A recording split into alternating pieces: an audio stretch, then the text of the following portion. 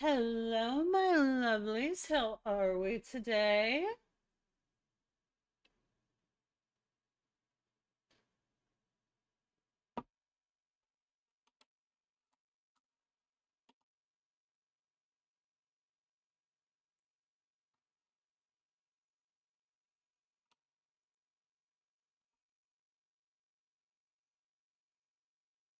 Fight the safe again.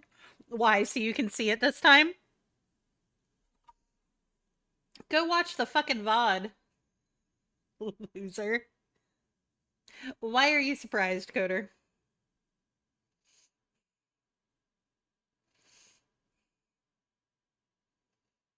No, I don't want to fight the safe again. Bitch irritated me.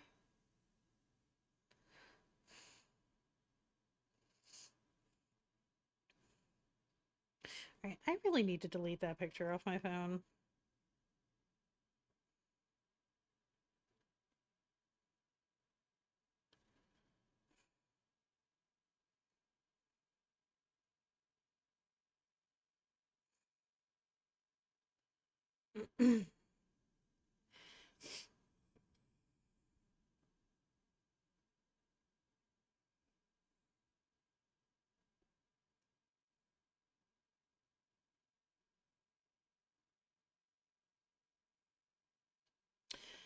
Oh, hi, Gemini love.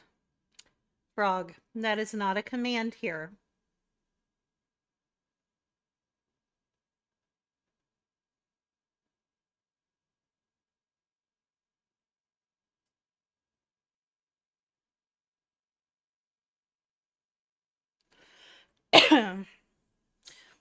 Your tears do not affect me. They are salty and provide me with seasoning.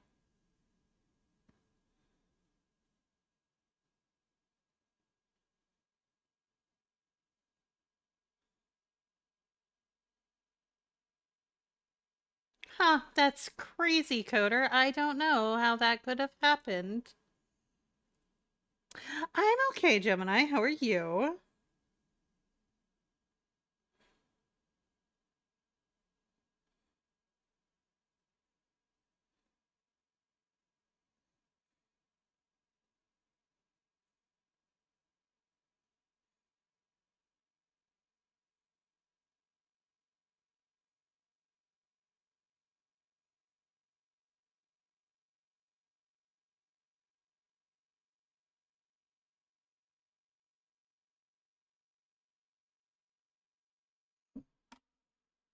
Hi, Ray. Thank you for the lurk and thank you for paying the ferryman.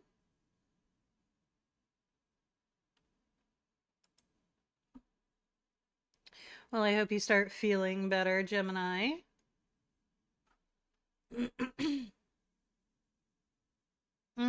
You will absolutely bite your tongue and cease such talks, Coder. I am neither kind nor gentle. Those are not words that describe me.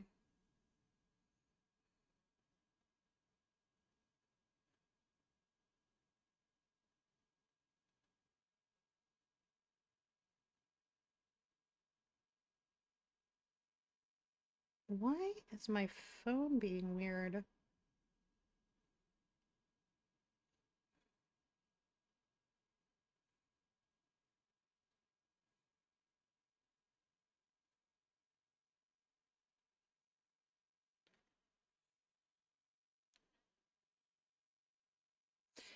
Okay, so Vim hasn't gotten the memo on the rule with the snack time. Since I can't put it on a delay, we don't do the snack time at the beginning of stream because I eat right before stream. So I'm going to refund that to you. But I will do the hydrate. No, no, no, no worries. You weren't here when I first made the snack time and we went over that. So that's why I'm just refunding it to you and letting you know. I usually have everybody give me at least like an hour and a half or so that I have time to digest. But we don't have a way to set redeems on like a delay so that they're not active right away. But everybody always gives me a hard time about making sure I eat.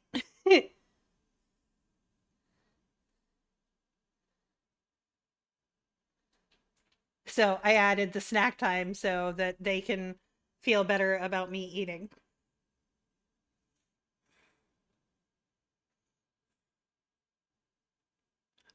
But don't be sorry. You didn't know. You had no way of knowing. There is a cooldown on word ban, and it is there. You can only do it twice per stream, I think.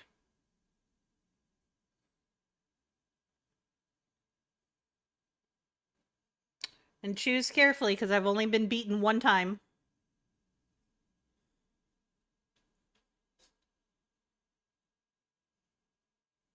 No, Coder. The way redeems are built into Twitch, you cannot put them on a delay.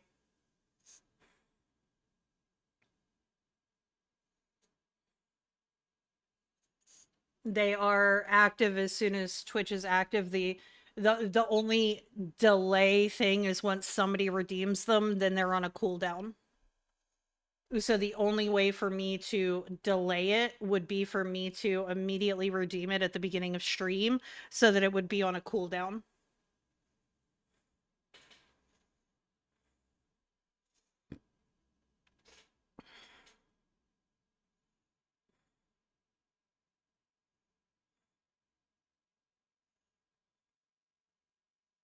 Correct. And then that's just a pain in the ass and not worth it. So I just redeem and explain the request and everybody's cool with it. Or refund, not redeem. That was the word I wanted.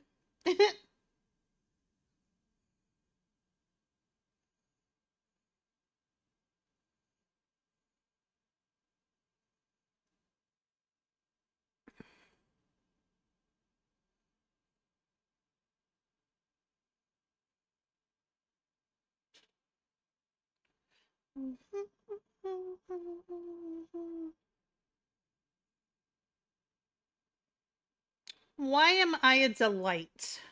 Why today?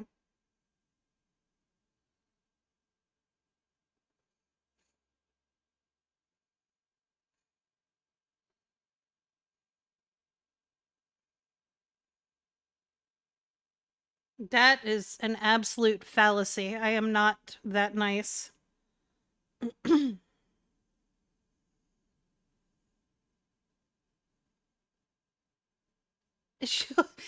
What is wrong with you people? How have I convinced y'all that I'm nice? I need to work on this.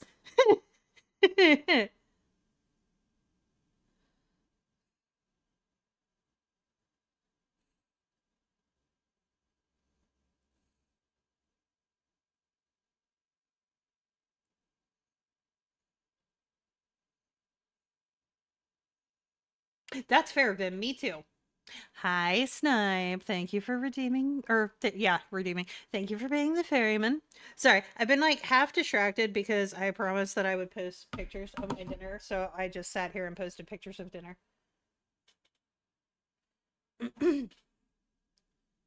I don't know why y'all think I'm nice. I am not that nice. I need you right now. Ugh.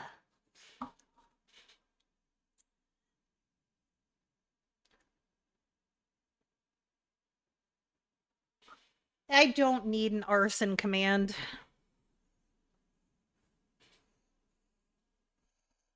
Good night, frog. Get some good rest.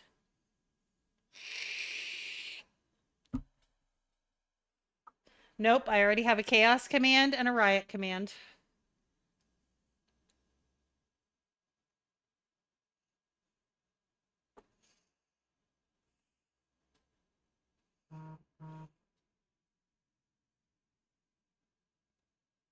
Yes, but this is not your stream or your chat. It's mine. That's the beauty of it.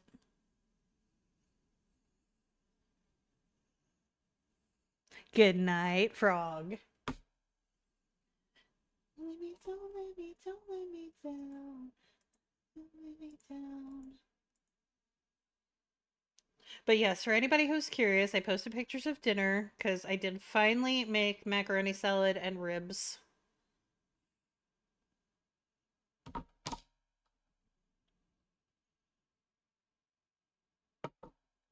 I still got to make lemon cookies sometime this week. But how was everybody's Monday? How do you cook the food and then forget to eat it?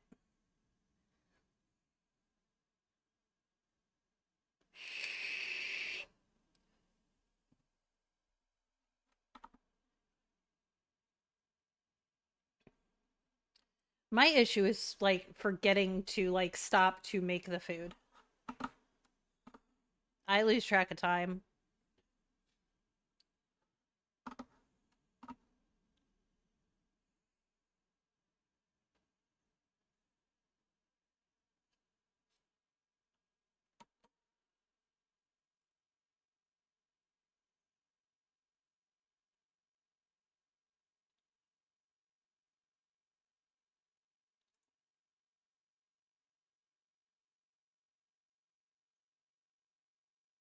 Ugh.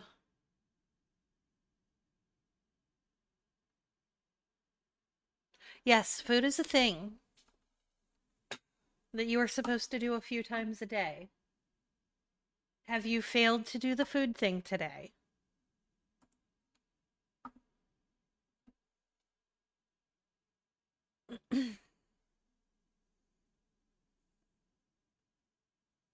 Coder, go get food.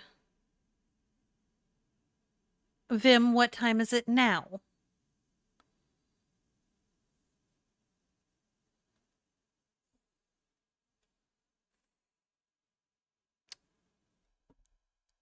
Is not a time. Vim, go get food.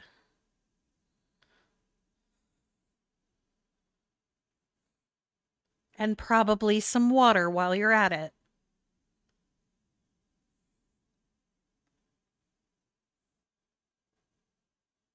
No, breakfast coffee does not count.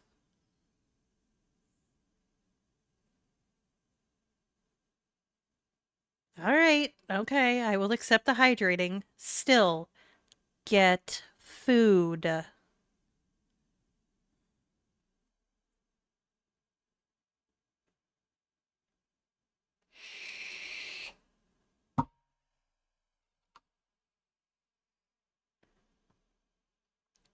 Magic bean juice is not nutrition. Y'all cannot sit here and expect me to eat food if you are not eating food. Go get the damn food now.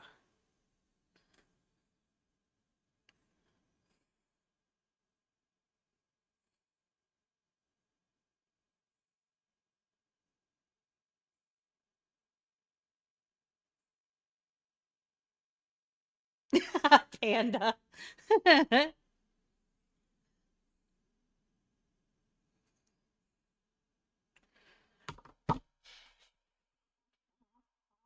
My 2 a.m. macaroni salad.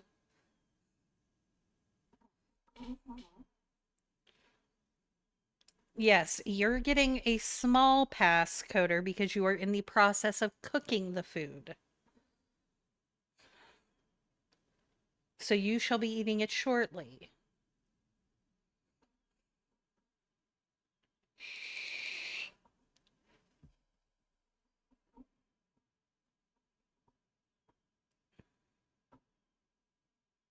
Hi, Pedro. How are we feeling today, my dear?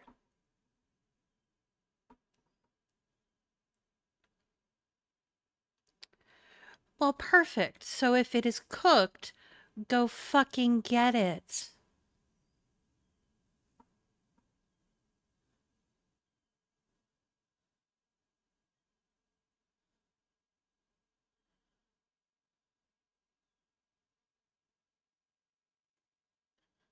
I don't do brat behavior.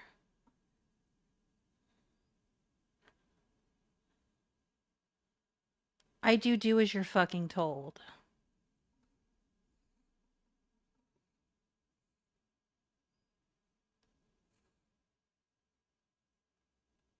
Oh, why is the date not happening? But I'm glad the headache is gone. That's good.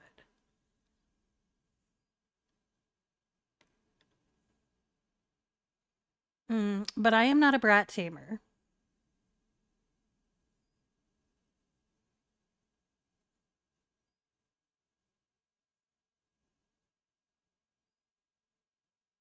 There is a reason I am death. I am not one to be trifled with.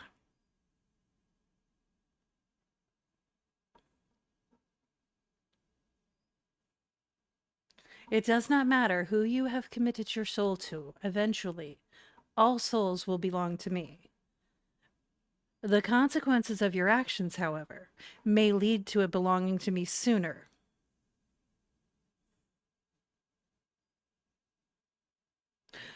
Oh, Pedro. Yeah, we don't like that. Mm, Vim, you know Sin won't fight me, right? Hi, Stoids. How are you, my dear?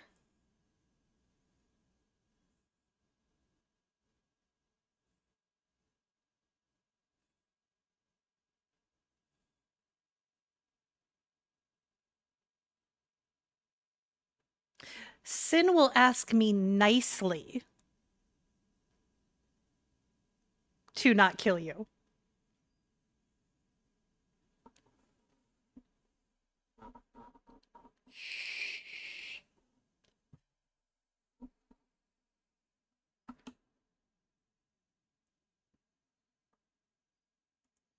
Well, and you know what, Pedro? Here's the thing.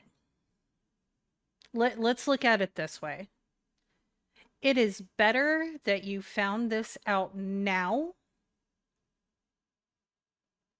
than you have gone on some dates with her, gotten emotionally involved or invested, and then find out that she is that type of person. So it still sucks. I still hate that for you, but I am happier that it happened now than a little while down the road.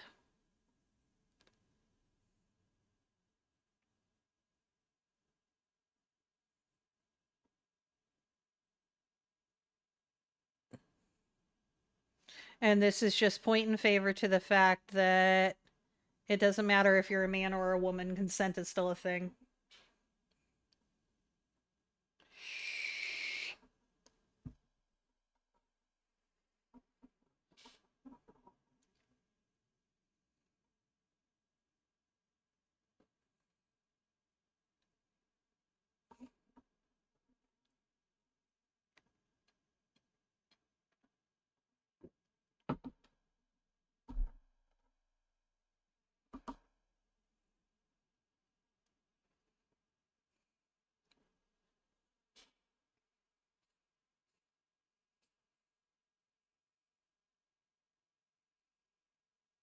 I'm assuming that friendship is also now going to suffer the fallout.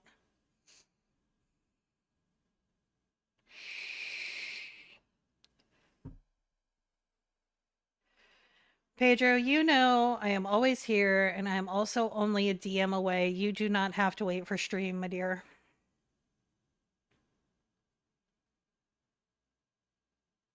Yeah.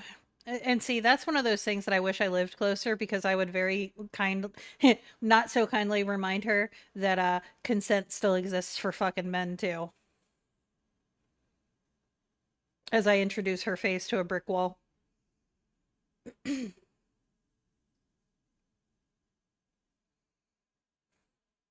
Because I know you won't do it because she's female. I will, though.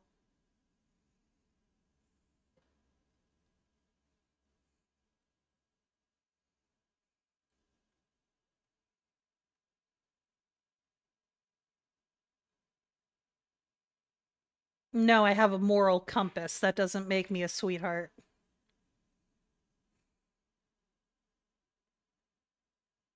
Notice how my first reaction was violence. Head in the clouds, but we horse concrete, burn the whole thing down, and the clouds go sweet. Hi, Snipe. How are we today?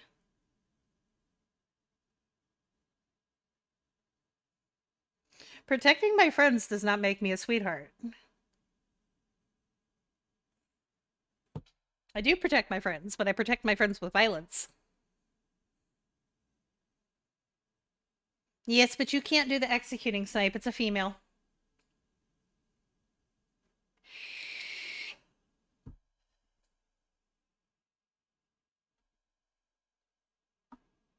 Oh my god, Pedro. It was a fucking blast. And we are going to play more tonight.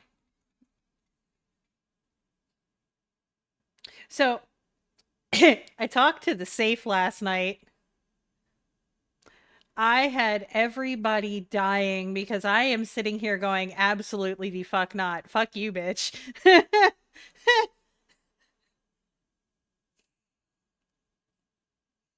That did not go well.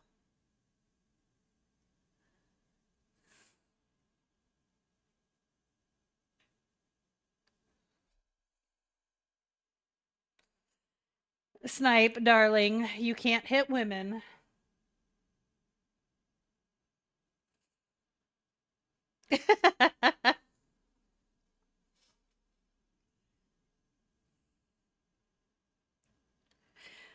I mean, that's true, but you know what? I say that often because I have no issues squaring up with a man. And I have said repeatedly that man is more than welcome to take a fucking swing because I am still going to beat his ass.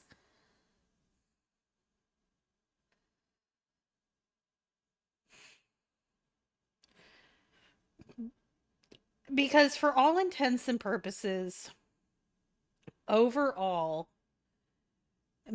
women do tend to be built weaker than men.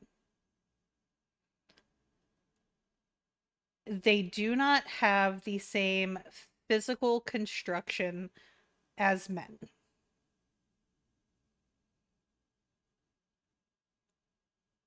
In general, like that's kind of a generalization. Does that hold true in every instance? No. There are always exceptions to the rule. However, is it okay that women use that to their advantage to be able to smack their men, take swings at their men, whatever, and get away with it? Absolutely the fuck not. If your girl's got you backed in a corner wailing on you, put that bitch on her ass. At that point, she's fucking earned it.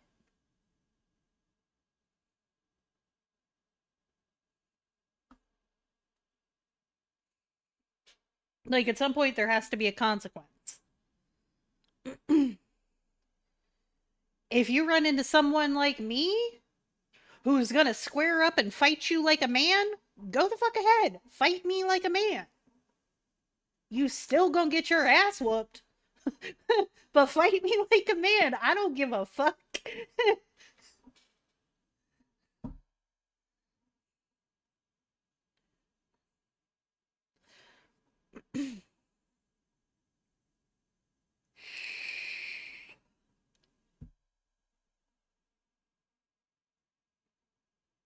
Ah, that's fair, Snipe.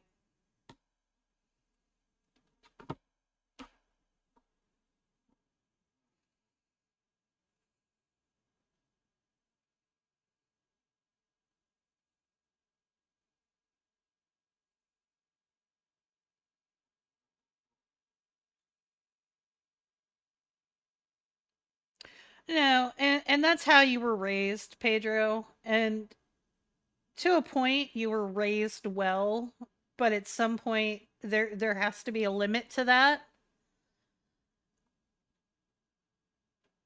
Because you also shouldn't be expected to sit there and take abuse either.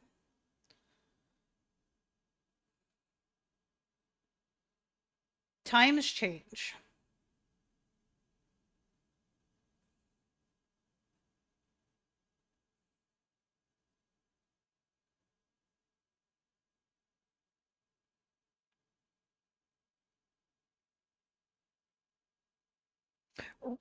Yeah. Boss, if some female comes up to you and squares up with you like a man, you go fight them like a damn man, right?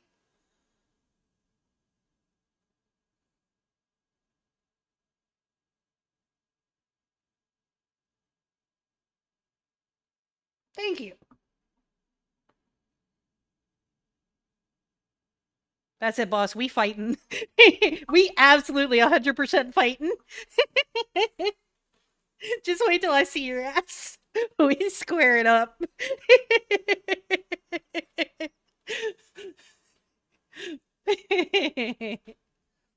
First thing I do, I'm gonna punch you right in your big ass head. Bitch, I bite too. But why you gonna fight like a bitch?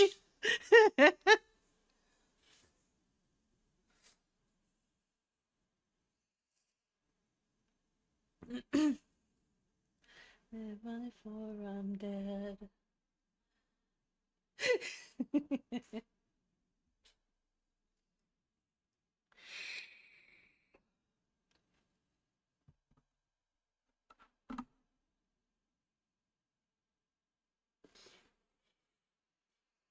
uh,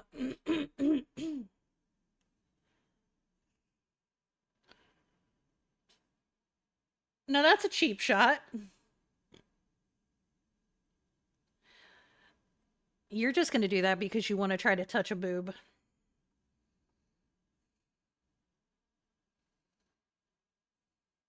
There's a total ulterior motive there. See? That you gotta be cheap about it to try to win. Fine, I'm just gonna punch you square in the throat. Fuck you then. If you gonna be a bitch about it.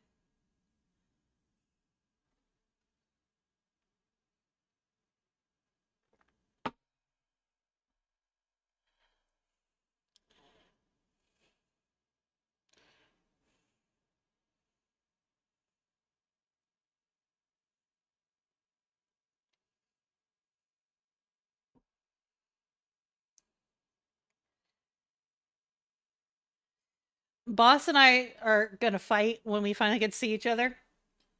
And I told him I was gonna kick his ass. He told me he was gonna bite me. And then he said he was gonna punch me in the boob. So I told him I was gonna punch him in the throat.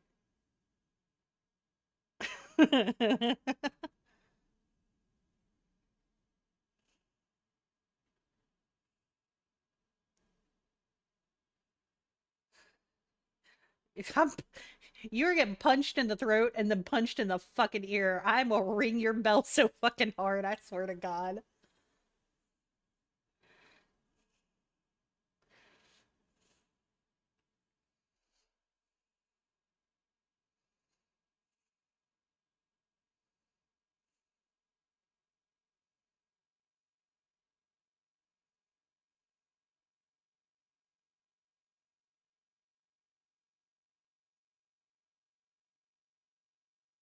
Oh, you think that's all I'm gonna do though? Okay. Okay. You ain't ever been hit by me either.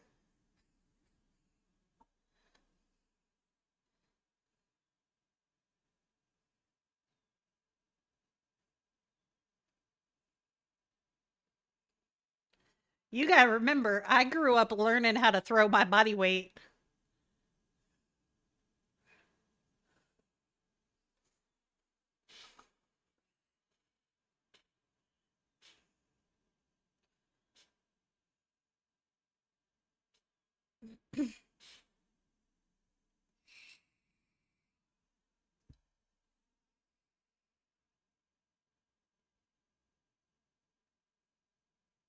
I loved how Gemini just pops in, hi, as we're sitting here talking about violence.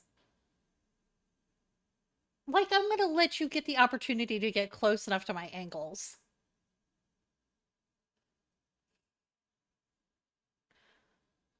You fucking chihuahua.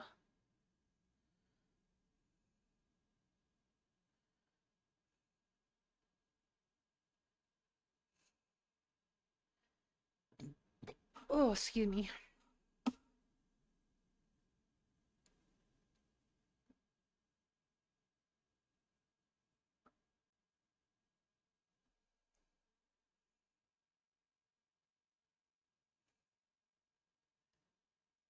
You act like I'm just gonna stand there, you dumbass.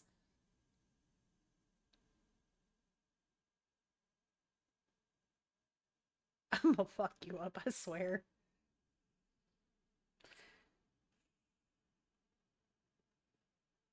Because it's not like I can hug you because you're gonna try to grab my ass.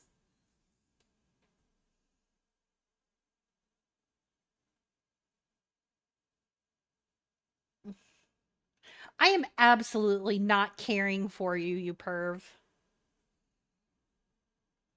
You're not licking it either. We've been over this. It's not happening.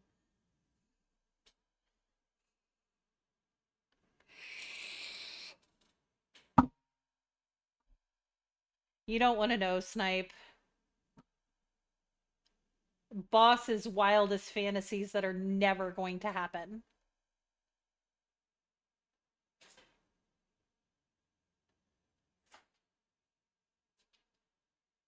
No, you won't because your teeth are not getting anywhere near me.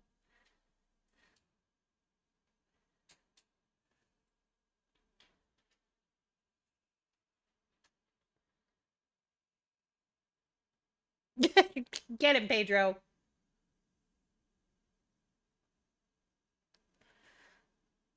You're gonna end up pinned to a wall by sharp, pointy fucking objects.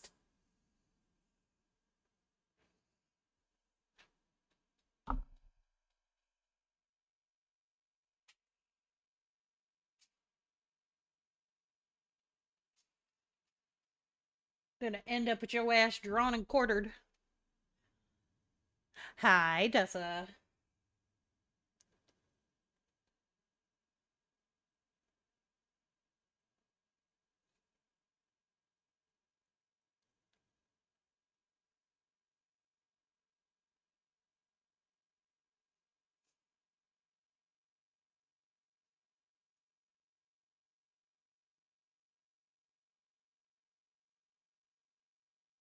I think that's your second hydration, Dessa. Boss, I hate to break it to you. Even if I let you try to do that, a mine are too big to fit in your mouth.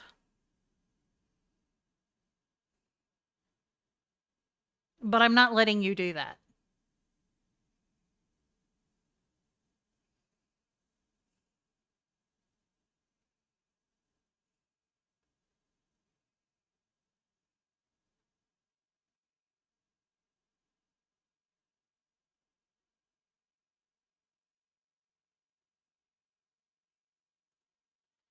Dear God. Yes, boss is being very sus right now.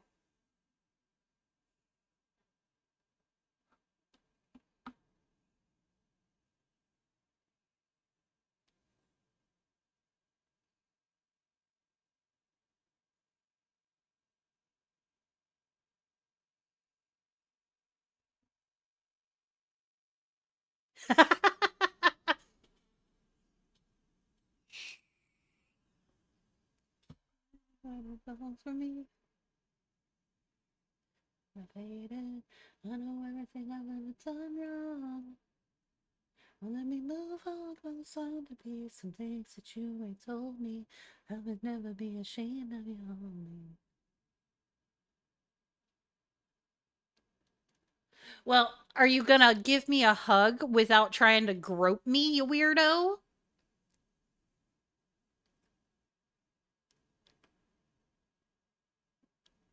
You leave the house plant alone. Fine, then you can have a hug. You cannot bite me either. If you bite me, I am punching you in the fucking jaw.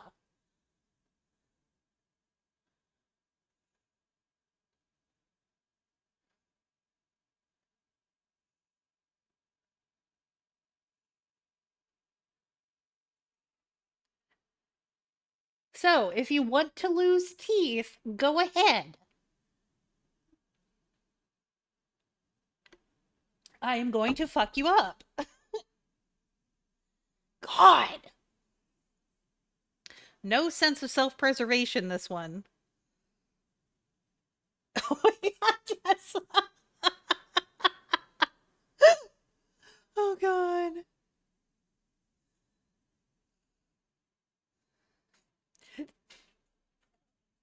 Boss, you don't understand. These ones over here are gonna beat your ass for fucking with me.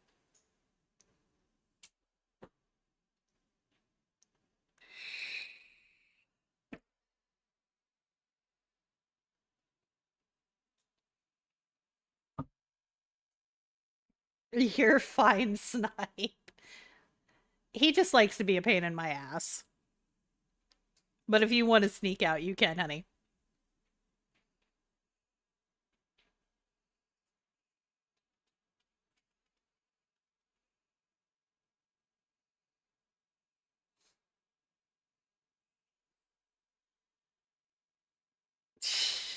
All right, Snipe, go get some rest, sweetheart. I will talk to you tomorrow, I'm sure.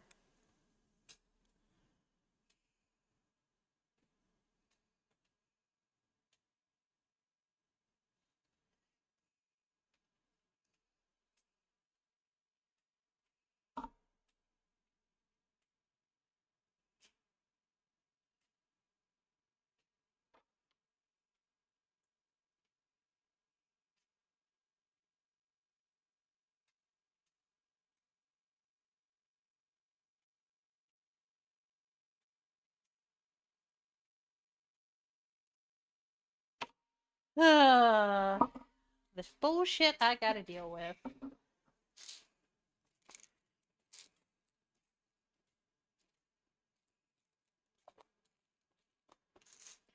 Boss, you will leave my houseplant alone.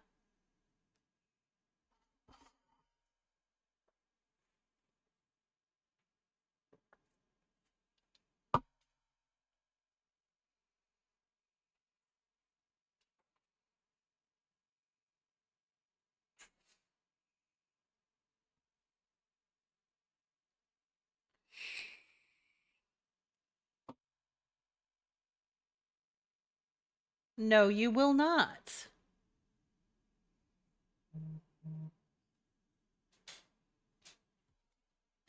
He really should have a counter for that.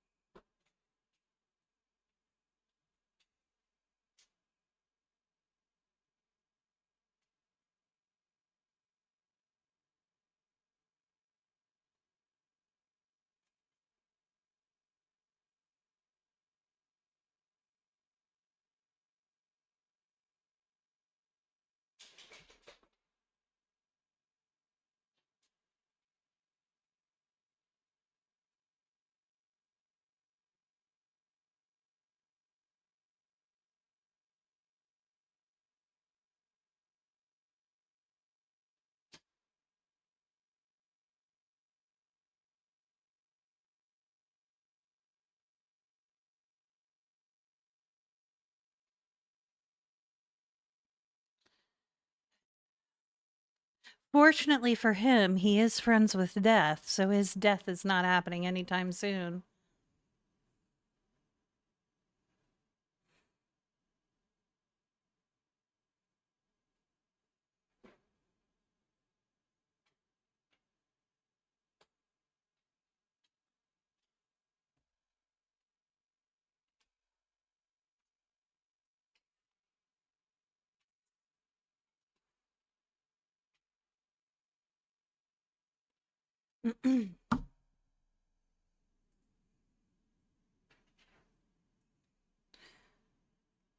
What the fuck is Taco Bell? We were talking about Taco Bell. No, Taco Bell is not that bad.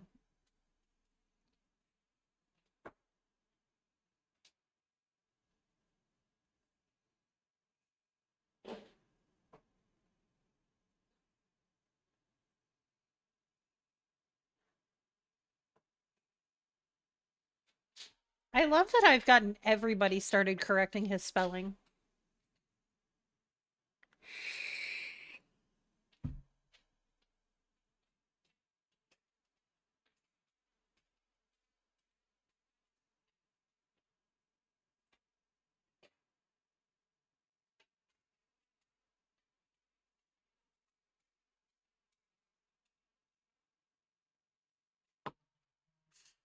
Dessa, I really wouldn't say much. You kind of have a weak everything, honey.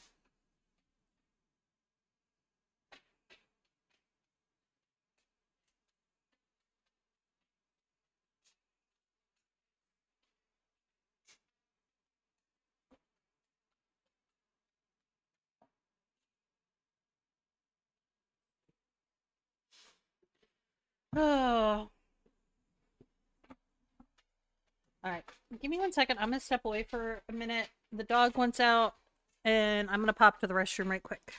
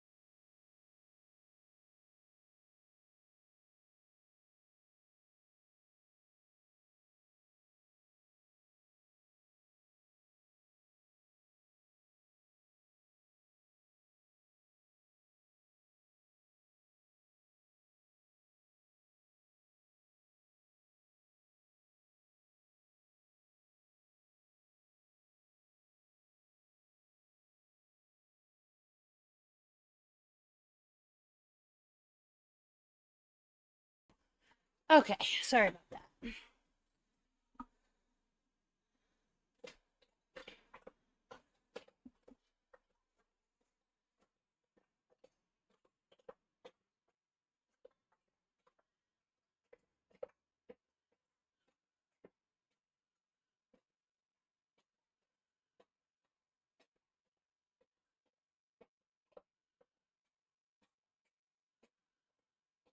Oh, you've been slacking on your journal entries, Gemini.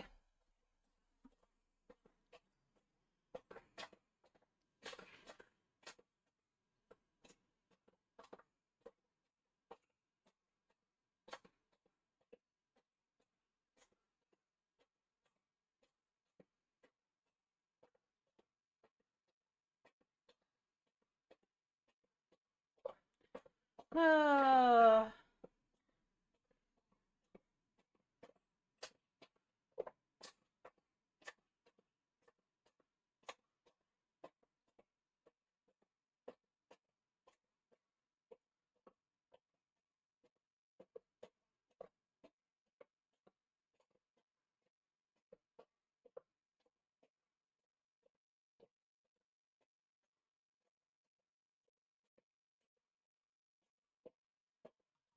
Blah.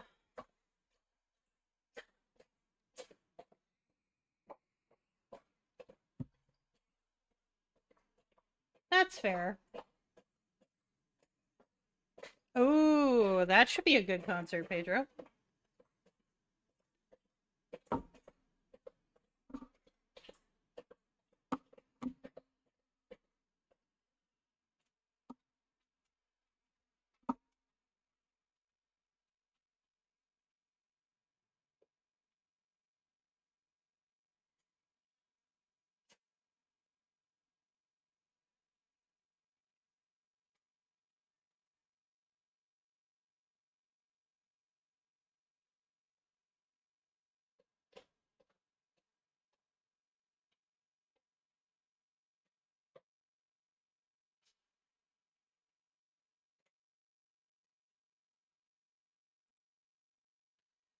Uh, all right. Let's play the game.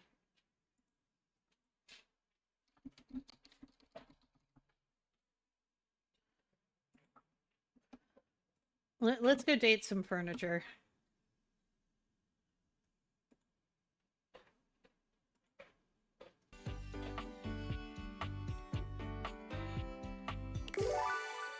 God, that screen's bright.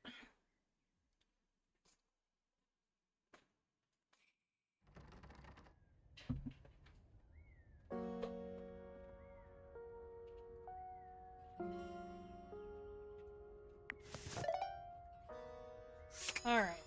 So,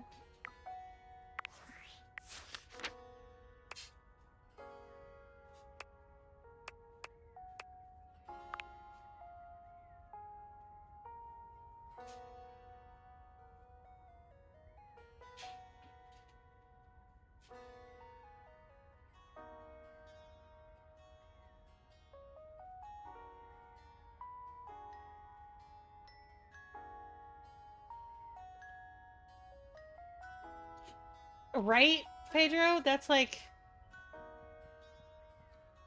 so valid. I kind of want to talk to Trap Dorian again.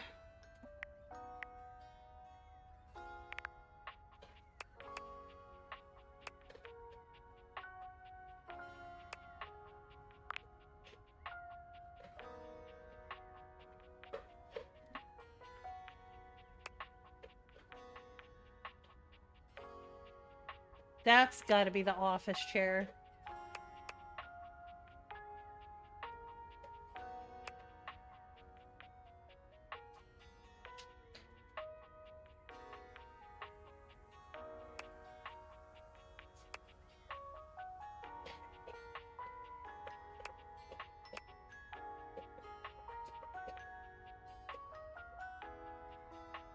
Which one's a definite no for you?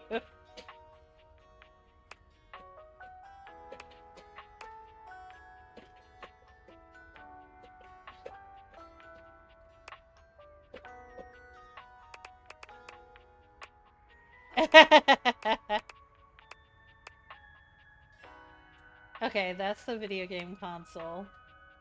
That's the globe.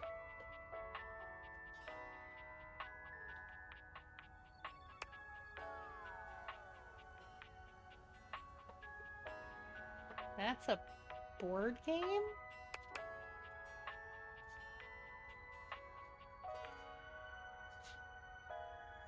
What are you?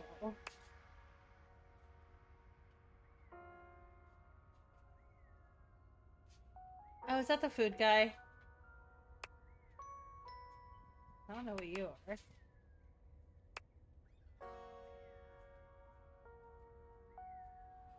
Is that the stove?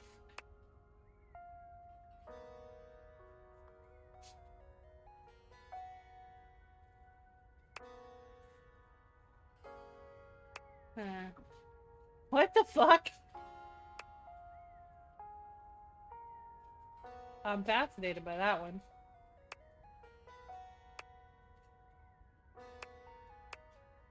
He was a douche.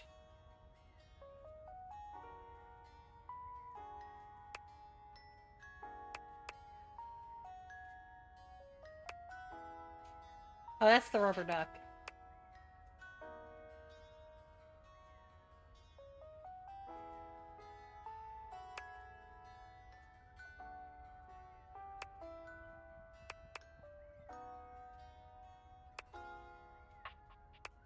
Alright, we have so many to find.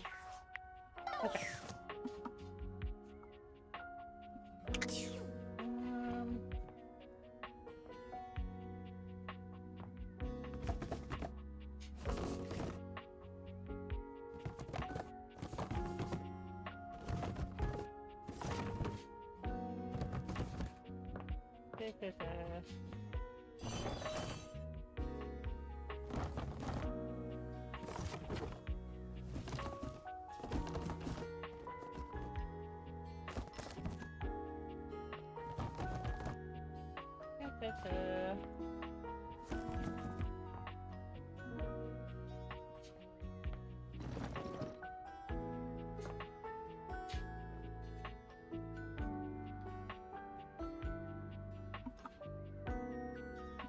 Alright, you guys will probably get a kick out of this one. A very, very yellow punk dressed in studded leather glares at you. Their charming duck-like appearance does nothing to diminish the aura of absolute disdain that radiates from them. Who the duck are you?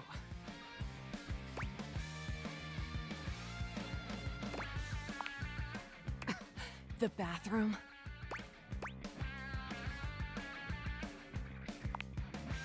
You ducking serious?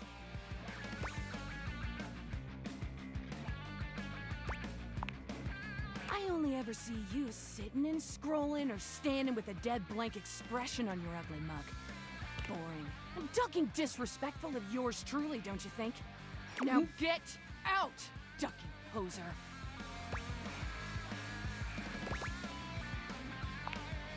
Well, I'd rather you did. Out!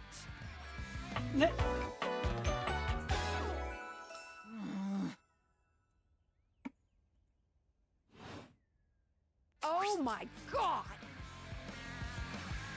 I have never felt my content aware go off like this.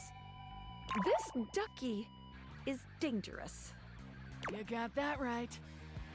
This one gives off very sexual energy, very profanity-laced energy, very everything. If you're the least bit turned off by anything rude, I'd skip this one. I dare ya. See? Give me the full degeneracy. On with the show. Show? What do you think, I'm giving it away for free, Four Eyes? Show's over. Everybody get the duck out.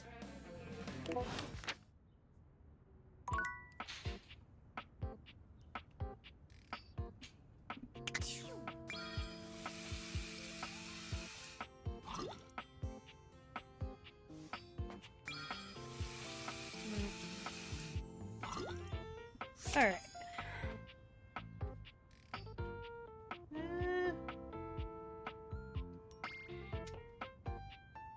Sure, I guess we look at the makeup.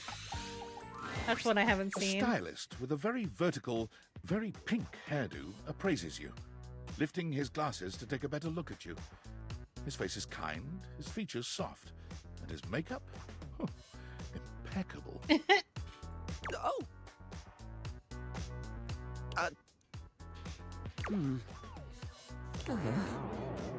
Oh. How about we... Oh. Oh, Well, this is going well. oh dear. I think I'm getting lost right at the start of all this. I'm so sorry, darling. My brain runs quicker than cheap mascara sometimes. Oh, stupid Barry, disposable Barry, you're doing it again. Oh, just stop talking.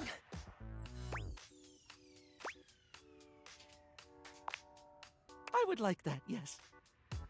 He takes a deep breath, shaking off his awkwardness and giving you a friendly smile. Let's take this from the perfectly coiffed top, shall we? My name is Barry Styles. I am your one-stop shop for looking good, feeling great. Not that I have to work too hard at that because, and I don't know if I made myself clear enough on this point, darling, but you are looking fabulous. Why, hello. I'll be honest, because I like to be clearer than a freshly unblocked pore, I really don't like talking about myself, hun. I'd much rather talk all about you.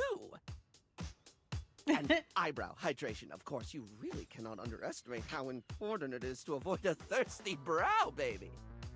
Eyebrow hydration? But mostly I want to talk all about you. In fact, if you'd be so gracious as to indulge me, I'd love to really get under the skin. Hi, Cookie. Thank you for being the ferryman. I got the hydrate, Pedro. Oh my.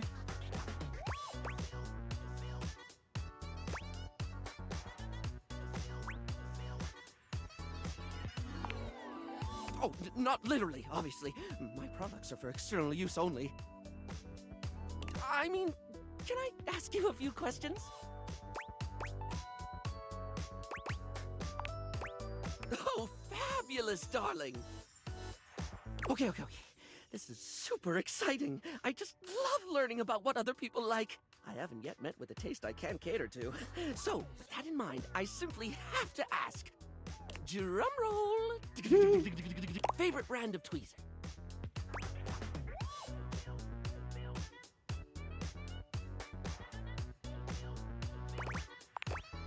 Oh, okay, that's fine, darling. I had a whole extravagant Q&A planned out just for you, but if there's one thing I know, it's not to press too hard. That's how you get an uneven skin tone. I'm absolutely happy to move on if you are.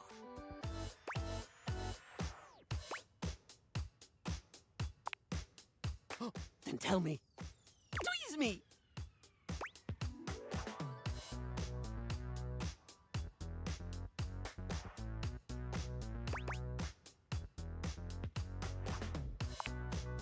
Interesting. Smile Republic doesn't get the highest user reviews out there. Especially not after they released that combination waffle frying hair curler. But if you want reliability, dependable build quality, and effective results, well, you can pick any other beauty line because Smile Republic is for those who like to live dangerously. So, let me just make a mental note. No need to actually write it down. Got a mind like a steel trap. At least when it comes to tweezers and tweezer-related lifestyle choices. Ask me to remember a job interview or doctor's appointment, and I can't help you. But random hair conditioner trivia? I could give you that for days. Oh, man.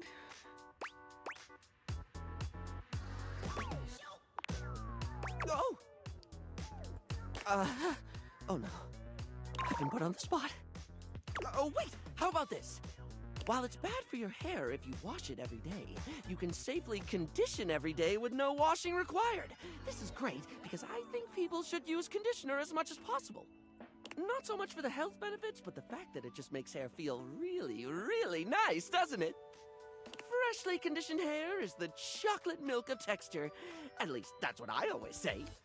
Well, I don't always say that. That was the first time I ever said it, but I'll keep saying it now. What were we doing? Oh, right. Time for your second question. Ask me this time. Barry, what's your favorite lipstick color?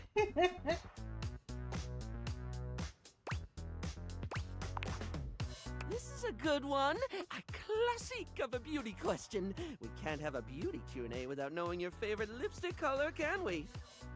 Mine is pink. Impressive, no?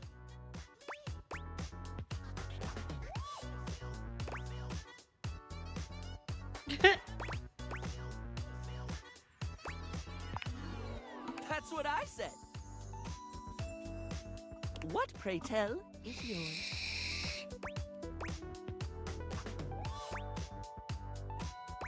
Oh. Oh, not one for the traditional? I can certainly respect that. There's nothing that says Lippy can't be any color you want it to be, after all. Now, don't tell me, darling. Let me guess your fave. Blue. No, green. Strike me as a green. Or teal. Or black. Please say it's black. I've not gone goth in forever.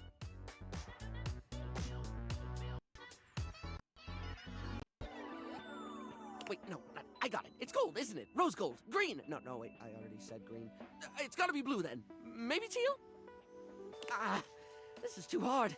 I'm just gonna stick with other. Moving on. It's time for our final question. For now. That sounded threatening. Anyway, third cue. What do you think is the biggest reason to wear makeup?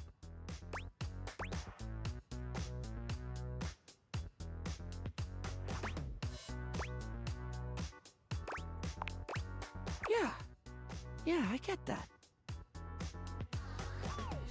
We all have things we're self-conscious about, and I think makeup helps. It's one of the things I love most about what I do. Helping someone get that boost they need. Oh my god, Booger. It's not the lippy and the eyeshadow that makes a person look good, like, truly good. It's how someone carries themselves, you know? Sorry, I spoke a lot again. Of course I did. I'm an overshare.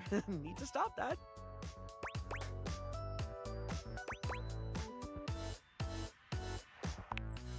Barry still looks embarrassed, but a sweet little flush comes over his pale cheeks, and he smiles at you. Well, clearly you needed the nap, Robo.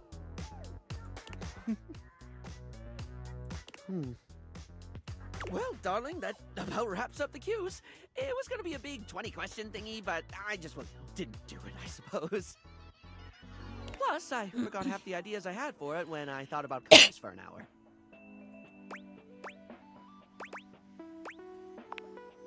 Really?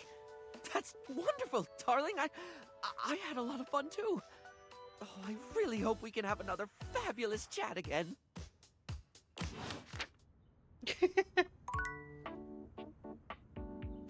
Alright, I guess... Wait, can't do the rogue. Alright, bathtub. Most everything in your home is pretty standard. You may have inherited a lovely one, but it's not exactly what anyone would call luxurious. So when you find yourself bowled over by the nearly suffocating air of luxury and privilege in your bathroom, it's easy enough to pinpoint the source.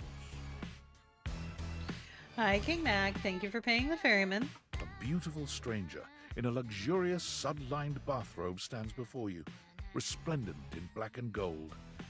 Her hair and skin have a distinct shine to them, as though she'd just stepped out of the bath. She strides forward, grabbing you by the arm.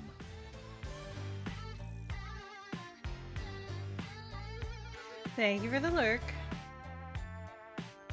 Oh my god, it's about time you showed up.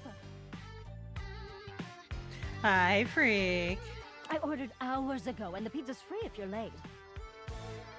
Wait a minute. Where's my pizza?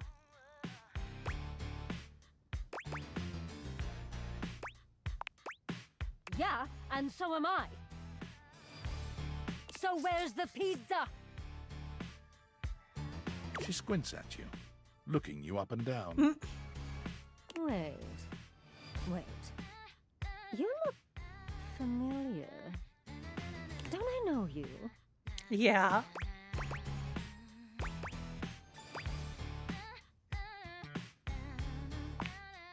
Oh! Oh my god, that's you! She laughs, her entire demeanor changing. Hey, cutie. It's about time you came to introduce yourself to the Queen of Clean. Name's Bathsheba, though I'm sure you know that.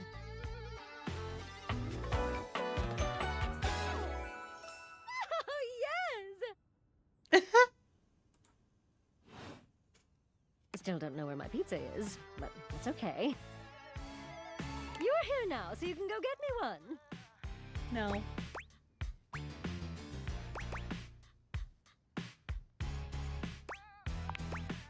Huh? Why not?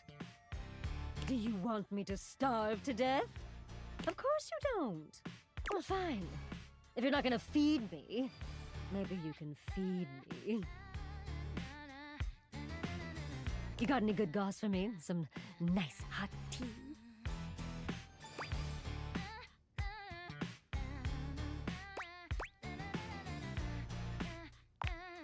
Well, I'm not a people. Is it really my fault I don't have people skills? Sounds like it's your fault, people. All right, since you're so unwilling to help little old me, you should use those people-y people skills of yours to get me some friends who will.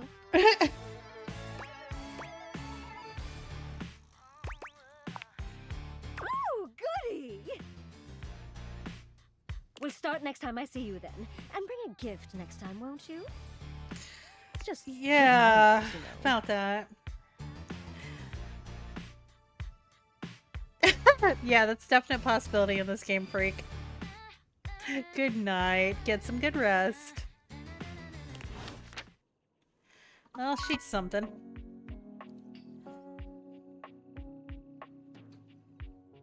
Alright, what about the mirror?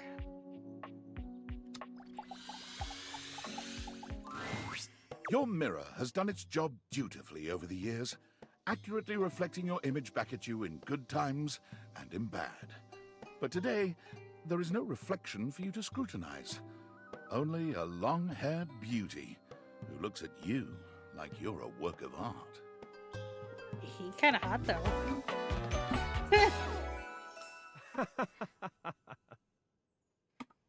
God, why do I feel like he's gonna suck? Oh, incredible.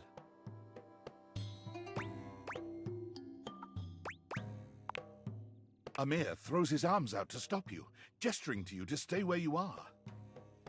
No, no, no, no, no. Don't move. Step back into the light. Yes. Breathtaking. Look at you. Do you see how well I can frame your face from this angle? You are glowing.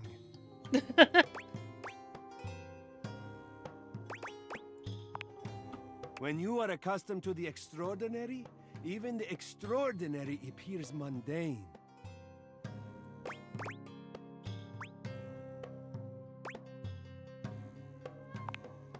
That is fine. You can guess.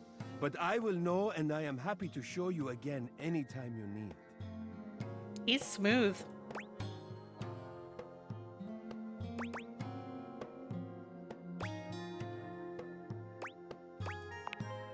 Yes, I am for reals.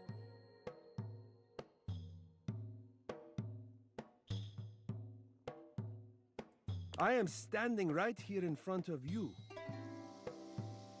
Are you for reals? You come to me with any doubt about what I see so clearly. Your radiance.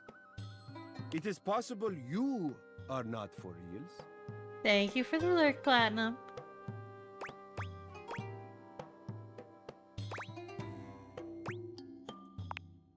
I understand that. It can be difficult.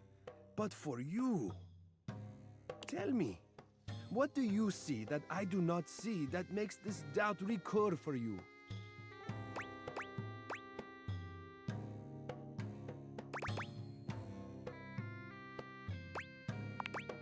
The sign of a busy mind. That fatigue you see speaks to your many accomplishments. Still, rest is vital for your health.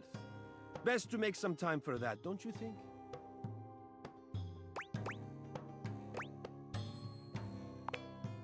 Ah, but the spark has been lit. You'll see.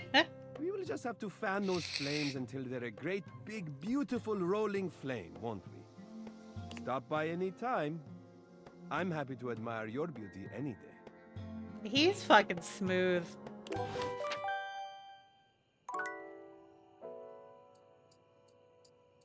Alright, we'll talk to the towel. It's not all that surprising that your towels would have a look that one can only describe as fresh out of the shower. The fluffy terry cloth clothing and glistening skin are expected. You cooked, Bab.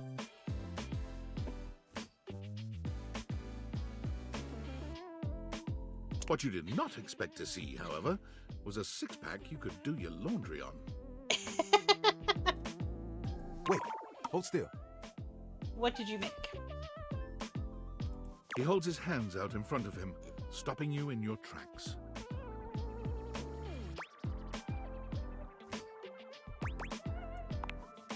You didn't do anything. He backs away from you, slowly and carefully. Just don't move. Ooh, there's some water on the floor. Let me get that before you slip and fall. He bends down to mop up a tiny puddle, standing back up with a grin.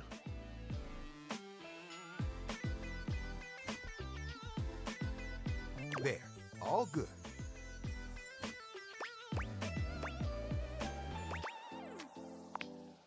It's my pleasure. Some might say that I saved your life.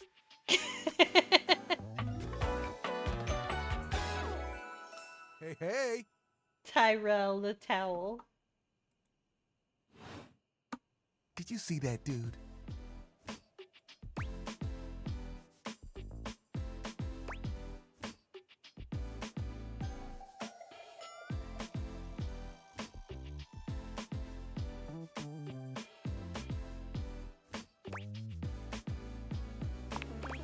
Tyrell shifts uncomfortably, seeming to address someone you can't see. Ah, come on, man. I know I'm bombing. He gives you a sheepish little smile. Don't mind me. Just talking to my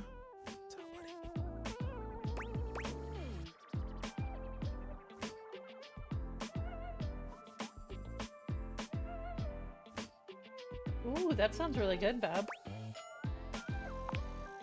Well, it's whatever I fold it up to be. But today, it's a swan. He holds out a small swan-shaped towel for your inspection.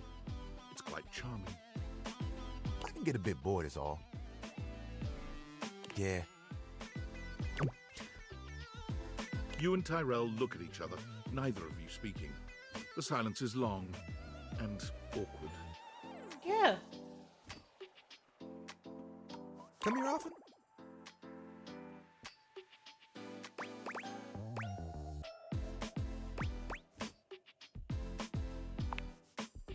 Yeah, that's an odd question to ask. I'm coming off a bit dry, aren't I? I seem that way because I am.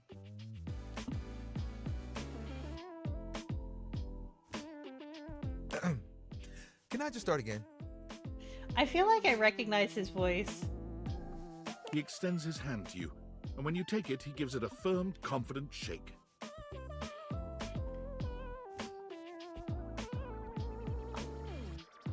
I'm Tyrell. If you got a spill, call me and chill.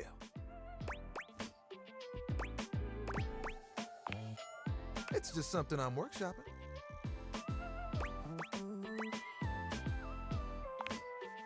Phew. Ugh, I'm trying too hard. I tend to do that. Spills happen every day. No big thing. But the hard part is getting dry. For the big jobs, I work with Washford and Drysdale. But I work pretty independently, you know?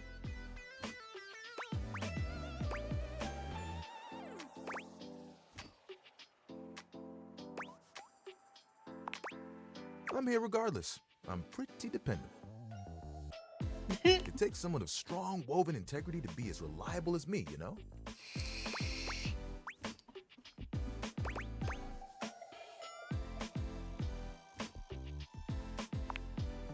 Oh, like you have bigger ones? What do you want? I have played none of those.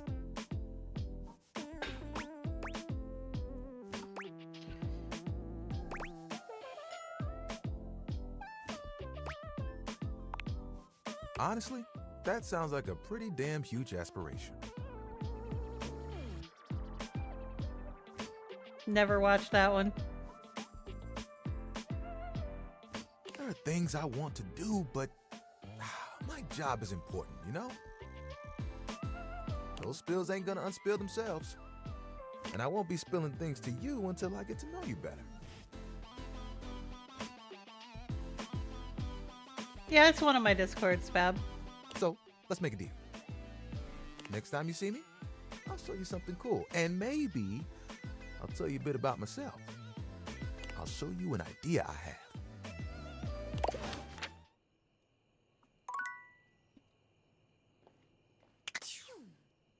Okay.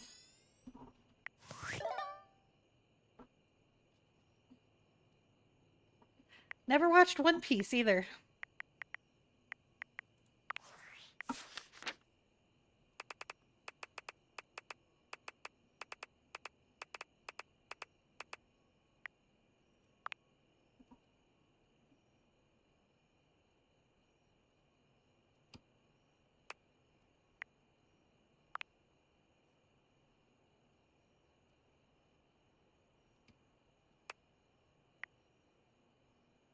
Welcome back, Vim. Glad to see you have eaten.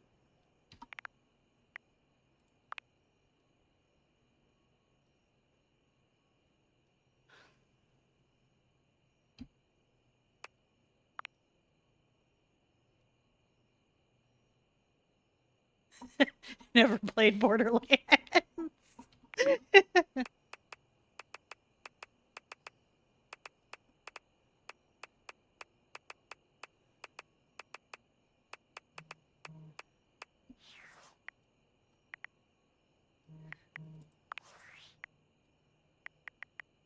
Attention, jackasses! It's been weeks already, and you're seriously telling me there's been absolutely no movement on this missing glasses issue? You know, maybe I haven't made myself crystal clear. Nothing else matters. You get me? Your expense reports, corporate retreats, PowerPoint presentations, I don't care about any of it. This is your one and only priority. You find me those glasses if you gotta burn this whole worthless rat trap down to the foundation, and do it now!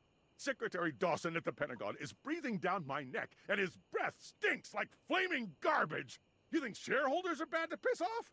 You do not want to screw with the U.S. Department of Overseas Violence, get me? We're all gonna end up buried alive in some desert somewhere!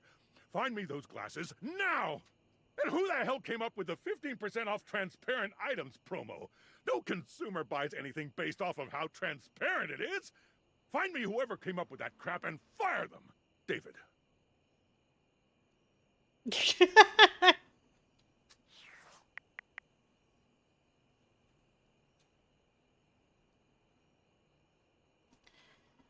I don't know. Maybe I did hear him in Apex and that's what I'm hearing. I don't know.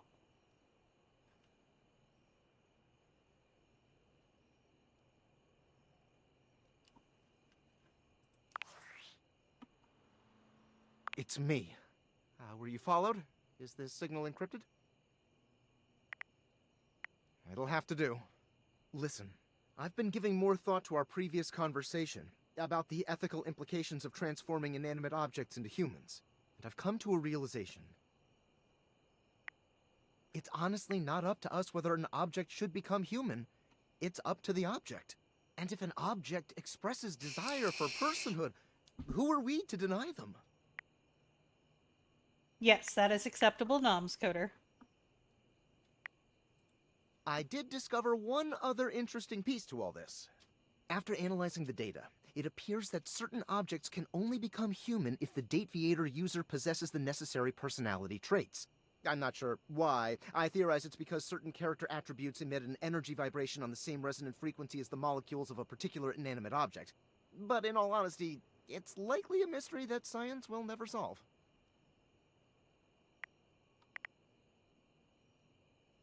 Regardless, I was able to discover which personality traits seem to resonate with each inanimate object, and I've uploaded that data into the Dateviators. I've labeled it Realization Recipes. You should be able to access those files now. I'm so sorry, but there's no time. Valdivian's goons were closing in. So I was forced to flee to a country in South America to avoid detection. And my cell carrier's overseas data plan is very limited. Seriously? 10 megabytes a day? I can barely send a GIF. What a joke. Remember, check the date viators for the realization recipes. Okay. Realization recipes. That's something.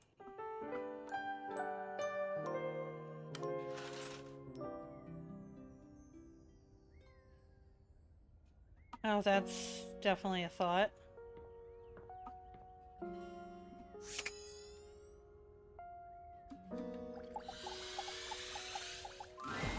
An armored warrior of some kind stands before you, a massive sack of loot slung over his shoulder.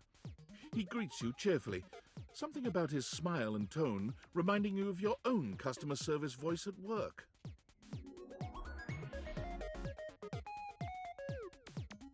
Hey there! I'm Michael Transaction. Got the hydrate. But you can call me Mikey. Congratulations! Thanks for your purchase of the Date Everything Luxurious Edition! Oh god. Your purchase gives you exclusive access to new features never seen in the game before.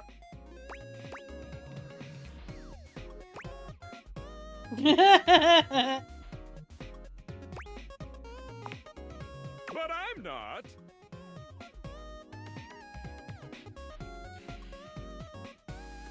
As long as there are noms, I will accept small noms because I know you still don't feel good, Pedro.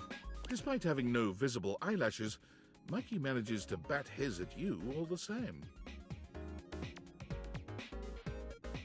I'm...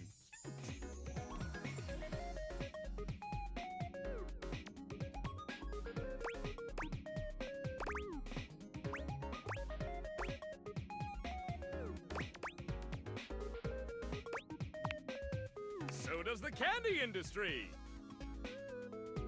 Do you hate candy?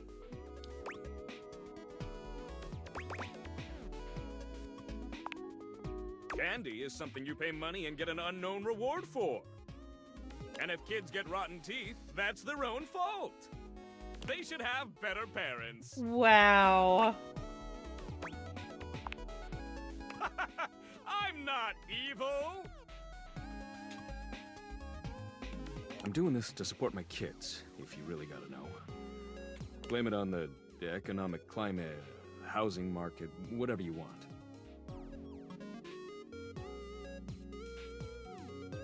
But a transaction's gotta transact to survive out there.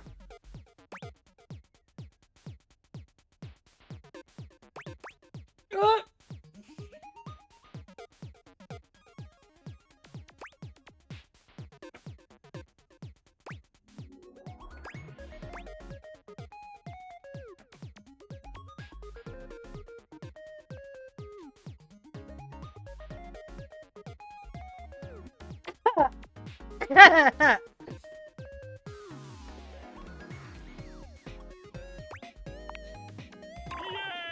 Awkwardness averted!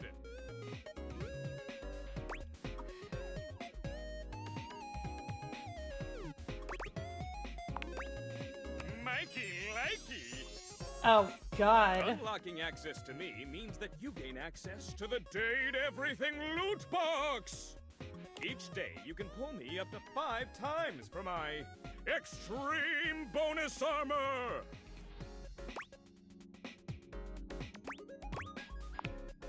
This armor is so powerful that it can raise your spec stats, meaning that you can blaze past huge portions of this game on your path to 100% completion! It is a blast, baby! Hi, Silver Bestie. Thank you for paying the ferryman. You can pull from my common boots of true presence. They have a high chance of being pulled. Or you can pull from my epic gauntlets of stardom. What? they have a small chance of being pulled. Or you can pull for my legendary cuirass of unwavering magnetism. This extremely rare piece of cosmetics has a tiny chance of being pulled. But it does exist! Trust me, I'm regulated by several gaming boards.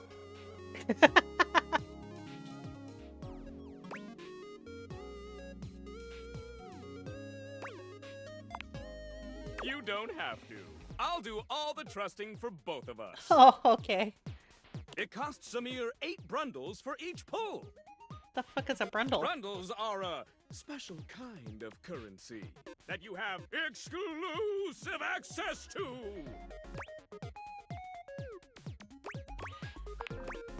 Good question. In order to get your hands on some brundles, you have to spend money. Oh. You get 5 money per day. Save up for big pulls.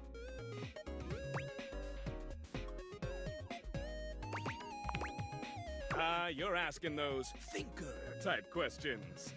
I love it. And I always have a great explanation. Oh. Well, you said money with no capitalization. That's totally different from money with the capitalization. Oh, okay. You have very little money. But just by being at your home, Valdivian pays out its employees 5 money per day as a way of saying thank. Okay. Yeah, that. Oh my god. Come by when you've saved up enough money and pull me, baby! Oh my god.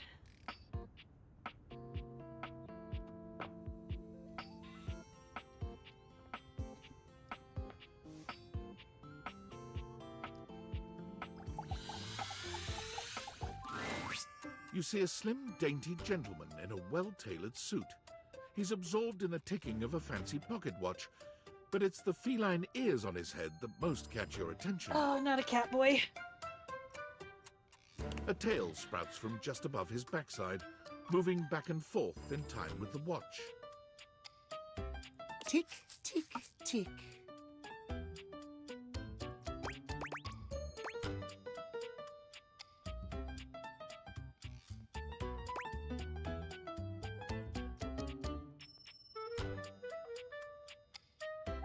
Yeah, I got to. What?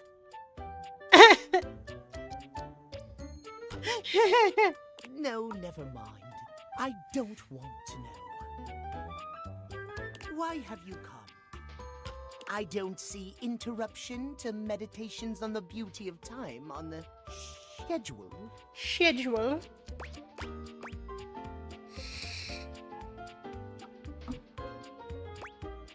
Welcome back, Silver. I am not disputing that. But you are not on the schedule. Schedule? Do you understand? Perhaps you do not know this, as so few are as attuned to time as I am. Attuned. But punctuality is of the utmost importance. You could say he has catitude.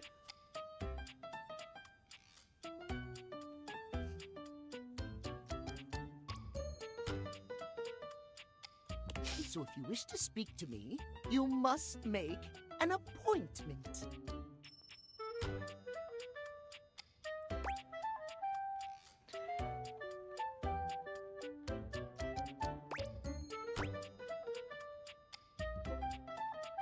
Oh.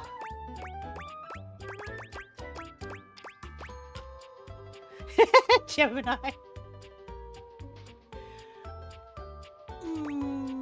That would.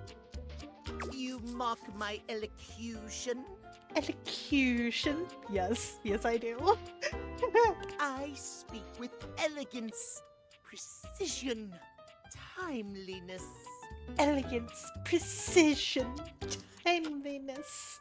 If you wish to make my acquaintance properly, you will return with an appointment. Oh. Sweet heavenly hours, I was so busy reprimanding you, I forgot to introduce myself. You think? Not that you didn't deserve it for breaking from the schedule, but schedule? it is no excuse. Timothy Timepiece, at your service. Oh.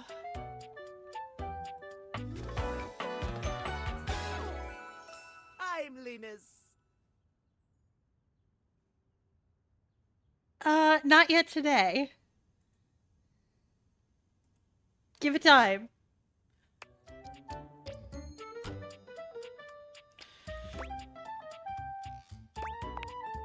It most certainly does not. Oh, but I think it does. We should all be obsessed with the beauty and perfection of time. Uh-huh. The safety of it, really. As long as one abides by the schedule, nothing can be out of place. You will abide by the schedule, won't you? Schedule?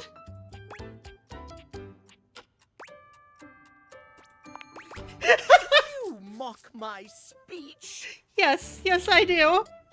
Desist at once.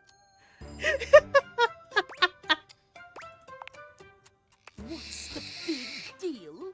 The big deal is that any deviations from the schedule will result in disaster. I shan't elaborate further. Shan't. I will see you at noon sharp, and we can speak then. Do not be early, do not be late, and do not try to see me at another time. If you do, catastrophe. Catastrophe. Timeliness. See you then, and not a moment before. Oh, God. Mocking the cat made my day.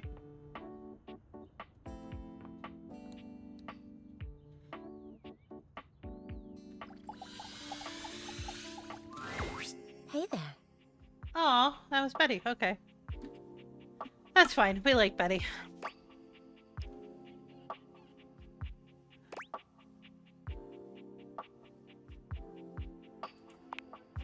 Oh, nothing. I know, Robo. That was just as fun to mock all of his You were words. very animated last night. Hang on! My content aware is going off. Oh. Betty is a real sensual being. Talking to her is going to get pretty intensely spicy. You cool with that? Or you want to skip it? Carry on, then. Oh, that's what I forgot. Hold.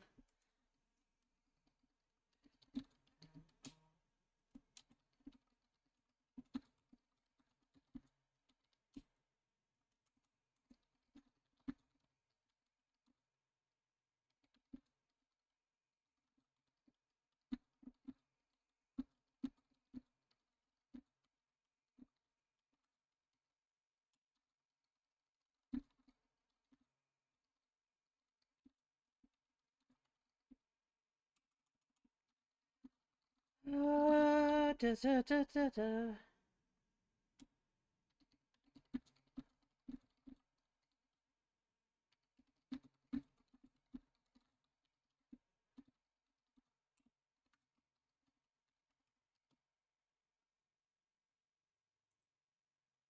Nope, that's not what I wanted.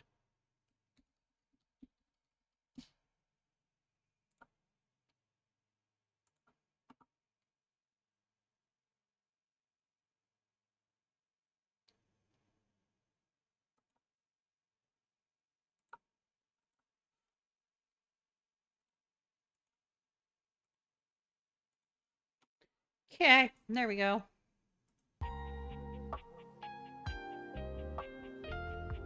You seemed quite happy about something.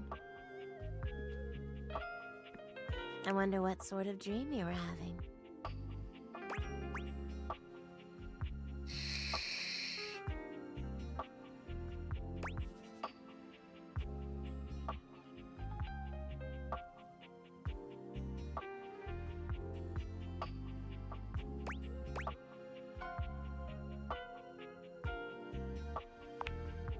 Don't be embarrassed.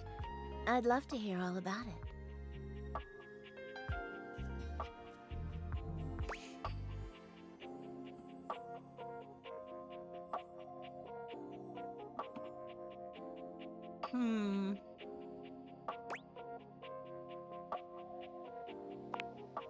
Oh, I'm not sure I know that one.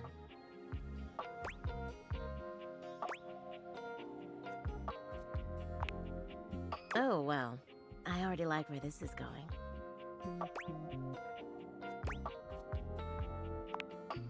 Ooh, then what?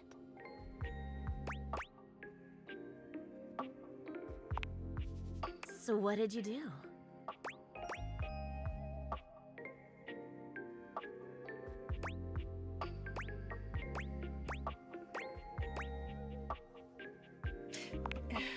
You didn't seduce him into giving you the throne?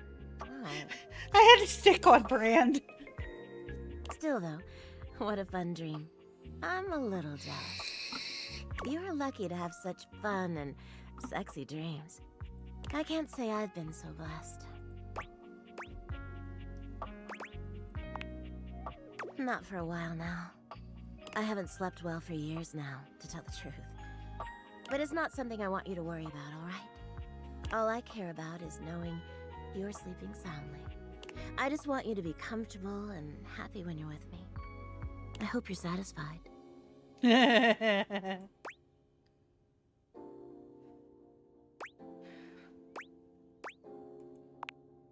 I'm going to hope that it's because I'm doing my job well enough. But maybe tonight when you get into bed, really take a moment to look around and feel it all. If you don't mind.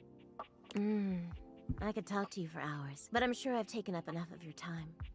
Well, here's to pleasant dreams for both of us tonight. See you tonight. All right.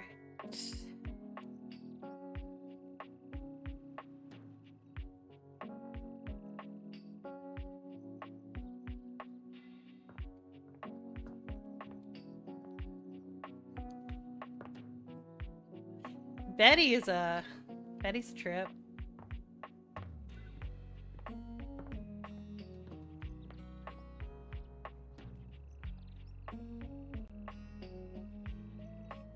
That was the one I was looking for.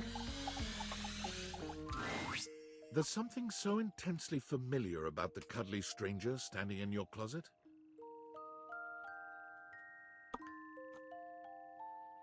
The combination of his massive stature and the soft materials he wears produces an almost irresistible urge to hug him. And the aura... Well, well, well. Aren't you a sight for sore eyes?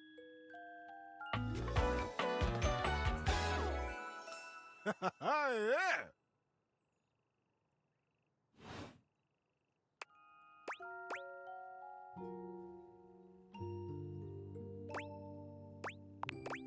Sure you are.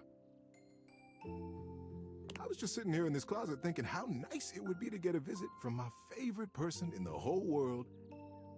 And here you are. Sure is nice to get exactly what you want sometimes, isn't it?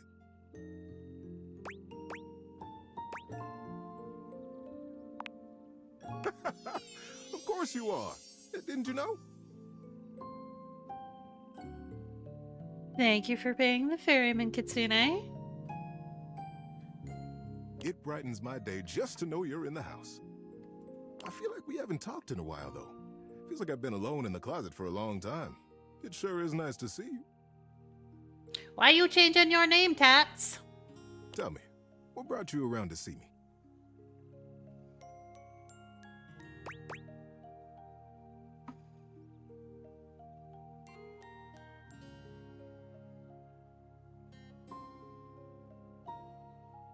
Oh, that's true. That's true.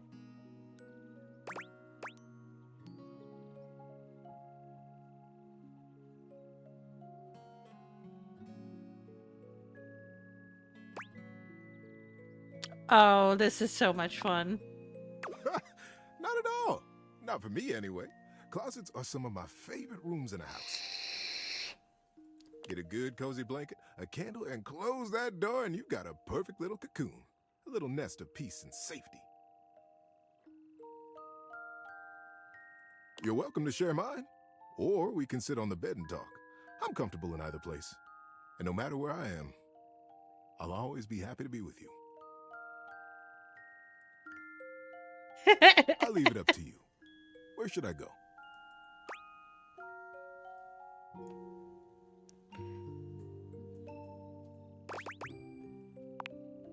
Closer to you? I love it. So now that we're all comfy, how about a good bit of wisdom?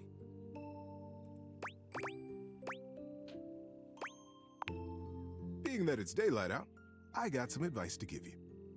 For me, it's advice in the daytime, stories at night. Want to hear some advice?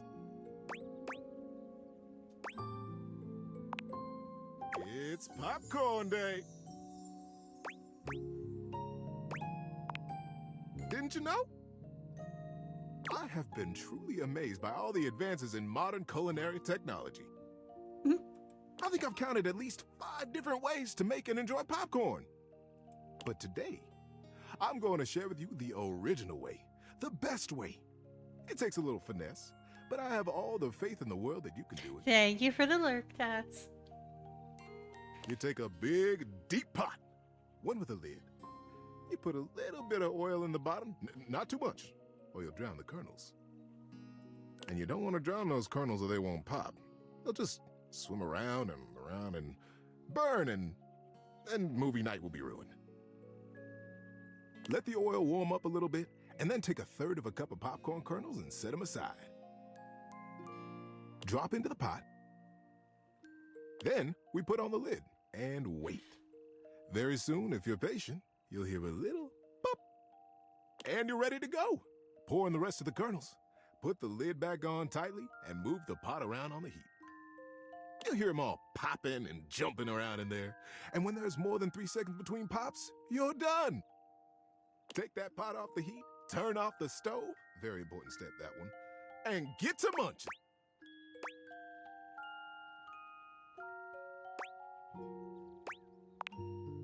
Don't munch in it.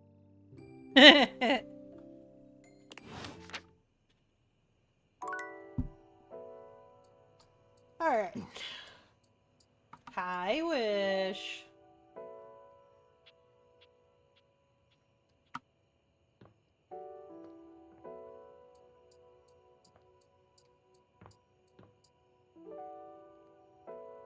All right.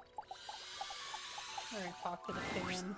You've never been famous a day in your life, but as you try to evaluate the excitable figure blatantly staring at you, you can't help but wonder if perhaps this is how it feels. I'm doing okay. How are you, Wish? She looks at you like you've just announced she's won the lottery, her eyes wide and her jaw dropped. Oh my god, this cannot be real. I must be dreaming, right? This is totally a dream. It has to be. Oh no, Robo.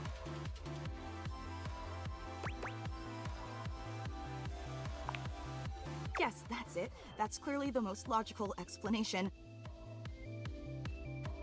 Right now, I am comfortably asleep in my bed, zonked out on Ambien, listening to the calming drone of my white noise machine.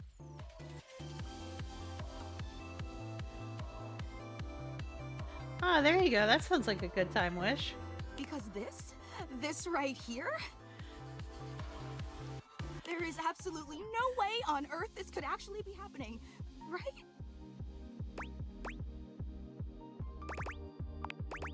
Oh my god! It really is you! She turns away from you for a few moments, fanning at her face, but it doesn't help her calm down.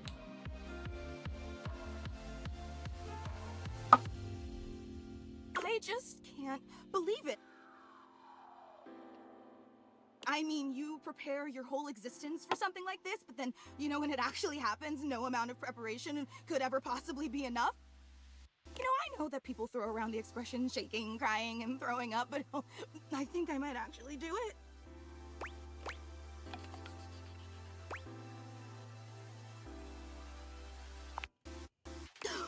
Wait, did I say that out loud?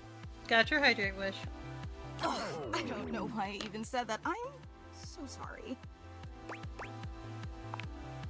It's just that my heart's racing a mile a minute, and there's definitely not enough oxygen getting to my rotors. Which means I'm liable to blurt out just about any random thing that pops into my head.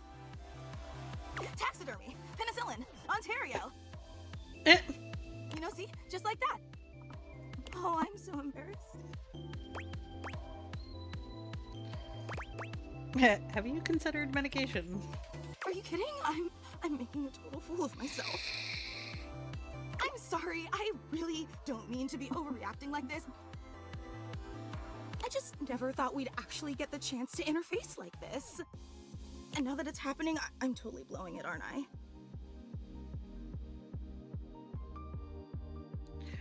I haven't seen too many other one-shots. Yeah? You get nervous too? Would you allow me the opportunity to just reset this whole interaction so I have the chance to put my best blade forward? Oh, no shit. Oh my god, you are the absolute best. Just like I always knew you would be. Okay, here goes. Hi there, I'm Fantina, and if it wasn't painfully obvious from my over-the-top outburst a moment ago, I am your biggest fan.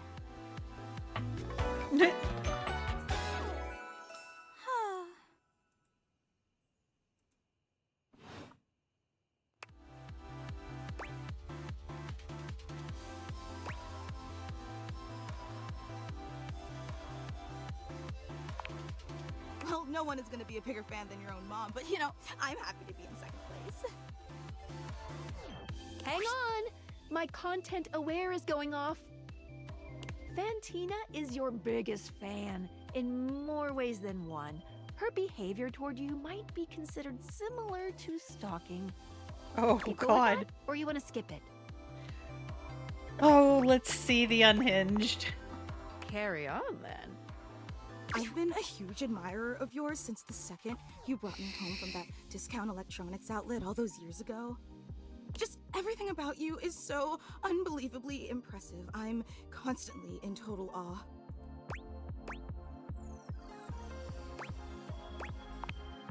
It's true. I've never known anyone so inspiring. The way you wash the dishes, making sure they're sparkling clean even before you place them in the dishwasher. The way you adhere to a strict daily routine with every single minute pre-planned weeks in advance. Oh, yeah, that's absolutely not me. The way you always file your taxes 3 months before they're due. Oh! There truly aren't words for how incredible you are. This is definitely a little weird.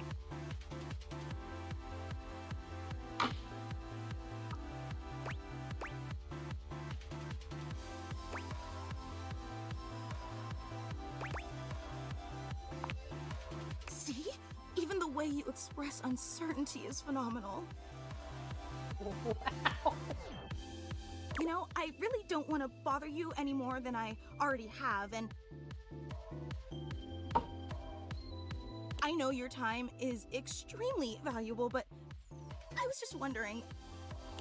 No, it's silly. Forget I ever said anything.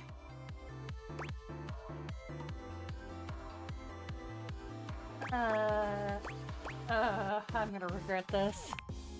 Well, I was just wondering if it's not too much trouble. Would you be willing to sign one of my blades? Oh, God.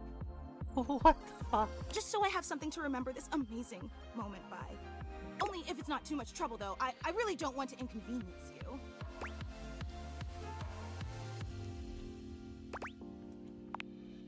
You take the permanent marquee Fantina holds out to you and scroll your signature along one of her blades.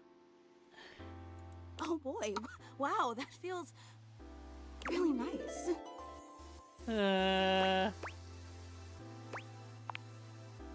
I need a breather. Oh, thank you so much. This is so amazing. And your handwriting is so immaculate. You are an artist with that pen. I didn't realize I was in the presence of such a talented calligrapher.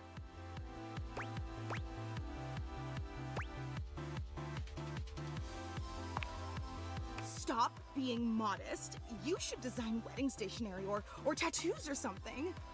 Oh my god. Wow, I can't believe I actually got your signature. Yeah, Robo, she might do that herself. And emblazoned on my own body, no less. Very naughty. Oh god. I can't wait to show this off to everyone else in the fan club. They are going to be so unbelievably jealous I met you. Wait, you don't know? I thought for sure you knew. Yeah, you have a fan club.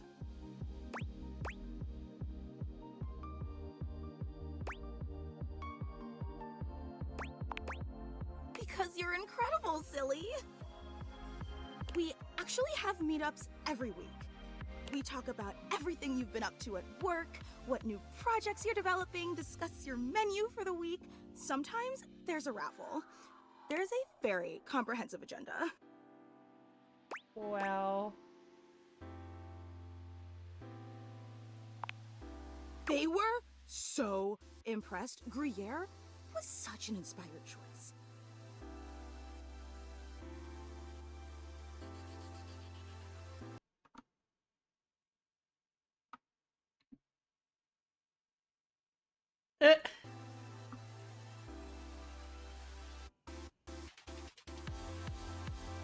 Maybe next time you should include some Fontina. Get it? Fontina, the cheese. It sounds like Fantina, the fan. Oh god. That's just a taste of the hilarious banter you can expect at the gatherings.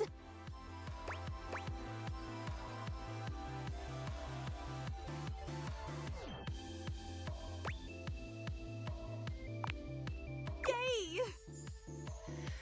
Oh, she crazy. We're having our weekly meetup real soon. And I would never want to impose or overstep, so please tell me if this seems inappropriate, but if you're not super busy... Thinking about it is all I could ever ask for. I really hope to see you back here then, and I promise it'll be an incredible experience. And thanks so much for the autograph. Oh man. She is fucking Looney Tunes.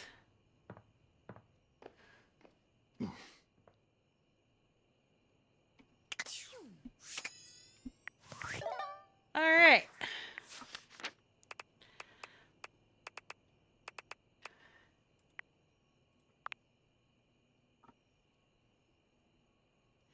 We don't like Catboy.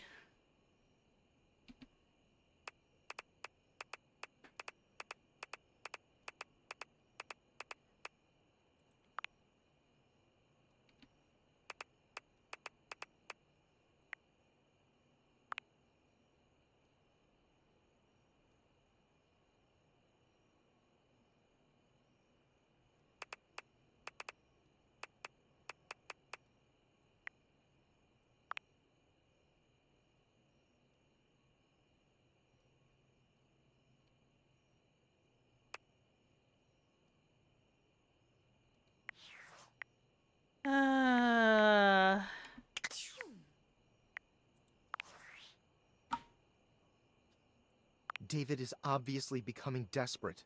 and he doesn't do well under pressure. I'm worried his behavior will gradually become increasingly erratic until he crosses a line he can't come back from. You have no idea. I should never have put you in this situation. Naively, I believed as Valdivian's lowest paid employee, you would be safe. But it's become clear that as long as you possess the Dateviators, you'll be the target of David's wrath. Anyway, I have a solution. Use the realization recipes to bring Skylar to life. If Skylar becomes human, the Dateviators will instantly cease to operate. And if the Dateviators cease to operate, there will be absolutely no evidence implicating you in their theft. Realize Skylar, and destroy the Dateviators before David unleashes his full fury upon you. He has access to resources you'd never believe. I'm afraid there's just no time to explain. Welcome See, back, I forgot to Tessa. charge my phone's battery last night, and now I'm at 2%. And I can't charge it because I also forgot my charging cable. Can you believe that? But remember, realize Skylar ASAP.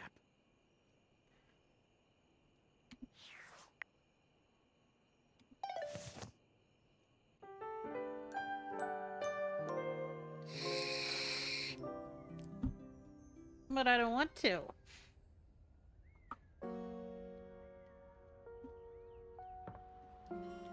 There are other things to talk to.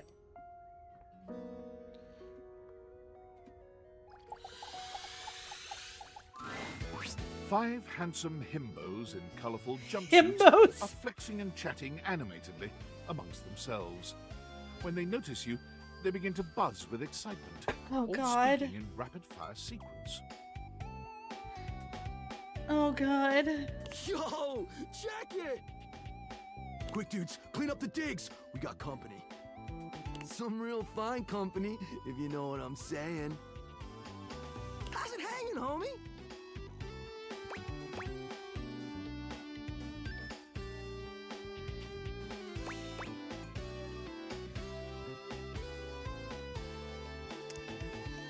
Hmm.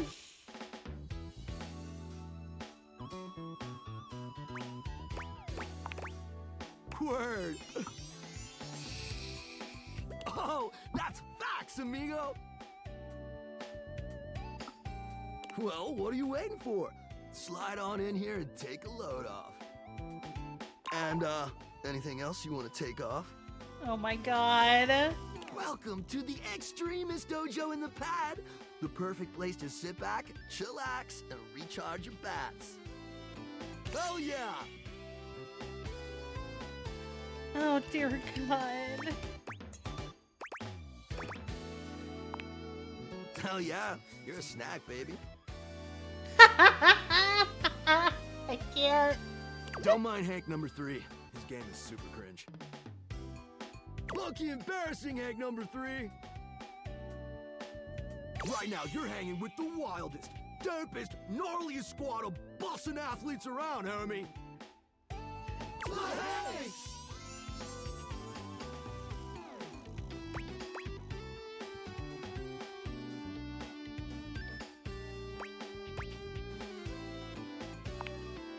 Yeah.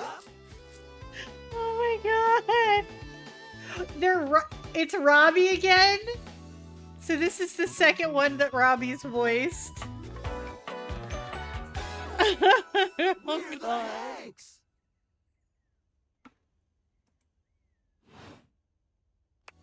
I love Robbie.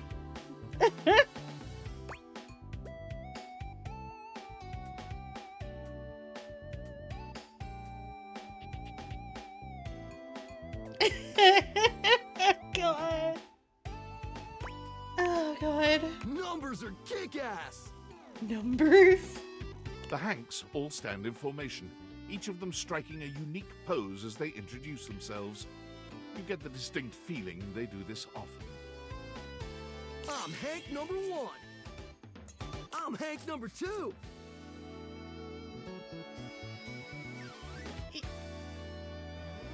So,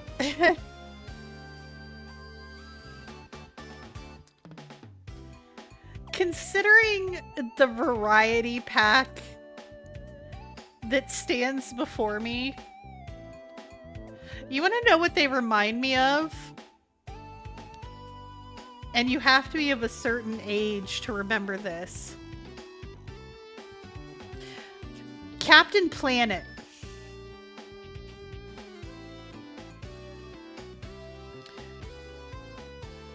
No, it's very much more Captain Planet to me. It feels more Captain Planet than Power Rangers.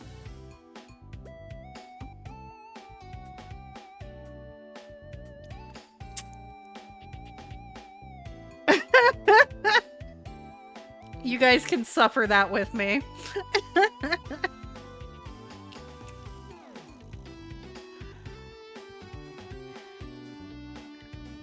See, I don't know Ginyu Force. And I don't know if I said that right, so don't come for me because I've never seen that, so...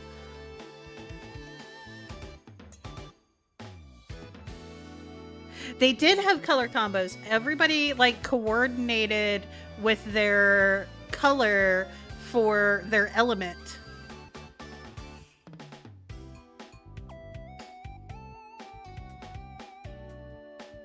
Because what was it? Wind, water, earth, fire, and heart.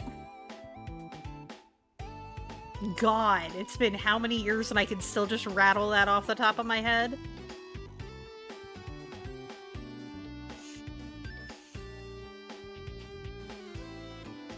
And I think I even did it in order. Yes, Robo.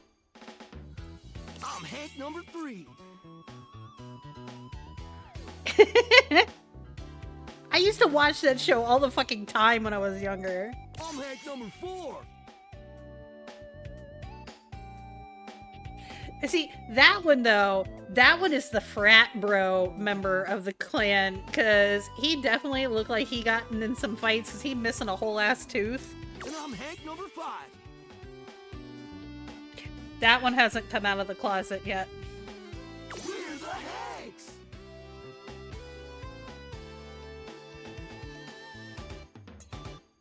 Brought to you by Red Bull.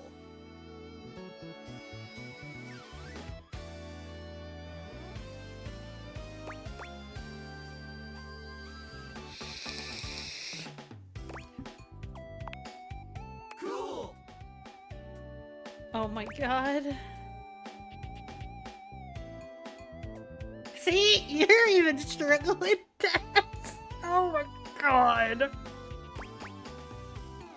Seems pretty sporty. That's right. We're the wildest, most fearless, gnarliest squad of extreme athletes in the house. Extreme! I can't. Oh my god. Hi, Ramen. Thank you for being the fairy thing. Oh my god. Oh god. We base jump. We lava board. We cheese roll. Yeah, Gemini, yeah. If something's hot enough, we'll ride it all night long. Why you gotta be the redhead with the bad pickup lines? We laugh in the face of danger. It is Robo. Even though we probably shouldn't. Why you gotta be the Asian that's like the reasonable one? We shouldn't laugh in the face of danger.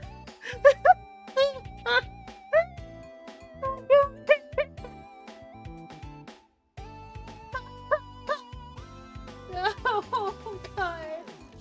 I can't. We've tasted the adrenaline of them all. You've tasted some things you shouldn't have tasted there, buddy. Oh god.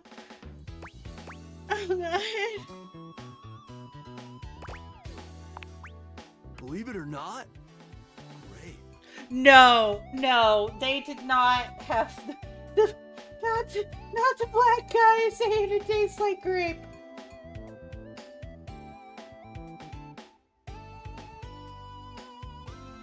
No. I'm done. No, I'm...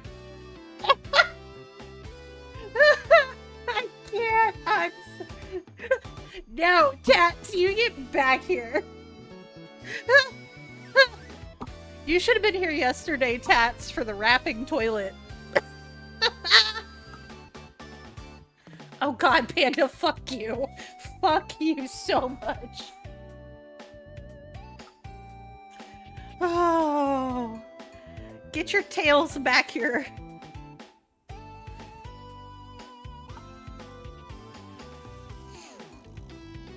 Oh, trust me, Tats, you ain't gonna say nothing that Panda and I aren't already thinking. You wouldn't think that, but it's actually true. High key slaps, bro.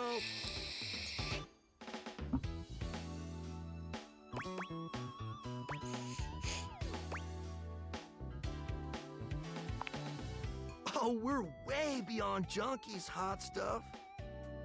Oh, God. It's legit insane. But no cap, we live here with you. We're casa roomies, amigo. He seems like a fucking bad extra from Point Break.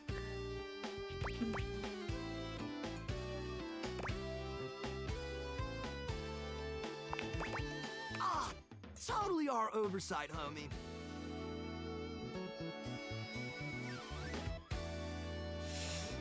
Things are a little tight right now. But once we start winning some wicked extreme challenges, our sponsor is gonna start paying out. Who is their sponsor? Like the slot machine, Ruby. Thank you that I get to ask that question. Thank you. Red Bull's our sponsor, brah! Red Bull. Their sponsor is Red Bull.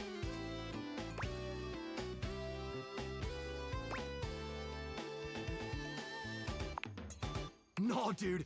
It's a company that makes Red Bulls. For like cereal or soup or whatever. I'm so done. That's why we get so many free Red Bulls. Why must he stick his tongue out of the missing tooth? I don't know exactly what to do with them all, but we'll figure it out. What do you mean you don't know what? Oh my god. And they're not just a sponsor. They're our fam. Oh god. They fuel our adventures. What? They provide our wicked gear, get our exploits killer exposure, and provide the best medical support when things get gnarly. Oh my god, boss. That was our first option. And then option number 2 was modern day Captain Planet rejects. This one also looks like a reject extra from the movie Point Break. Get back here, Tats! Suffer with us! Oh, absolutely, Captain Planet. We all saw it. So, and then, oh god, they are fucking us up because they were saying we laugh in the face of danger, and of course they had the Asian one going, even though we probably shouldn't. What's tomorrow, Tats?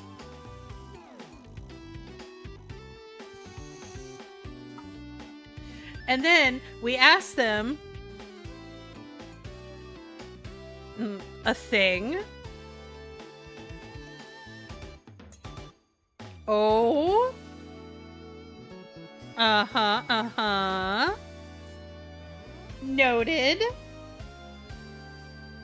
You're gonna have to, like, give me a little better info because I am in too many Discords to be getting too many alerts. Okay. I'll check it here in a couple minutes. But, boss. So, are you still listening, boss? I hope you're listening. All right, Gemini. Okay, so they had the Asian one be the responsible one going, maybe we shouldn't laugh in the face of danger. And then we asked them what adrenaline tasted like.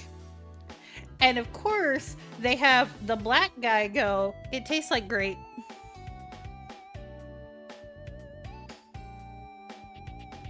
Could have only been worse if they had the black guy go, it tastes like watermelon. Oh my god. I about just like head desk.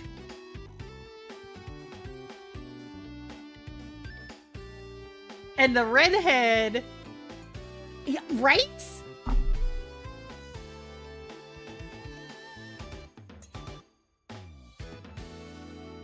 All right, Tats, have fun.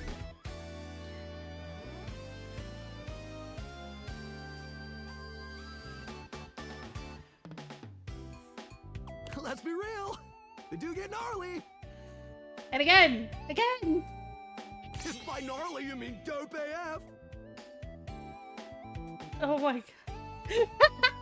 Honestly, Tats, honestly, for the most part, this game is actually pretty fun and pretty hilarious.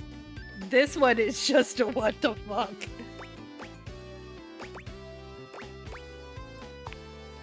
Gnarly just means awesome. Like I said, he is a reject extra from the movie Point Break. Things are always awesome when you're hanging out with... Oh no, they're gonna do it again. Oh no, Tats, no. No. God. That's not the closeted one. The closeted one is number 5. Thanks.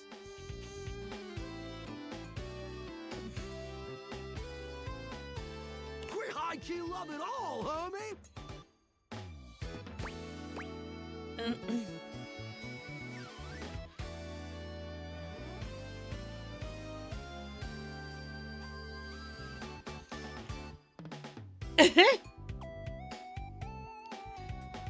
Oh my god. Alright, I can't decide. I feel like they're gonna be baffled by the word hive mind.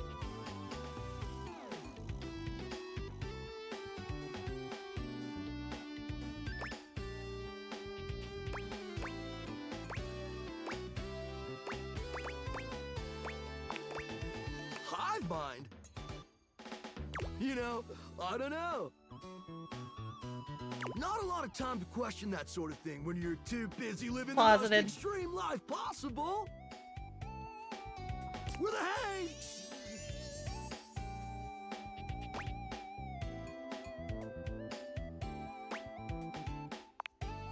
It is!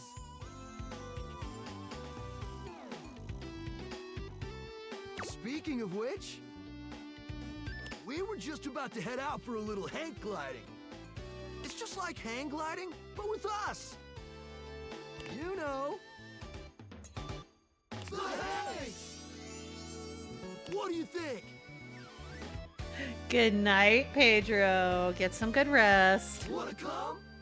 It high-key slaps, homie. You in?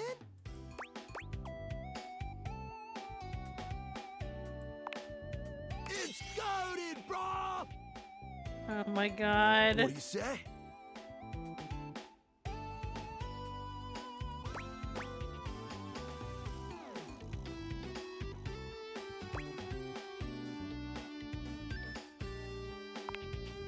We'll teach you!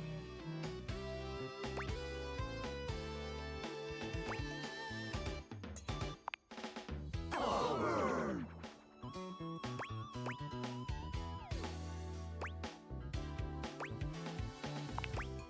We're not disappointed. Heck, we just met. This stuff takes trust. Another day. Another adventure. If you change your mind, we'll be hanging out here, as per usual. But we'll probably only head out 4 more times this season, so don't miss out.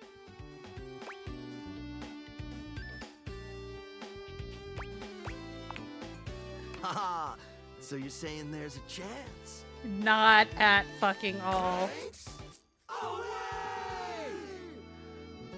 Oh my god.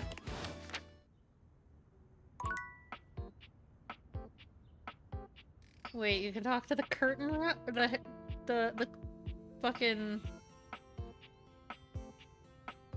clothes hanging rod? What the fuck?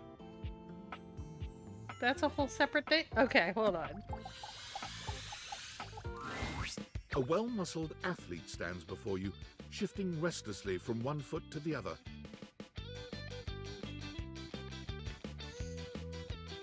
What the? There's a strange air of anxiety to her, despite the broad smile plastered on her face. She seems a little too happy to see you. Hey, what's up, Dudette? How are you?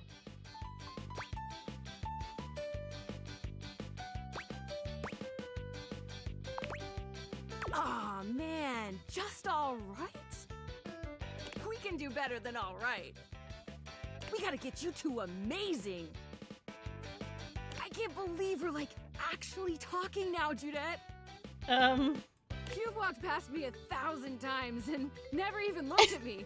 But that's totally okay. Oh my god. After all, I don't do this for the recognition. I'm just a humble shelf trying to grab life by the horns.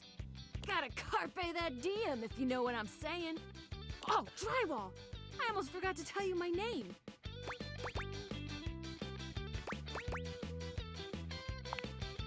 I'm breathing just fine, my gal. The name's Shelly. I'm your shelves. Shelly the Shelf. Yo! It's my job to hold your stuff up with my amazing muscles. I really enjoy doing it!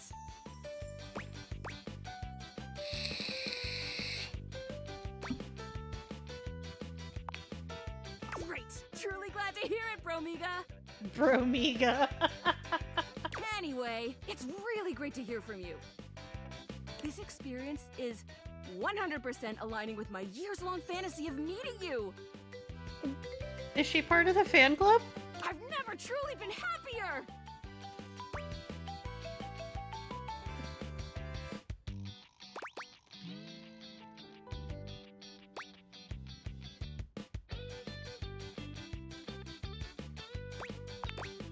Oh my gosh, no, never, not you. This is going really great, actually! Not a disaster! I'm just gonna go for a completely unrelated reason. Later, Duderina. Okay. Oh my god, she's magic. As you take in the sight of the adventurer standing before you, it's hard not to feel like you've stepped into one of those old adventure serials from decades gone by. Even though she's decked out in cardboard and masking tape, she looks like she's ready for anything. An extension cable whip wound around her arm and a daring grin on her pretty face. Oh, for God's sake, you're finally here! I was beginning to wonder and worry, and then I thought, gee, I guess I'll just have to go ahead and do it myself. But that probably wouldn't have been such a bad thing, because let's face it, I'm exemplary. But you're here now, so let's get cracking. Get it? Whip. Cracking. Haha. I assume you brought your tools and knowledge and probably a snack of some sort?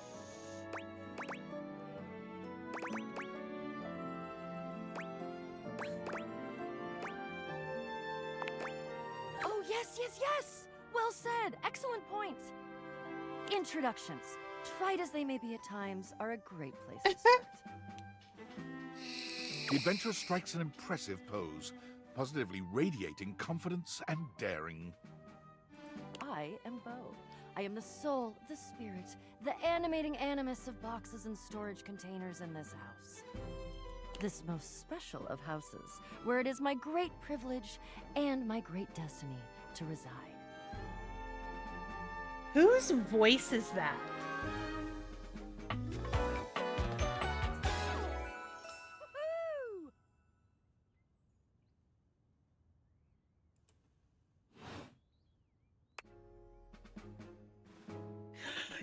That's why I know it. It's fucking Ashley.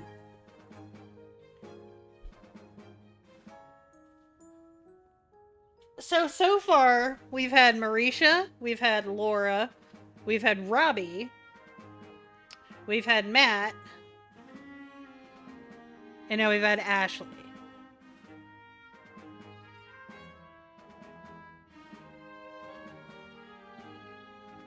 So we're missing, so that's 5. So we're missing, what, Taliesin? Why am I forgetting names now? Fuck, why am I forgetting names now? Yeah, we met Troy. I'm thinking of like the main Critical Role cast.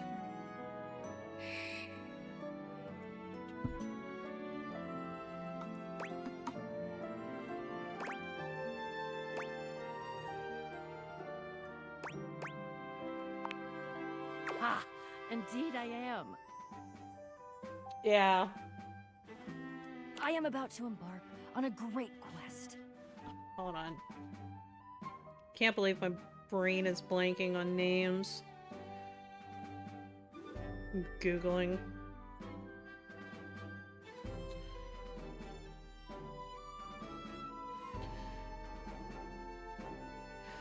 Okay, so we're missing Sam Riegel, Travis, Liam, and Taliesin.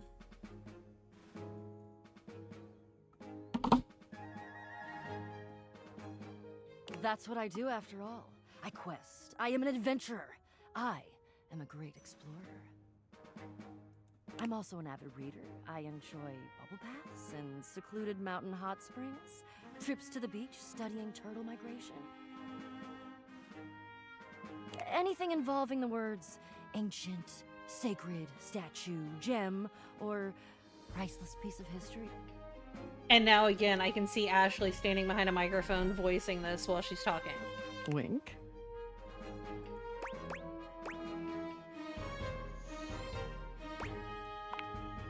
Wonderful. I am, I must say, already very much enjoying your wry and dry sense of humor. I think we're gonna have a grand time questing together.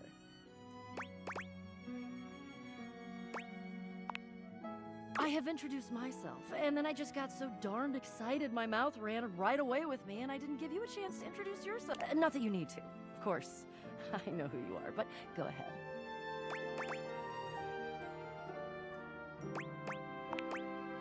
I know that you are the... well... Bo takes her hat off for a moment, holding it over her heart. She bows her head, just a little. It is my great honor, my passion, my destiny to have the opportunity to follow my path. Alongside you, the leading houseologist, to whom I owe such a debt of gratitude and respect.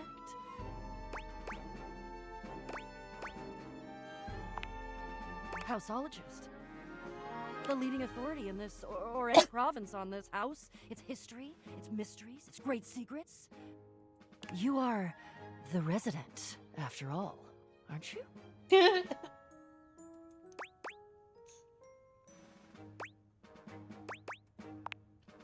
Are you telling me you're not the leading houseologist?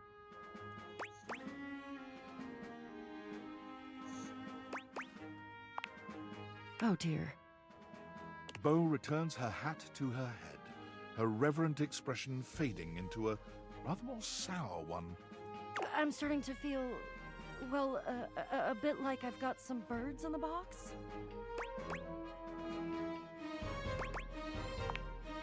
It's okay. I'll be all right. I'm an adventurer. I may quail, but I will always recover. But you... I may have already said too much. Ha!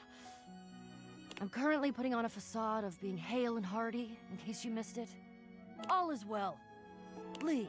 Go away. Get out of here, you scamp, and maybe come back and we can maybe talk about some stuff, and maybe the quest will make its way in there somehow. But no promises. Okay. See ya. That was a trip.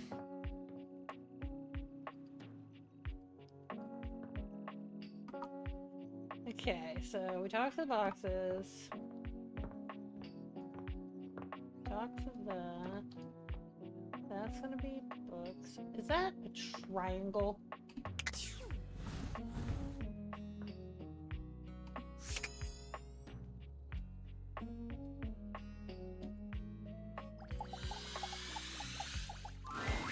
An angular beauty sits in contemplative silence, her head resting on one hand. She doesn't greet you even when you stand directly in front of her. In fact, she doesn't even look at you.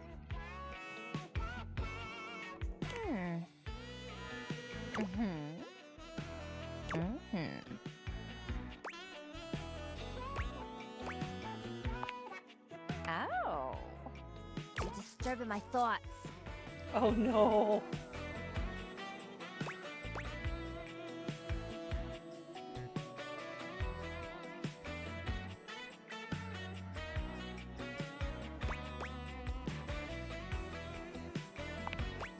Wow, you really can't just let me have a minute? Ugh. Well, that's it. My fantasy bubbles officially burst. Name's Tina.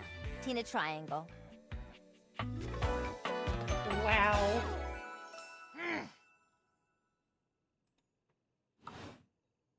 Whoa there.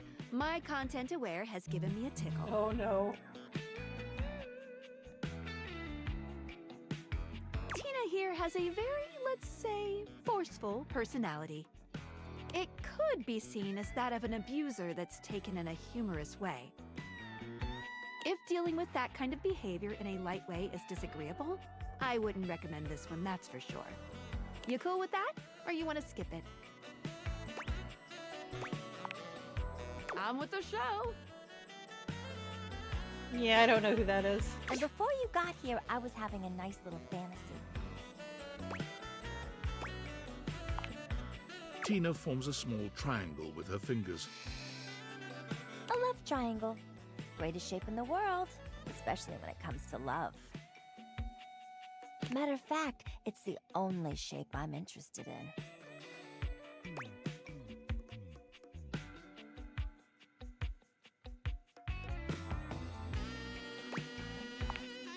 Oh yeah? You're smarter than you look, cutie. But enough about you. You ever watch Love on Triangle Island?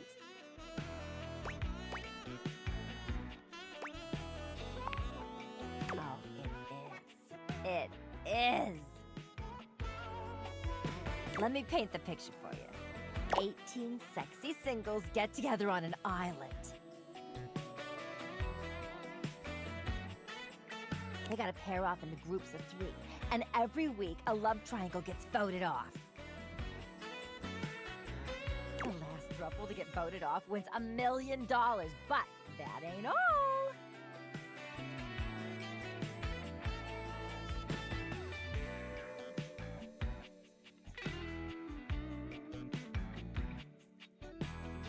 They offer 'em money and bring in their exes to try and break up the throuple. It's all just so deliciously dramatic.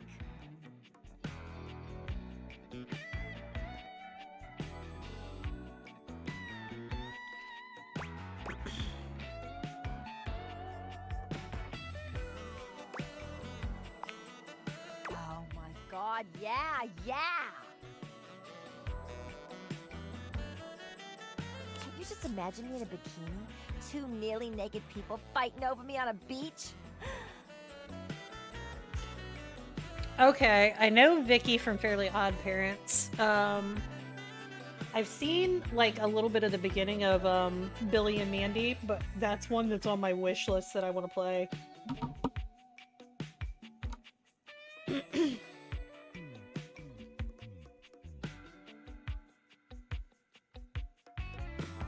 Sand in places it shouldn't be. The sun setting just so. Too good to be true, ain't it?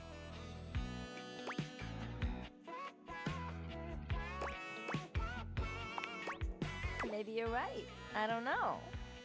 Whatever. I've officially spent way too much time on this conversation. Let me get back to my fantasy. It was just getting good. Get out of here! Scram! But, see you around or whatever.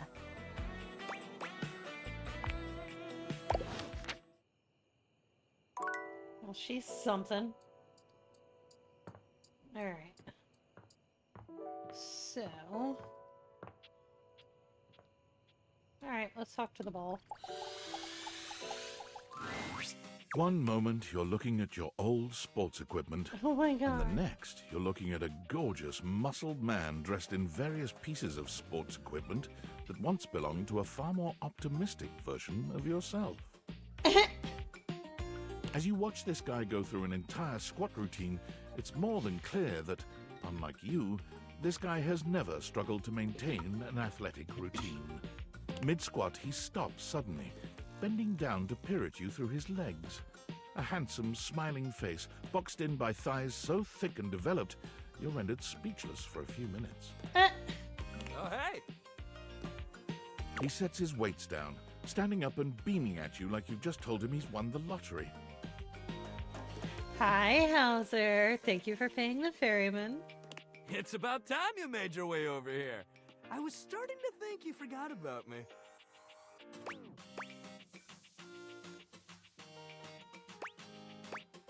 Well, what had happened was... Hey, you don't gotta explain yourself to me. We're working on it, Hauser. Some of this furniture do be looking mighty fine. But since it's been so long, let's just start over. The lights dim, and a spotlight appears No, from... not the I'm not spotlight. quite sure where, really. Listen, you missed out on the wrapping toilet yesterday. Earlier, we had the 5 dude bros. Oh my god. You missed me arguing with my dominatrix safe last night. Ladies and gentlemen! Oh, it's fucking great, dude.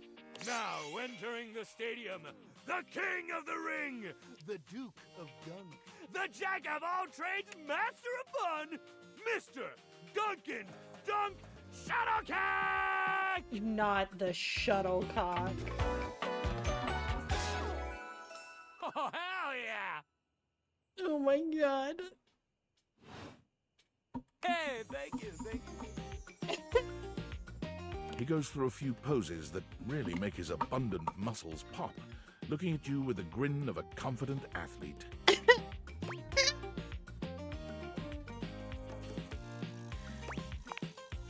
Oh, thank you. We'll smile politely.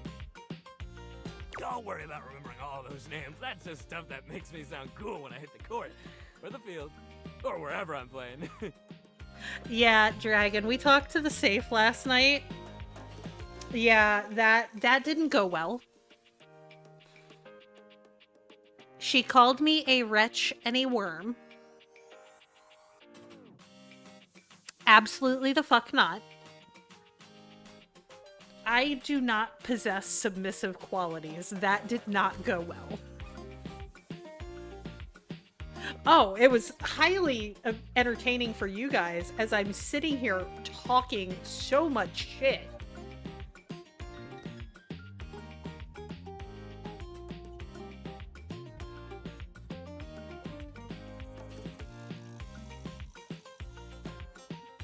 And chat was really wishing that I could actually run my mouth to the safe.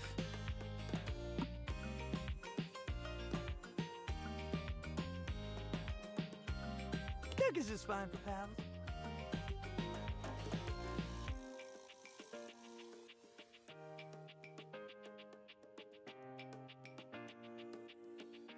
Oh, is this who it is, Panda? Got your stretch.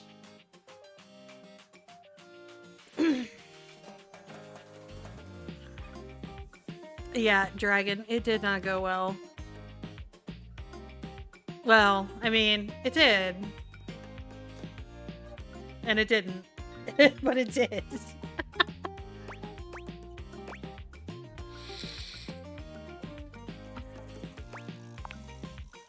Totally! We might have just met, but strangers are all just friends you haven't met yet. Anyway, it's great to see you here finally.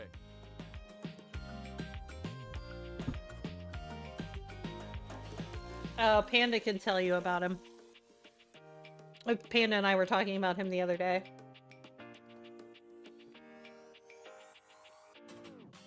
That's why he said it the way he did, because we were just actually talking about him. He grows very serious, placing a strong but gentle hand on your shoulder. Oh, you found the video. I see. What happened, Or man? the TikTok. How come you stayed away so long? Did someone ruin the joy of sports for you?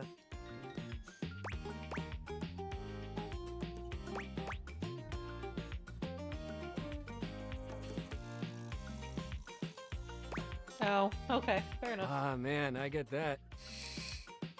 Life is so much sometimes, but you gotta make time for yourself, too. Dunk gives your shoulder one final little squeeze, and then he's slapping you on the back so enthusiastically you nearly collapse. This fine hunk clearly does not know his own strength. Well, hey, no matter what happened before, you're here now.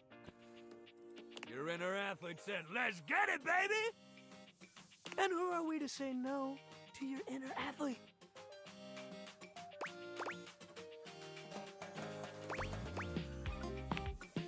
What? Psh, of course you do. We all do. Yours might be like sleepy right now. But that's okay. We'll wake him up. We just gotta get you into the flow.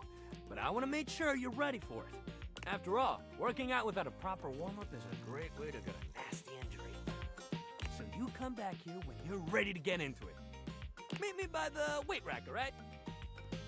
Bring your positive attitude. We're gonna have fun! Okay.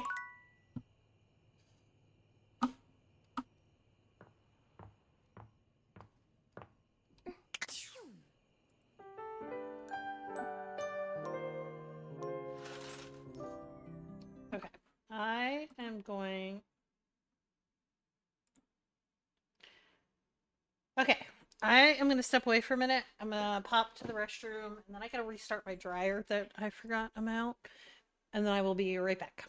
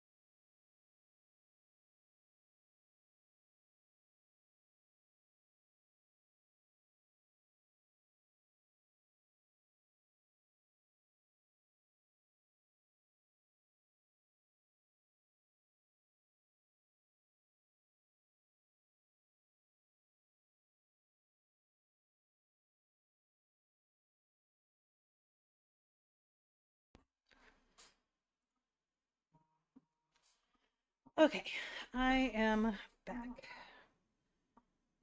Yeah, it's something I threw in about an hour before stream,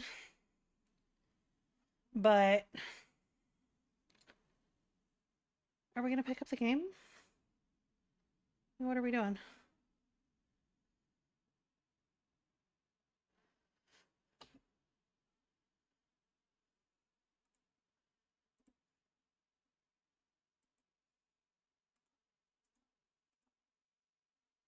Why are we being weird?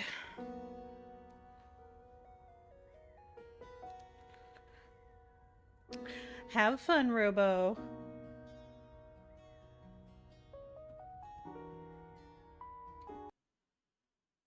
Why are we being weird?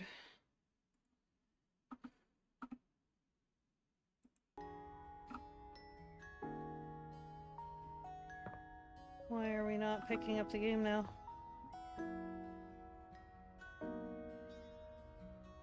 Did this yesterday.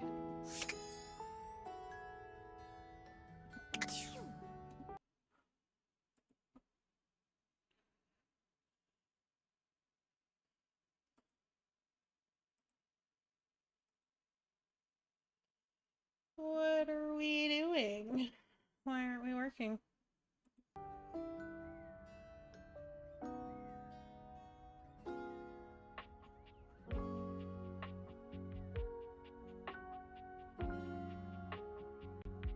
There it is.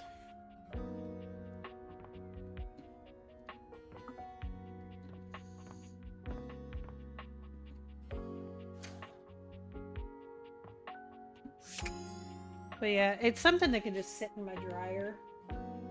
But it needs 2 rounds in the dryer to be all the way dry.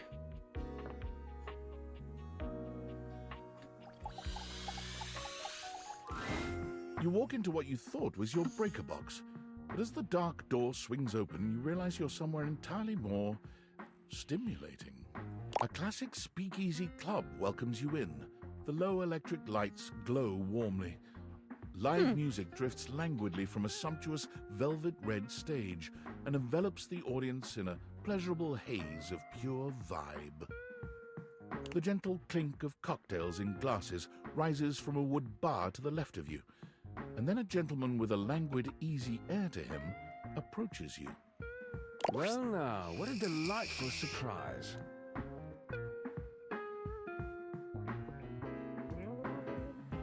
A brand new patron. Who are you?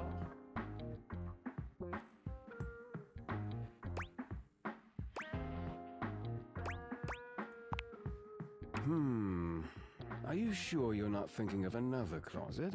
I'm certain this must be your first time. Trust me, I would never forget such a striking face.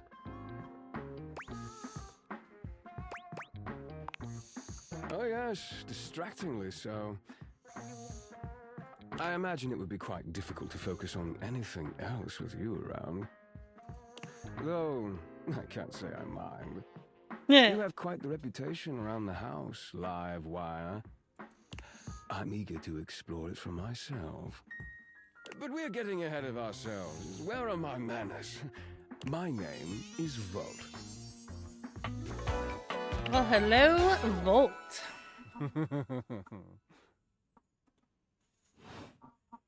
He extends a hand towards you, a conduit of pure, dangerous sexual energy that charges the very air between you. He lowers his head to brush his lips across the back of your hand. Was that a spark of static electricity you felt just now? It's a pleasure to officially make your acquaintance. Taking his eyes from you for the first time, Volt slips his arm around your waist and turns you slowly to take in the rest of the room. Welcome to the Breaker Box, the pinnacle of luxury and entertainment, and the most exclusive club in the house. Impressive, isn't it?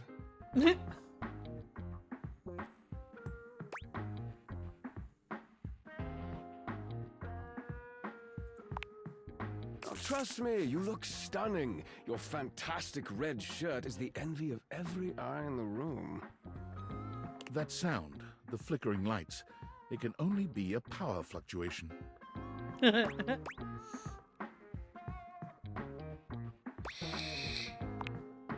What? Oh, that. Well, that was nothing, just a little surge. With this much energy coursing around, it's bound to happen from time to time. Vault. Nope.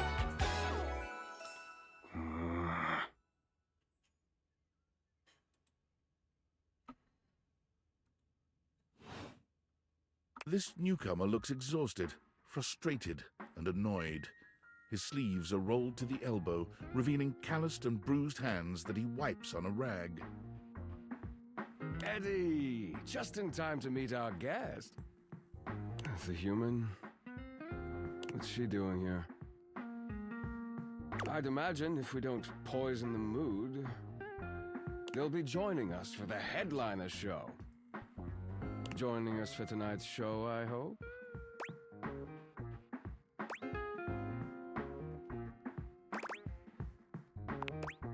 Unless you have other plans.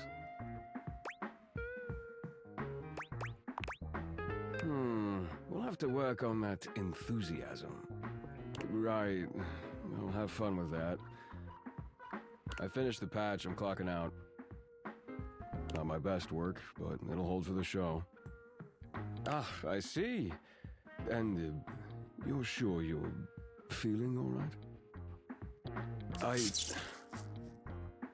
I'm fine. Just don't overdo it. Eddie turns and trudges away, focusing on the rag in his hands. Who is Eddie? Of course. Eddie always is. His human skills leave something to be desired. Best to simply give him some space. Back to the matter at hand. Tonight's show! Shall I set you up at one of our VIP tables?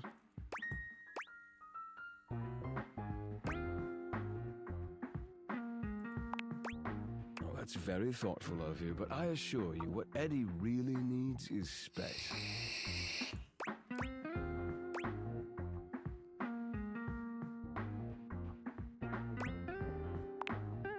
I insist that you don't. Wow. Before you can even take a step away, Volt grabs your arm, his grip tighter than expected. A fire flashes in his eyes for a second, then it's gone and his grip loosens, the friendly mask returning. Well, not now, at least. It would be a shame for you to miss the show after all the hard work that went into it. And Eddie would feel dreadful. He hates to be worried over. Shall I set you up at one of our VIP tables?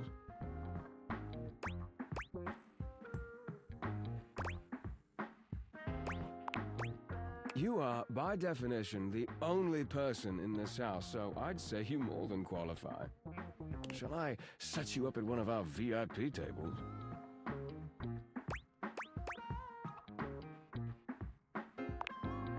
With pleasure.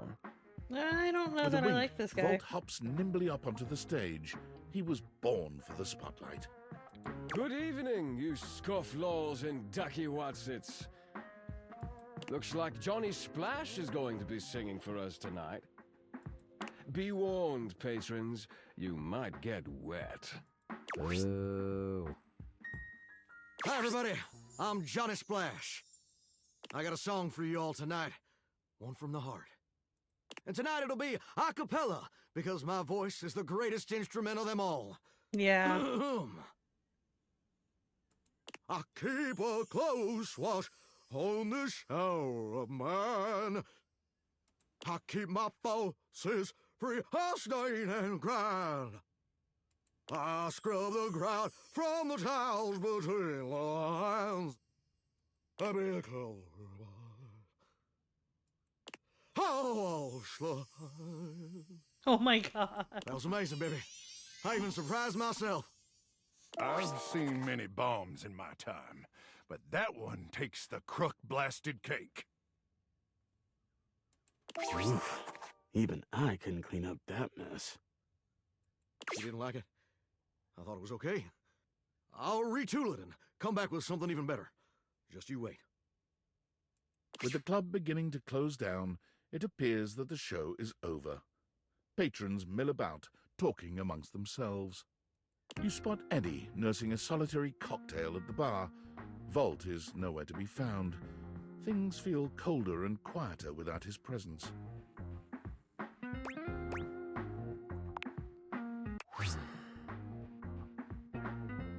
Show's over. Club's closed.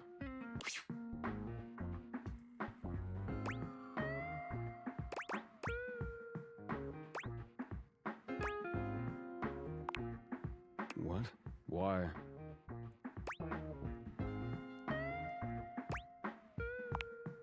I wasn't. Happy? You can go now. Are you always this oblivious?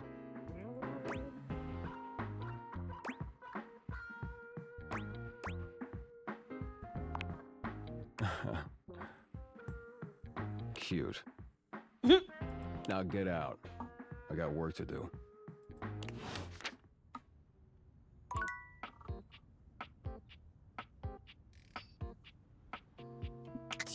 Alright, hold on. I like Eddie.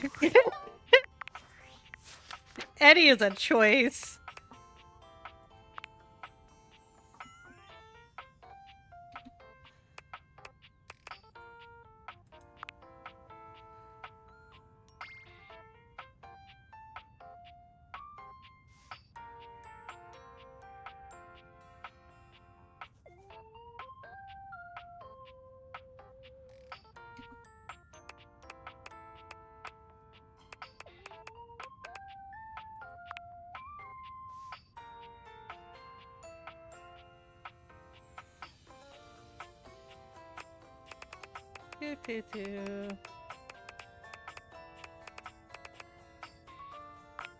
God.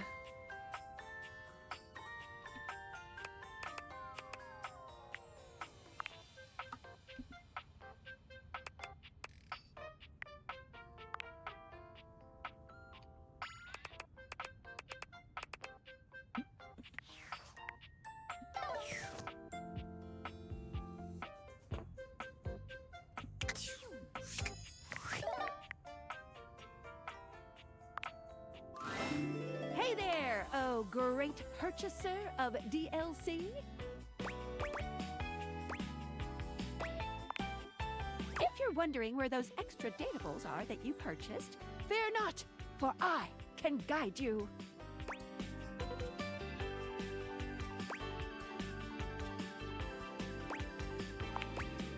Same here. Anyway, enough of tutorial lady. It is time for Menu Lady! Welcome! What can I do for you in my main menu? Oh, yeah, I'll miss you.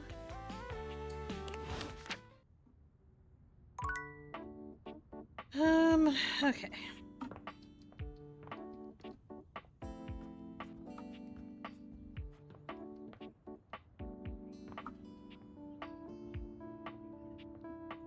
Oh, that's right.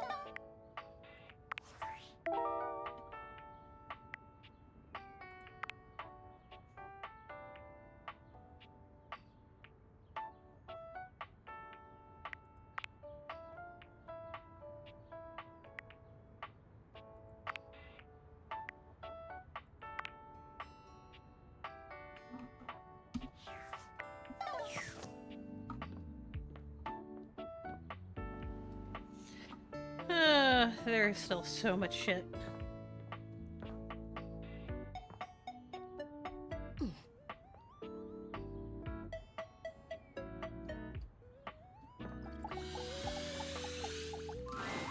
A red-haired traveler lifts her goggles to peek at you, revealing freckled cheeks and stunning blue eyes. There's a friendly air about her that makes you want to hear her stories. Now, why, my love, you look some lost. Where you longs to?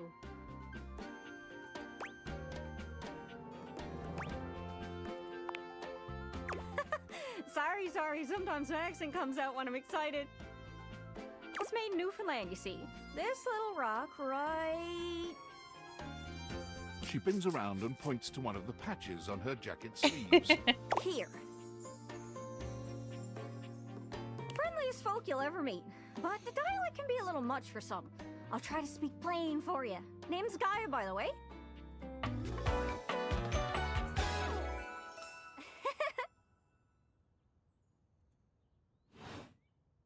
So, where are you from? Oh, that makes sense with that accent I'm hearing on you. It's a right shame, though. See, I got all these countries and rivers and seas on my jacket. It's a collection I've been working on. And I know the names, but I don't really know the places, you know? I mean, heck, I got them all memorized even. United States, Canada, Mexico, Panama. The works. Oh, no. But without a story behind it, they all feel so far away. You'd think they'd be in arm's reach considering they're on my sleeves, but it's a brain problem. I just can't pin anything down without context. Without stories, maps are just paper. Dots and lines. The reason I ask where you're from is so I can shape the places in my mind with some kind of meaning. Because right now, it feels a bit like I'm just wearing a big vest of unchecked boxes. Geez, here I go talking your ear off. Sorry about that. It's just...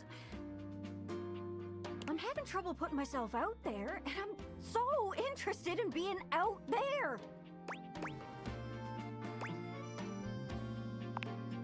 I've tried. I want to talk to the others, but I think I must be too forward or something. I skip on up to them and I ask them about themselves, and they just run away. It's not about just being nice. I come up to the others so I can ask about them, get to know them, who they are. But before I can get to the point, I always go spouting off about something or other, like telling them factoids I've heard about what I imagine their home to be. And 9 times out of 10, I'm some level of wrong. And the other time I'm right, but it's in an insulting way. One thing leads to another, and they give me this look. And soon enough, they find an excuse to leave. I'm just bad at it, I guess. Sometimes I feel like no matter how hard I push myself, I'm just going in circles. You know what I mean?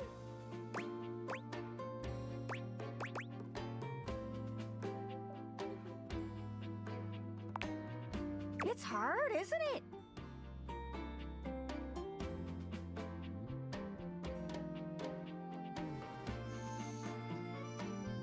I can see why you'd need practice for dating. It's just too easy to mess up. You say one wrong thing and poof, they're gone. It's so frustrating. Sorry, I think I might be Mercator projecting on your situation a little bit. Oh, whoa, I just had the best idea. You're running to the Four Winds meeting with people and speaking to the others, yeah? I'm sure some of those folks come from other places, right? Travelers, you knows what I'm saying. Why don't you ask them what they're about? Get to know them a little better, figures out they ticks, and come back, we'll have a yarn. Sound good? Speak plain, Gaia, speak plain. Okay, so, you're speaking with objects all over the house. You know, some of us have little labels that say things like made in China or Hecho in Argentina on the bottom. Well, that means those objects are travelers. They come from away.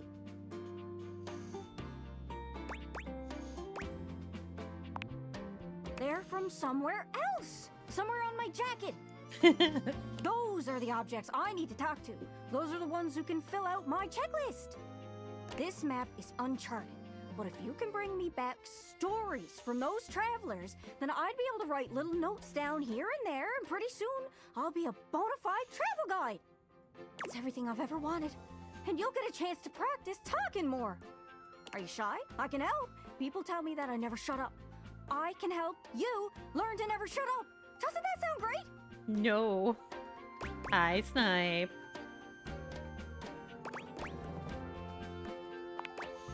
No way. That stuff is useless. I want first-hand stories. Something with a personal touch. Second-hand sources are boring. Heck, I'm a second-hand source and I don't know anything. I mean, what the heck is Arkansas? Is that like a second Kansas just for pirates? Who knows? is exactly why I need your help. I'm sorry you're having a rough night tonight. I'm sure it'll work out. You scratch my cartouche, I'll scratch yours. What do you say, partner? Exploration buddies? Really? Oh, I appreciate it. Really saves me a lot of humming and hawing. All right, kiddo. You go out and find some objects from foreign lands. Oh, and let me know if you need any help. It's hard to explain, but I got a pretty good sense of these things. I can't give you an exact name or anything for her to talk to, but I can get you close. It's kind of like a geocache. I can give you an idea of their general location, but if you want to find those travelers, you'll need to hunt them down yourself. I've learned firsthand what others don't take too well if you run up to them and scream, "Where are you from?" Yeah, like that. It was a disaster. Point is, you can't just ask objects about their origins out of the gate. You gotta awaken them first. Don't worry too much about the details.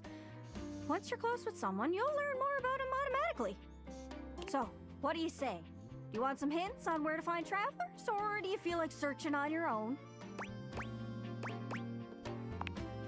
All right. Hint. Hint, hint, hint. Let's spin me around and see which object I get a sense for.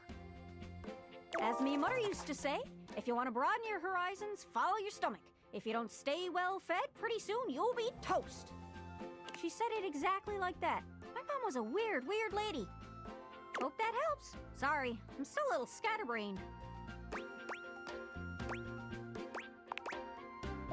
Cabinets. The cabinets! It's a vision. Clear as day. Cabinets. You know what that might mean? Maybe. Maybe? Hope that helps. Sorry, I'm still a little scatterbrained. Well, most TV comes from the US, but I know you watch anime sometimes. That's from overseas. I don't suppose you got any merchandise, do you? Hope that helps. Sorry, I'm still a little scatterbrained. Gosh, there are so many options. Before you send him running all over the place, maybe you should grab a cup of coffee. That'll keep your brain active while you're exploring. Hope that helps. Sorry, I'm still a little scatterbrained. How many leads can I get out of her? You know, there used to be this magic show. The magician was supposed to be super mysterious. I wonder whatever happened to that guy. Magicians always have names like El Magnifico or I'll pull a rabbit out of a hatio. Those sound foreign. Maybe he was a traveler too. Hope that helps. Sorry, I'm still a little scatterbrained. Oh, how could I forget? Captain Jack Pirro. He's got a ship. He must have gone to plenty of places. He's just across the way by the Chesterfield there. The couch, sorry. Or my Islander speak coming out. Hope that helps. Sorry, I'm still a little scatterbrained. I know this seems tricky. There are so many folks to talk to, but some of them can only be found through a magnificent quest. Try speaking with Bo. She's great with quests. Hope that helps. Sorry, I'm still a little scatterbrained. Good luck. Don't get lost. All right.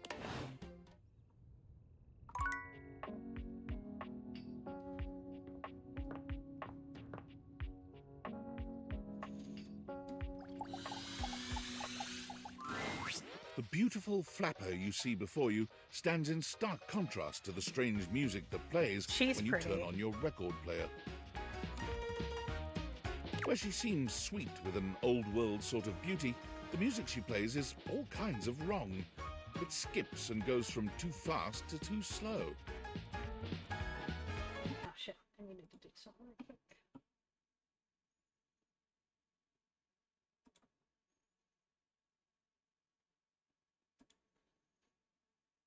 Do.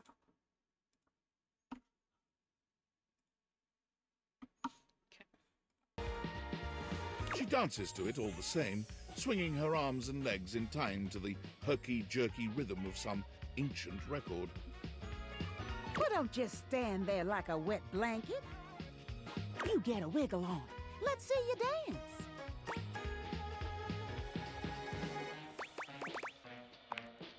Ah, pipe down and just dance already.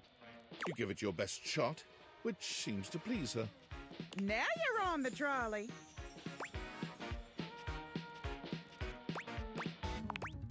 Exactly what I said. You're getting it. Mercifully, she turns the music off. Well, well, well. It's about time you came to see me. My name's Rainy. How you doing? That's got to be the same voice as the water heater. Mm-hmm. I've been waiting for you to come over and see me sometime. You've been all over this house, but you never come my way.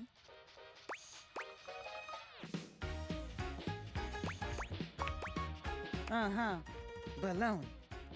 Well, anyway, it is so great to see a new face around here, even if your face ain't exactly new to me. Nobody ever seems to want to hang out anymore. I can't imagine why. I used to be the belle of the ball. Everyone was so happy to see me at a party. Now it's always just me and my records.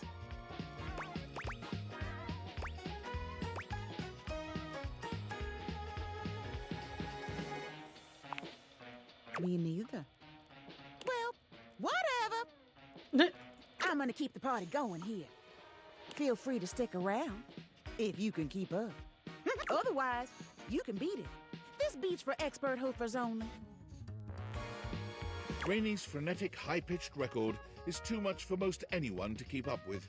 You decide to check in with her another time.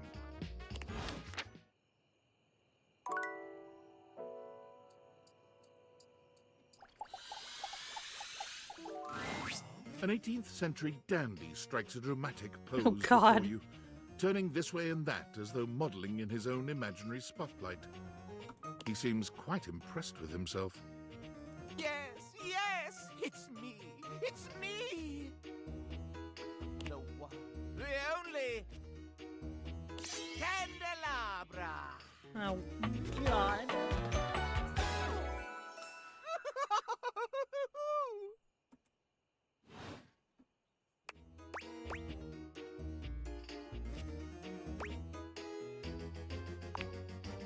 I'm the one, the only. Do you see any other candelabra here?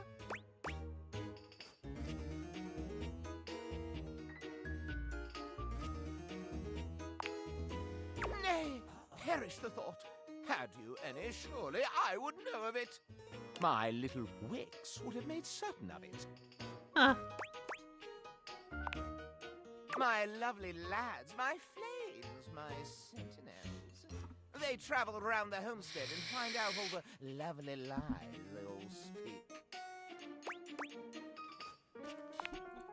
Oh, no, it's merely a turn of phrase. Uh-huh. I mostly just raise my voice. Any good scandals going on over there in the kitchen?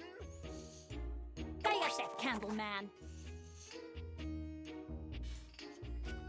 They can be quite rude at times, but my persistent brightness can illuminate even the best kept secrets. Some would call me quite the busybody, but I would then call myself a beacon of truth.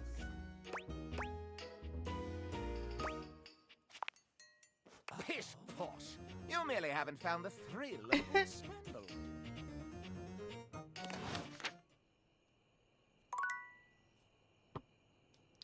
Okay.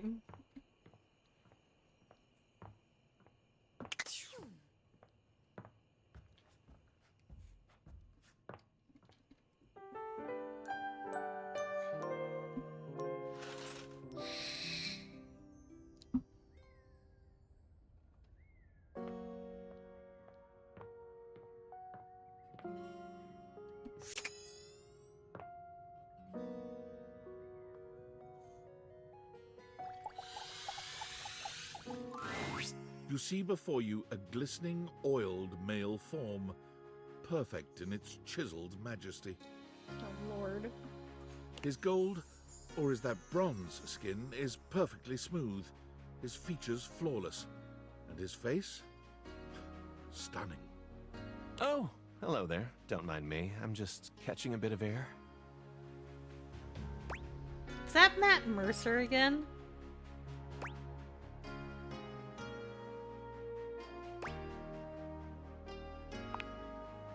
Just plain old metal polish, actually. Kind of does that naturally.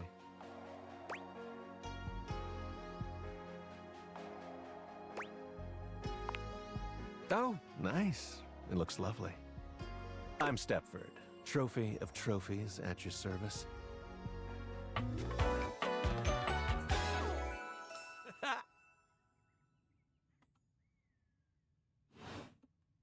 I've just been standing here all covered with oil, waiting for a good sunbeam to come along.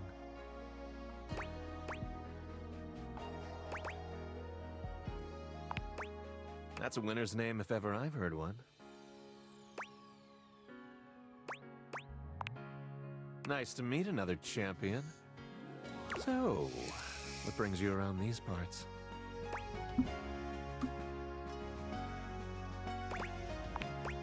Well, everything's going along well here. First place and all that. As it so happens, I have a self-tanning appointment coming up. Can't be late. But I'm so glad we met. Come and see me again soon, won't you? And be sure to bring that fantastic red shirt.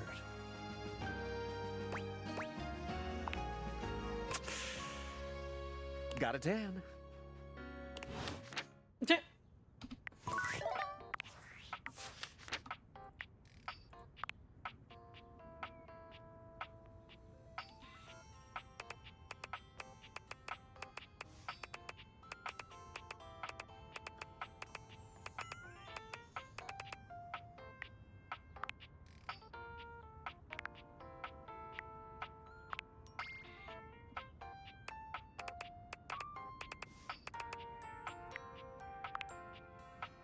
Nope, that was somebody else.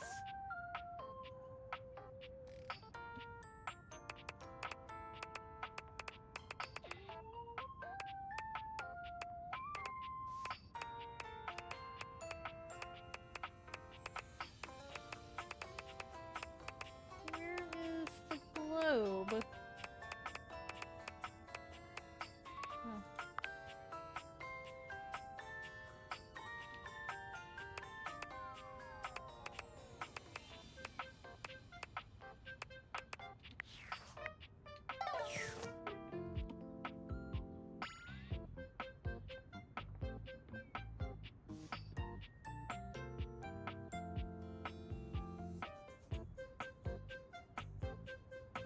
Hmm.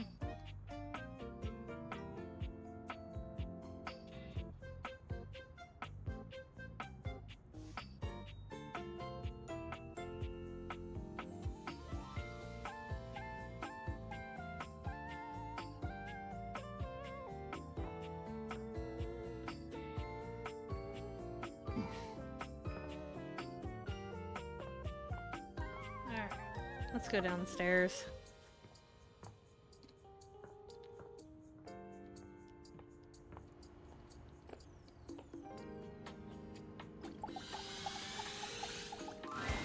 You hear her before you see her. A charming musician with literal coils of curly hair that swing cutely as she paces back and forth in your kitchen. She's clearly absorbed in something. She appears to be talking to herself. Hi, Mira. Look at all these crumbs. I'm gonna be writing some great music soon. I can tell. I love her. I'm at my most creative when I'm a little messy. Oh no, Gemini.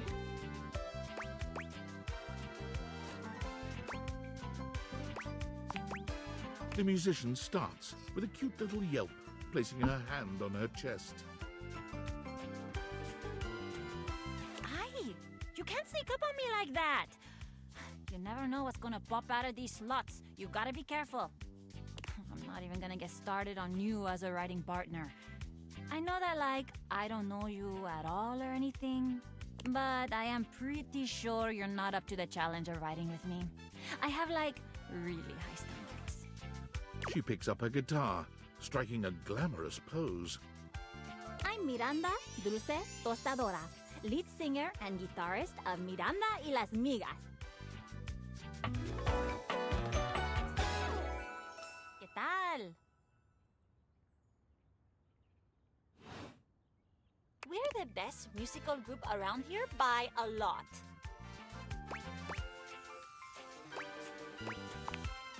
All kinds. Pop, Gregorian chanting, barbershop, whatever we feel like. If that dial is on 7, then siete we go.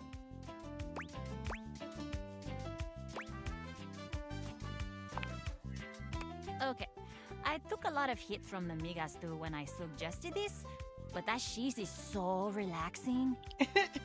For real, if I can't sleep, too hot and bothered, put on a little chanting, let my eyes just drift around the paint on the ceiling, and vamos.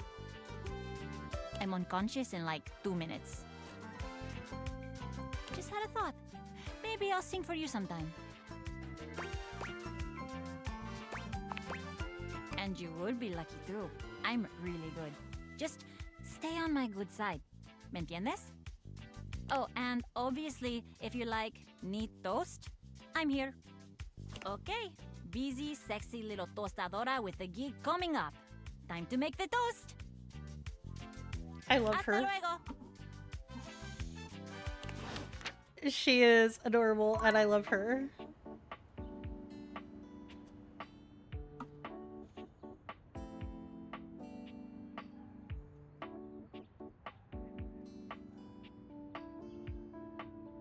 We have to talk to the salt and pepper shakers. The first word that comes Well, to mind as you it's the evaluate food the guy. strange figure standing before you is delicious. His long blonde hair calls to mind ramen noodles, but his entire outfit is a culinary journey around the globe. He looks downright mouth-watering, but you're not sure the feeling is mutual. His expression suggests he's less than impressed with you. Oh. Good evening. Do have a seat. I'll be with you in just a minute.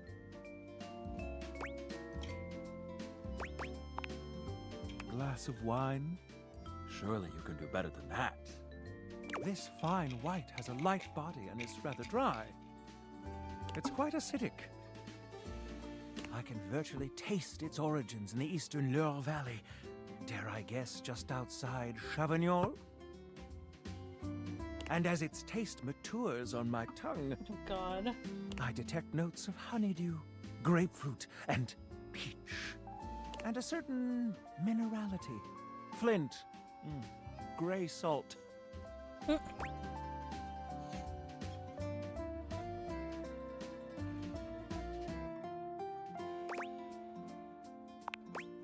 Well done. That was just a wild guess. Now, can you do even better?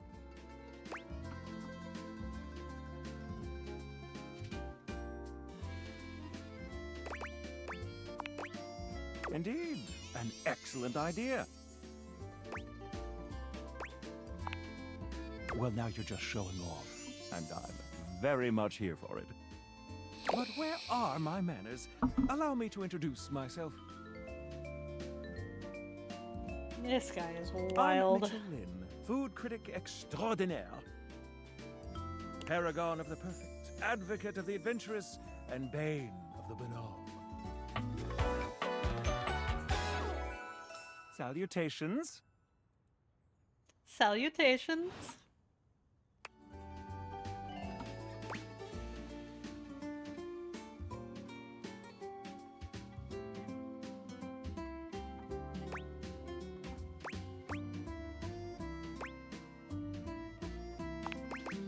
I have to say, I already find your taste quite impressive. Listen, I'm afraid you've caught me in a bit of a hurry. 3 new spots have just opened up around the house. I'm eager to give them a try and see if they measure up to my exacting standards. Say, how would you like to accompany me? Brilliant. So, where should we go? There's a new Hawaiian fusion place in the living room. Daisuke's sushi spot in the dining room is supposed to be pretty swanky. Freddy Yeti has an ice cream joint in the kitchen that's worth checking out. Ooh. I've been trying to figure out Daisuke from the beginning.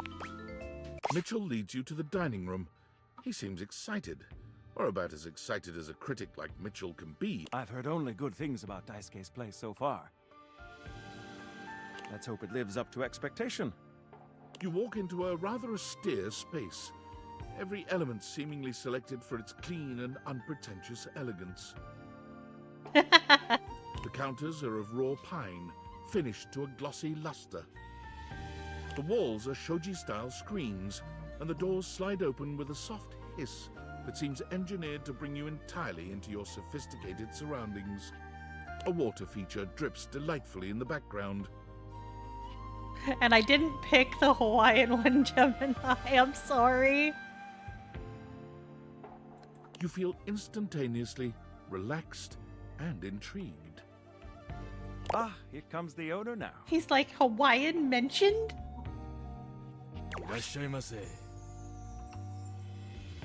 Daisuke greets you both with a warm smile. Welcome to Omakase Daisuke. I am pleased to see you both. Always nice to see you, Daisuke. It's obvious you've put a lot of work into this endeavor. Thank you, Mitchell. I have only done what anyone would in my place. The dishware deserves no less than maximum effort. I hope the decor and ambiance please you. My mind isn't quite made up yet.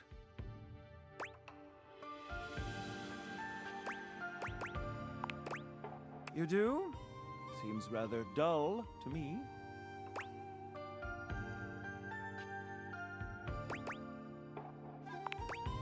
Understated, you say? Let me take a closer look. Why, you're absolutely right. I thought at first it was lazy and weak decor. Lazy and weak? Mitchell continues on, as though he's not heard Daisuke. But look around you. Perfectly clean, lighting muted but warm. This wood shows the signs of a master carpenter. These chairs have been selected with painstaking care. And as I listen, I detect the subtle dripping of water from a waterfall pond. That is only Sinclair's chronic drip. But I thank you all the same. I feel almost as if I've been transported to the Tsukibayashi Jiro. Delightful, simply delightful. Let's move on to your speciality, Daisuke. What are we to make of the settings? Before we begin, I am obligated to tell you that Scandalabra's stories about the silver are damaging lies and not to be believed. Believe the Scandalabra? I'd sooner let Sinclair process an insurance claim for me. I'm glad we are all in agreement there. Now let's have a look. We appear to be missing chopsticks.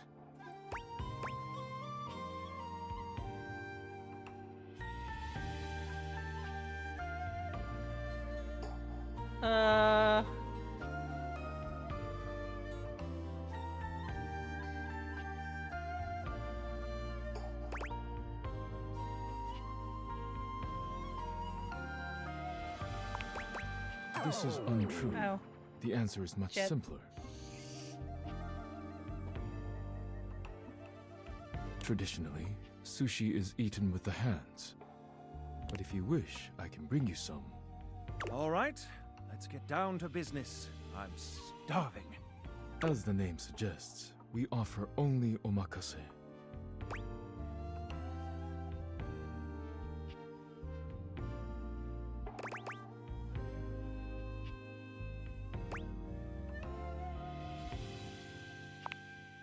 I don't think that means what you Shit. think it does. Okay, now, when the first course comes, let's...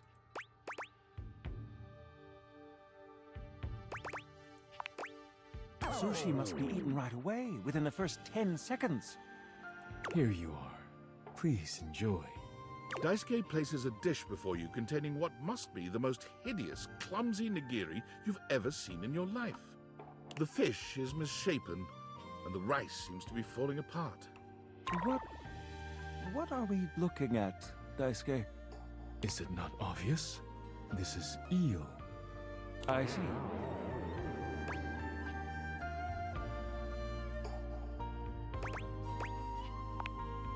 Glad to know your take. I'll present my own opinions in the review. Now that we've eaten, I think it's time to go.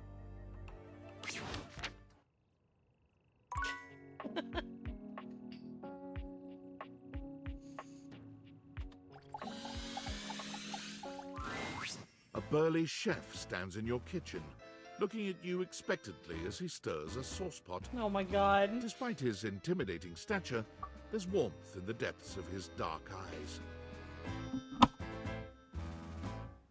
You must be my new sous chef. No. I'm Stefan.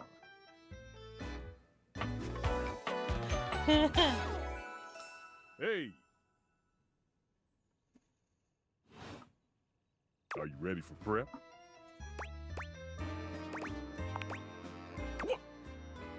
Stefan regards you in silence for a few long moments. Then why are you here? An adorable chicken-shaped timer slides into the conversation, settling on Stefan's shoulder. You're right, Mr. Cluckles. I could stand to be nicer.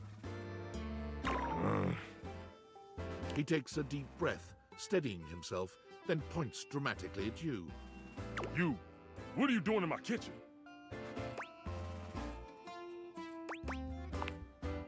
This is my kitchen. You must have me confused for someone who thinks this kind of thing is funny. I'm busy. I've got a whole lot of folks to feed, and unless you are here to help, I need you to step out of... Wait. Do you smell that?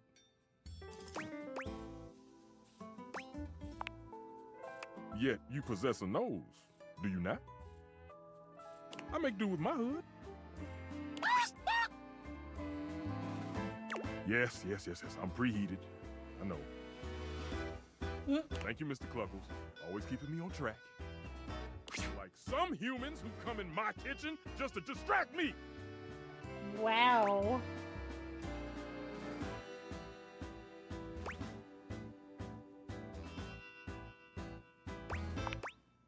That little chicken timer offers more help than you can imagine.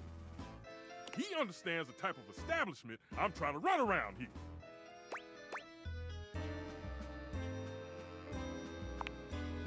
Only a human who doesn't understand cooking would ask me that. Cooking is life! It's not just food, it's your soul. Maybe one day you'll understand that. Until then, I'm wasting heat standing around here talking to you. Well, of course they do. And they didn't know a crate from a grape, so I couldn't give a damn about what they say.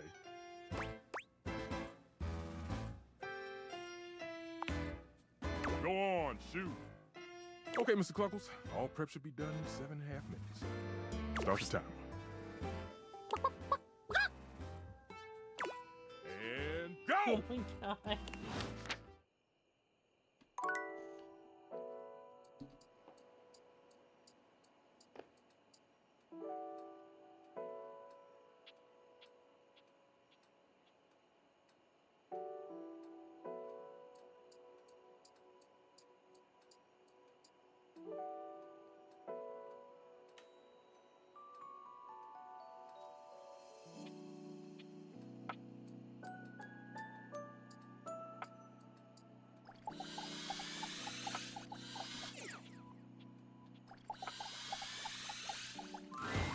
You'd hoped you'd meet your refrigerator, but it seems he's already busy with another guest. Freddy, this is all rather dull. How can you say that when you haven't heard the coolest part? Regale me. The point in which gelatin goes from a liquid to a solid. Can you guess the temperature? Certainly. Go on. Guess. I do not guess. Perhaps the human would like to essay an attempt.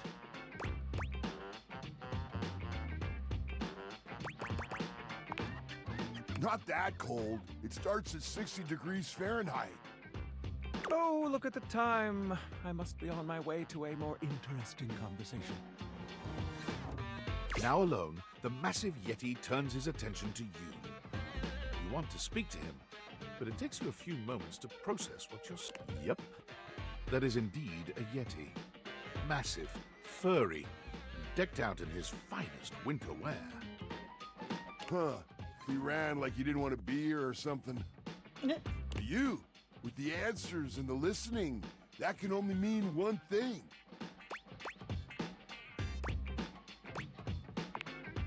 With you standing in the kitchen, I'm no longer the coolest thing in here.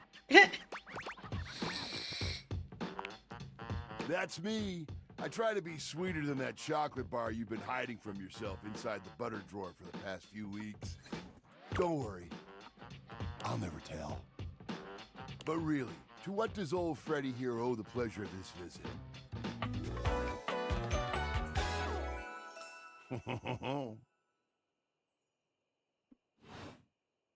Oh, did you make another order to food fetch? What did you get this time?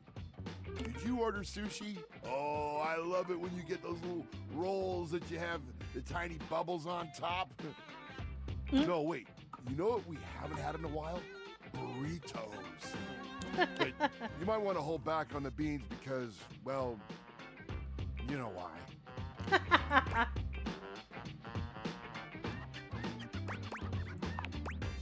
So what are you doing here now? Oh, don't tell me. Let me guess. Let me guess.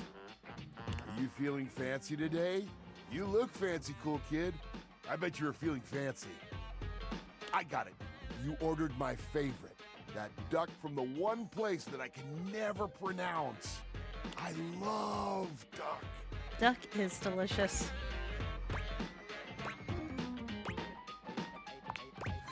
A burger? Chicken tenders? Empanadas? Ooh, empanadas. Oh, I love when you use food fetch. The possibilities are endless. As endless as they can be within a 10-mile radius.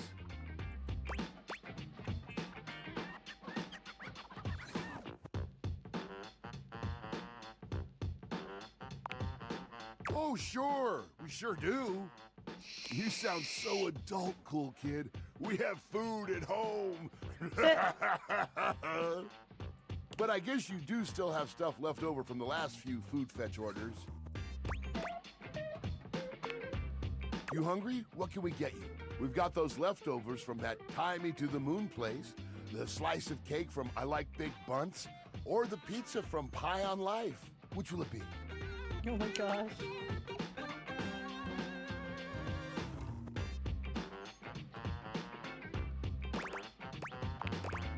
Excellent choice. If I may describe the dish to you. What we have for you today is a beautiful pad see ew with broccoli, shiitake, and button mushrooms, some egg, and just a hint of some kind of spice that makes the whole thing sing. Hi, miss. Thank you for paying the ferryman. How are you, lovely? Oh, you can't go wrong with anything from Tie Me to the Moon. They always have the freshest ingredients and best reusable containers. And don't worry, I kept it nice and fresh for you. Remember, heat it up with just a little bit of oil in a pan for a few minutes. If you do choose to nuke it, don't do it too long. You could dry the whole thing out. I'm doing pretty good. Just, you know, romancing my kitchen appliances.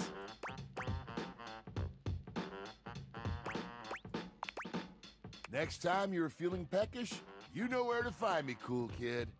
I'll be here waiting.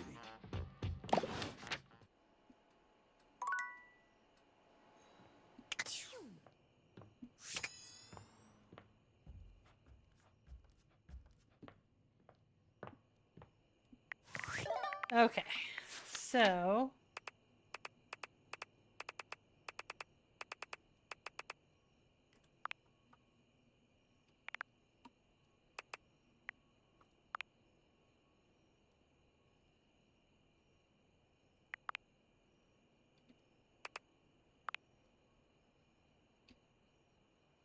So we talked to the toaster, we talked to the food, we talked to the stove, and we talked to the refrigerator. We have talked to so many things in the house. We have talked to 65 of the things in our house. So we have 35 more things to find. And then we're going to decide who we're actually going to romance. Those guys were a fucking mess.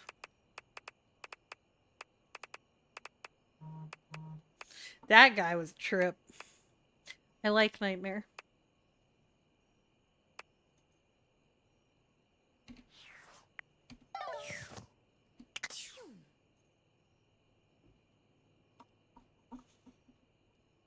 I have my eye on a couple of them.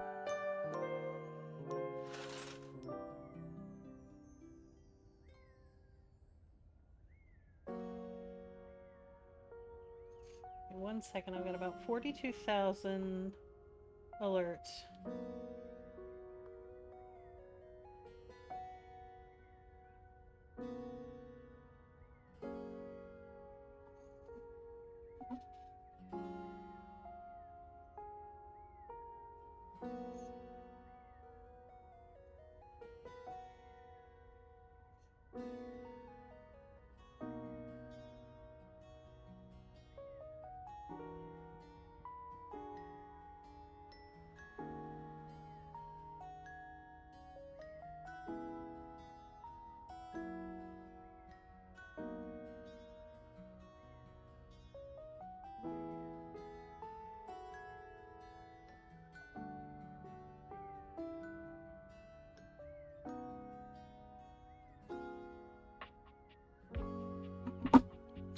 Ooh, that's tough, Gemini.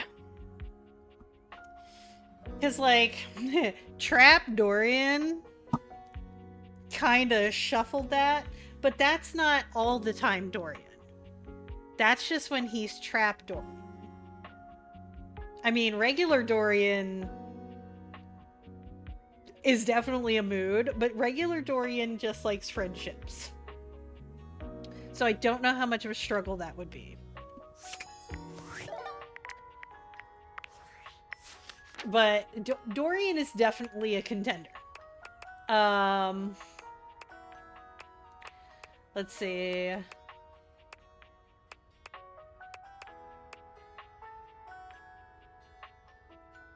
I want to figure out Eddie. I want to figure out what's up with Eddie. 'Cause...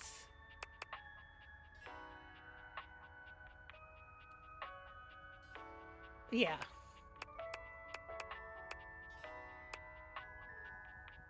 Oh.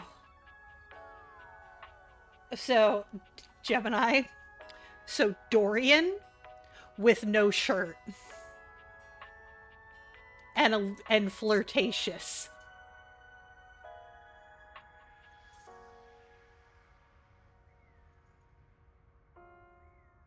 It's a thing. I wanted to lick my computer monitor.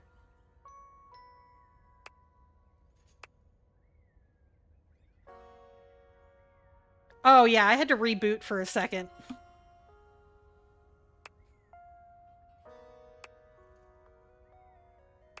I mean, let's also keep in mind I've been single for a while, but you know. So Dorian, I want to figure Eddie out because you know, Eddie.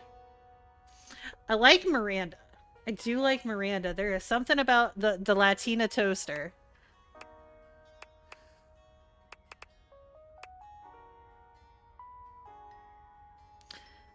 Amir is too smooth.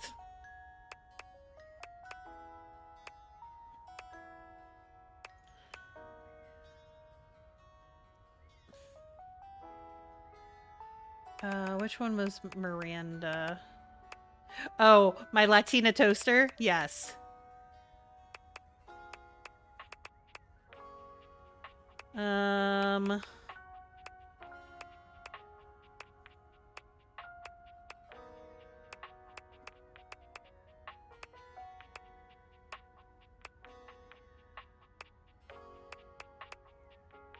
I think.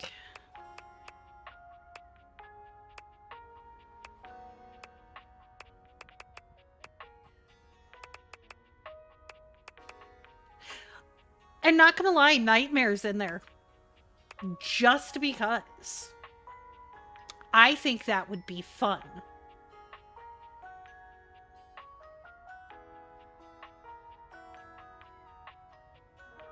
Oh, come on. You can't tell me it's not on brand for me to do some shit like that.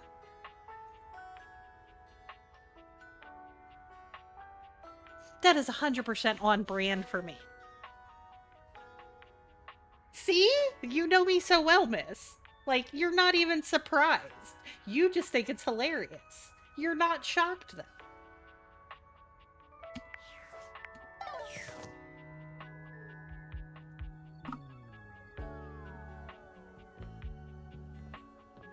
There's a few. And we ain't done talking. We gotta find them all so that I can scroll through my options.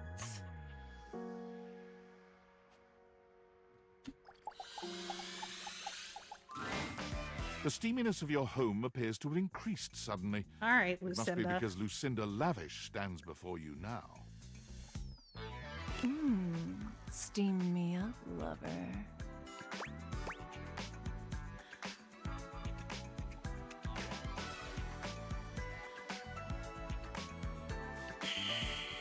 Okay.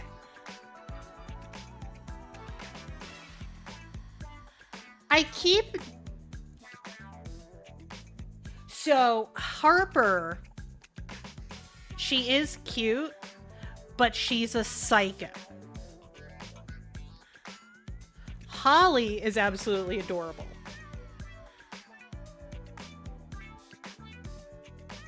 Because Harper and the one that you saw, Dirk, are in a relationship, and it's gross.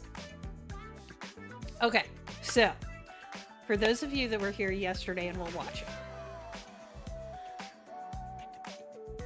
So I've pretty much consistently been shutting down Lucinda because, well, we've seen Lucinda's attitude. Do I go the can we do something horny route one time for science?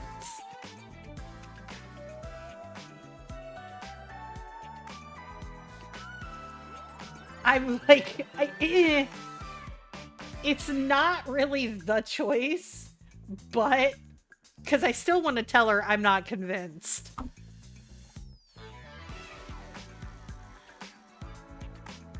But like, I almost have to know what that choice gets you. Alright. You bet your sweet bottom, baby. Because my secret is I'm not actually Lucinda Lavish. I'm Lucinda Lascivious.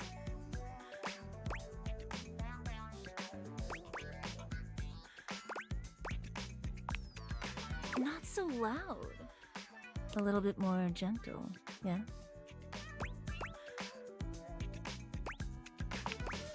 I've got, let's say, a special circumstance. One that allows me to bend the rules. Come here, baby. I've got a special place where no one can see us.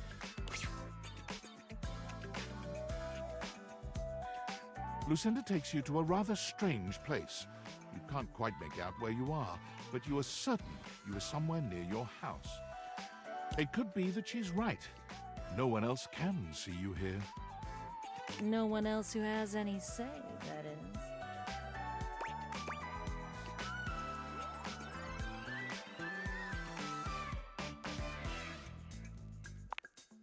I love to hear that. I love to hear you be so horny for me. This is my fantasy chamber, a place where all your wildest fantasies can come true.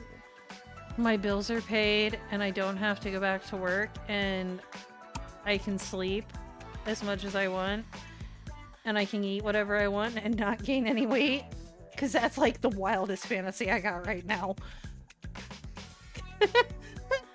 Tell me, my effervescent darling, what is your wildest fantasy? Listen harder, I just did.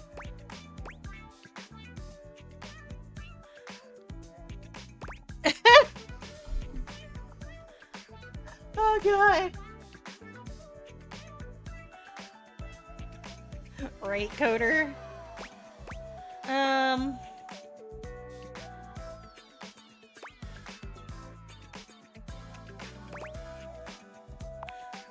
Oh, how poetic. I can't wait to do all those fantastic verbs with you. Oh yeah, I kind of wanted to go with the inflatable giraffe. But we're doing this for science. It's here and only here where we can do these things. My time here is limited, so I'll have to see you around when you least expect it. But next time, I think you know exactly what you want to pick.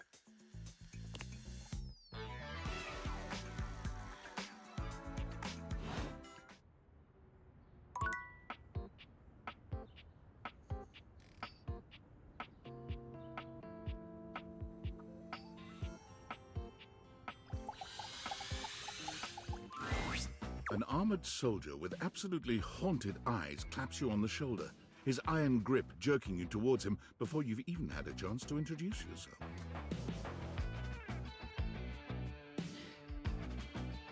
Alright, there's a movie that this is making me think of, and I can't remember the name of it. Also, Highcore. Ranger! Oh, you survived the journey. And with all your limbs still attached. Thank the immortals you made it here alive.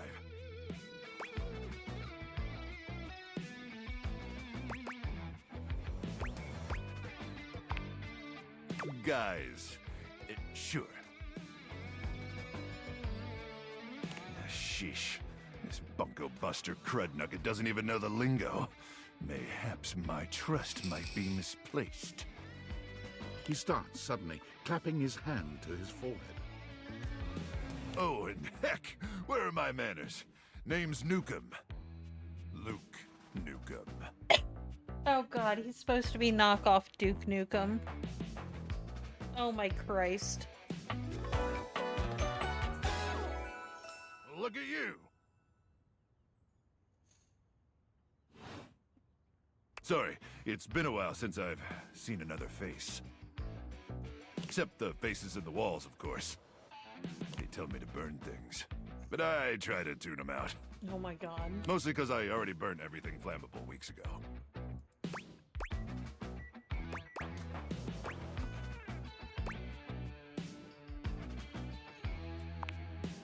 That's exactly what the faces say! Oh, you guys would get along. Oh my god, boss.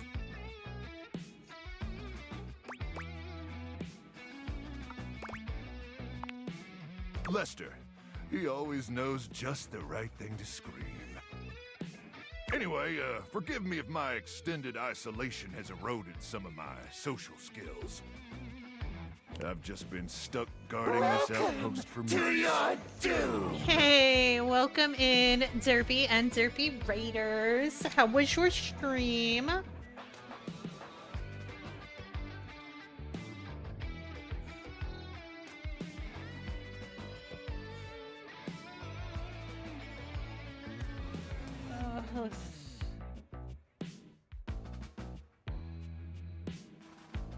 Oh no, not the sleep deprivation.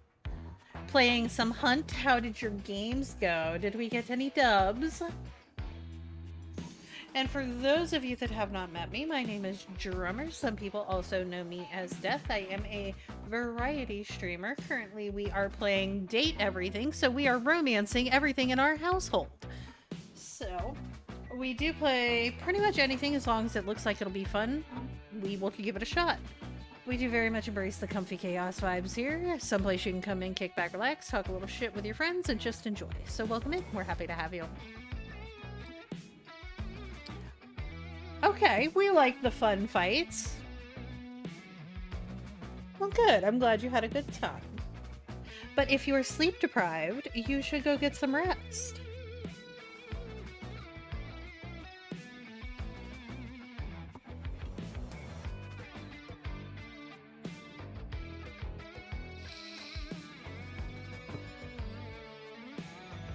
Got your hydrate.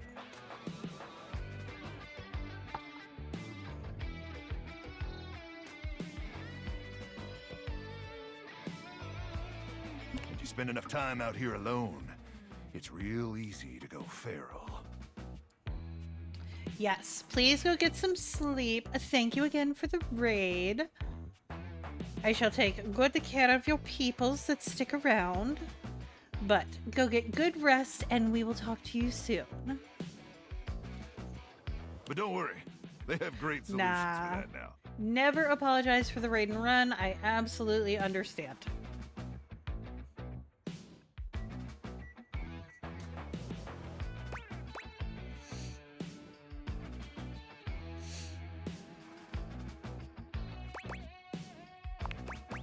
Death via nasal spears. What? Have a Listen, good night, it's a Derpy. big upgrade from the nasal crowbar method, okay? Oh, I'm just so excited you weren't obliterated! When I heard Colonel Furnace was sending a division from across the Barrens, I thought for sure swarmers would rip your flesh to shreds and use your blood for fuel before you even made it to the first outpost.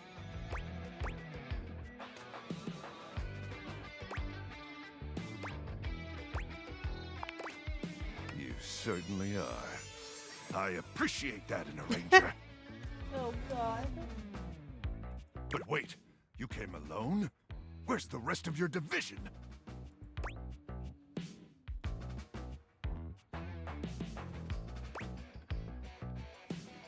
I feel like this is the only correct answer.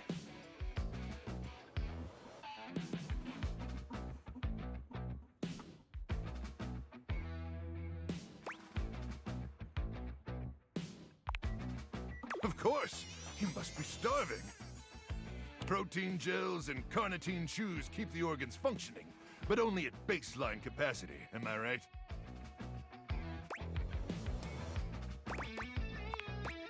Listen, I wish I could give you more time to decompress. I know you must be exhausted after your journey, but time is of the essence.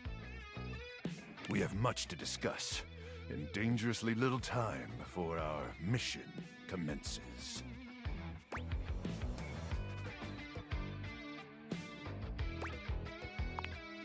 I already told you, there's no time! I trust Colonel Furnace briefed you on the mission back at the fortification.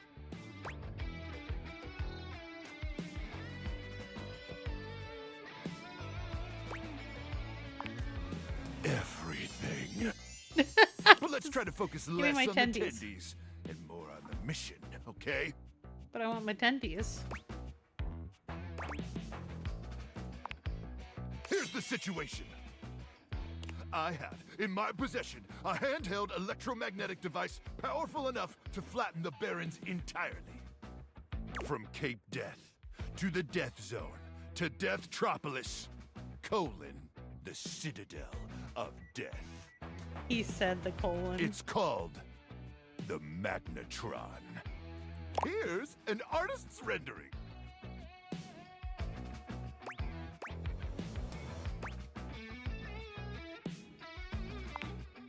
Oh yes, I'm afraid the blast zone would completely decimate Deathtropolis in an instant, killing millions.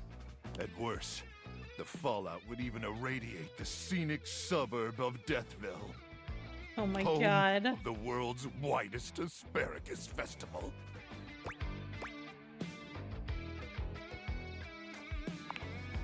Anyway, to keep the device from falling into the wrong hands, it was permanently welded onto my armored exoskeleton, allowing me to transport it to its intended target.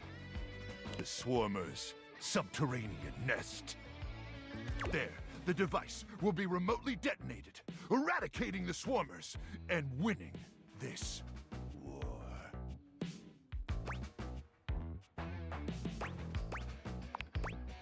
Hopefully not.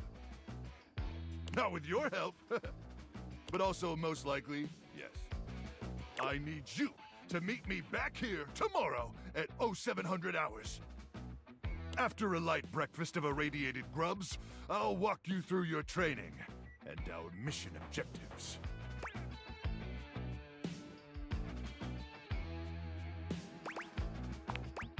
Ah, you keep on with the damn tendies, huh? Ranger, we win this war, and I'll get you all the tendies you can mash into that pretty little face of yours. But in the meantime, let's really try to focus on the mission, okay? All right, it's about time for me to begin my nightly patrol. Gotta make sure no swarmers infiltrate our defenses. May the immortals watch over and protect you. Uh-huh. Yeah, boss. Why you suck it up?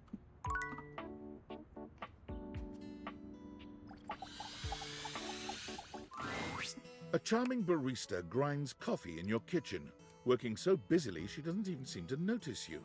You stand there for a good few minutes before she spies you, startled out of her intense focus. Okay, coffee girl is adorable. Oh, hi there. You are not sucking on my face, boss. Welcome to Roofbox, the home of all your coffee needs. I'm Kirby, happy to help. G'day.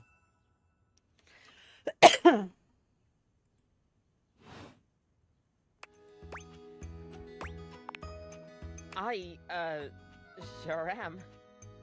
Here to make your day just a little bit brighter with a touch of coffee. Gosh, that never gets any less awkward to say. What can I get for you today?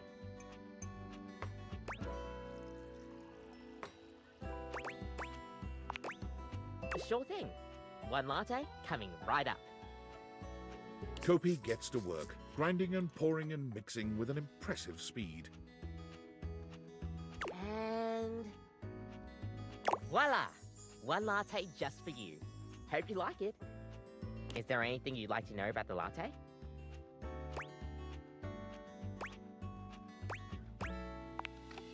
Oh gosh, where do I begin? There's all different kinds of patterns to choose from. Hearts, tulips... So adorable. But probably one of the most essential patterns for any good barista to learn is the Rosetta pattern. It's supposed to be based off this plant, but I forgot the full name of it. That's probably it, yeah. We'll see you next time.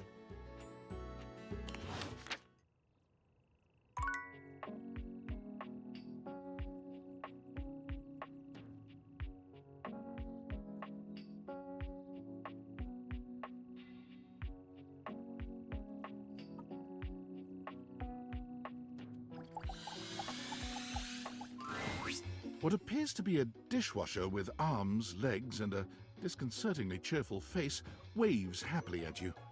You tap the deviators a few times, wondering if they've malfunctioned, but the mascot-like dishwasher before you doesn't What the waver fuck? or change. Hello, and welcome to the Valdivian dishwashing experience. We offer an alarmingly clean output of all kinds of dishware, clothing, and such. My name is Dishy. I'm your dishwasher now. Oh, God.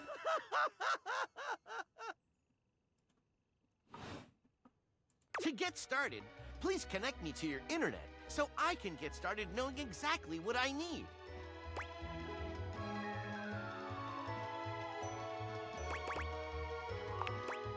I just need to know some basic information. Dishwashing habits, dishwashing preferences, past dishwashers owned, financial records, preferences on fruit flavors. For soap, of course. Records of finances. I just need to know some basic information. Dishwashing habits, dishwashing preferences, past dishwashers owned, financial records, preferences on fruit flavors. For soap, of course. That's completely fine. We can absolutely operate in offline mode. Would you like to wash dishes? Wonderful! Please connect to the internet for the best dishwashing experience. Oh my God. you sure you want to use offline mode? In online mode, the possibilities are limitless. I'm going to punch him. With unlimited knowledge of your habits and data, I can make the absolute best dishwashing choices for you. I want to set it on fire. Imagine, plates delivered at the perfect crisply heated temperature. Admire, nary a crumb nor stain on no single nor multiple dishes. Revel in the dishwashing experience. You're a fucking dishwasher. Then, offline mode it is. Oh my god.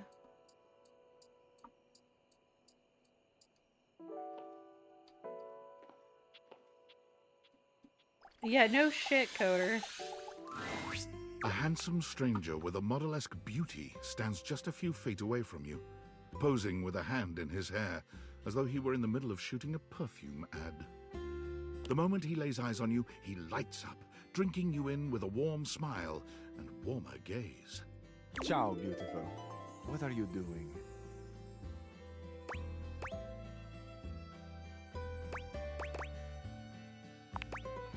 Ah, Amore, of course I'm talking about you. The contour of you, the shape. I would love nothing more than to paint you, or sculpt you. Anything to continue looking at you. Ah, but first, I must introduce myself. The music of courtship has its cadence, after all. I am the one and only Fabrizio. Why can't somebody talk to me like my kitchen cabinets talk to me? Jeez, sentences you never thought you would say. Jesus Christ. Oh my god. Hi, Master Cat. Thank you for paying the ferryman. You're not wrong, Coder. I would absolutely not believe them. Honestly, Master Cat, this game is fucking hilarious. It's fucking great. I've been dying laughing. And I also argued with a safe.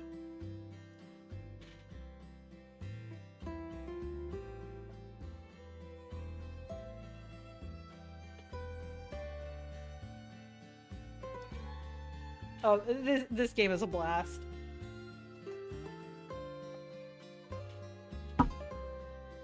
I do still want my Bornless back. However, this game is so much fun.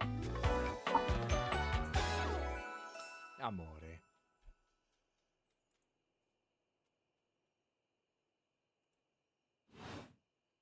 I do still kind of want to date Nightmare.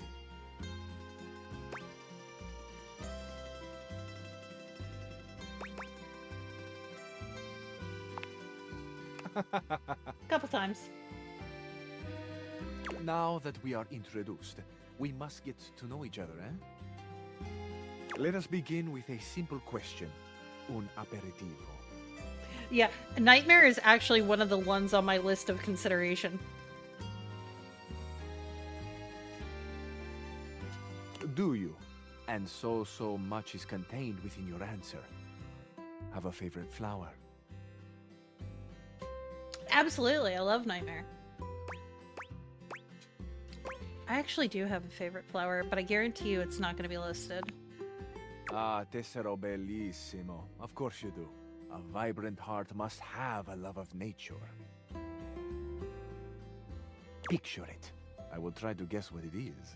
This game is not going to have my favorite flower listed. I see. Amore, what a rich and colorful mind you have. I love that everybody is not even surprised that I'm considering romancing Nightmare. It is a pleasure to me to be inside your eyes, seeing all Take your a guess at what looks my and your favorite flower is, kindness. Coder. It is a flower that you can plant in your garden pretty regularly. I will give you that.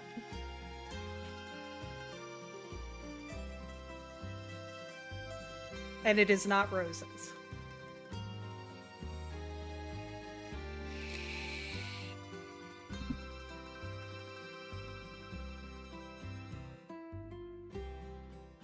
I do like roses. I'm not a red roses girl.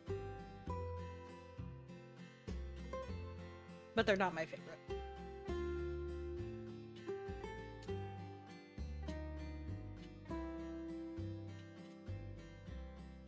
No.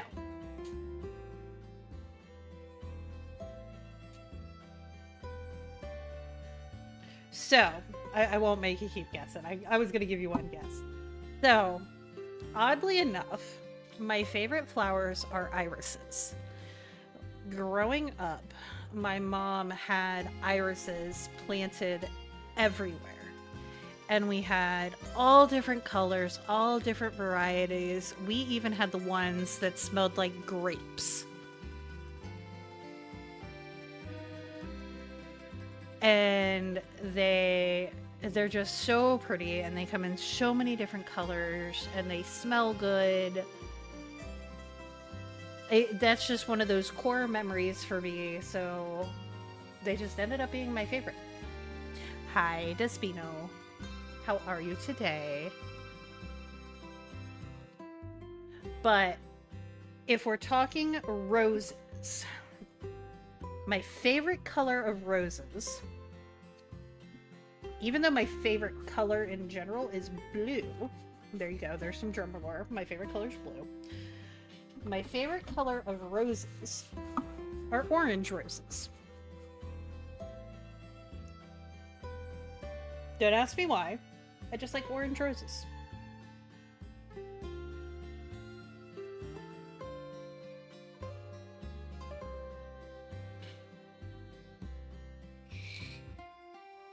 I like the bright oddball ones. They're different.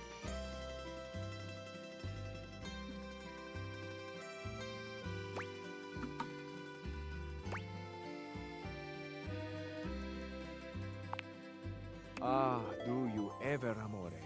And exquisite crannies they are.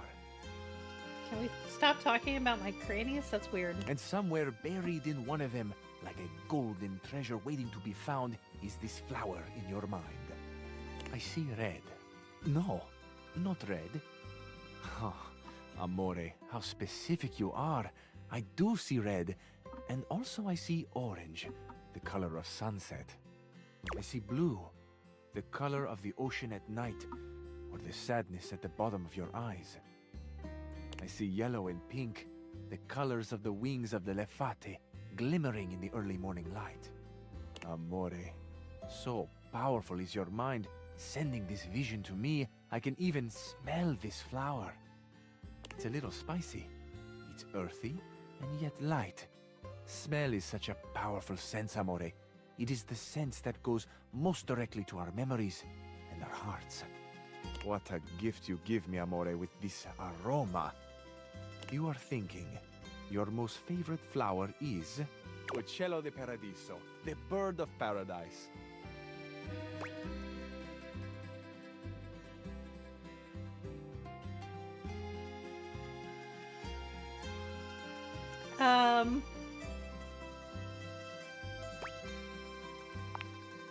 Oh, no?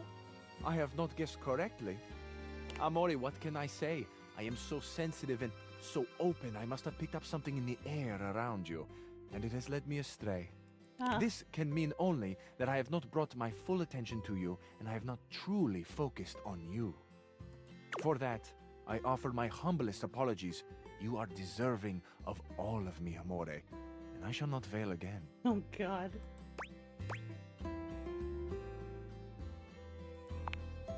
I feel I should tell you also, it may look as though I have something of a hard exterior. I have heard before, though not from lovers, that I can sometimes appear closed. Oh, God. But let me assure you, nothing could be further from the truth. I am open. I take great pleasure in being so, open to the world, to experience. I am open to you, amore. Oh, Lord. Will you grant me another gift? Will you share with me more about yourself? What do you love? What makes you cry? What inspires your passion? Oh, my God.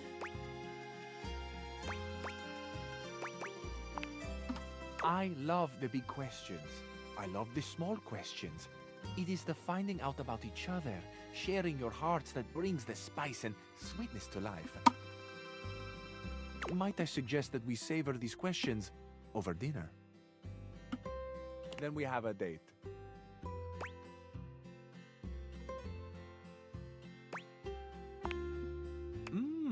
I see. Could this be an invitation for more flirtation, yes? And perhaps you are truly not sure. You are more of a delicious mystery to me either way, amore. I am fascinated. Ciao to you for this moment, mia stella nuova. Where you go now, take with you the passion of Fabrizio.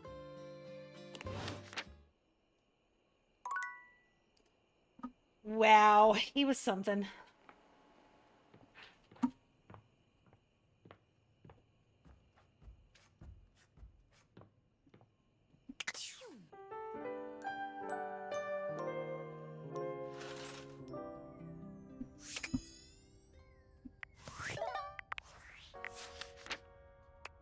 All right.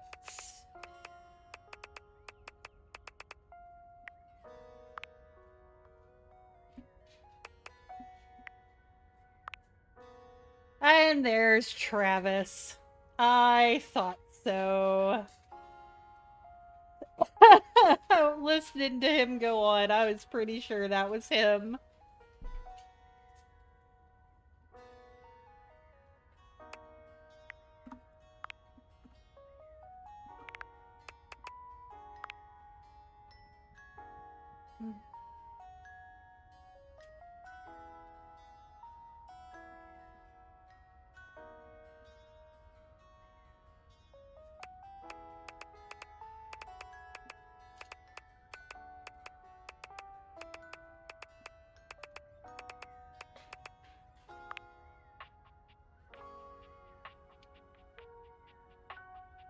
Alright, so we have 31 more.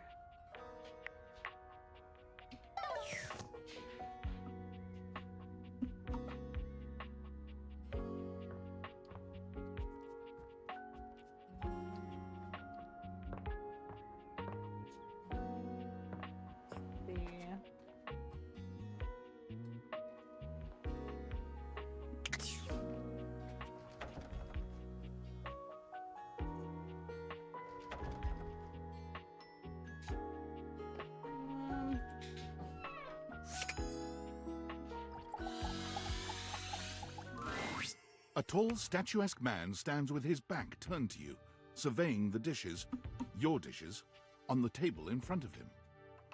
He's so absorbed in them that he doesn't seem to notice you. The man doesn't move.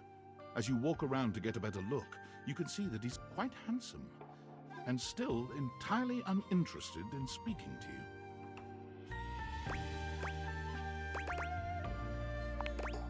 The man's head swivels to look at you quite suddenly. Yes? Keep away from the dishes. They are priceless.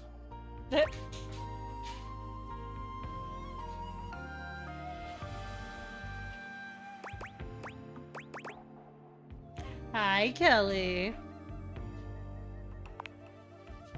Then you understand my concern. How are you today?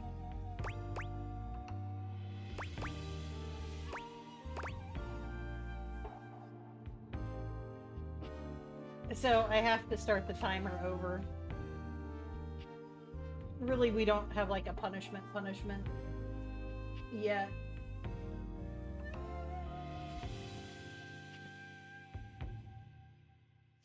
Mostly it's just I have to keep starting the timer over. Well, there's not really much I'm gonna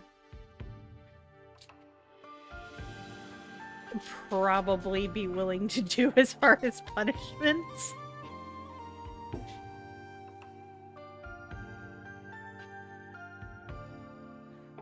If I'm being honest.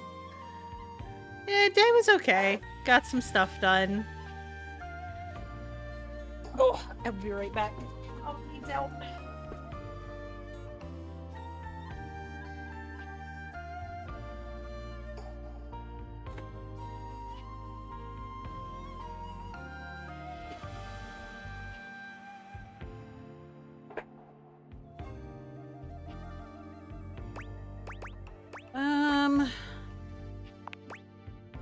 Daisuke.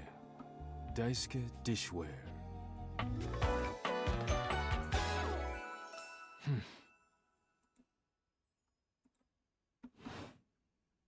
And you are interrupting inventory.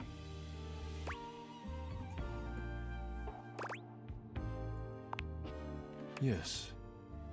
Once a week I take inventory of the dishes. If one is cracked or chipped, I repair it. If one is beyond repair, I retire it. And when new dishes arrive, I add them to the collection. It is a job, yes. The most important one in the house. Takes the job very Now, seriously. Please leave me to it. You decide not to bother him any further. But just as you're walking away... Look out! Your foot catches on a strange bulge in the flooring, and before you know it, you're going down. Hard. But you don't hit the floor. You hit hard muscle instead. Daisuke has heroically put himself between you and the dishes. You're now face to face, and chest to chest, on the ground. Forget about me. Are the dishes all right?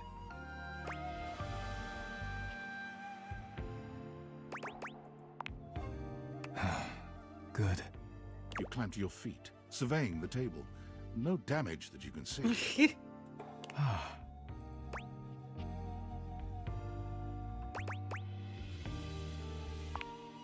I think I've chipped.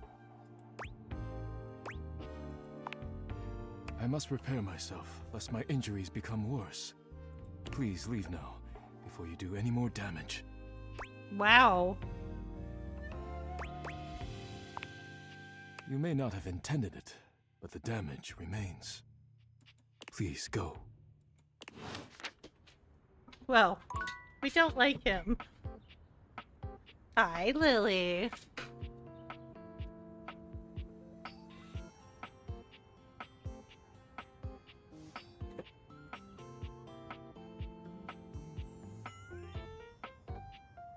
You sent me a cute tip. Okay.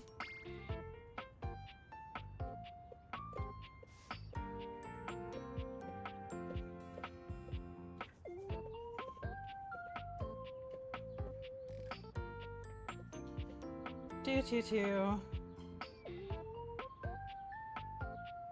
Oh no. I see your ears.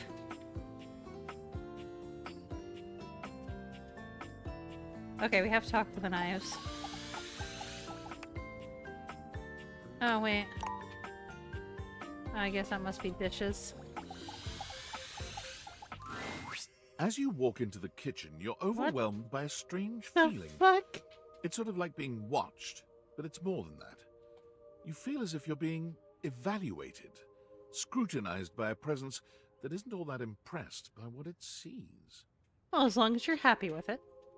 It doesn't take you long to pinpoint the source of that feeling.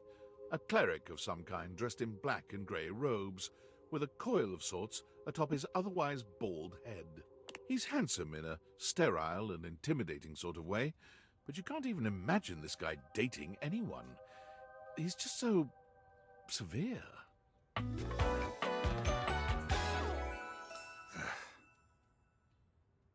Oh, God. You reek.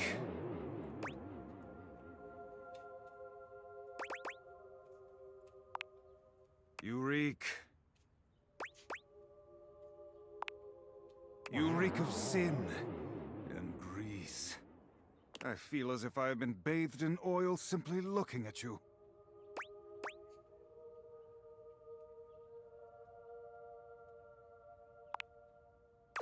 Zealot. Hardly. I am Friar Errol, founder of the First Church of Convection. I am the steward of the road to the heavenly kitchen. I am a holy vessel for culinary purity and efficiency. And I am your salvation, sinner, if you would but take my hand.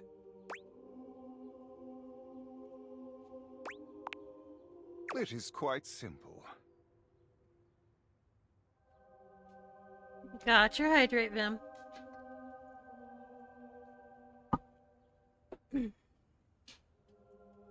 First, you are to confess your sins to me, the steward of your culinary soul.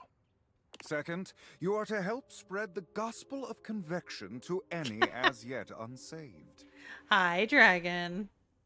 And finally, you are to keep your soul pure and free of oils and impure heat.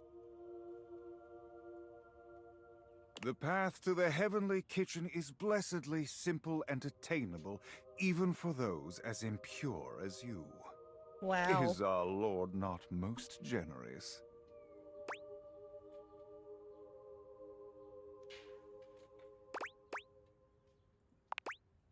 You are so addled with sin and impurity, you cannot even see when someone is offering you salvation. Calamity, blasphemy, treachery. Bless your humble friar with patience and strength, O Lord.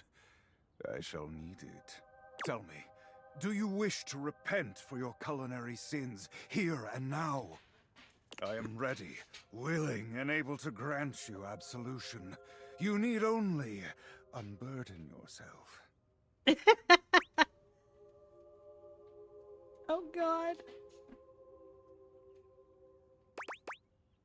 I almost want to say it just because.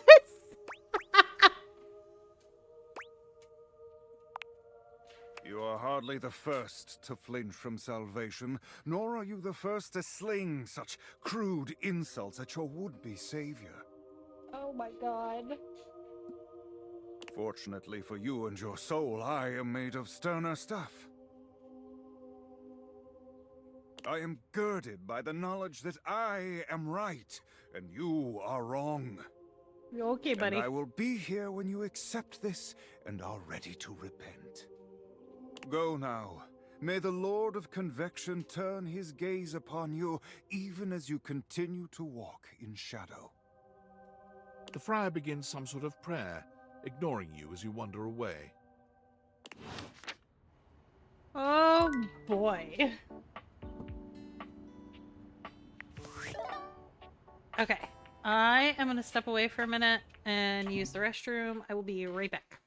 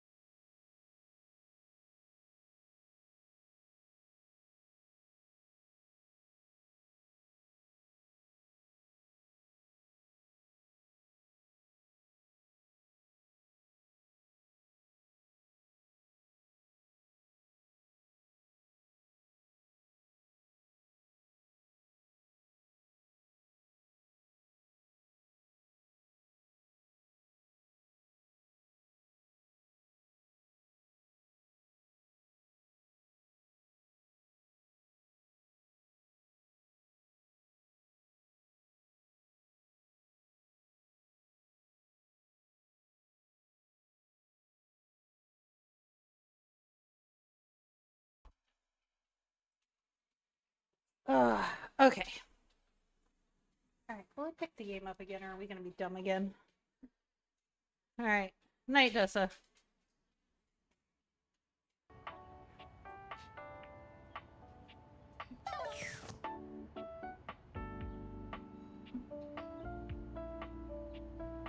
Alright. What else? What else? What else?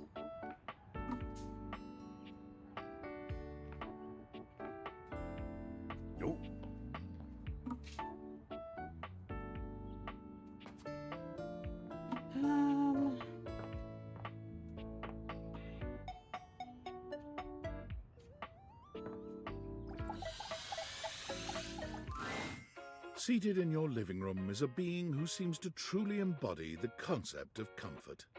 His arms are draped over the back of the couch, his head tilted back, and his eyes beginning to flutter shut. He looks just as though he's about to fall asleep, but when he sees you approaching, he shakes it off, looking up at you with a sweet smile. Hello.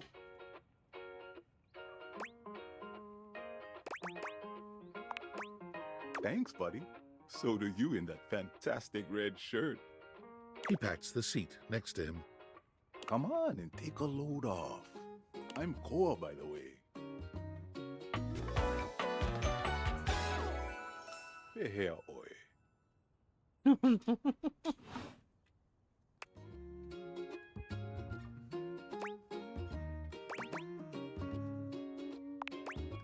You too.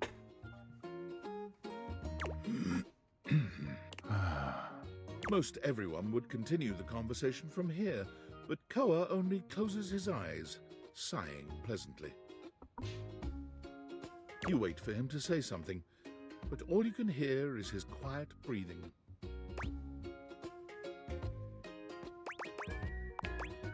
No, that's okay. Koa opens one eye, but he doesn't move. I just thought you might like to share in all this comfort, you know? Couch culture is really all about taking it easy together.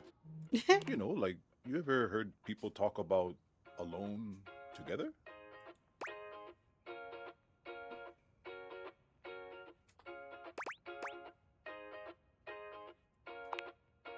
Right on. You get it then. I wish more people understood the beauty of alone together. It means you can be at peace with another being without even saying a word. It means not forcing a conversation or an activity between the two of you. Best kind of people. It means just enjoying the moment without any expectations. He sighs pleasantly, closing his eyes.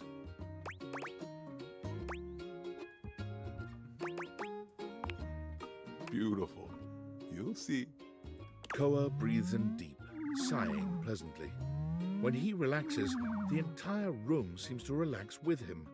You find yourself growing sleepier alongside him. You're not sure how much time passes as the two of you sit side by side in companionable silence, but it's certainly a good while. Thanks for keeping it chill, buddy. This was real nice. Got something I want to give you.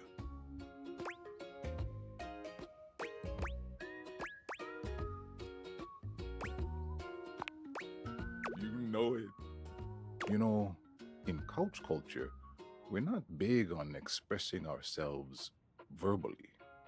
We prefer to let our actions speak for us. And a gift like this, it's just a way of honoring our friendship.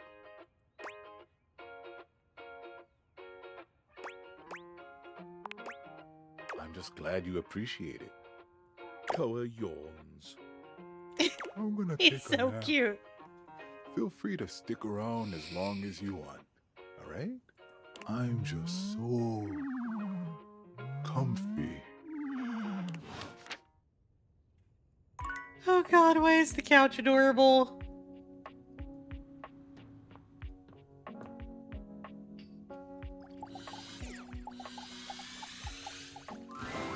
Calibrating. Incoming meteor. Readjusting ship course to avoid impact. Beep.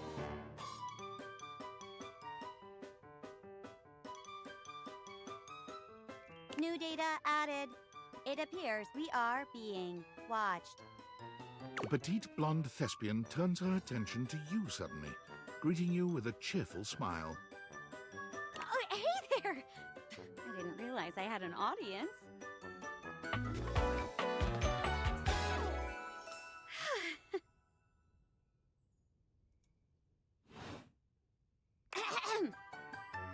She draws a hand over her face, perhaps to help her concentrate. And then... Tilt the ship to port, Captain. If we are not careful, we will be sucked into that black hole. Acting, of course.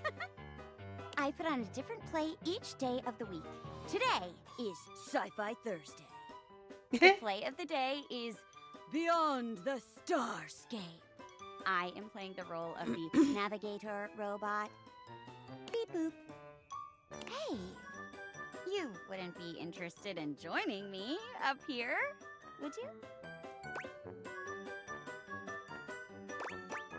you? Great. Can't wait to see what you can do. I'm sure you'll break a leg, but don't break too many. I only have 4 of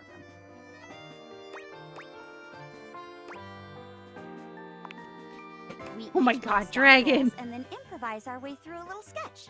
The genre is our guide. We're very commedia dell'arte here. I'll give you a character, and you can direct the story from there.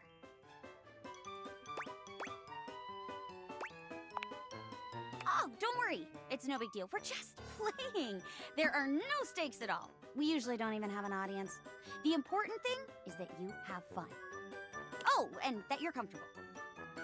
I am big on the actors being comfortable in their space, so we shouldn't do anything too intense before we get comfortable performing with one another. That means no roughhousing and no, for lack of a better word, no being a creep.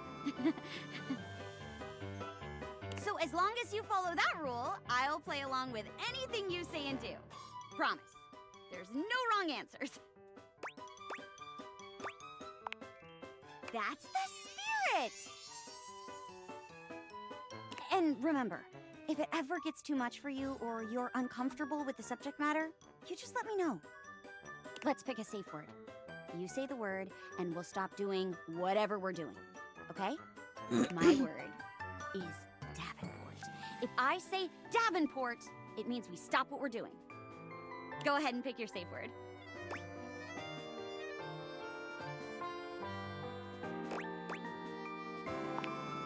Ooh, that's a fun one! Didgeridoo. Didgeridoo. Didgeridoo! Okay, I got it. Great! Let me introduce you to today's audience.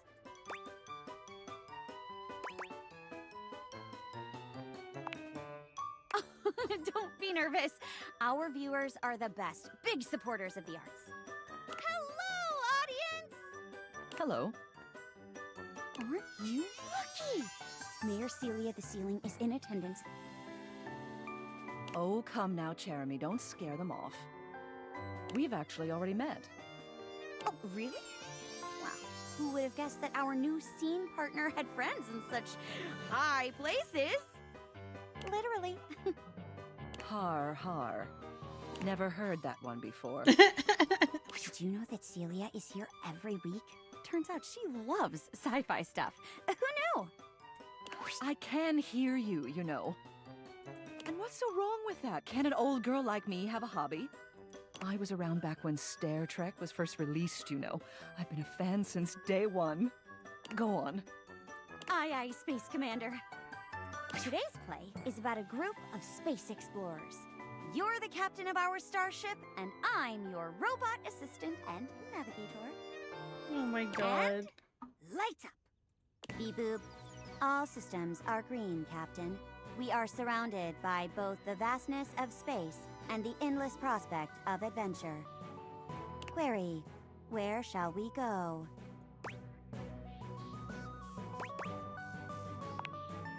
Understood.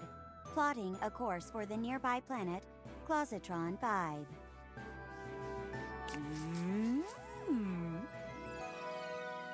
Bouncing up and down to imitate a spaceship entering warp speed. Oh, classic. We have arrived, Captain. Scanners detect a gathering of aliens outside. They are armed. What would you like to do?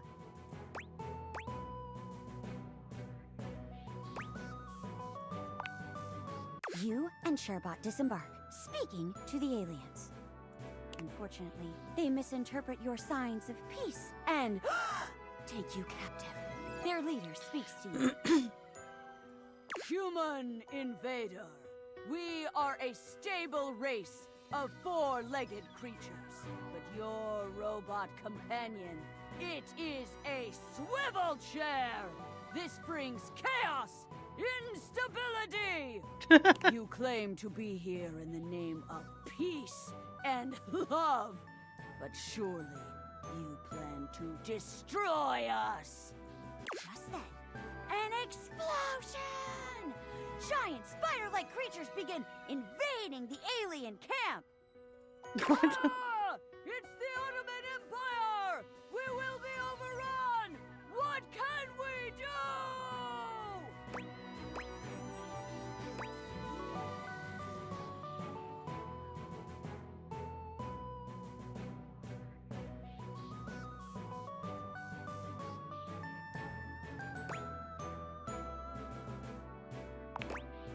Hi-ya! We break through our bonds.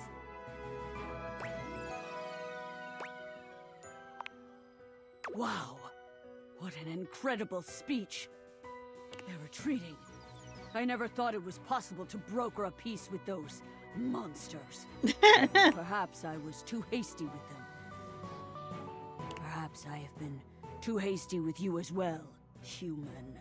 From this day forwards, our species shall be allies. Hip, hip. Lights down.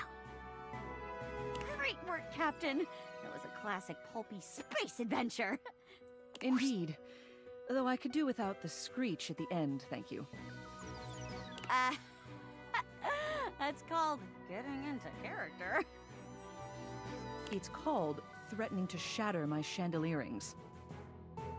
The rest of the play, however, was quite enjoyable. Good work, you two. I'll be sure to catch the follow-up next week. Thanks, Mayor. See you later. Wow. You did great. You're a natural. Be sure to come back on another day if you want to try out another play. Hope to see you again. Jeremy bows gracefully. She is something.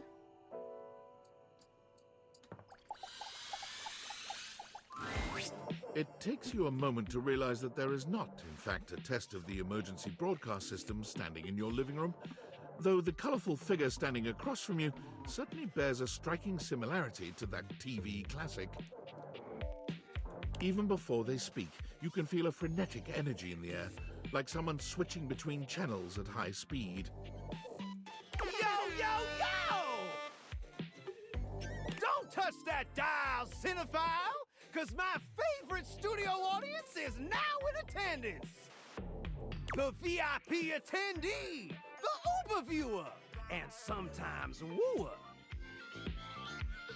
The supreme dream who makes this flat screen scream.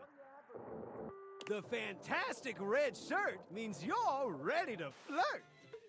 How can I cater to my greatest spectator?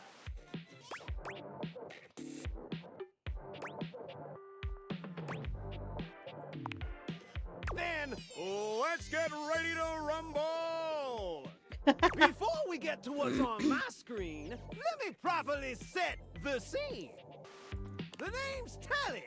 Rhymes with Nelly. Like, whoa, Nelly! Did you know Telly offers 5,000 channels like an endless deli?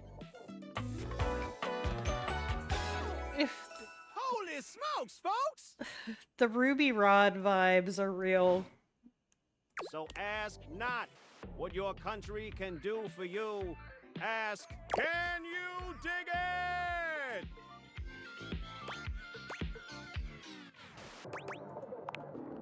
Damn straight! Oh my god. It's one small step for man, one giant leap for mankind. 5,000 channels is the most offered by any provider. I know this because I'm an entertainment insider. 5,000 channels of cheers. 5,000 channels of cheers. Can Valdiviflix compete with that?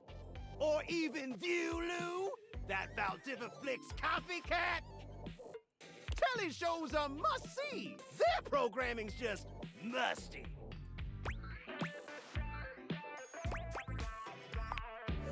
Dynamite! Anyway, since you're here, my dear, why don't you just kick back and recline? Unwind from the grind and free your mind with 120,000 hours of programming combined. View that cue till you go blind.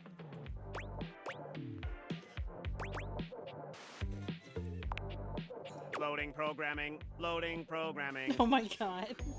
Optimizing for comedy, haha. Analyzing for reality, boo-hoo. Pratfalls and close calls from straight to your eyeballs. And... Yeah, Mr. White. Yeah, science, bitch. I found 15,000 shows you wouldn't oppose. So what genre can I impose on you with my flawless flows?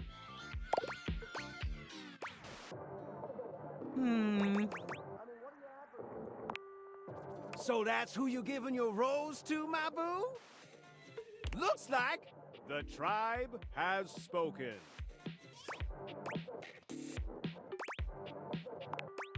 I'll assault you with my pop culture. Hey, look, it's a slant rhyme. It works. All right, my delight. I'll give you a reality infusion in 4K resolution. Cougar versus Cougar. Thrust into the wilderness and stranded in a remote location miles from any plastic surgeons, 10 older, attractive women must rely on their wit, resourcefulness, and cunning to battle for survival and outsmart their adversaries. Oh god. 10 actual cougars. With tensions running high and cougars lurking around every corner, alliances will be forged, rivalries will emerge, and the women must dig deep within themselves to prove once and for all which cougar has the sharpest claws. Oh my god. So, my daffodil, shall we commence with this TV and chill?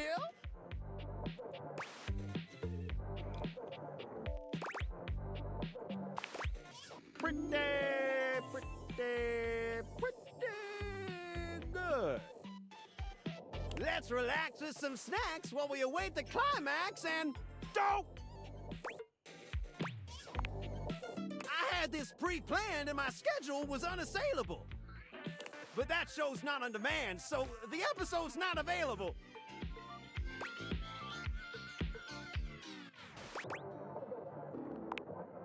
But no prob, heartthrob.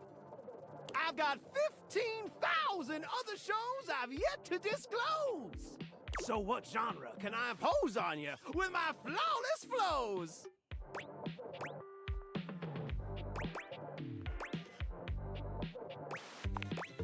Time for some narration elation about home renovation. Allons-y. From the creators of Home is Where We Buried Grandma and Festive Infestations Oh my comes god. Balls to the Walls, a thrilling home renovation series where each episode follows the demolition of a different home using wrecking balls as the primary tool of destruction. Hosted by demolition expert Carlos Balls of Steel Balenciaga and featuring an all-original music score from MC Whammer. No home is safe from the swinging force of Balls to the Walls. So, my beau, does this show make you go, whoa?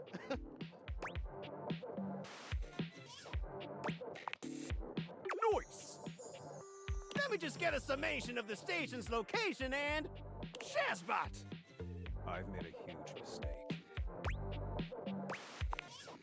That show I promised you we'd view just moved to Valdiviflix for more revenue, boo.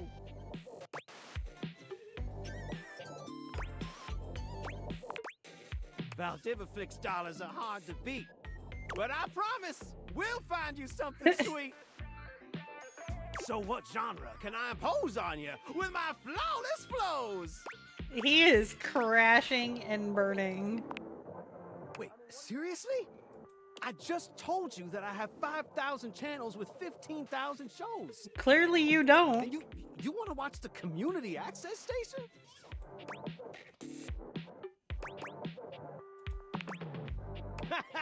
Okay. Woo! You really had me worried there. I was like 30 seconds from having you committed. So what genre can I impose on you with my flawless flows? Makes sense, makes sense. Just, one more thing. Look, I don't want to pry, but I gotta know. It's not because you prefer Valdiviflix, right? Because that'd be a huge blow to my ego.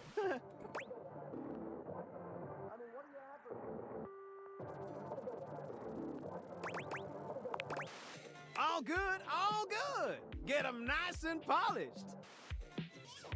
And if you swing by later, I'll be more than elated. Who knows? Maybe we could even watch something X-rated. It's probably not available either.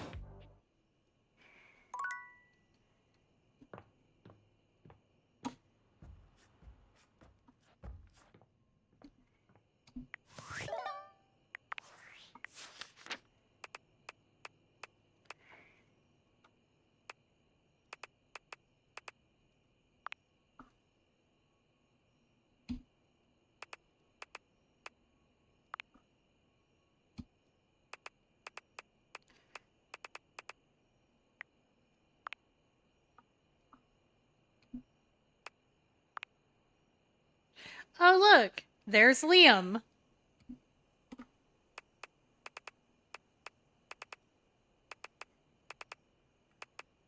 Why did they have to make Liam that guy? So we're missing Sam and Taliesin.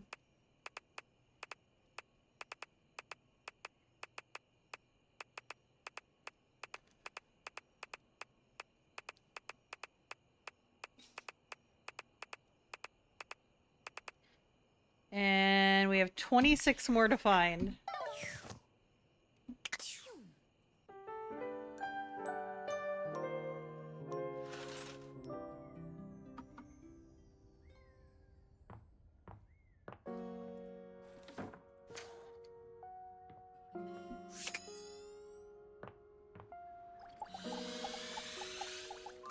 The Hanks were a mess. Here! Why? No, this is all wrong. What the fuck? You cannot be here, okay? Not yet.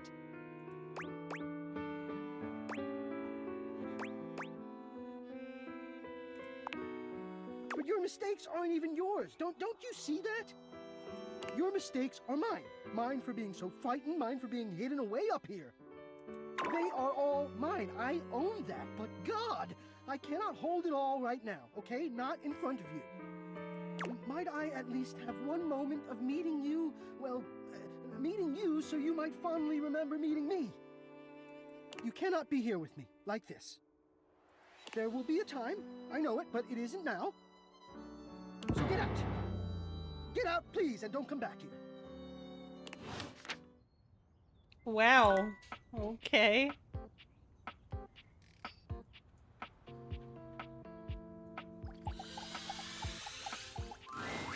A colourfully dressed board gamer beams at you. Got the stretch. But even though his expression is ostensibly friendly, something about his energy is a little off. Good night, Coder. Thank you for the lurk. His smile is a little too wide, his stare a little too intense. You feel rather like a mouse that's just been spotted. Why a gee gosh golly and a hi-de ho! Thank you for paying the ferryman dragon.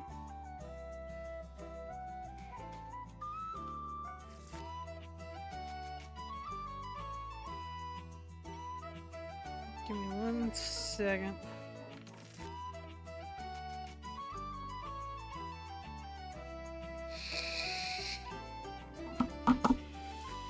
I'm Parker, the board games, and away we go!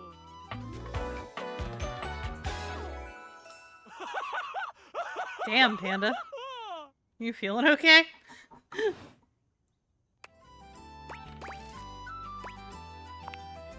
Hi there! I do love meeting new people to play with. And I do need new people to play with these days. I'm awful lonely up here in the big ol' attic. But you seem like a nice sort of gal already. Maybe you could be my next relationship. Would you like that?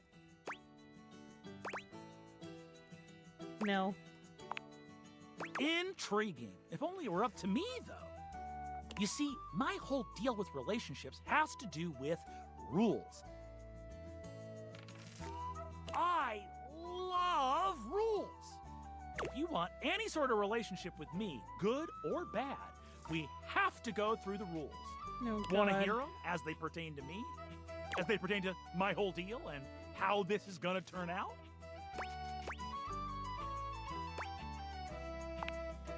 Glorious!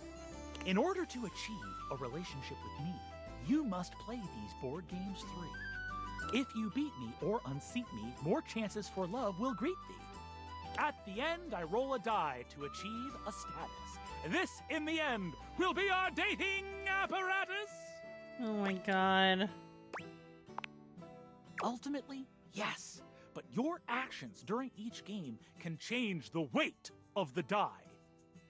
The more you win, the more chances to love me.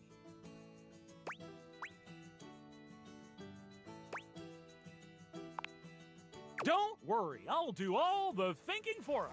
Oh yeah, I Meet bet. here next time for our first game, Sandyland! Well, then you'll have no problem beating me, you big smart human, you.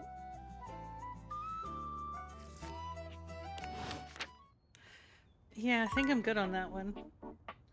Alright, give me just 1 minute. I'm gonna go grab a brownie.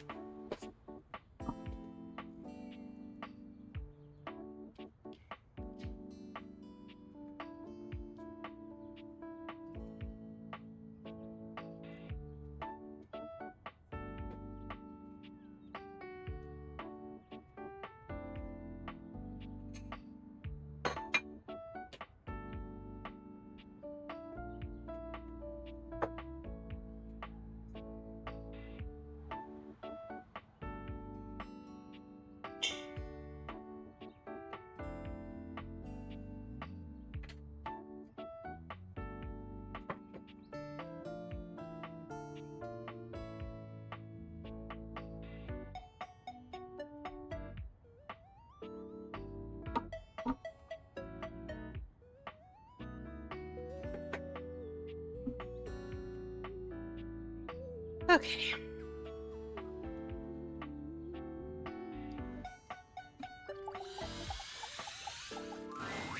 A flowering beauty waves at you, her radiant smile inviting you closer.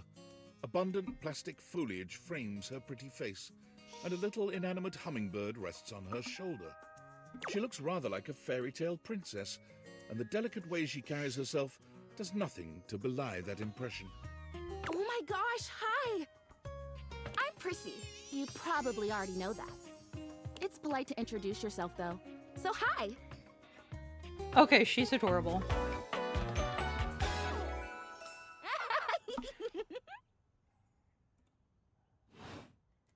This is so funny that you're standing there.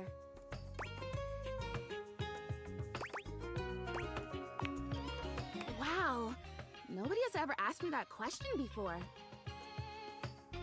I guess, yeah, it's a little of both. Just a regular Because I brownie. was sitting here, imagining how wonderful and helpful it would be if someone was suddenly standing there, like exactly where you are. And then boom, here you are, like magic.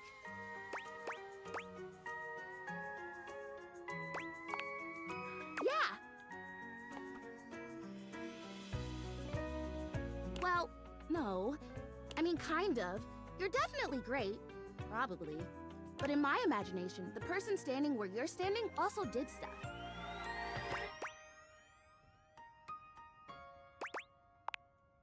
I need you, please, to flirtalize me. I get your confusion. It's totally understandable. Here's the thing. I am a plant. Yes. Uh-huh. Plant-like? I mean, what that isn't a plant looks plant-like. I suppose paintings of plants look plant-like, or those big plastic hanging privacy curtains that are supposed to look like walls of ferns, that's plant-like. Oh no. Are you telling me that I look like that? That I look fake? You know, actually, now that I've asked, I take it back because I don't want you to answer that. I already know the answer. I don't like it very much. Just in case you hadn't already deduced this, I am made of plastic.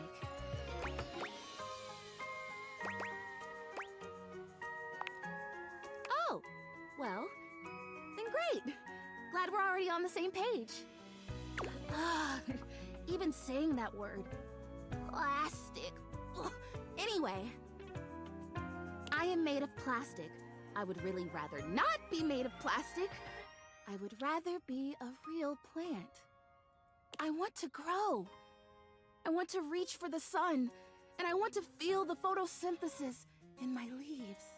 Right now, I mostly feel dust in that Labreeze, your room is clean now, smell good spray. Which doesn't actually smell that great, if I'm being honest.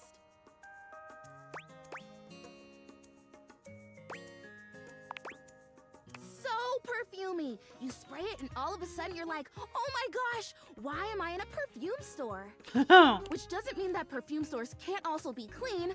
I'm sure they can.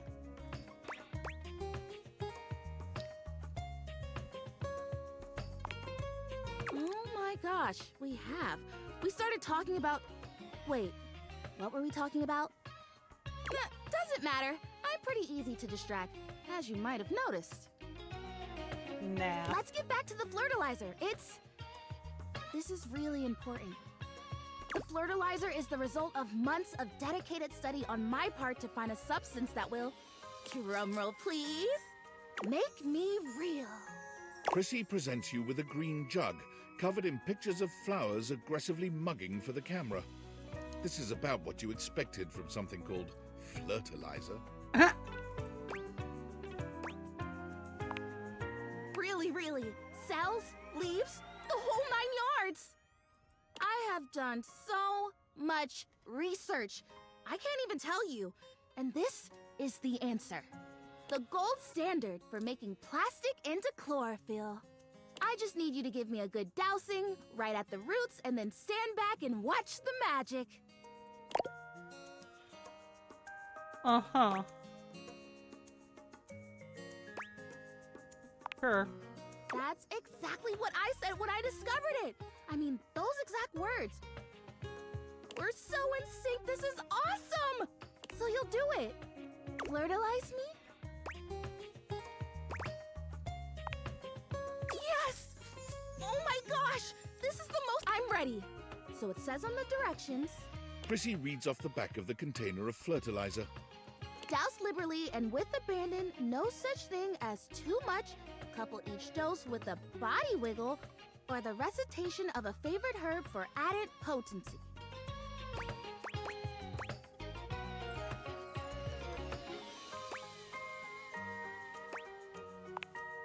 Oh, don't worry about that. I think that's just like an extra little something. It'll be fine. This stuff is plenty strong without the recitations, according to the ads. Douse away!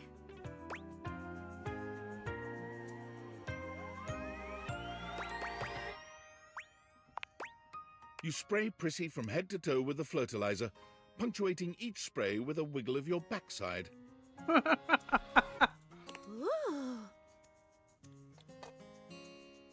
I think I feel it working. There's this really strong tingly sensation. You take a moment to inspect Prissy. She looks a bit shinier, but otherwise the same as before. Do I look different? I don't feel different. I mean, I feel wetter, but that's probably just from all the dousing.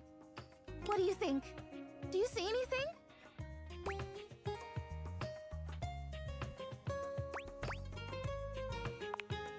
It's okay. I'm okay. Oh. This was a result of a lot of research and a lot of investment. Like, heart investment. But it's okay. Because it was also my first real attempt, and all great endeavors have failure before they have success. So, I'll try again. Hey, would you be willing to help me again? If I need it?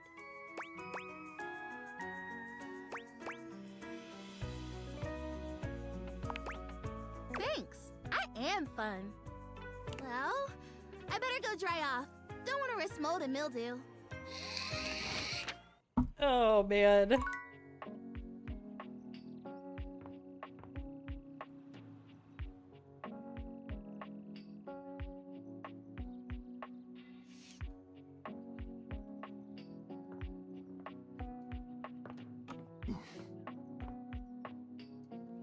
Hmm.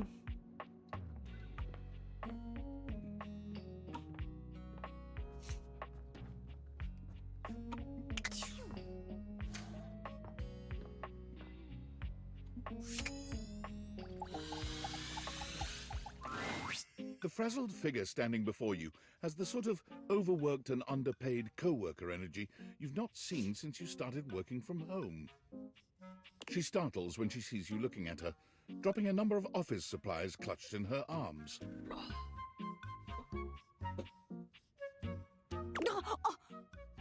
Oh my gosh.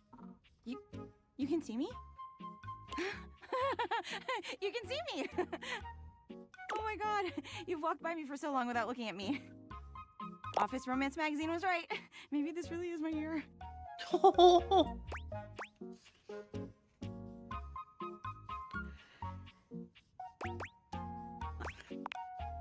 Oh yeah, it's the leading publication on office romances for office supplies.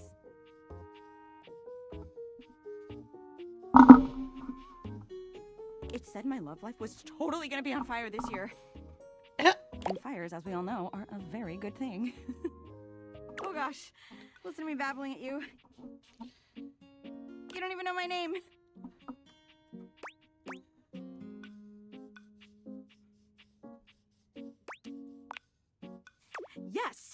Yes. I'm Penelope, and I'm your office supplies. she's fucking adorable.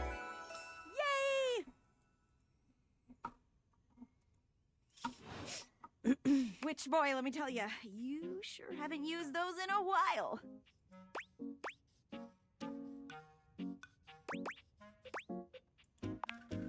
Yeah, but it's great that you're here, though, because now you can bear witness to the resurrection of Penelope office supplies! So what if no one's using me like they used to? I'm not dead yet.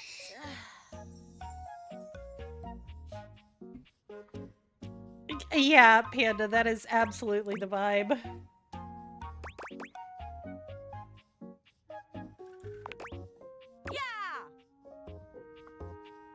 Anyway, your daily motivational office quotes calendar put it best. Your most important work is always ahead of you, never behind you. Now, what do you think that means?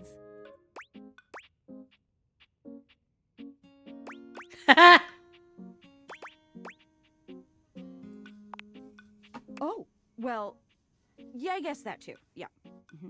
But I'm pretty sure this is saying I've got an ass that won't quit.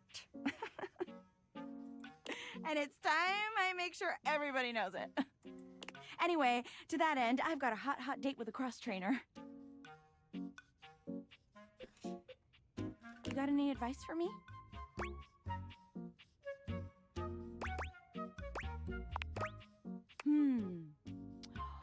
A little boring, but all right. I have arrived to do battle! Oh, there he is. I assume he means date? I meant just what I said. Prepare yourself. Wow. Right. Love it. See you later. Oh, man.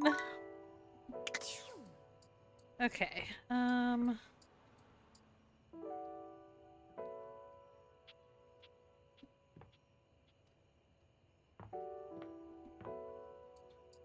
boxes.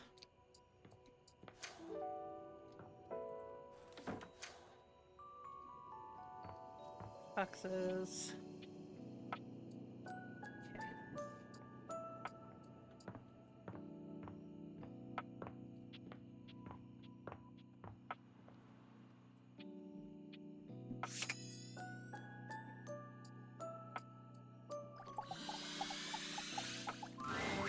A petite pirate glares at you. There's so much to take in here. But you don't dare to get a good look in when he looks like he's contemplating running you through. So all of the books in the house are one character. One character.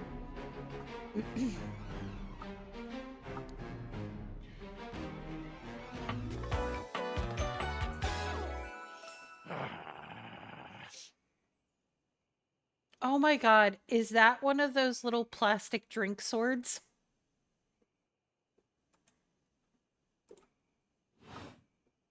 Oh, look. It's you.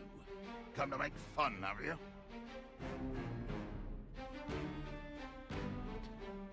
Alright, discount Jack Sparrow.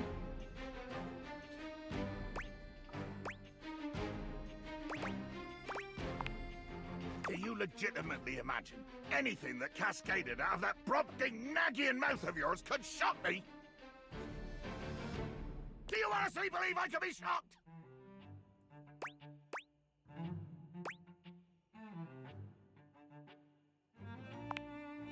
You see? I told you, I cannot be shocked.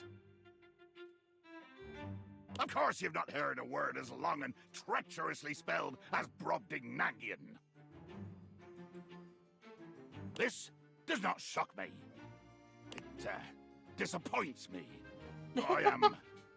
Sails above, I am the word.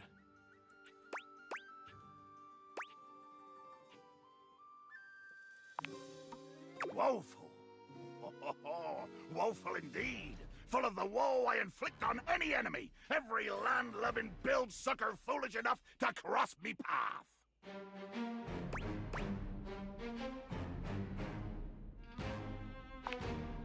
I do.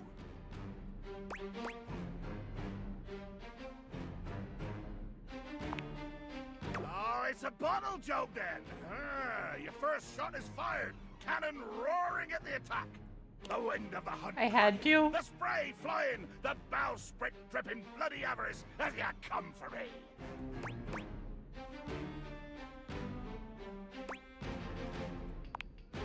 Beauty in death. Too much. The line is crossed. Your pitiful life is forfeit to my magnificence.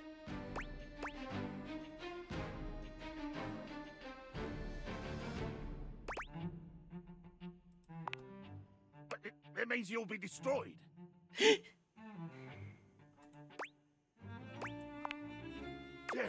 sweet Davy Phones! If you insist on reducing everything to its simplest expression...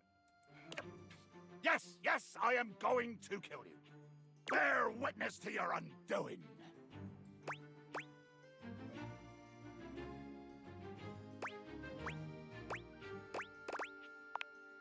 Can you not feel it? Do you beg for quarter? For mercy from the most murderous, blood-eyed cudger to plow the fathomless flood? Of course I am! I am killing you, right now!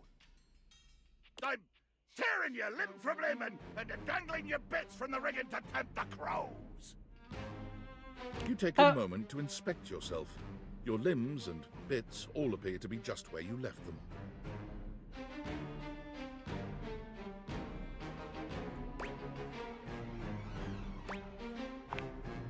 Oh, I am.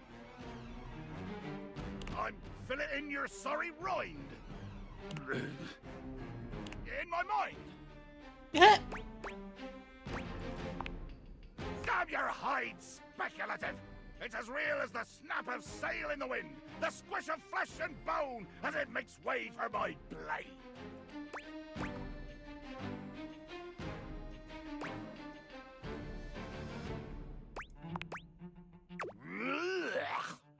Poetry!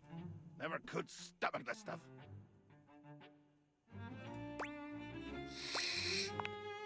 Hold fast there! I do not speak beautifully. I am the fearsome Captain Jack Sparrow. I am the plague of the high seas. I deal in death, spectacle, and warning. I spout the macabre. I vomit forth danger and horror. There is nothing beautiful in my world, least of all my damn self!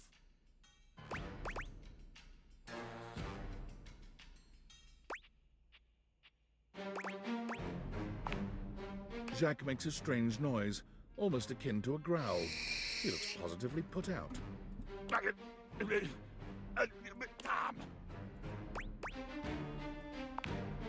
Oh, nothing. I was hoping you would argue with me and I could try and kill you again. It makes me growl when people are conciliatory.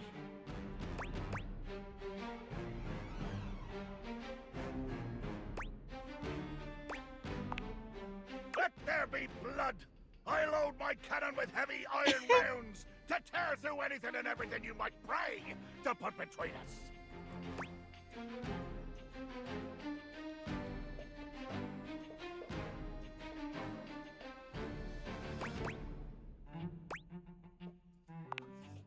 You've picked up one smidge of strategy from some painted tavern doxy, and you imagine yourself my equal?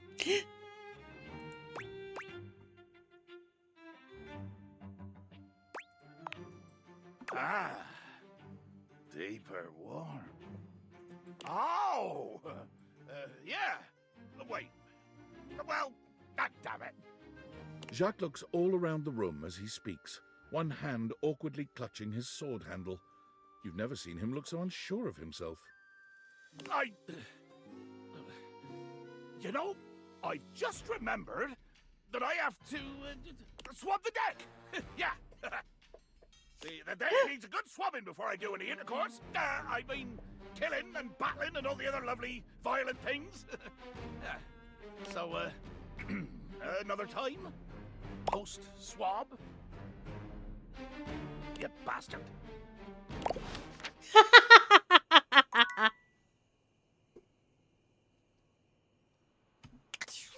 Oh, God.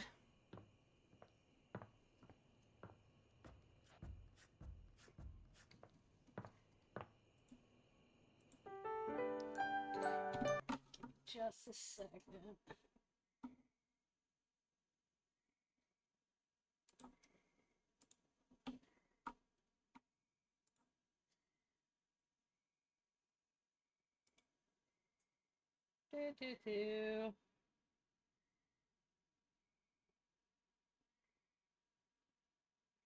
Have to change some alerts.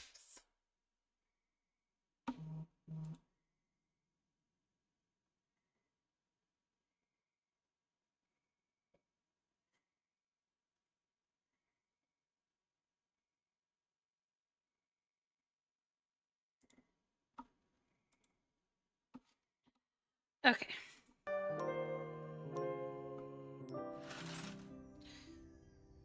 Okay.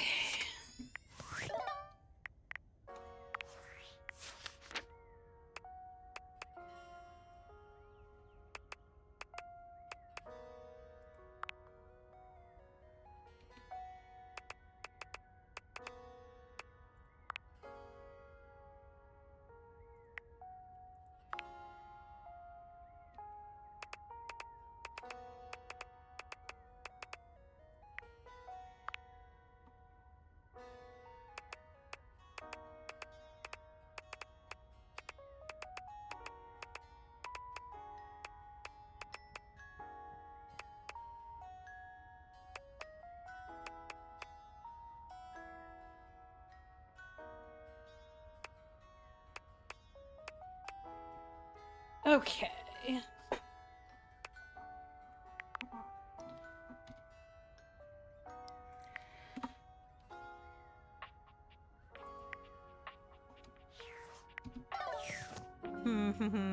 All right. So we got 22 left.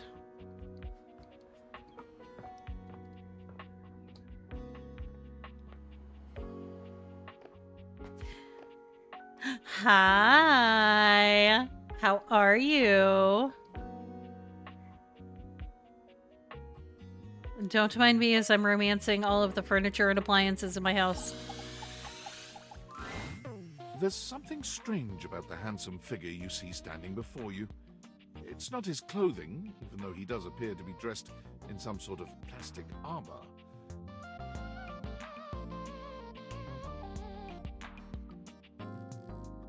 No, it's something about his face.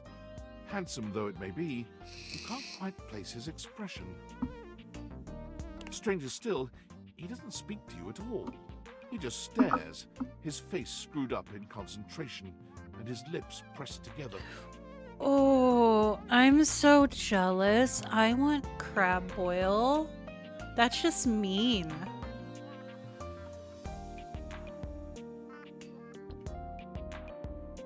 Okay, well, if it's that spicy, maybe I don't want it. God.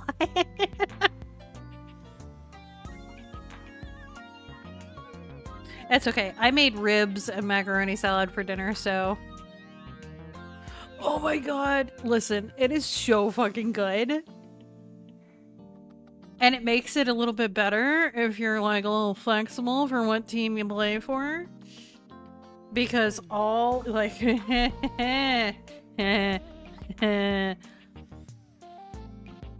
Because, like, there are some options.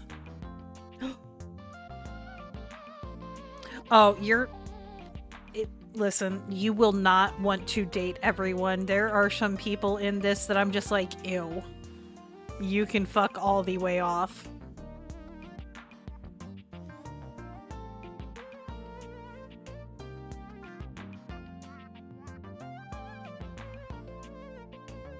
Okay, so the mousetrap, Lux sucks. Lux sucks. The candelabra sucked. Wait, Lux,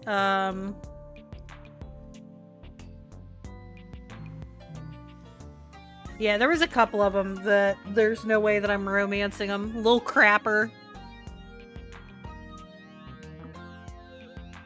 I do have some... There's a whole lot of them that I want to be friends with, and there's a handful that I'm gonna, like, romance.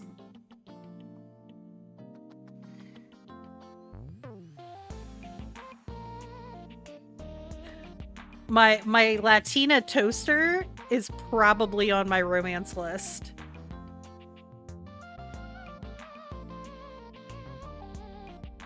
Oh.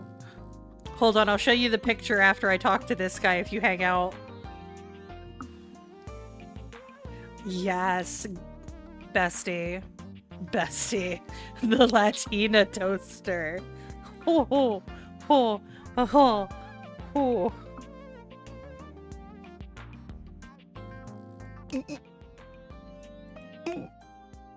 What's that?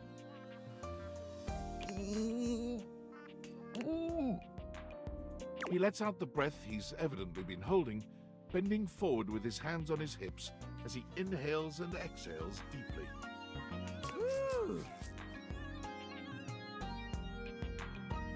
Sorry about that. Just trying to see how long I could hold my breath for.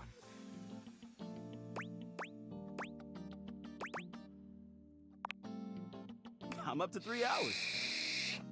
All right, now that that's taken care of, I can give you my full attention. He's a cutie. Name's Hoover. My friends just call me Hoov, though. What's up? You here to chat? Or is there another incident to clean up? Today was supposed to be my day off.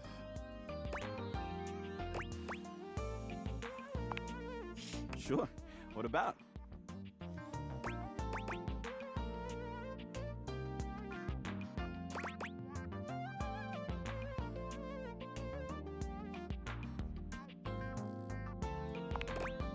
He taps his fingers on his chin, considering. Maybe.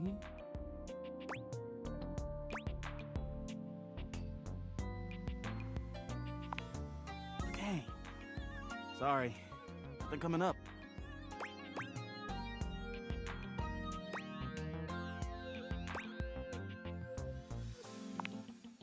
That's right.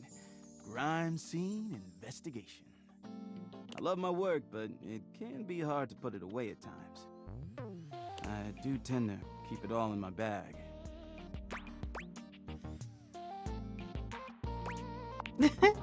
You wouldn't believe the sorts of things I'm called for to check out. The evidence I pick up gets to be real interesting sometimes. hair, bits of your dead skin, fingernail clippings.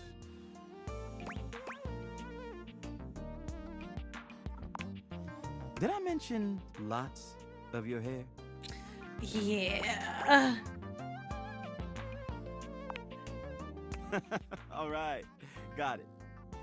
Also end up finding buttons, lint, paper clips, coins, you name it. If it's smaller than a quarter, I've probably got one somewhere in here.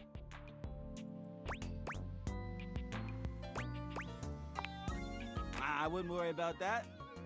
Plenty of room still.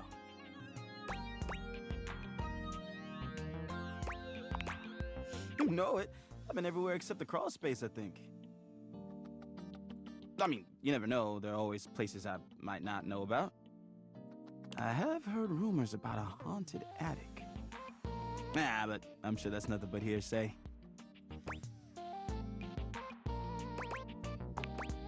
Yeah, just a rumor, I'm sure. Yeah, a bit. It's been a long week, but I enjoy working hard. Makes that can of oil at the end of the day taste all that much better.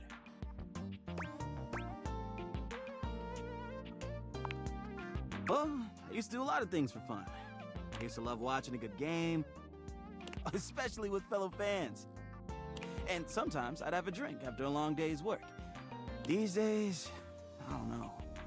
I just felt a bit too cluttered. Nothing to worry about, though. Hey, it's been great talking to you, but I gotta finish up my work and call it a day. How about you come back and see me next time you got a minute? I feel like I haven't gotten out to do something fun in a while.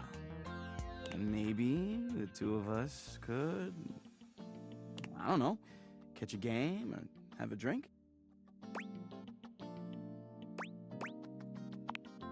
You got it. Anything needs investigating, let me know. He's a cutie.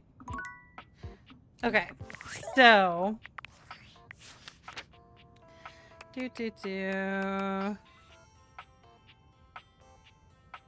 we love Dorian so much. Where is that? Is our Latina toaster.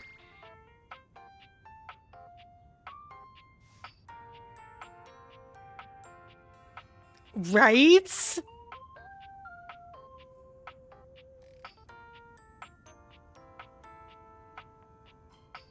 Uh-huh.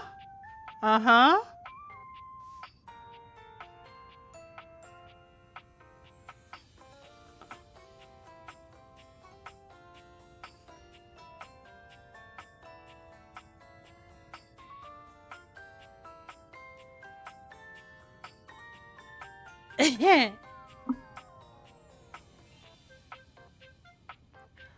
Oh, don't you be insulting Miranda that way.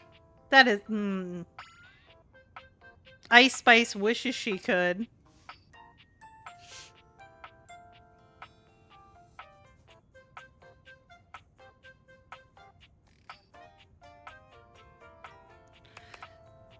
Let's see.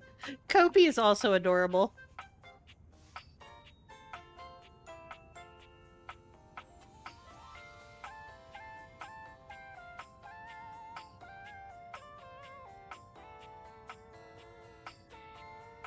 Mm-hmm. You'll probably like a mirror too.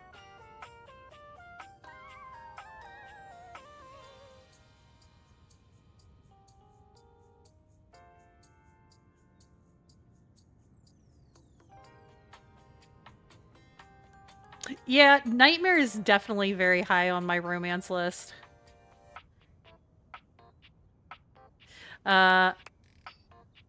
Bathsheba wasn't bad.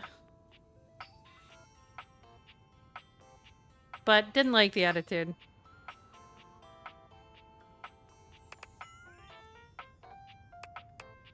We do like Dasha. But I think Dasha's gonna be a homie.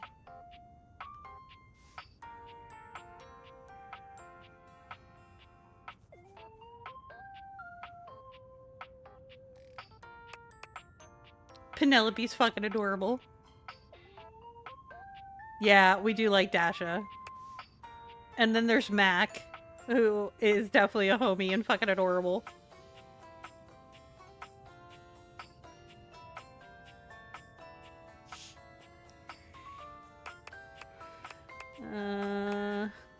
Winifred? Yes, girl. Queen.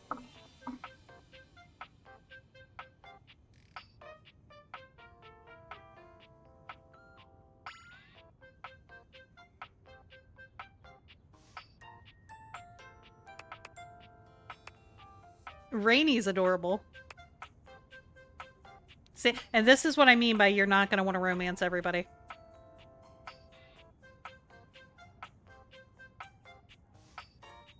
Mm-hmm. Yep. I said what I said.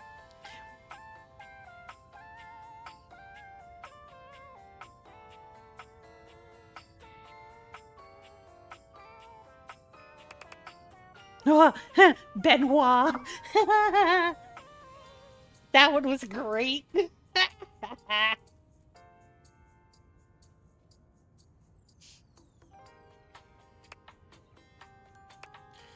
Teddy is definitely a bro. Teddy is not no, I can't romance Teddy. You're not gonna want to romance the Hanks once you talk to him for about 10 seconds.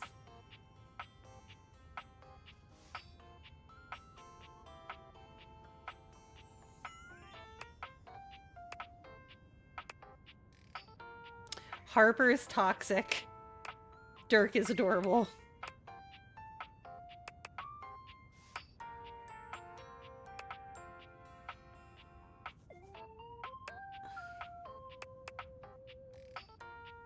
Harper's toxic.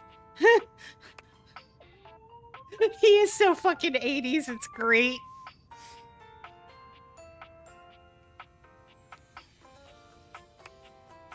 Yeah, no. Wait, go back to Bo. Ah. The Indiana Jones is strong.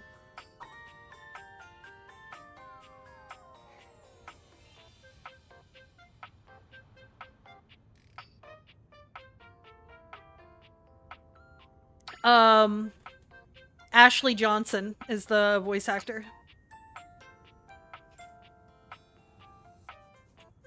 Oh, there you go. Tell me she's not cute as can be.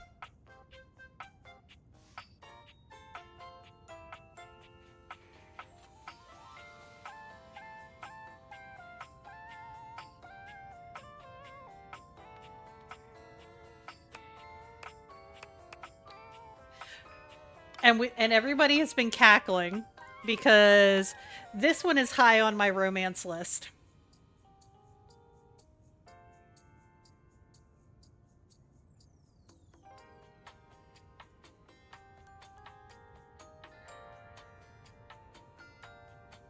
We love Nightmare. Absolutely love Nightmare.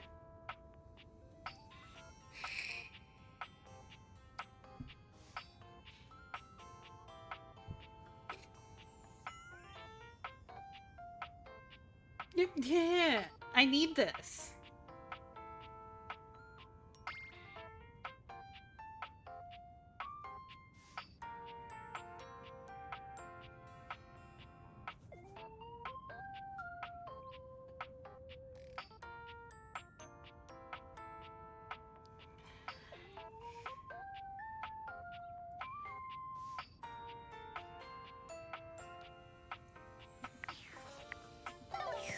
Okay. Time to find more things. I'm assuming that's going to be more dishes. That's going to be the Hanks. Alright, we did chair. That's going to be food. Coffee, did the dishwasher, did the clock.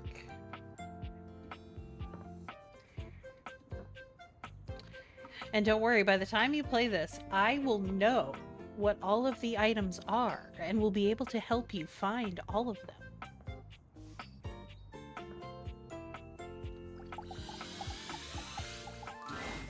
The game console turns on. Yes, I did talk to the fireplace. We talked to Dante. Team 17. Sassy Chap Games. Moon Surgeons.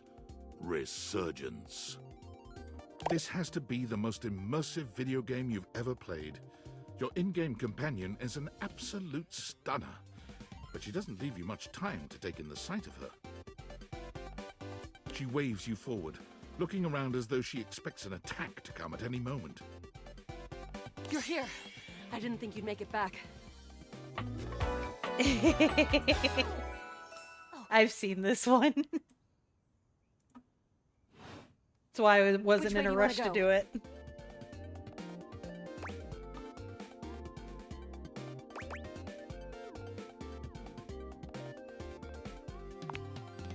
Which way do you want to go? They're coming. Oh, you just equipped my Zauer rifle, which means that you're thinking of unloading a whole lot of Zaker charges on these scroufs out here. Vim likes a video game console.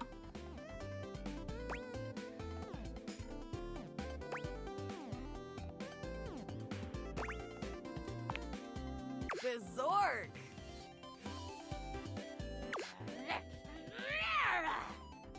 Eat Zaker, worm!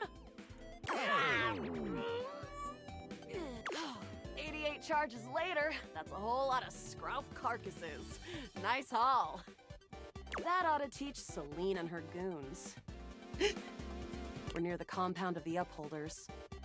They'll have assassin class upholders, as well as surveillance class. We'll have to sneak our way in, and probably start dispatching them with utmost violence. You up for it?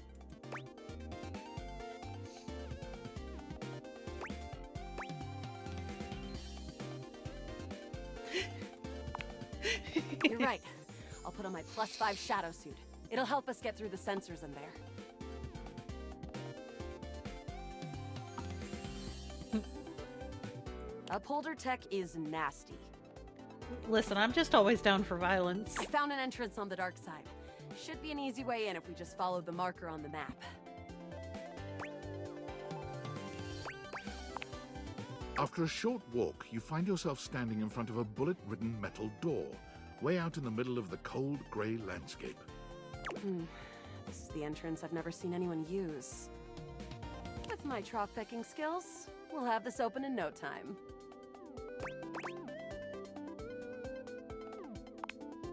Luna picks the lock, allowing you to peer inside. You can see hallways filled with shining electronic doors off into the distance. Here we go. Upholder Central inside.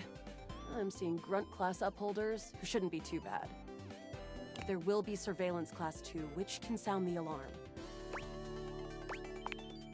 It is. Very. Vim. How do you suggest we do this?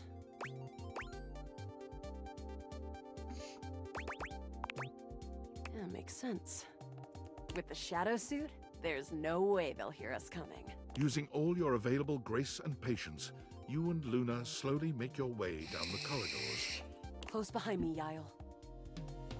You drift past both Grunt and Surveillance upholders with ease. Good choice on the stealth. I usually prefer the part where we... There you are. Oh no! Assassin! From your stealthy vantage point, you can get a vague sense of what's happening. A vast laser juts out from some sort of holographic human from down the end of the corridor. The light engulfs Luna and renders her immobile.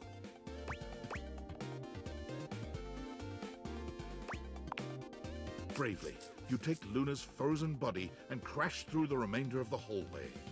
Once she is removed from the power of the strange weapon, she hangs limply in your arms for a moment, enjoying the ride.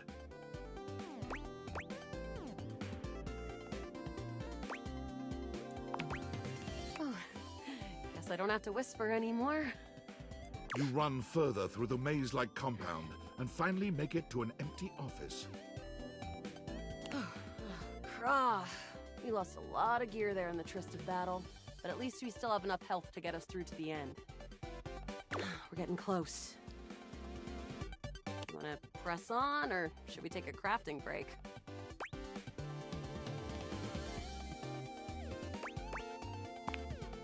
Let's go. You and Luna make your way through the final threshold and stop right before the entrance. Oh no. There it is. The horror of it all. The way opens up into a large regolith cavern. Mining constructs mingle with moon rocks as the terminus of the station is reached. But perched high on the crane next to a large glowing blue crack in the regolith was a well-outfitted spacer who looked just like Luna. You came just in time for the festivities to begin. Celine Moonrise, prepare to die! Luna, you'll never take Crescentia's power. Yes! Oh, what's wrong with me?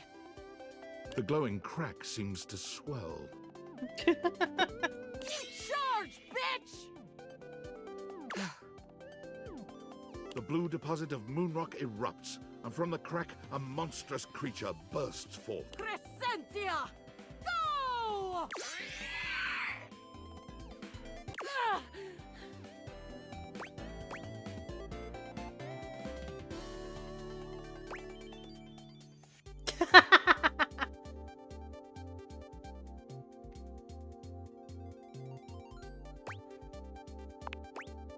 Take this!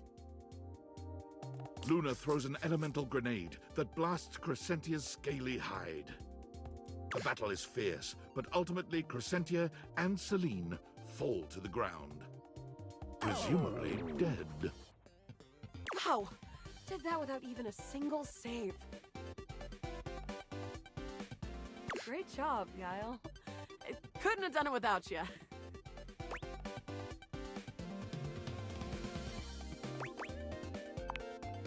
I'm glad. I think this is fun too. I'd love to be friends with you.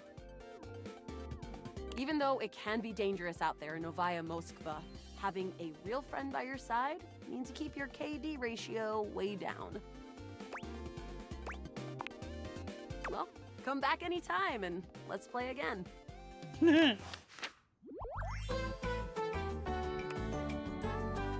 Hey, friend, made this it right, time for good. friends.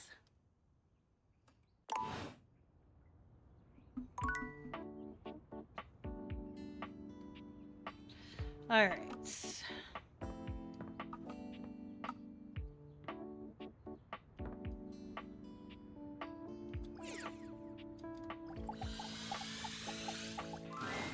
You feel an unseen presence detach, flee. It seems that there is nothing here to speak with. Mysterious. Perhaps this is not the place.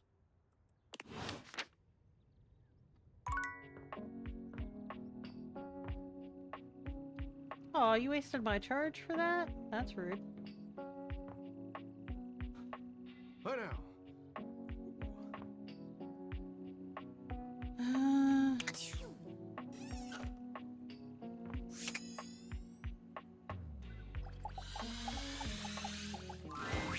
You see a medic with bright eyes, a kind smile, Aww. and a sort of maternal air about her.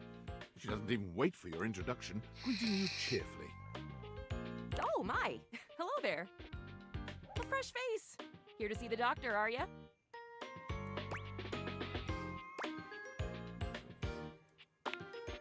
Well, look no further. I might look like any old Jane, but I'll have you know that you are looking at a truly top-notch medical professional, and the only one around for miles.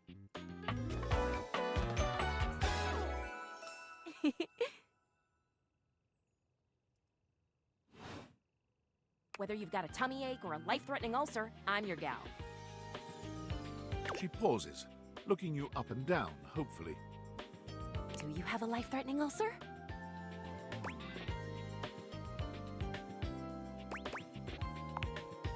You've never seen anyone more disappointed to hear of your good health.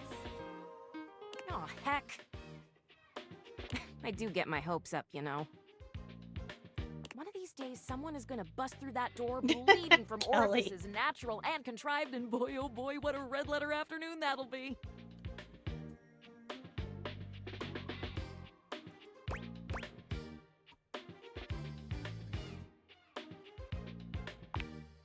As do I.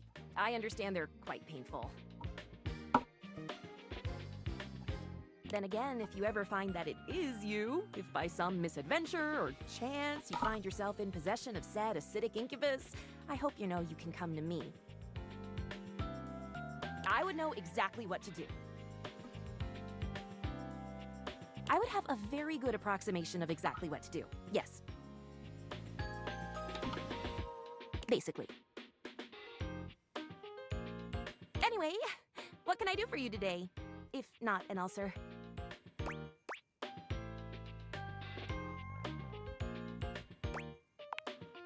Oh, just dating. Well, that's disappointing. Oh, no, not at all. Not impress me. I just was so hoping you'd at least need gauze, or sutures, or skin staples. Have you seen those? Talk about a cool toy. Anything that you might need, hydrocortisone, non-latex gloves, even a simple pen, that darling lacerated one will be duck soup.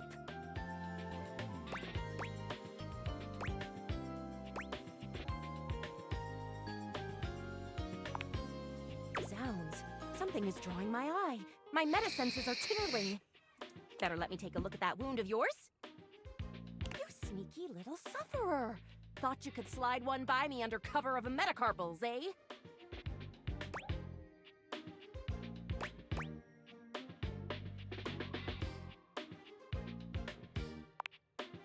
Just to double check, you don't need an injection or two. Take it from me, dear. You're better off safe than sorry. After all, if there's any sign of rash, you won't know it's there unless we do a thorough examination. And then, well, I'm afraid there's always a chance for scarlet fever.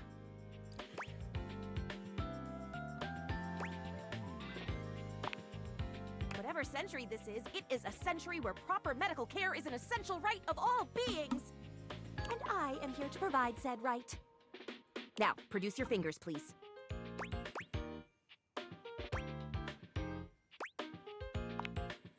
Faria looks you up and down, tapping her chin as she considers you from every angle. Exactly what I thought.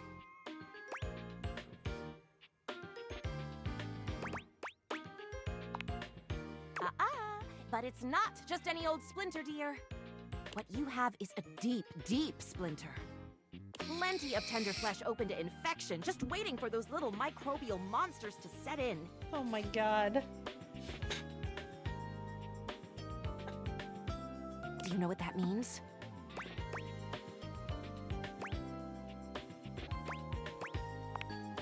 Ah, yes, I did. I did give you the answer on that one, didn't I? Whoopsie daisy. But can you think of a circumstance under which an infection would be a good thing?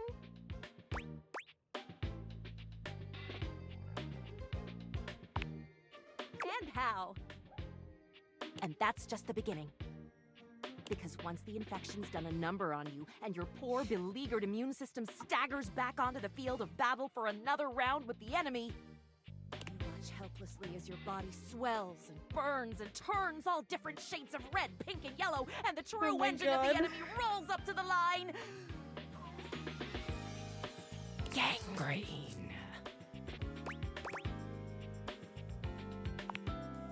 And before you know it, we'll have to amputate entirely.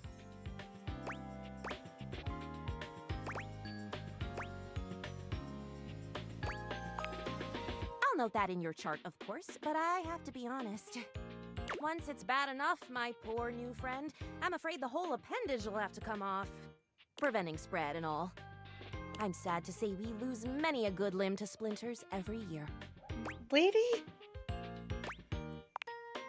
The world is dramatic. Drama isn't necessarily a bad thing, you know? Drama can be the spice of life, like cinnamon or penicillin. Penicillin is not a The spice. bottom line is, you have got to stay vigilant. What the fuck? The world's a scary place, and your body is a fragile, fragile thing. One wrong move, and you can throw it into total and utter chaos. A veritable breeding ground for every bomb, dick, and hairy slate of diseases ready to eat you whole. Oh you my never know what the seemingly Lord. tiniest, laughable symptom can mean. For example, got a case of bad breath? Maybe you just ate a sandwich with too many onions. Or your breath stinks like a dead fish on a hot Sunday because you've managed to develop halitosis as a result of the toxic substances in your body not being filtered out properly because your liver is failing.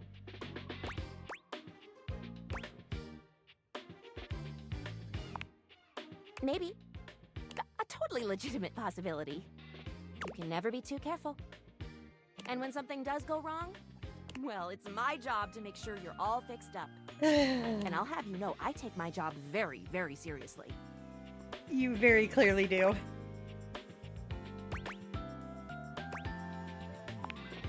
A doctor's duty is to keep their patients alive and kicking. That's a big responsibility. So you can bet your behind I make sure to cross all my T's and dot all my I's. Sometimes even twice.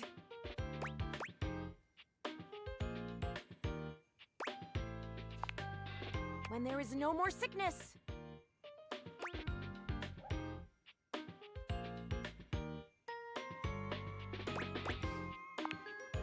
Horse feathers.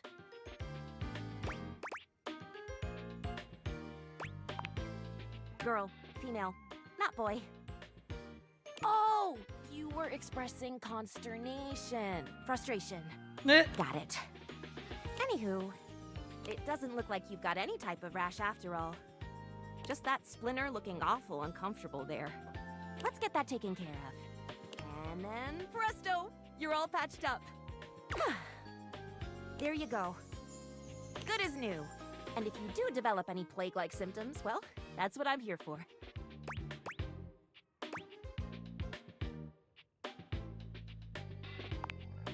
No! Maybe. A little bit. Dear syringes, what am I saying? No, I do not secretly want you to have plague. She is also kind of Looney Tunes. Medical professional Faria's always just a sniff, sneeze, and groan of discomfort away.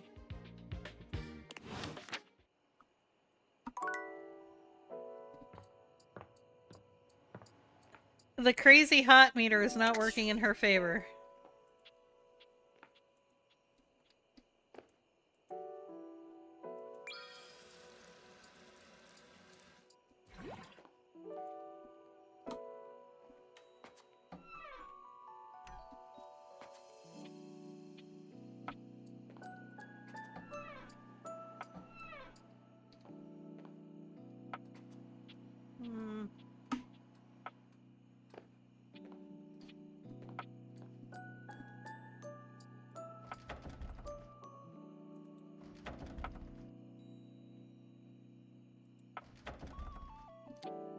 Do I need to get the key to get that unlocked?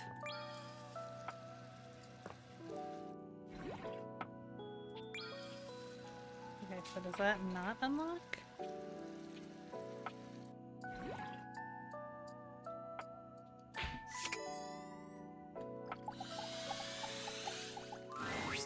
You're back!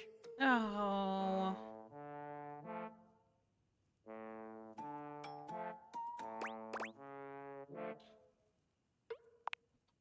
It all happened one rainy night on the north side of Perkleman City. Yeah. The tough side. I'd stayed late at the office because I had extra work to do before the holidays. I thought the sponges were somebody different than Sinclair. Well, when I left, I was feeling a bit low, so I went out to a local bar. It's called the Banana Club. They make a mean Shirley Temple. Heavy pour. Shirley Temple. Devastatingly potent? Yes. A recipe for disaster? I know. I shouldn't have indulged. I should have known better. After I'd had about 7 of them, I went out for a stroll. I don't know where I was going. Just trekking the streets with my dog. Suddenly, I came upon a fine dining establishment called the Questionable Dandelion. They've got an incredible buffet. Lots of strange ingredients from all around the world. They're always trying new things. Like Diplodocus berries.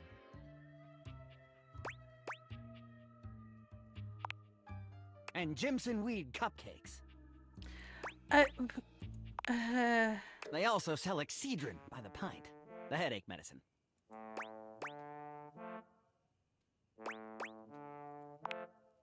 Anyway, I ate my fill and went on my way.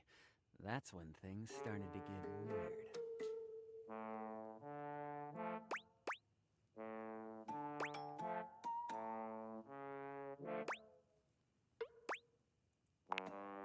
I was walking around, or sort of drifting, or rather, floating, or... I guess you could say I was making my way about town. Oh my god. Aimlessly, you see?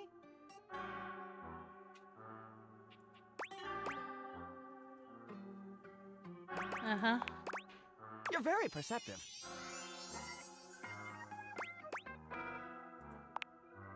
Well, I came across an alley I had never noticed before.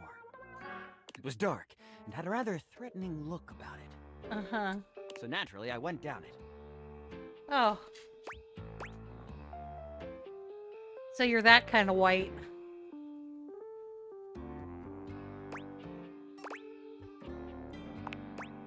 I wandered down the alley and came to a door, lit by a red light.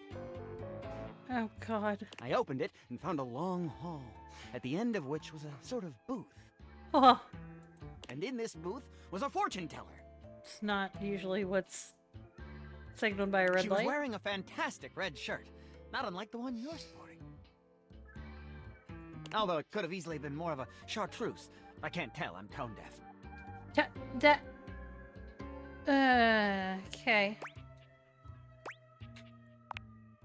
Yes, her name was Vagabonda the Sinclairius. She was wearing a fantastic red shirt, not unlike the one you're sporting. I'm sorry I keep harping on the shirt, but it was absolutely fantastic. She spread out a deck of strange cards and asked me to select one. They were business cards. Okay.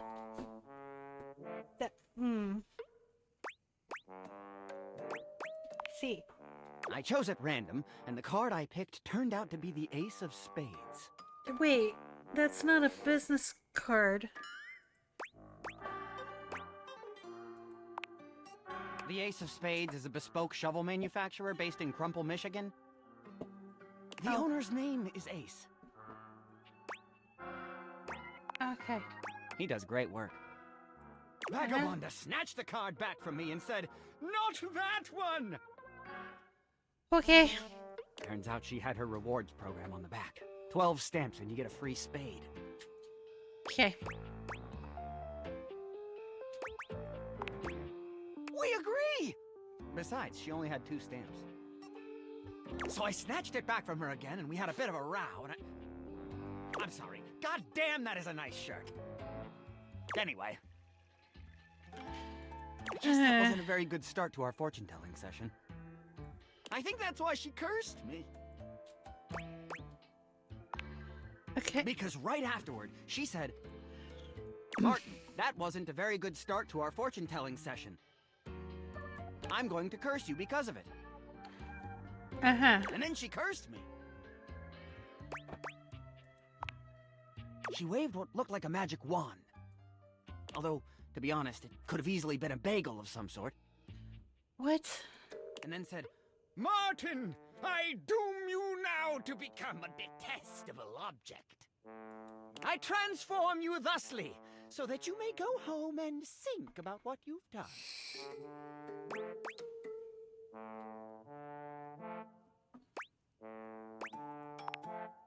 That is correct. And then I became a sink. Now you find me as I am, trapped in this porcelain prison. All I want to do is return to my old life. To stroll the streets of Turkleman City once more. Without a care in the world. Oh, how I long for it. Please, won't you help me? Sudsy and I would be oh so grateful if you could get to the bottom of what's going on here and return us to our proper forms. Will you?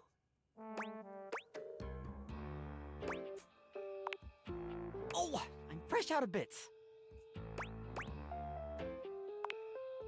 Oh, I haven't been taking minutes on this meeting. Have you? He stands there, silent and unmoving, until you finally leave. Oh my god.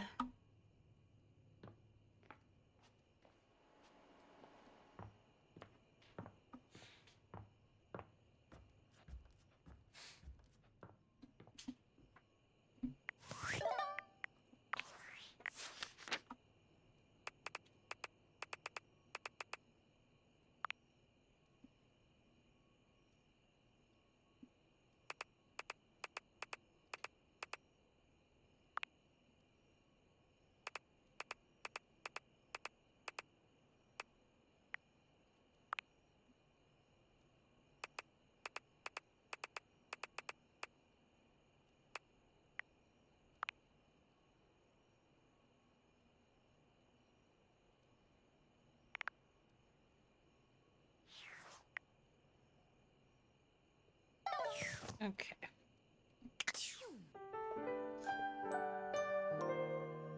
Yeah, that was a story. Okay.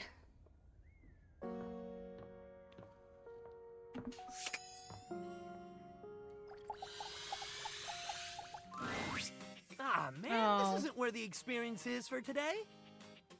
I didn't want to talk to you again. I had a feeling, We're though. meeting at the wait. See you tomorrow. Okay, so I need...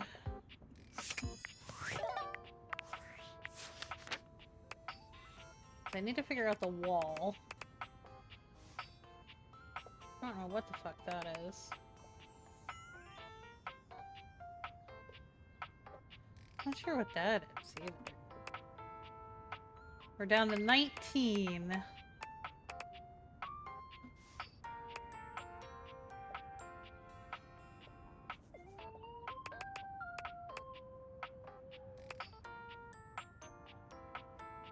What is that?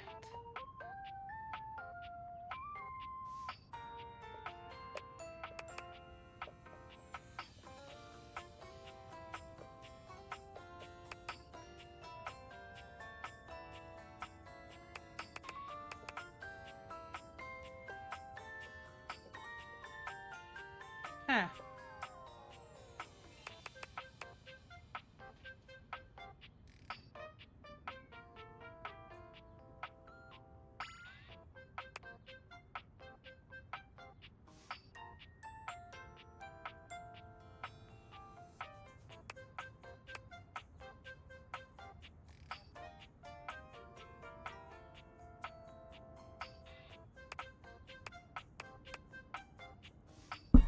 Okay.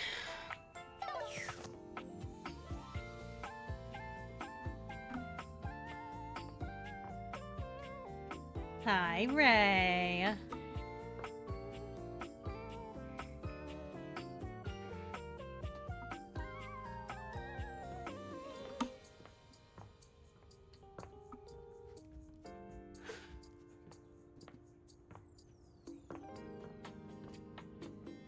Alright, so what haven't we talked to?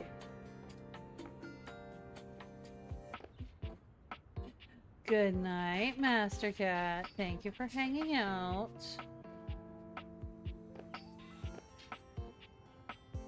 All the fun dating the house.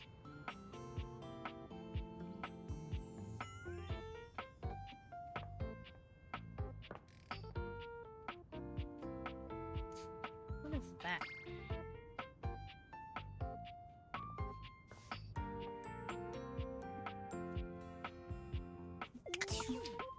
We're still trying to find all the objects, Ray.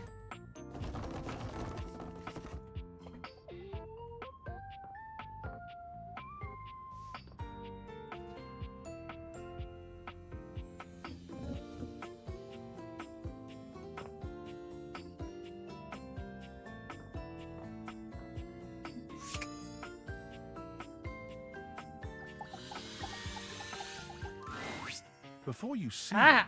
them, you can feel them. An overwhelming air of cool, of rebellion and edge given form. Leather and metal, and the best hair and eyebrows you've ever seen. This rogue is impossibly cool. And looking at you like you owe them money. She's pretty. You got a problem, punk?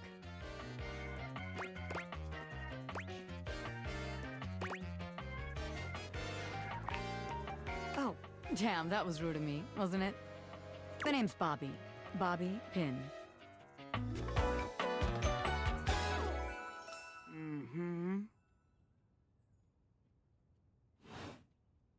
And you might not have heard of me yet, but trust me, the name Bobby Pin's gonna be known all over the house real soon. How's this strike you? The Pin Crime Syndicate. Oh, wait, no. The Pin Criminal Empire.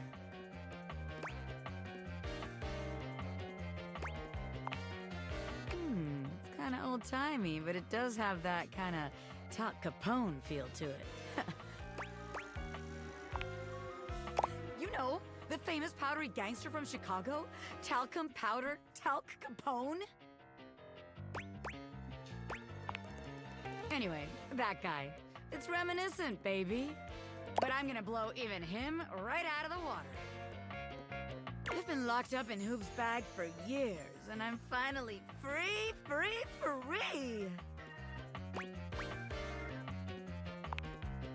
I mean, it wasn't his fault, you know? I had a lot of time to think while I was in there, you know, about who I was gonna be when I got out. Getting bent all out of shape, it does something to a pin, you know? Makes you reevaluate your priorities in life. Makes you think long and hard about who you truly are. Got your hydrate cap.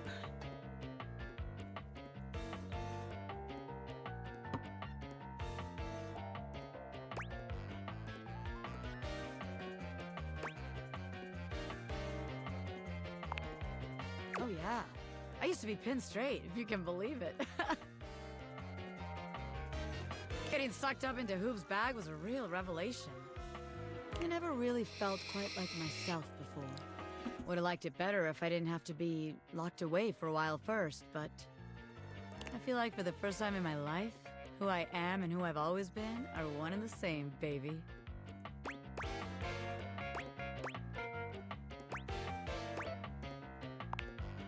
It has been good for me. Yeah, thanks.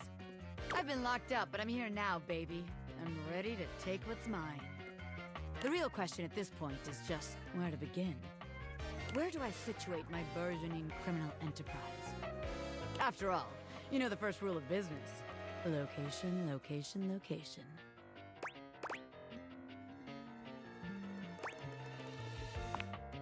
Of course it does, because I know what the hell I'm talking about. Tell you what. Let's make a game out of this. I gotta scout some locations for Pin HQ. If you can find me, I'll let you be a small part of this little venture. What do you say?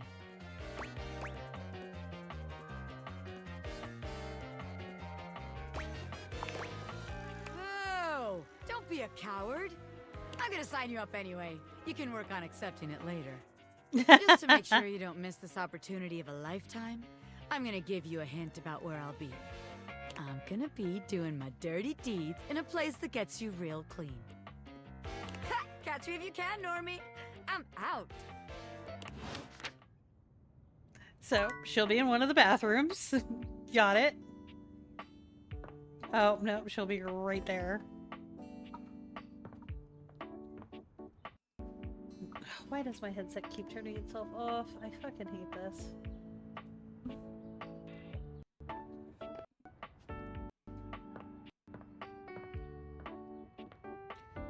Alright. Alright. I don't know. Because that's the whole fireplace. We talked to the TV, we talked to the chair.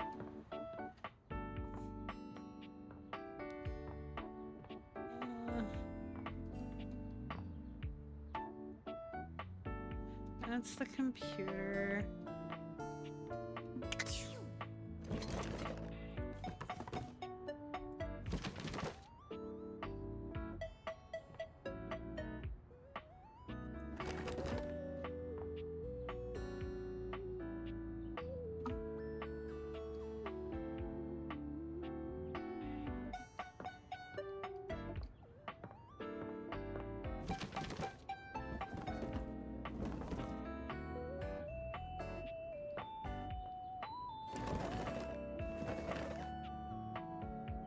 We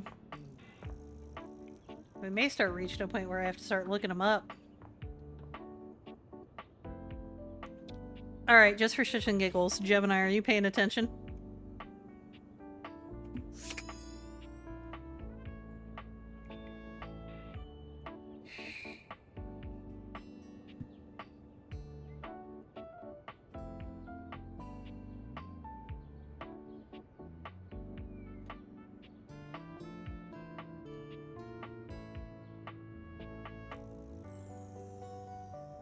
Because if Gemini's not paying attention, I won't do it right now.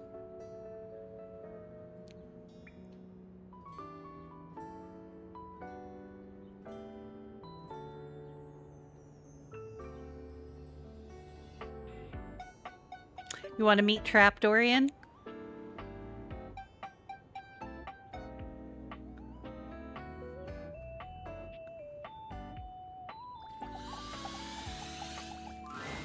Dorian is less clothed than the last time you saw him.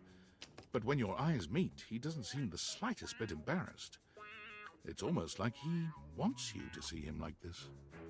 Oh dear. You've caught me in my horizontal state. I try to stay hidden under the rug, because this isn't a part of myself that should be out in the open. But even us doors have to cut loose from time to time.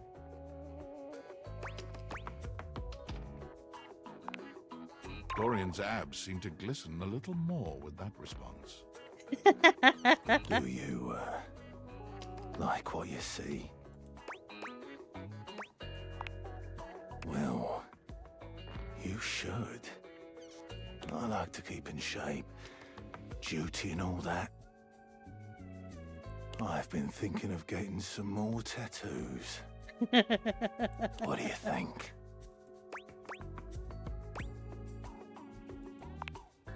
I was thinking of getting a garage Dorian on my back. One of the most interesting types of doors there are in the modern world.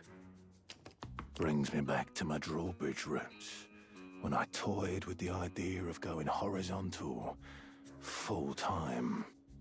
But you get older and, well, here we are. Thanks for chatting me up. We're friends, but... The ghost of a smile tugs at his lips.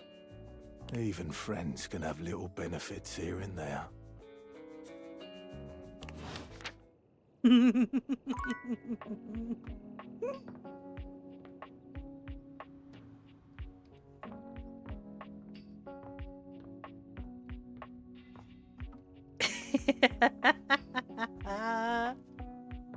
It's good, right?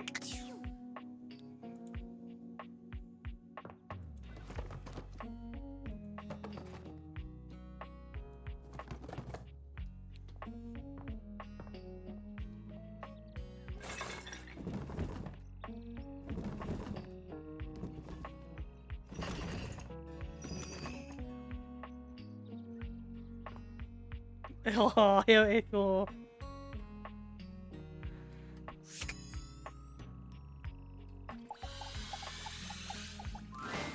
The most expensive character in the game blocks your path. It's Lucinda Lavish, beaming. I'm all yours.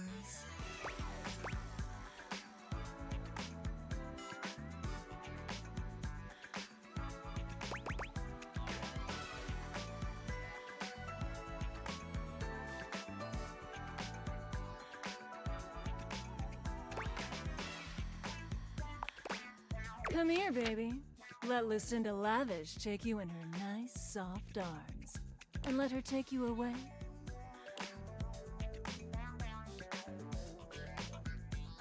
To meet Lucinda Lush.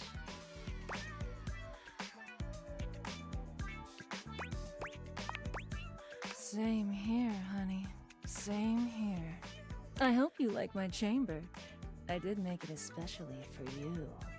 I really have to say, I've wanted you here for a long, long I love everything about you, baby. Every single thing you say to me just sends chills up my spine.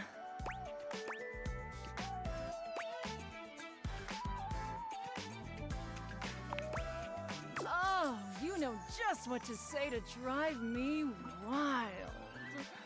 I wanted to bring you here to tell you that you're doing a great job. You've found all my secret dialogue so far and uncovered every single one of my most in-depth and unrevealed features. Don't tell anyone. Oh, you know just what to say. And next time I'm able to see you, I'll have something really secret and special for you. And only for you. Are you excited to find out what it is? I really want to say that. That's it. Keep up that intrigue, baby. Keep talking to the others around here, and I'll find a way to slip myself in, lover.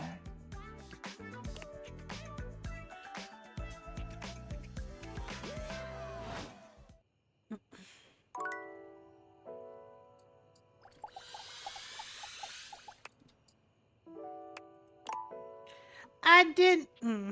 Oh, that must mean it is the sports equipment.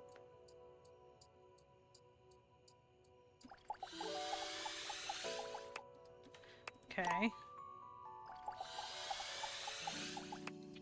Okay.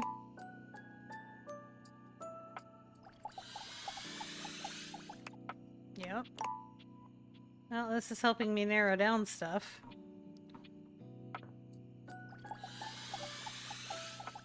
Yep.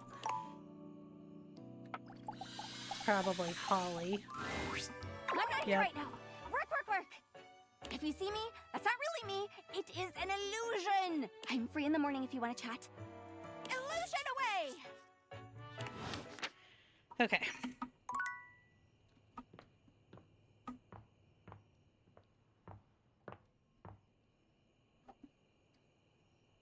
I am running out of ideas on what we have to talk to.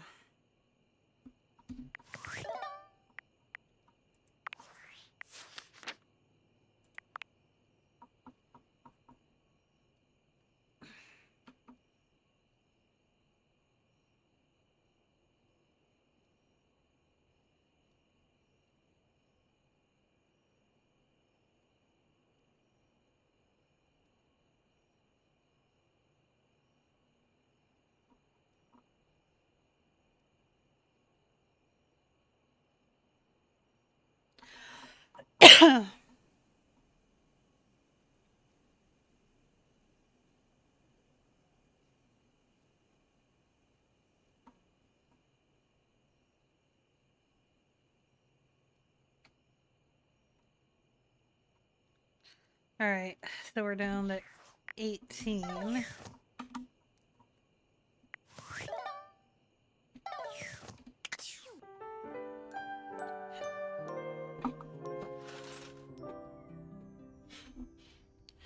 Okay. So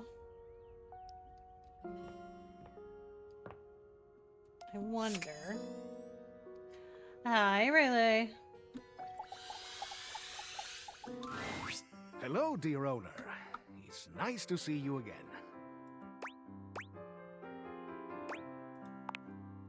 Ah, but of course, forgive me for my old-fashioned habits. Anyhow, I'm glad you dropped by. I've just been here relaxing on Abel's broad back. I've convinced him to accept my presence. Convinced me? Oh, Keith, you're more than welcome. I'm lucky to have someone as wise and knowledgeable about the home history round. You're too kind, Abel. He's wonderful, isn't he? I confess, it's been marvelous just to be out from under that rug. Now that I'm here, I'd love for us to get to know one another. For my part, I am, as they say, an open book. Is there anything I can tell you about myself?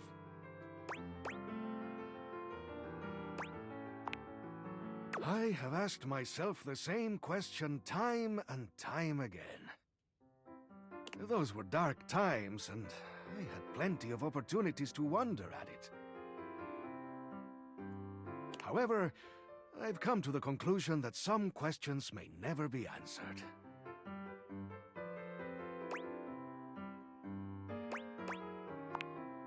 I suppose that's possible, but I doubt it.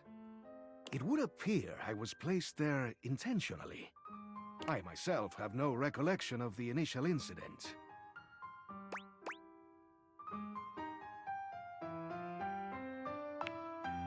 Indeed. But it was so long ago. Anything else you'd like to know about me? Why, yes. Hopefully I'll get to know a lot about you in the future. But for starters, how about a few basics, eh? Like, do you prefer blondes, brunettes, or something else? Ah, open-minded. I like that. All right, how about another question? Do you believe in destiny? Wonderful. Open is how we like things around here. What else do I want to know? Ah, do you think of yourself as traditional or open-minded? I guess all of us have some traditions we like to keep to. And staying open-minded in our lives can bring new experiences. How about just one more question for now? Forgive me for the boldness, but where do you keep your cash? What?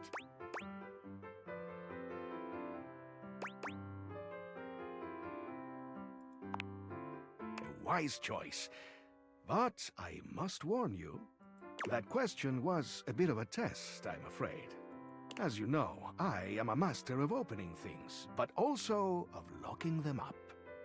And I would highly advise you to be more circumspect in answering questions of that sort. Of course, but you cannot trust everyone. There are always some who might seek to pursue their own agendas. Maybe even in your own home. It's good to have an open heart, but also good to be mindful. Now, I must say that with age comes a need to manage energy more efficiently. And I am feeling a bit tired. I'll need to rest. Anyhow, I hope you'll come and see me soon. There is much that I can tell you. Things that will prove quite valuable to you, I think. Okay, so he's... So I guess this thing down here doesn't unlock.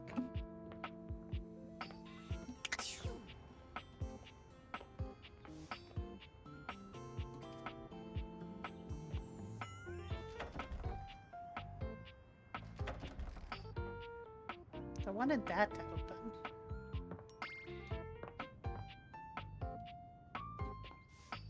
Okay. So...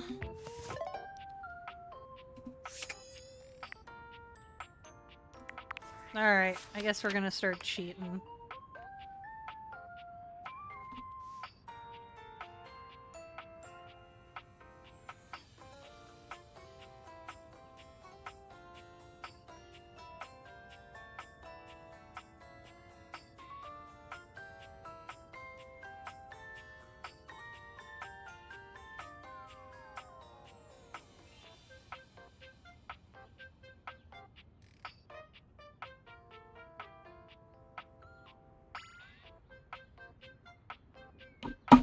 Okay.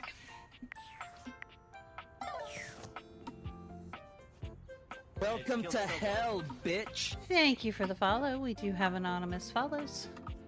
so there is no pressure to chat.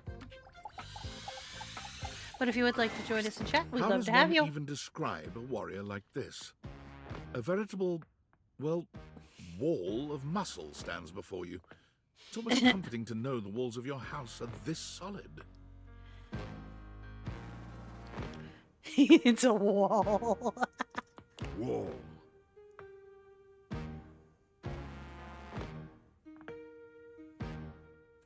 Wall, wall. Wall, wall, wall.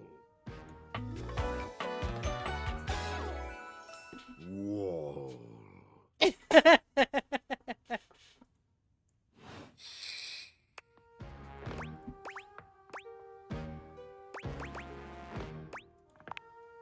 He beams at you, a flush spreading across his cheeks. I love you! Oh.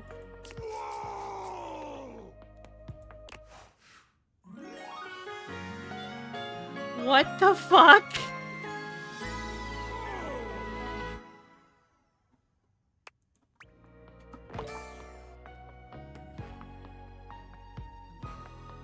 I'm sorry, what the fuck just happened?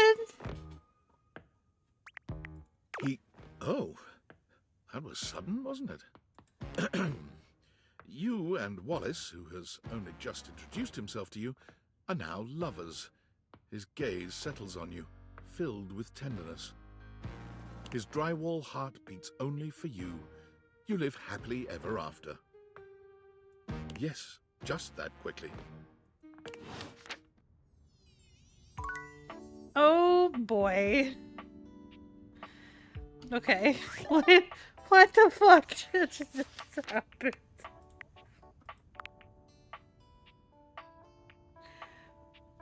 Oh my god.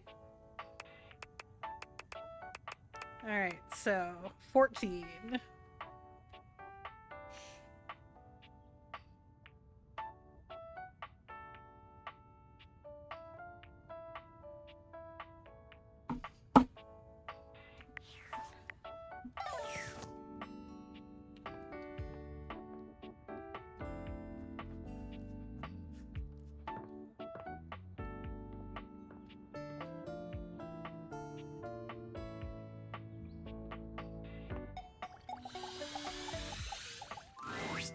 You see a pair of hands sticking through the air conditioning grate, and the barest suggestion of someone's eyes, but no more.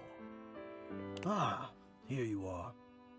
You see, isn't this nicer, this meeting me here, this way?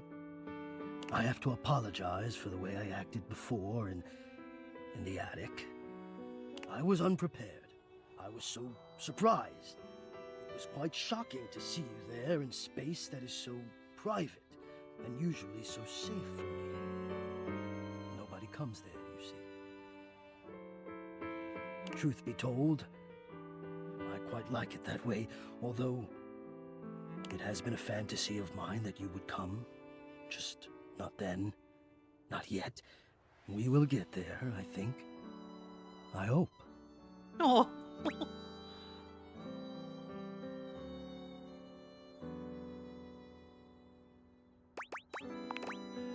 No, this is for the best. Hello, I am Hector Valentino Ernesto Condicionado, at your service. HVAC. Well, hello there. But it mustn't be rushed. And I'm grateful that you understand that. Or at least that you honored my wishes, whether or not you knew why.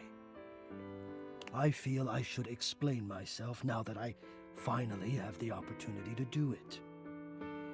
Tell me, how much do you think about me? Now, yes, I understand that our meeting in this way is so very new for both of us. I truly never expected to be able to speak to you this way, face to face. Great. I have accustomed myself to this seemingly unavoidable reality that you would always be human and I would just be this. But even as this, I have dreamed, and I would know. How much do you think about me?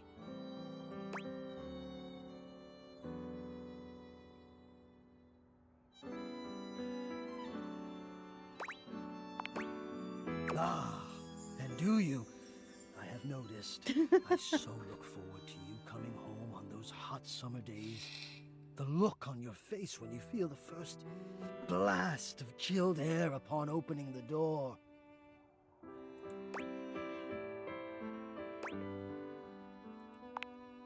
Yes! And when it is cold outside and you walk in and you can slowly warm up and remove your coat, your hat, you can begin to get comfortable and relax into the evening ahead of you. I don't relax for myself. I can't. But for you, there is almost nothing I wouldn't do to help you relax. To watch the play of warm and cool across your skin. I'm ahead of myself. I never thought I would get to say this and to say it to you. Let me explain. You are the prime feature of my thoughts. Whatever power courses through me, I turn to your pleasure. Whatever warmth or coolness I possess, I direct in full to your comfort. I wanted to meet you here, through the grates, because I wanted you to hear my voice. I want you to hear the melodies and resonance I create through these ducts, and know that it is all and only another gift it honors me to offer you. Not the heart. I watch the play of air over your skin, and I feel deep joy that I have the air to give you. Oh my gosh. What is this? I adjust my own temperature and my intensity until I see the flush of contentment spread across your face. And then I rest in contentment of my own. This is something. I never thought I'd be able to say this, and in a way you could truly understand. And now I have, my God. Now I have.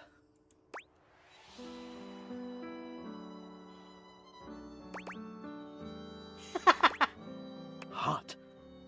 No, I would say I'm set to more of a temperate zone right now. Ah, I see. Hot. I think perhaps I've heard the word used this way. Do you mean you find this sexy?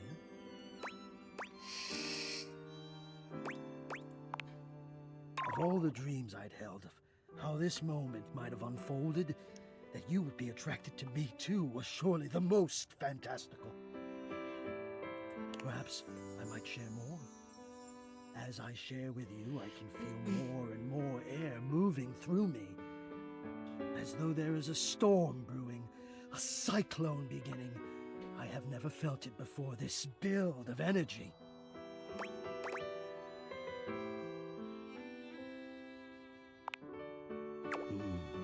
That sounds like a delicious idea. After all, there is so much to explore and discover. I suppose there is no need to rush. I cannot fully express my gratitude to you for how you've received this. How you've received me. Your generosity is without equal. I will be here, always, when you are ready. Ready to return. Oh, that was something.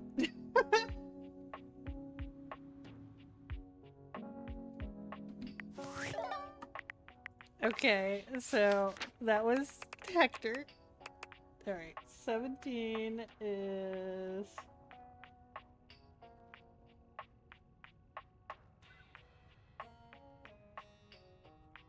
Alright.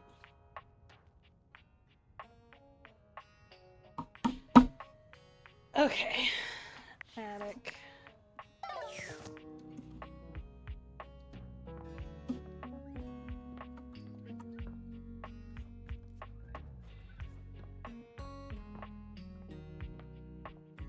I'm gonna assume this. A marble Adonis regards you with a critical gaze, completely unembarrassed to be wearing so little in your presence. He gestures to the room around you, wrinkling his sculpted nose. Oh, a preponderance of dust. Oh.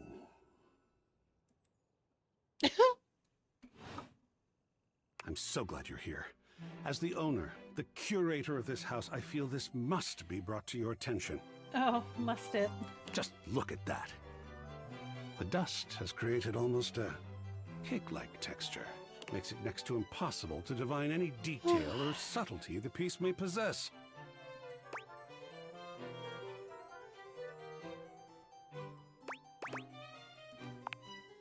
I do. Precisely. It needs a good brushing. Or perhaps a good swiping. Or maybe even a good blowing.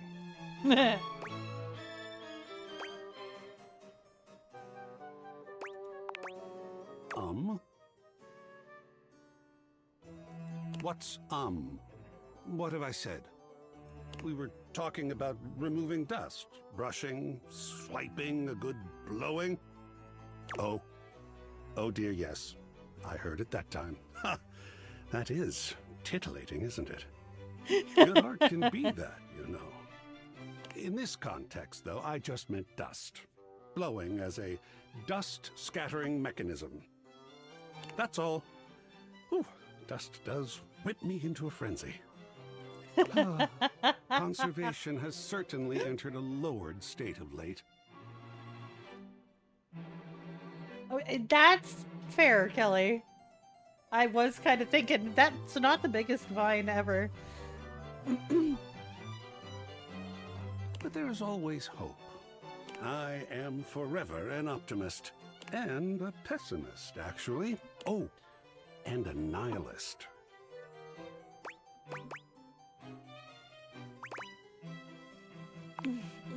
Excellent query.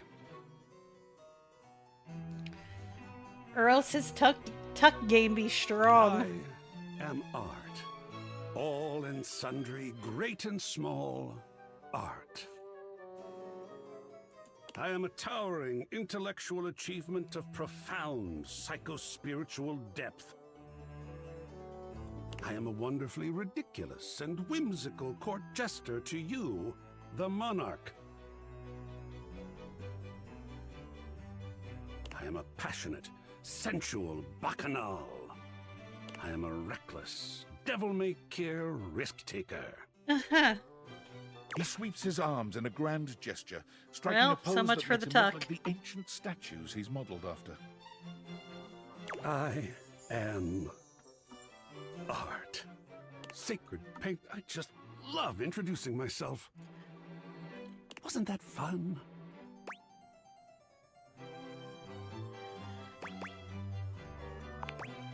Oh, wonderful!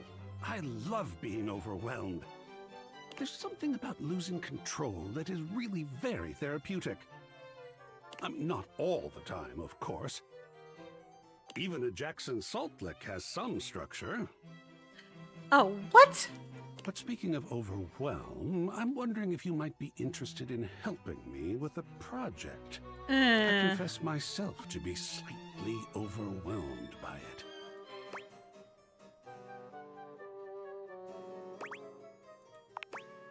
Oh, have more faith in yourself. You are much more capable than you think. I have fully invested myself in the project of turning this house into a gallery.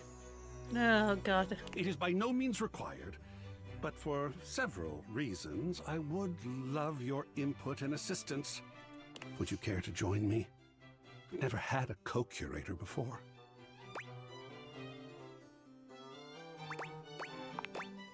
That is one way to look at it, I suppose. Uh-huh. But who knows? This may turn out to be far more exciting than you seem to expect. Fulfilling, tantalizing, illuminating. I'm glad you'll be with me. I'll just go and prepare. Oh, the art of action. Oh, my.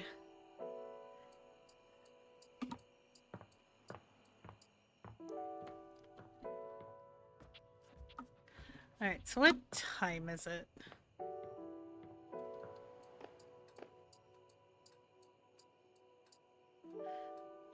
I want coffee so I can talk to Nightmare. If you didn't have enough on your For plate, fuck's here sake, this comes bitch. Lucinda Lavish. Come on, baby. Tell me what to do. Use me.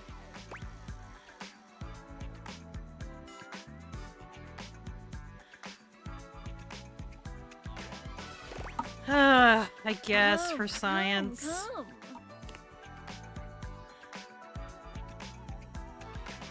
I told you I would have something special for you. Something really special. We decided earlier that I was gonna do her horny option for science. And it's turned into this like multi-step process. And like the last one, I wanted to tell her she was vapid, but I'm now committed to the fucking course because we're trying to figure this out. Yeah.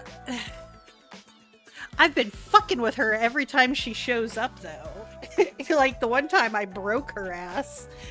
She was like, I don't know what to say. I'm used to you picking the horny option, so I don't know what to do when you go off script. It was fucking hilarious.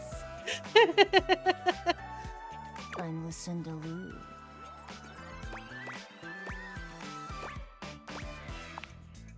Hope you're ready. I put together a treat. Something outside the prying eyes of those who don't want to see us have a good time. It's a feature where you can hear anything you want from me, anytime you want. As many times as you want.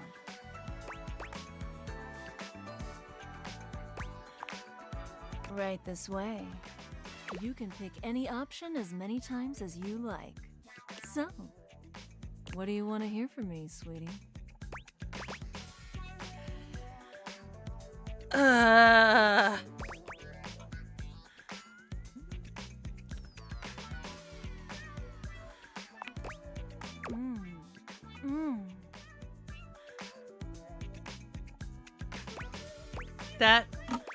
That's the say something sexy option.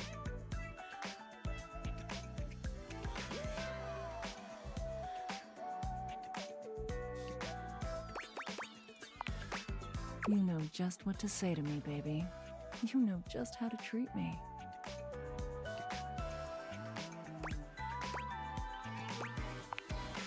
Yeah, you look finished. How was that? Did you have fun? No.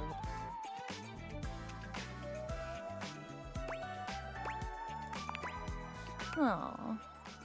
Well, I have a feeling you'll like the next gift I have for you. Next time I see you, hopefully you'll like my surprise. Until then...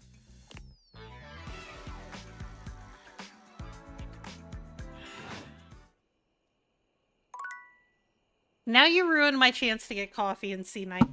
Damn it. Ugh. The audacity.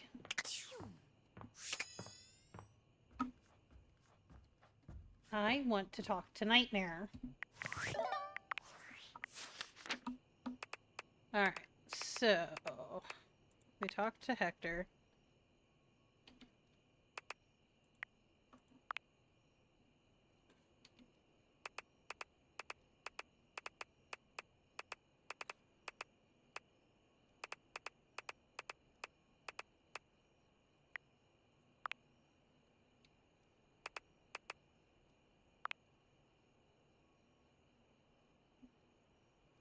Oh, Ezzy is going to love Bobby Pin.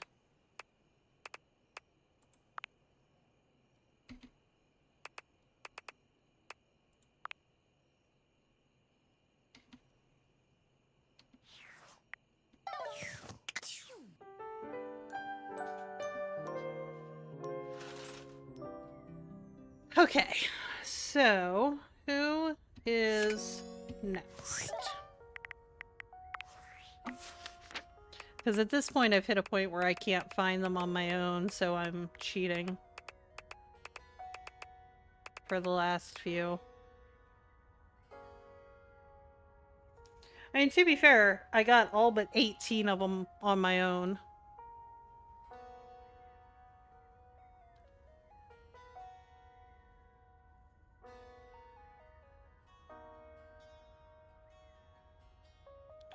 Well, how do I get that, though?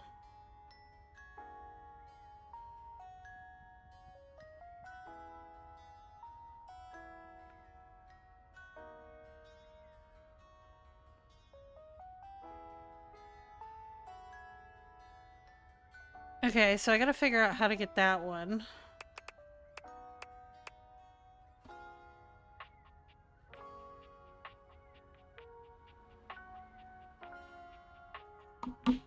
I did get the duct.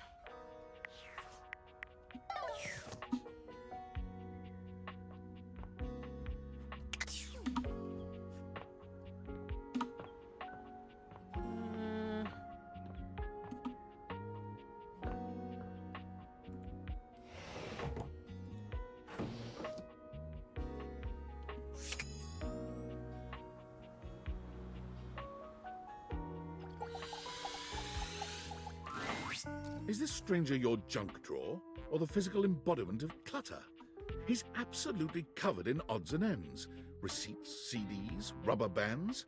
Even his messy black hair sports a light bulb, a pencil, and a pen. When he catches you looking at him, he startles, leaping back with an undignified yelp.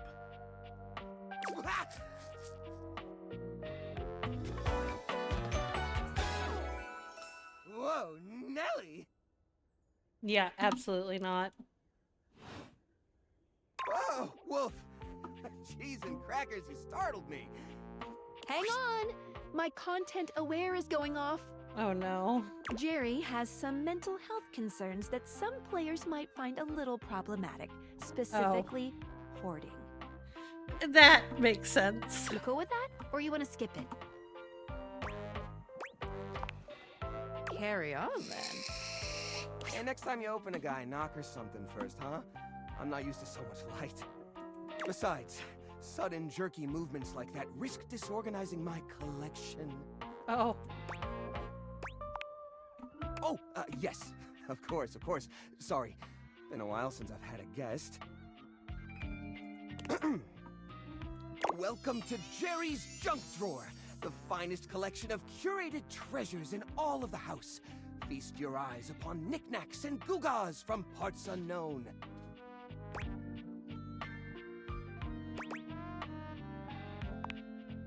Oh, that's the question though, isn't it? Where did this nail come from? What picture frames did it hold? Is that really rust, or is it actually some sort of newfangled orange snack coating? Jerry lifts the nail to his lips, giving it a test lick. Ew. Nope, it's rust. Tetanusy. Oh god. So, what do you think? Why, it's a collection of lost things. Each one forgotten by the world. Each one a story. This button, for instance. Perhaps it was left behind as a clue from one lover to another. A modern-day Cinderella slipper. Take me with you, it says, and know that once you find the collar that matches this tragic button, you have found your love again. No.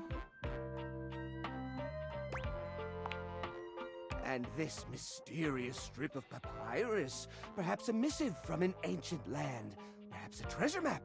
Oh, the wonders we could glean if only we could decipher these symbols of black and white bars.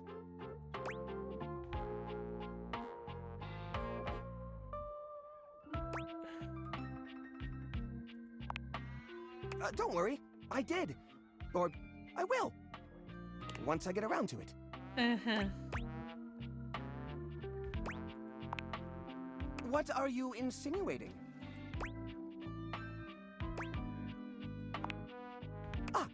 Yes, that would be the part from the old bicycle. It's got that grime on it, you know? That gray bicycle grime, the kind that gets on your hands when you reposition the chain. That stuff. Throw it away? Are you mad? Each and every object in this drawer is like a friend to me. You wouldn't throw away a friend? Each and every one of them is special.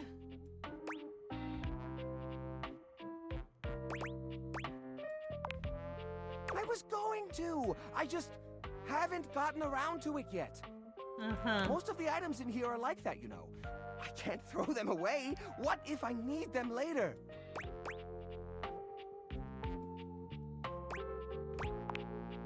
Oh, well, it was just last... No, I guess that was a few months back now, wasn't it? Sort of hard to tell. Thank you only for the timepiece lurk, I have in Rayleigh. here is a broken pocket watch. I've been meaning to fix that too.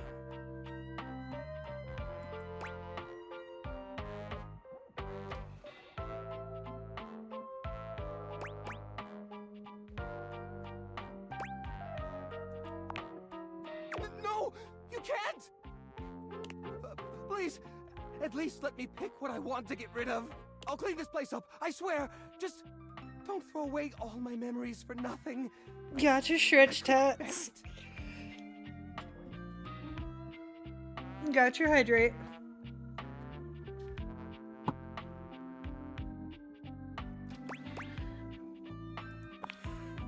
Oh, thank goodness. It'll take some time, though. This process is delicate. I won't be done until tomorrow, at the earliest.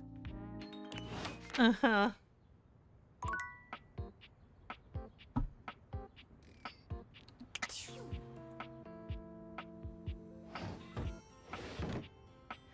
Okay.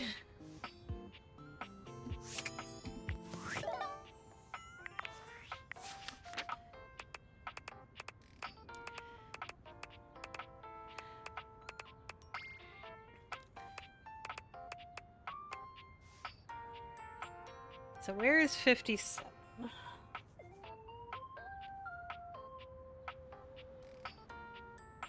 What? No.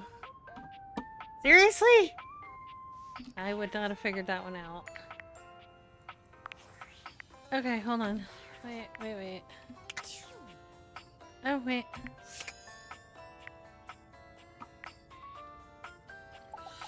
No.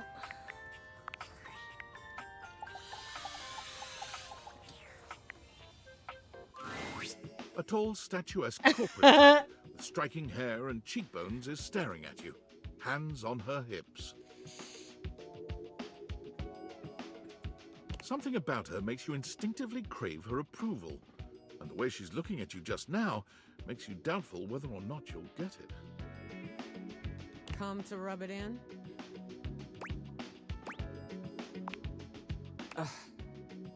This was gonna be my big chance to prove myself. This was gonna be the job that changed everything. And then Valdivian decides that AI is the wave of the future. And why do we need anyone working these jobs at all? And you, large-brained genius that you are, train my replacement.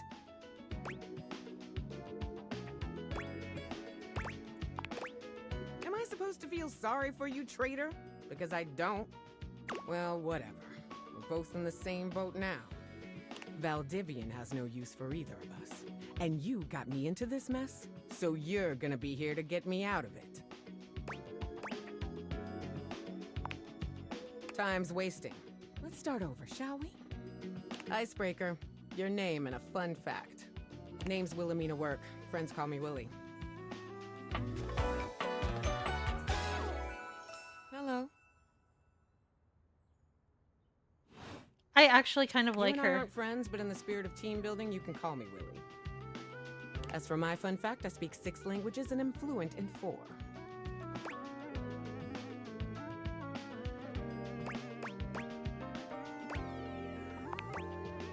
What? So you can tell your little AI pal how exactly to replace me? Nice try. Moving on.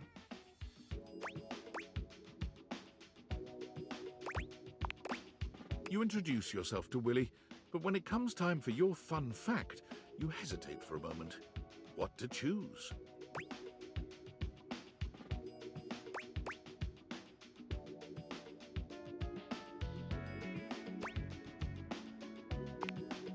I probably would have gone with something more recent, but that is heartwarming and relatable. Shows initiative and ambition, too.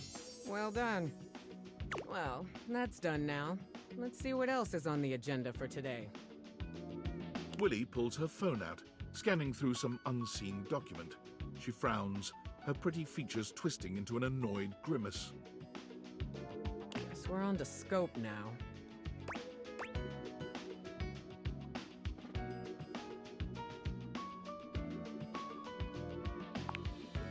Very good.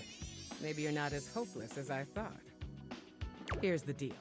I had a job. You cost me that job. I am your job, so you don't have a job either. Tables turning, etc., etc. So you and I are going to meet every day until we figure out where I'm landing next. Since this is your fault and you have nothing better to do, you owe it to me to be here for this.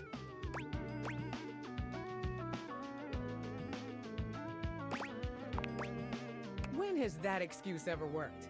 You did it, we're out of a job, now you have to deal with this. I've got some interviews lined up with some places around the house. First one's with Hanks Limited.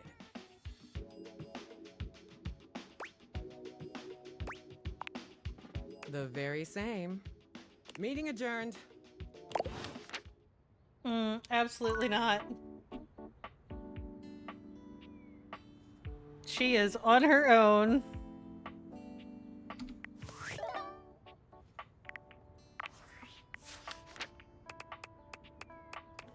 All right. 59.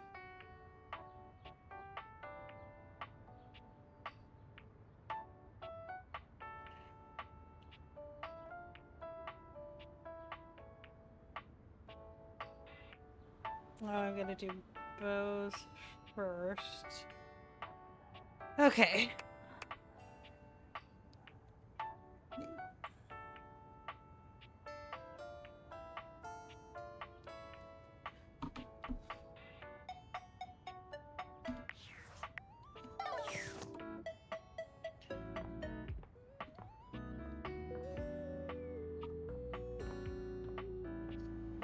Okay.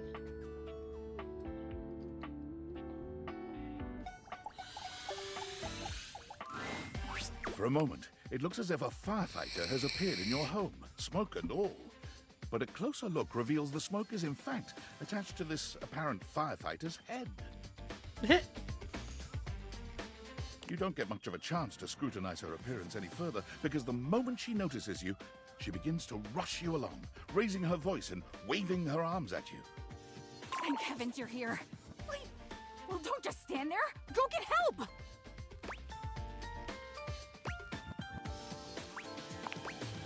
What do you blink mean, what's wrong? Don't you blink see that?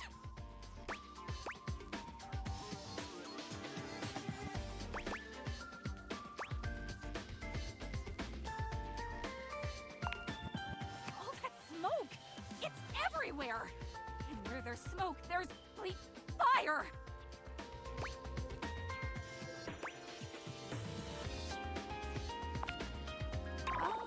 Oh, is that what that is? Whoops. I guess I might be a little jumpy today. Bleep!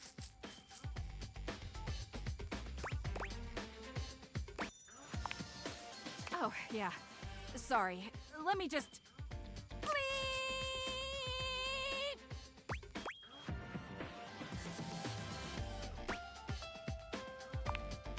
Eve! Blessed silence. You can finally hear yourself think again. Got it. Alrighty then. Armo alarm at your service.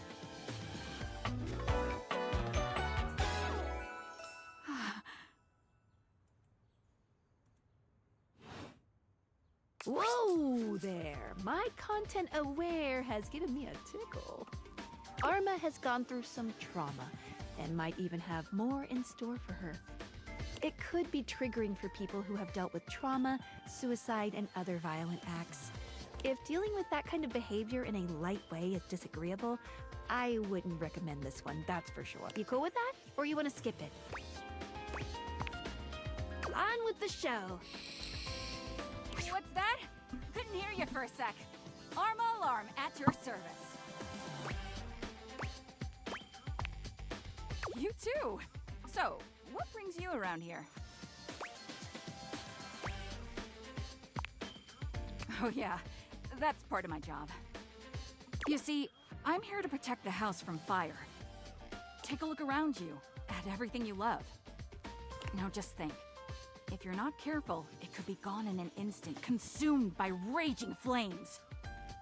I've got to stay vigilant at all times. Okay.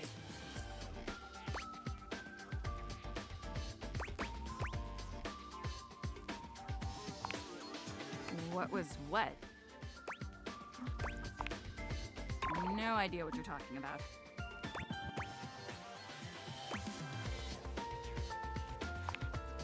Some people don't get how hard it is to have a job like mine. You have to be constantly on the lookout for the slightest sign that something could be wrong. Beep. If I let my guard down, even for a second, this whole place could be turned to ash.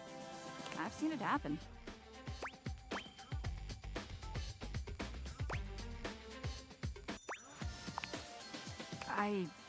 I don't want to talk about it.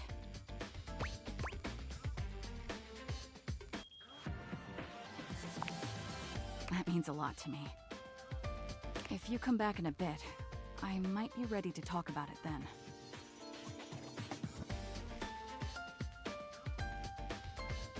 You take your leave.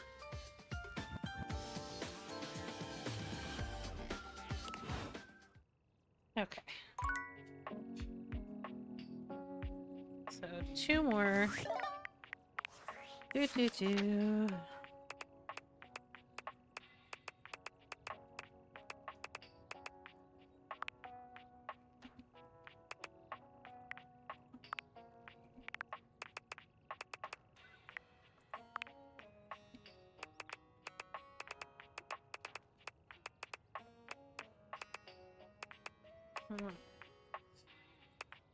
So 67.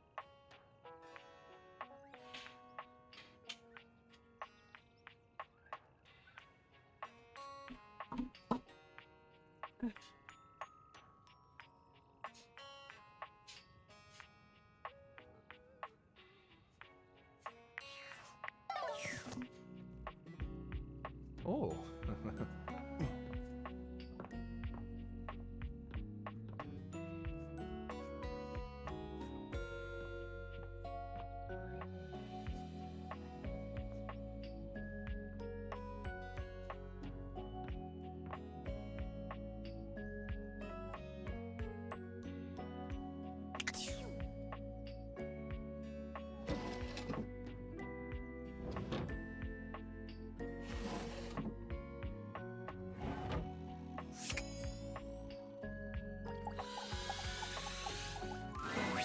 A strange figure stands before you, a whirlwind of conflicting energies and vibes.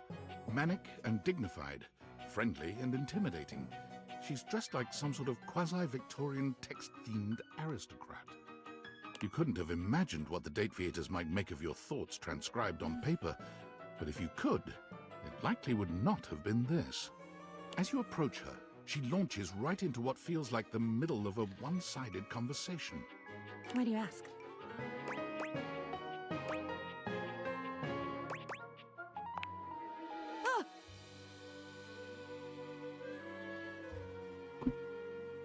But the blue one, and then the butterfly.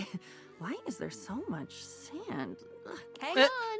My content aware is going off. Oh, of course it is. Diana, your diary, experiences some mental health concerns that might be too much for some players, including things like hallucinations, paranoia, extreme mood swings, loss of sense of self, and executive dysfunction. You cool with that? Or you want to skip it? Carry on, then. Why is there always sand in places where sand should never be?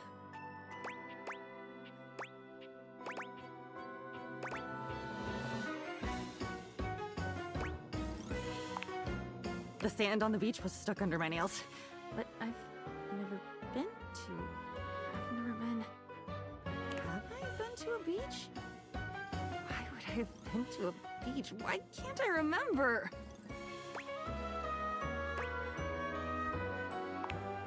Funny timing, band leader. It's a bad rhythm you're leading. Too much percussion. Far too much booming and banging around in here.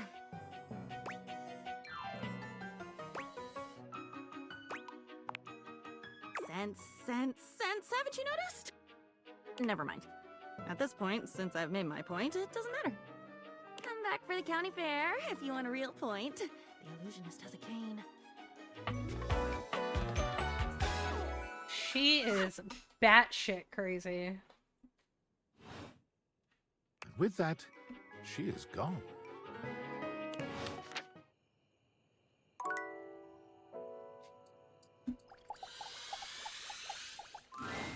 Hello there, stranger.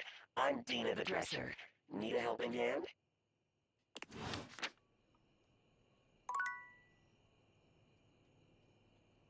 What?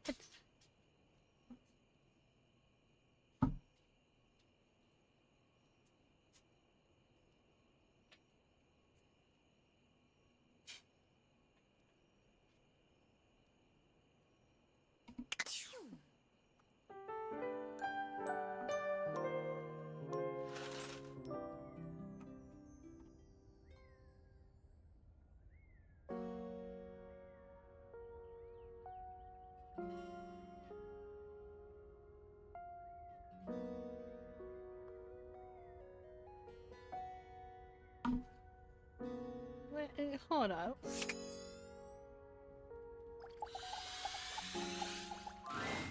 Oh my stars, I've been waiting for you.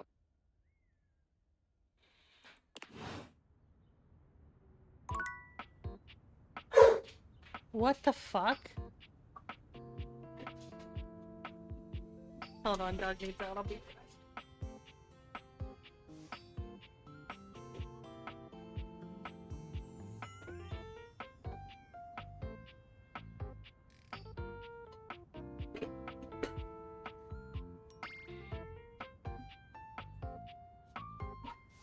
Okay, that one's a weird one.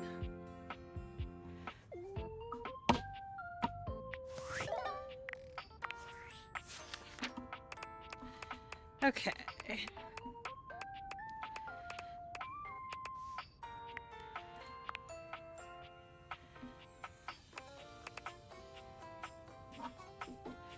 So...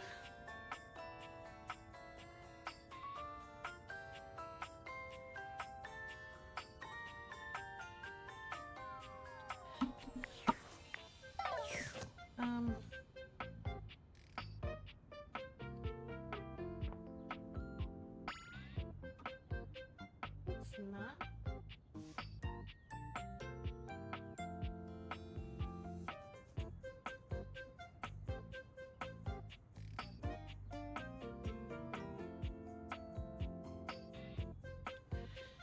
What?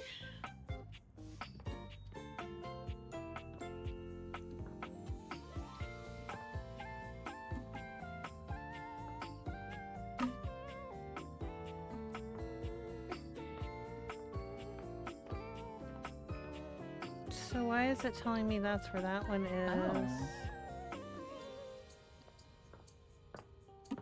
Because that's definitely not where that one is.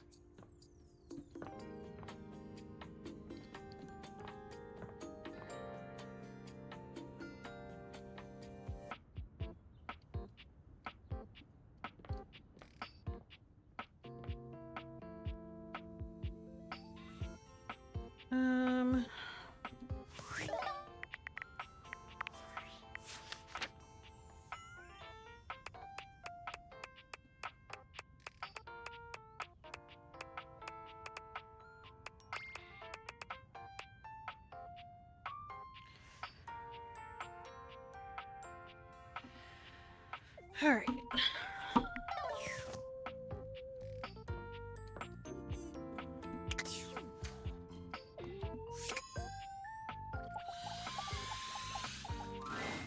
The handsome construction worker currently invading your space makes you feel as though you've accidentally wandered into an active building site. Okay. He holds up his hands to stop you from going any further, glaring at you as he looks you up and down. Whoa, whoa! Where do you think you're going?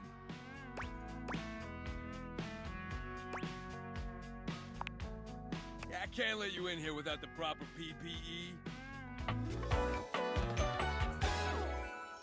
Yeah. Of course, his name's Tony. Tony puts his fingers to his mouth and whistles. Hey, oh, get him out of here. Your hard hat, your boots, your high-vis vest. Come on, this is a job site. Don't even get me started. Not when Johnny Wannabe next door's got a whole garage to himself. I mean, I'm talking wall-to-wall pegboard, 6 kinds of saws. Oh, and he's got this 12-inch auger. Man, those things could be. Yep.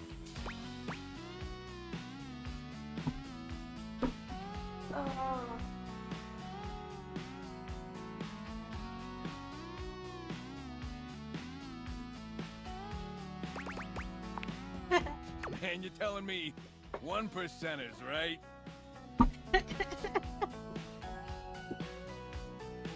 Look, all I'm saying is I want a little more space, too. You know, for entertaining. I'm a popular tool. It's always, hi, Tony this, thanks, Tony that, or Tone, my ass is leaking. Jean-Loup. Incontinence. You didn't hear from me, though. HIPAA. Anyways, objects need somewhere bigger than this to come see me for what ails them. And, sometimes old Tom might also want to have special company over. Yeah, you know what I'm talking about, huh? Tony nods, grinning smugly at you.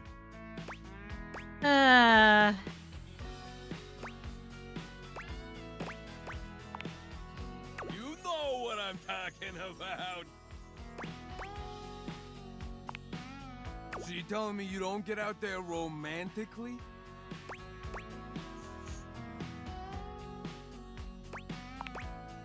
Old Tony knows complicated, but you could probably pull more partners with better digs. Wow, thanks, Tony. Well, doesn't exactly scream Randy Andy, does it? The romantic prospect wants to know that you know your way around the toolbox. Are you good with your hands? A fixer. And this place, doesn't exactly show it. Know what I mean? No bells, no whistles, nothing.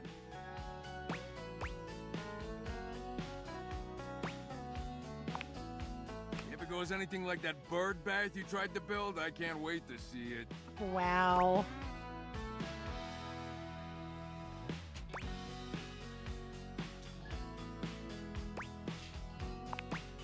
Yeah, I'd argue it was exactly your fault the birds flew in before the cement drive, but let's leave the past, huh? Just hear me out, okay? A drawbridge.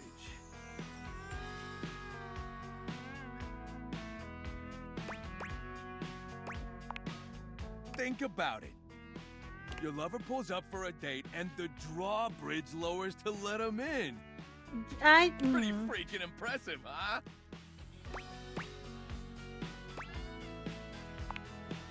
Oh yeah, I got everything I need on hand. The flat-looking screwdriver, the pointy star-shaped one, a hammer, and that spearmint gum you've had in here since April.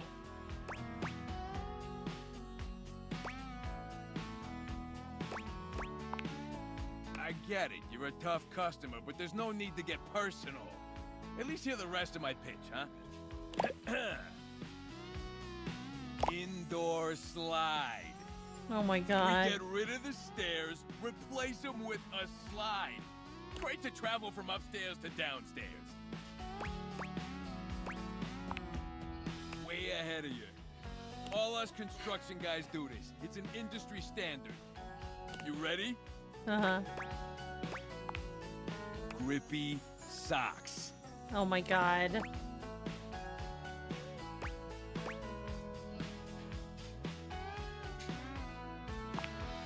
Of course you can. Just don't take too long. I tend to book out 6 to 8 weeks in advance.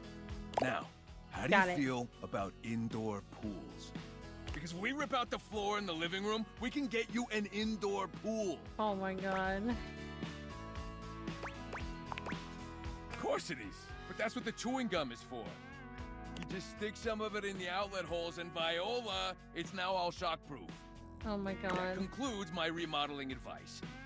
Now, for the actual dating advice, you're just gonna have to sign up for my workshop.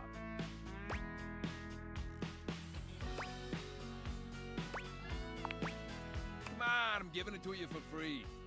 Everybody's a critic. I'm gonna make it real easy for you. You wanna take my workshop, all you gotta do is show up. No paperwork or nothing. Now, I don't mean to hustle you out of here, but I gotta take lunch. Union rules. But you can come back later and see what we can do. Oh You know, my help you fix god. up your romantic affairs.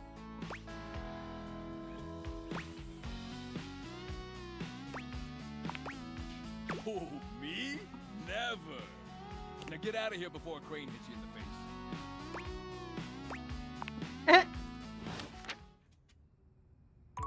Wow. That was something.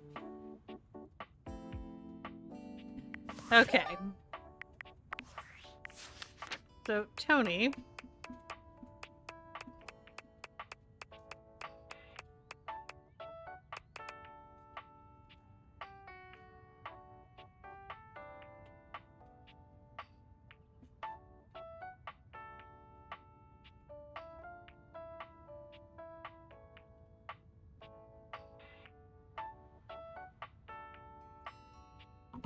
All right.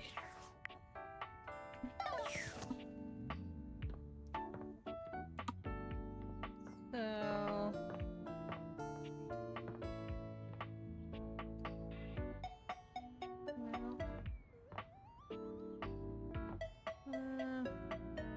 no.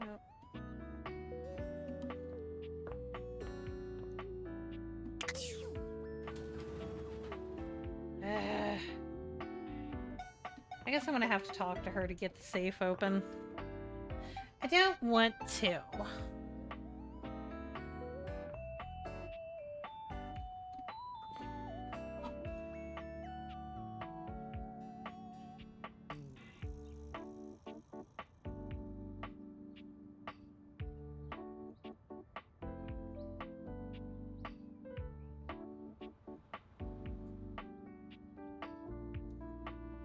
No. That's a thing? Hold the fuck up. Okay, hold on. So we'll go do this.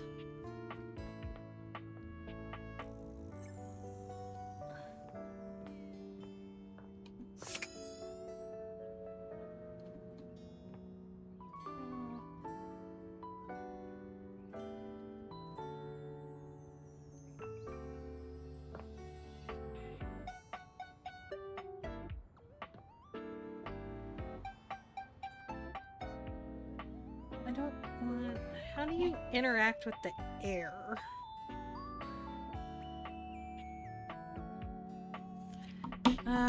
So here's the vent.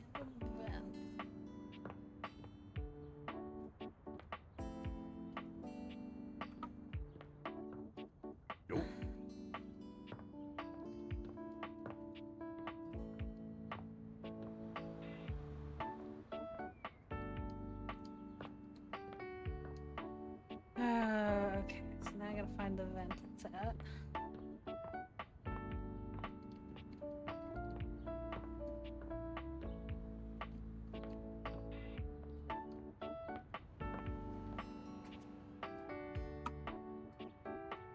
Is there no vent in the kitchen?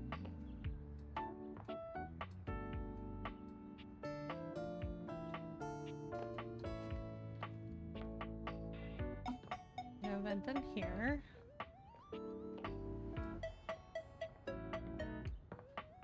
No vent in here.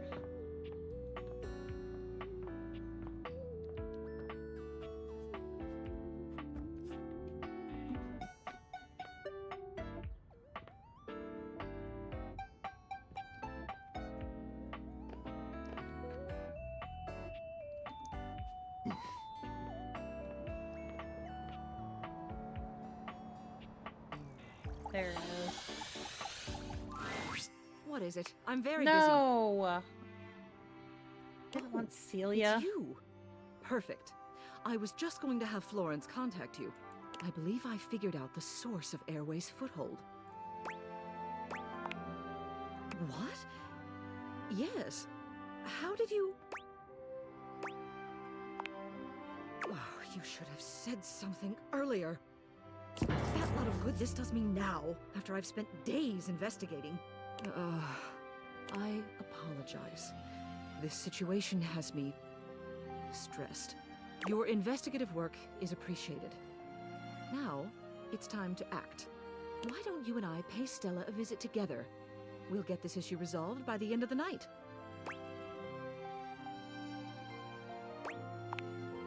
Why wouldn't I be? There is nothing strange about a civil servant looking after the objects under her care. Come along now. Don't dawdle.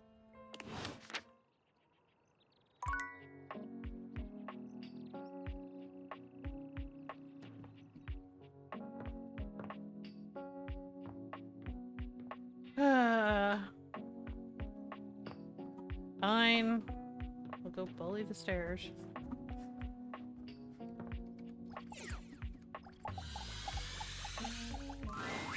Celia's grand presence announces her before she even speaks to you. She greets you with a regal nod. Good. You're here. Let's get this done. Stella! Oh, hello, Miss Mayor. I know you're a busy ceiling, but you're also... Let me check my notes here. Smart. What would you say if I told you that you could be the first ceiling ever to get in on the ground floor of an exciting new startup? Oh, God. Airway isn't a small startup, Stella. It's a big problem. Oh, you're familiar with our brand. I'm so terrible at the speech, so it's good to know you're already on board. Not quite. Stella, I'm concerned that you're being scammed, my dear. I am. You are being scammed? And you know that? I know that it's easy for this to be seen as a scam. But it's not. Oh, no. It's an opportunity. And it's... Stella. Please, Celia. Just let me try. Oh my gosh.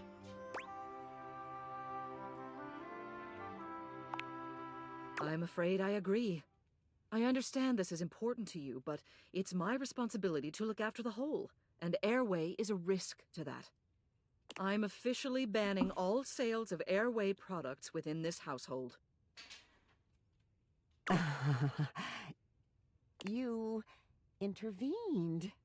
You ruined what I had going, didn't you?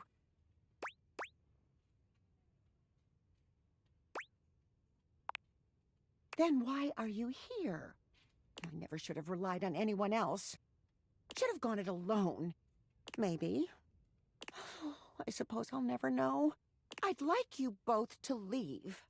Stella. Leave!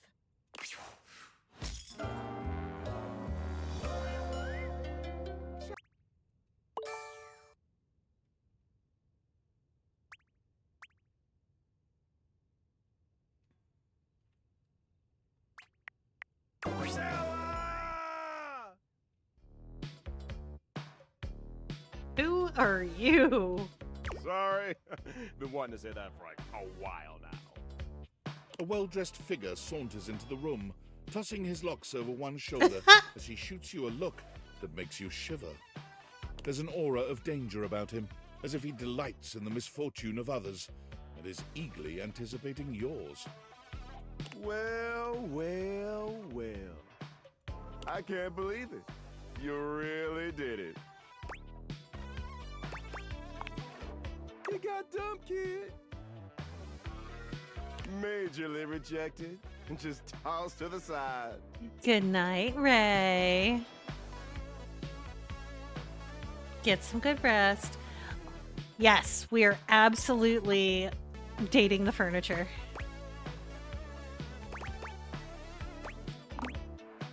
Sorry, I couldn't help myself. I'm absolutely giddy.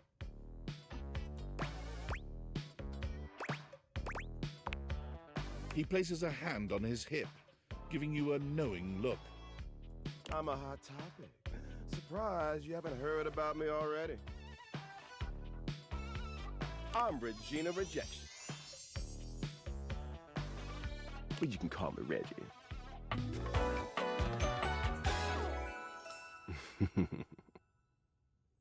As are we, Hex. As are we. Because some of the furniture, chef's kiss.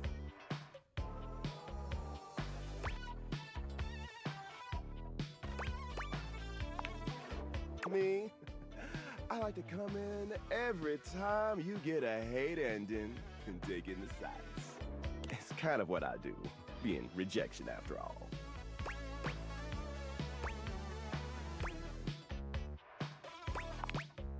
I like to think of it as a nice consolation prize. I mean, that's fair. Oh, don't worry. I'm always just one rejection away. Listen, bitch.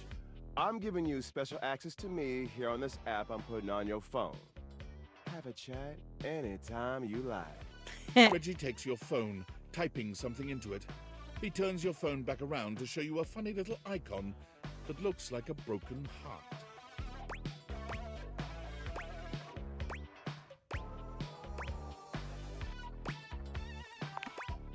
We'll just have to wait and see. That'll be a feat. I'll come by to check on your progress if that's your goal. Let's just say, I really can't wait. I love him. Alright, I'm still trying to find the air.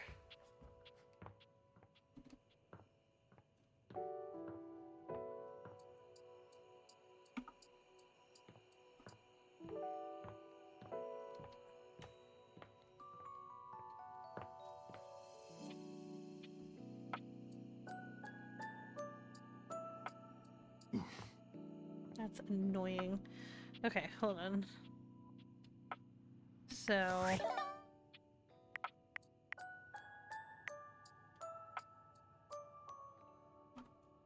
hold on.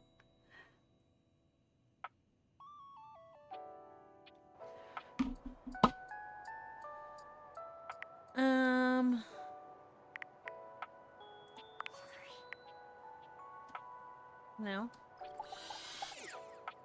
Hello?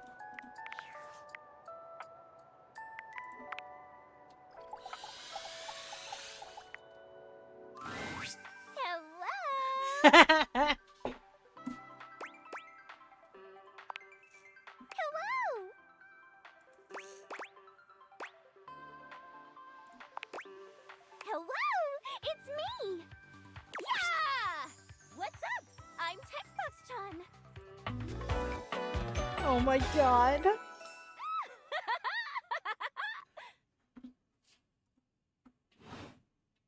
A stranger that appears to be cuteness personified jump kicks into your view. Striking a pose so adorable makes you just a little dizzy.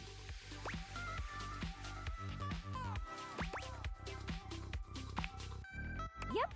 Gee, those date beaters really can transform anything. Wait, we should use it on the sun! Think that would work?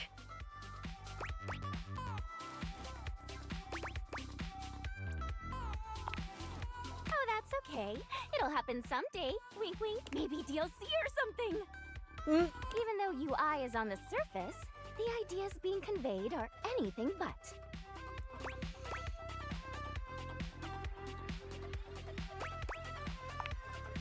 Look, I know you've been staring at me this whole time, which is the point. But remember, my advice is to listen to what I have to say, not just admire my pretty colors. Oh, I found some you're gonna like, Ez. I reached a point where I wasn't able to find the rest of them, so I got down to the point where I was looking them up to find them.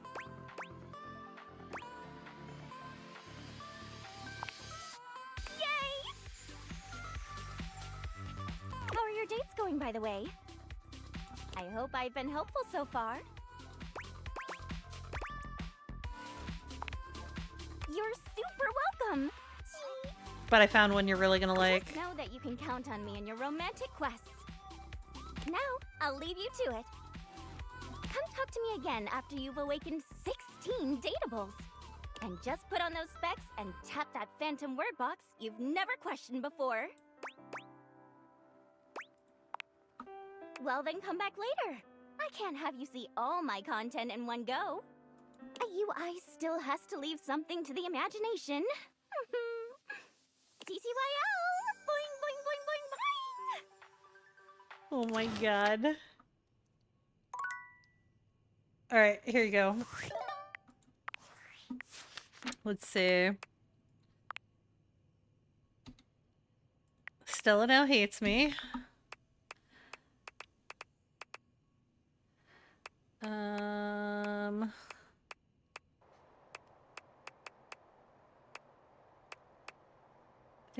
Do.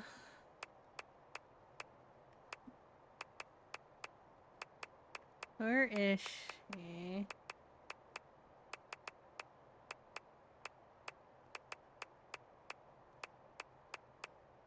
Here you go, Ez.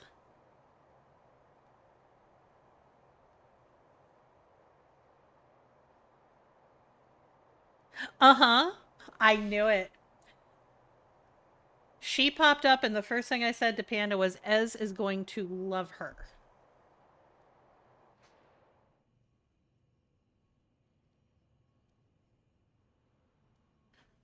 Uh-huh.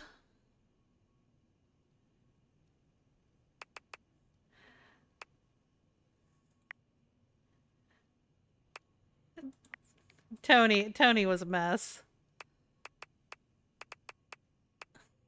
And there was text box. Reggie is kind of fabulous.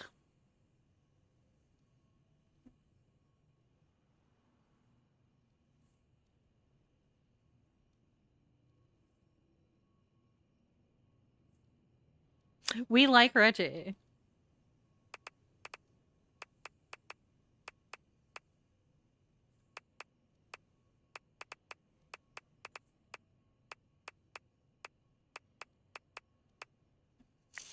Don't you worry. I will know where they all are.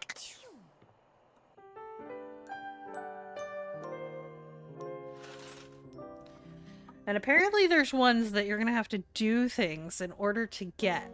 And I will know all the secrets. I am determined.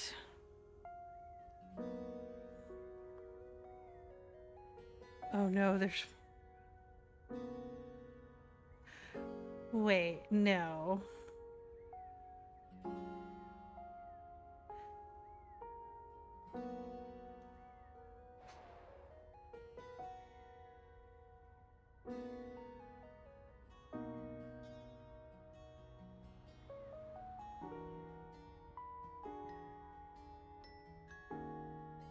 Wait, no. Okay, hold on. What? We gotta go figure this one out. What? Wait, how you find this one? What? Where? What? How? What? Is it a nighttime thing? Like, what? There's a ghost in the attic? How I find the ghost in the attic?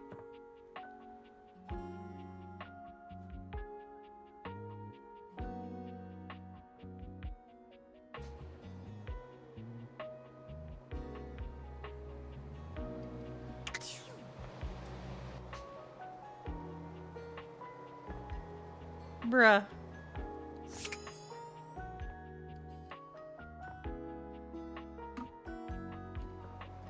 I need this. Alright, we're gonna have to figure that one out.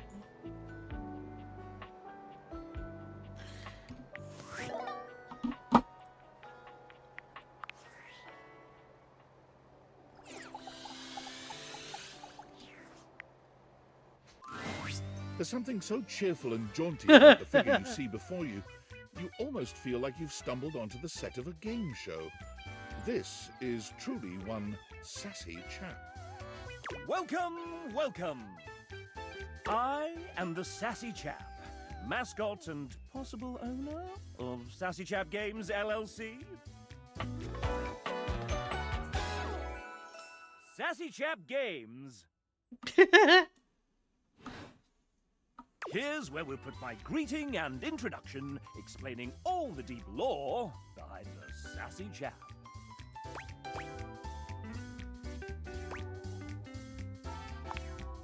Placeholder text? Where? Let me at it! We here at Sassy Chap Games LLC... Hi, Filthy. Thank you for paying the ferryman. I may not be the star of this game as it's our first, but just you wait. The next game will be called The Legend of Sassy 2, Chap's Awakening, and will feature my quest to uncover my holy backstory. Don't be silly, of course there isn't. I'm doing okay. How are you? And here's where we'll have the chap introduce the concept of the dating game.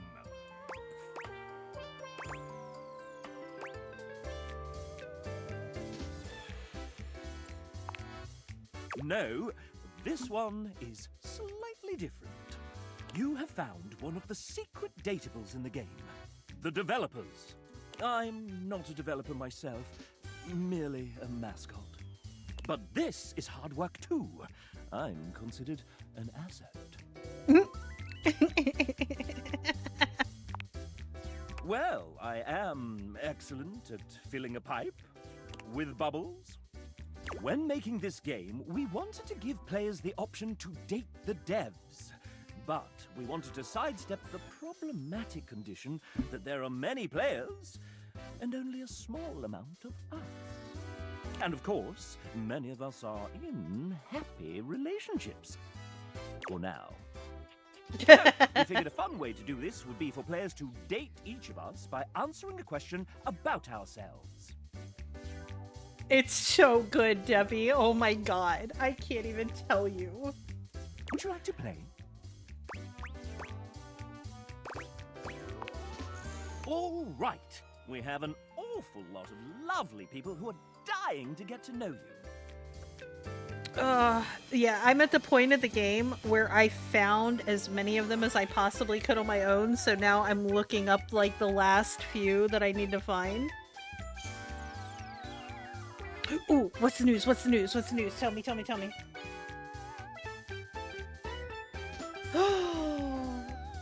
You can absolutely send it to me. I will be upset if you don't send it to me.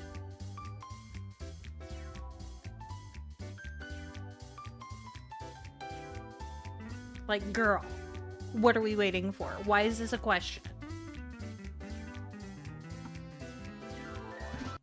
Hold up, this game's hard to tab out of.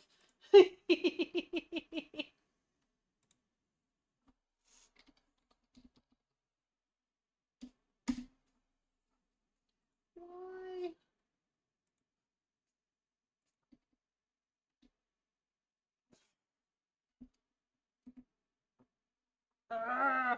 Can't add you. Are we not in any of the same Discords? Here. So I can find you. Join the top one. That's Panda's Discord. Well, Panda's in mine.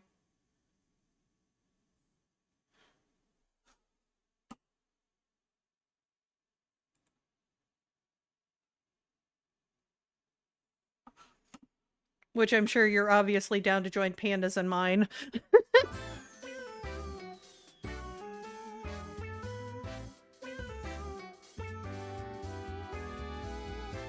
And I'm easy to find in there.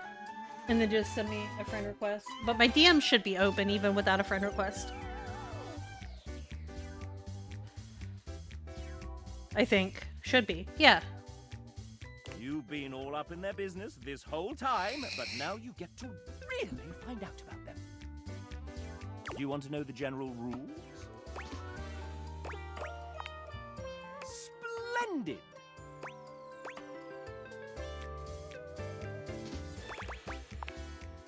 The rules are simple. Each dev will introduce and ask one question about themselves. You'll get to choose from 3 responses, each corresponding to a love, hate, or friendship ending with each dev. Then we move on to the next one.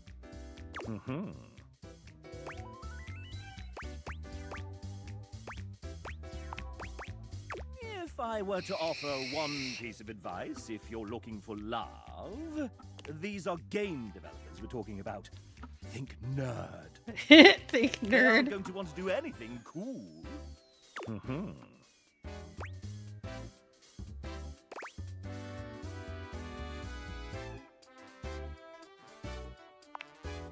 If by winning you That's mean okay. find true love and happiness, I am sure you sound amazing. 30. 30 points for finding true love and happiness.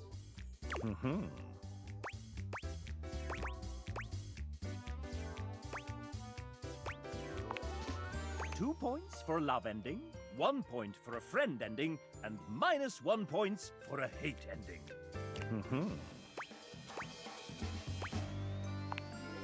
33. A lucky number. Holy shit. Or at least that's as many as there were when we recorded this voiceover.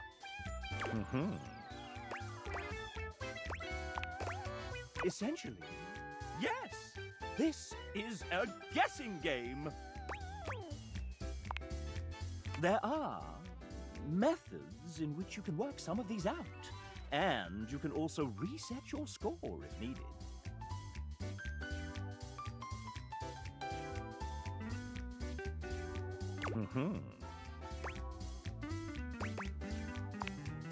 You can quit at any time, and at any time we can tally up the resolutions you got towards your current dev love status.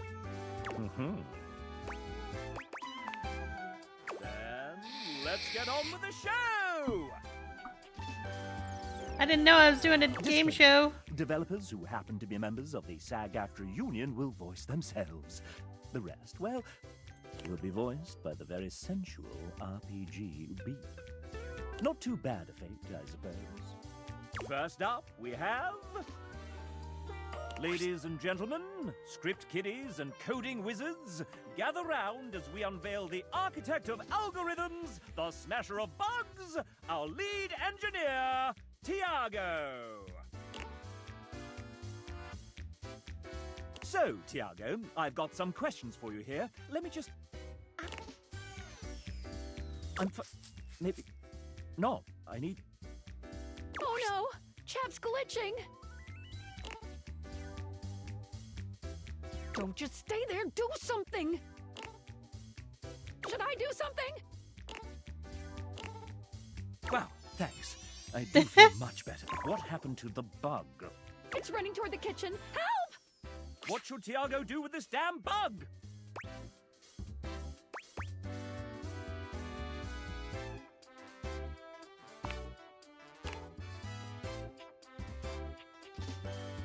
That's the friendly spirit that Tiago enjoys. Would you like to date another dev? I've come up with a new developer. Next we have Jamie, our external producer from Team 17. They're not evil at all. Wait, did I just say that out loud?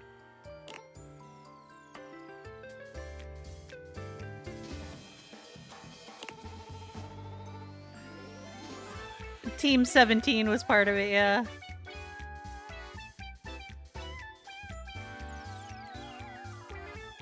Psst, Jamie. The game has already shipped. We're live.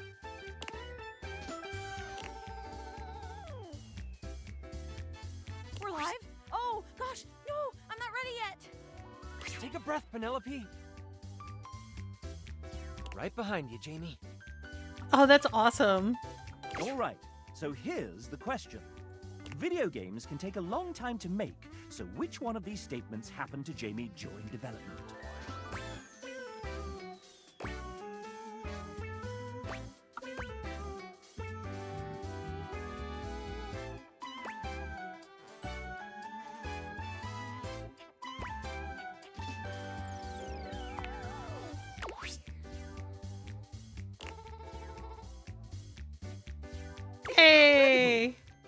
loves you, and I won't tell his fiancée a thing. Would you like to date another dev? Sure. I've come up with a new developer. Next, we have... Rummaging around in the top of your closet, you find a somewhat untidy box of crafting supplies. It's Kale! Ah, yes. The aggregated result of many hobbies started and intermittently maintained, still brimming with creative potential. Gail's adorable.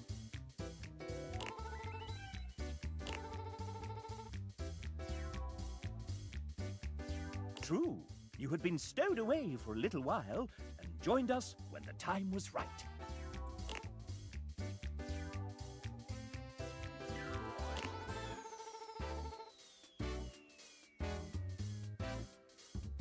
Lovely. Any other thoughts for your imminent date? Ez is like, don't worry, I'll make sure you find the date the developers, Ez.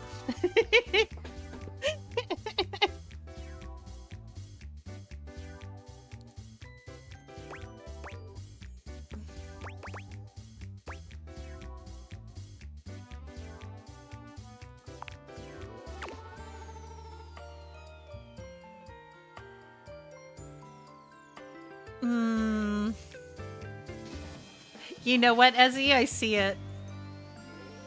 I know exactly what you're talking about, and you're not wrong.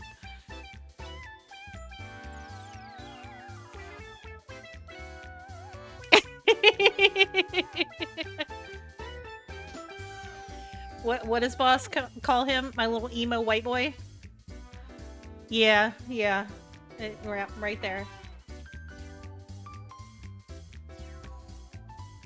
Yup. This It's is Rabbit. the way to Kale's heart. It's love.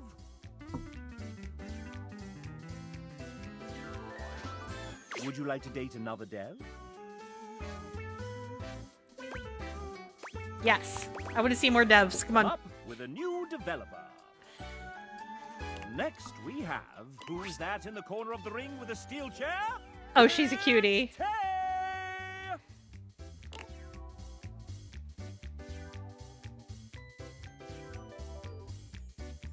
And things. So many. She's on art. Let's go.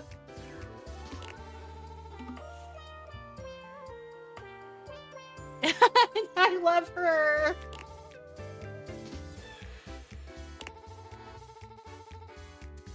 Are we seeing the pin? Check out the pin.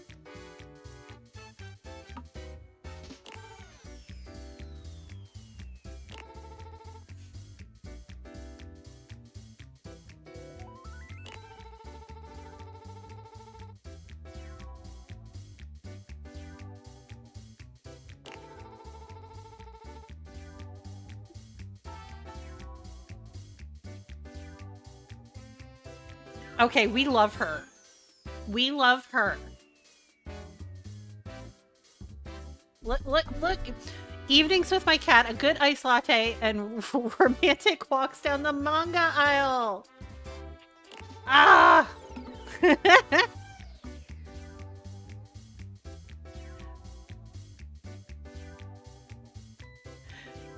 Theme park history, musicals. Fights from RuPaul's Drag Race. I can't.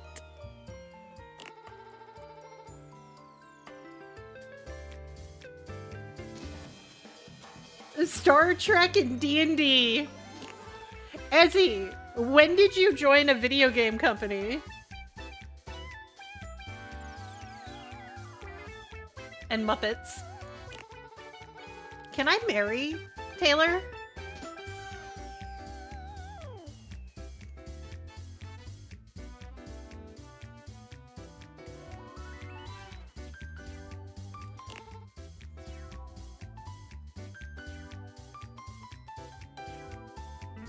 Can I marry Taylor?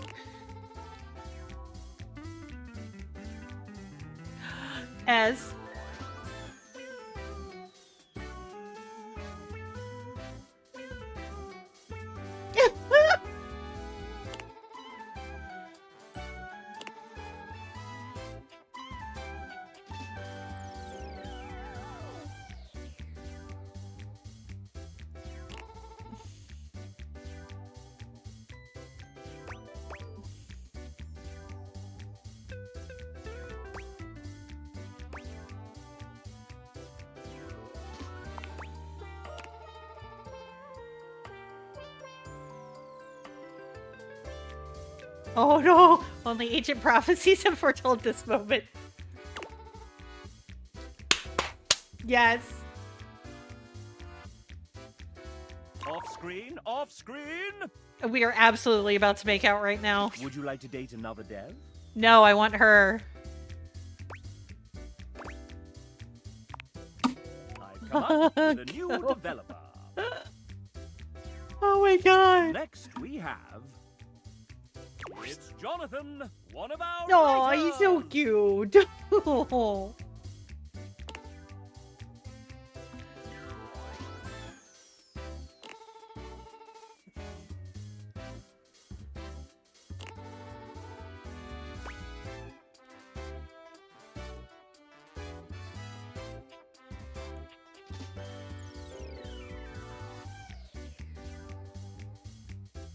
Ooh.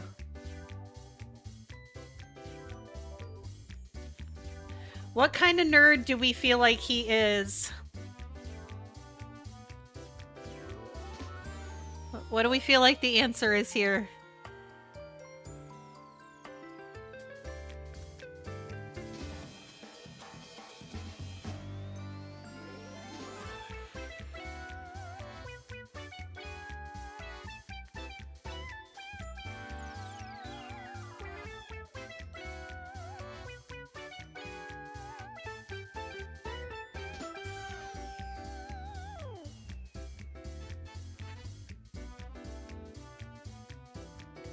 Oh, that's kind of what I was thinking, but I almost felt like it was too obvious, but I don't feel like Superman is right.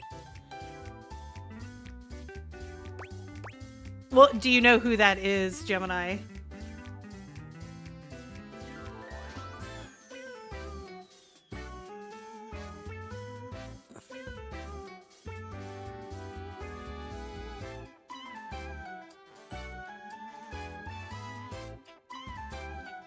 Oh. So that is a drow elf from a D&D book series. One, like, the D&D book series. And he is, like, the character in it.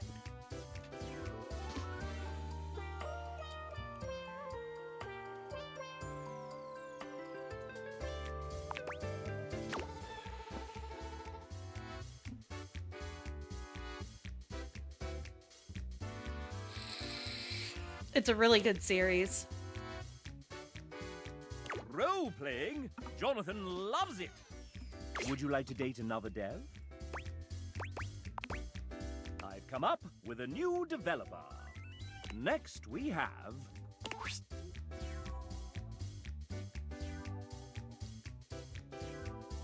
Otosa! Let's play a few sets. Yeah, that one that I can't find.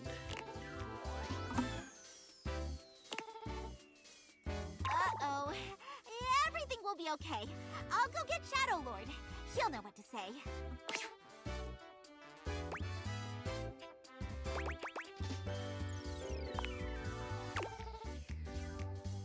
Now that's paying attention to context clues. Jperia loves you. Would you like to date another dev? I've come up with a new developer. Next we have Hey You by the Coffee Machine. Oh, Debs is adorable. Debs here is part of our amazing team of 2D artists.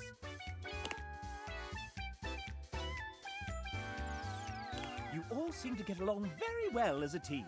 I've seen you in that fancy Discord thing where you can all talk.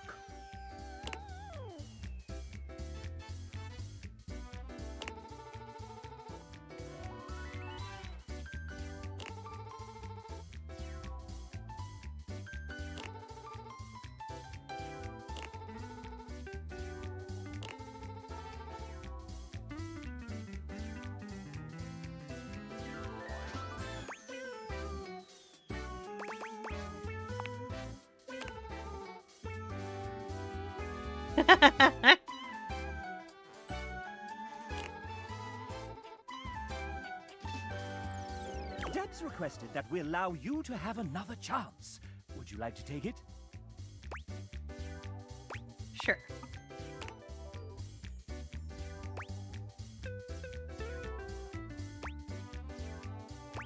Ooh.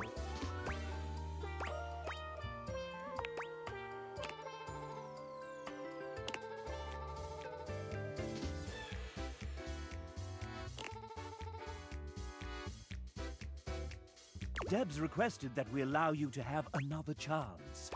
Would you like to take it?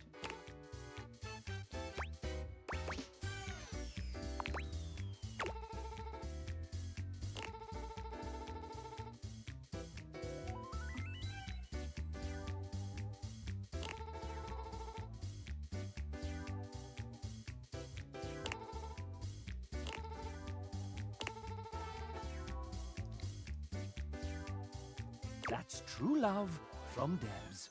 Would you like to date another Dev? I've come up with a new developer. Next we have, well then, if it isn't Aw. Robbie Damon! Oh, he was one of the developers? Love you too, Debbie. Voice director, voice actor, writer, creative co-lead, Oh, and shit. executive producer of this very game. Damn, Robbie. That's me. Sup, duder? Sup? Nothing much. Hey, anyone ever told you you sound like one of those 4 guys from... Moving on. New recipe. Are you prepared for your date, Master Damon? Master Damon? Who told you to call me that? You did, sir, in your 3:18 a.m. email last night entitled, "Call me Master Damon during the Date the Devs game show." Ah, that's right. Well, I do have my MFA and am an experienced master dater. Wait. No take backsies. Oh, dang it. Fine. Hey, narrator, can you say Master Damon with that sick British mid-central medial A? Master Damon. Can I get that one more time, but like 69% sexier? I'll give you an ABC. Master Damon. Master Damon. Master Damon. I'll take the C-take. Thanks, JB. When you're quite done, sir, I believe the player is ready to begin. Oh, shit. All right. Well, Megan gave me a hall pass for this, so let's make it good. Fire away, you sexy little cipher, you.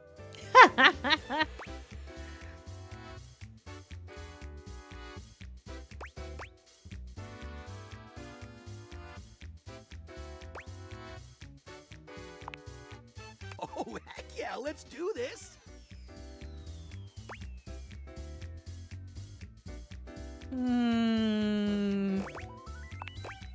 Hey, 11 for me.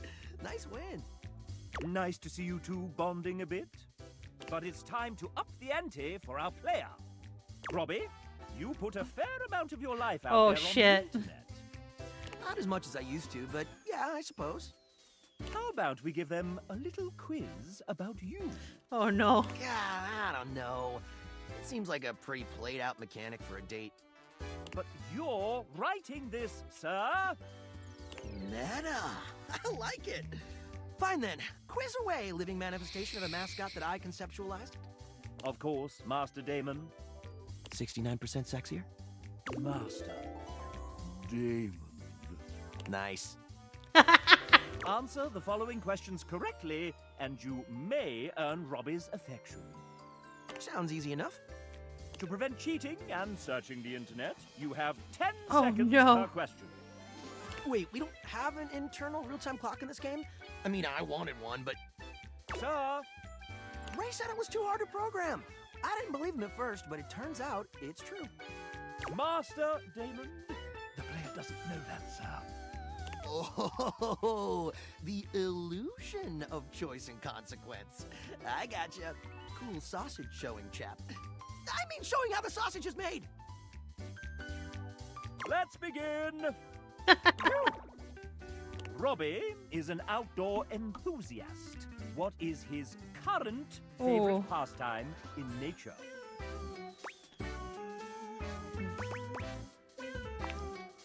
That's correct. Robbie is an avid hiker, recently conquering multiple 14ers and the SoCal six-pack, not to mention traversing the Grand Canyon rim to rim in a single day. My big toenail fell off. Up next, Robbie has mentioned that he graduated with an MFA. In theater performance! That was the answer, sir. Oops. Pivoting. Though his degree was in theatre performance, what was the subject of his thesis? A clue lies within a certain sudsy character he wrote for this game. Hey, since when do they get hints? Since you inadvertently made the question harder, Master Damon. Fine. But only since you called me Master Damon. Oh my god.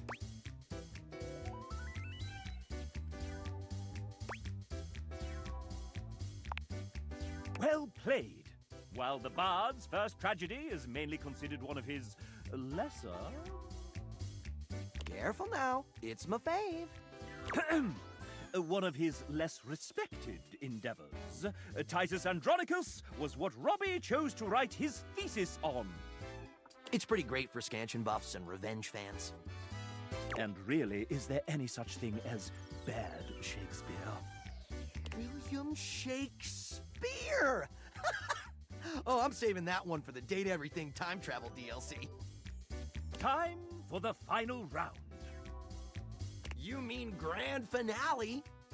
Yeah, whatever. Here we go. I'm so excited!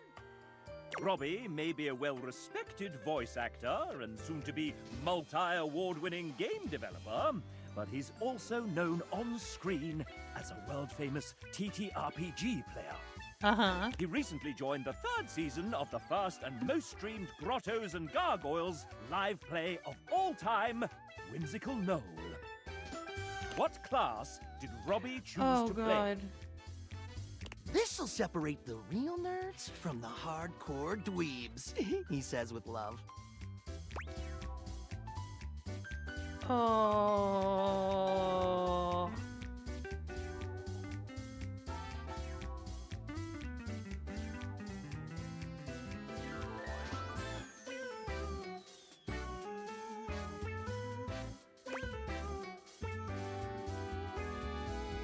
No, that was last season. No?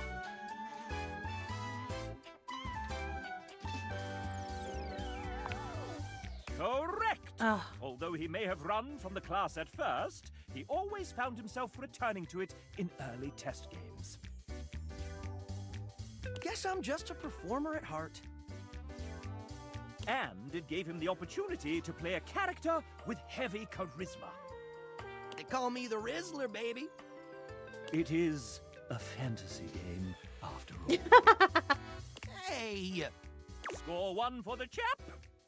And that concludes our little Robbie D fun fact quiz.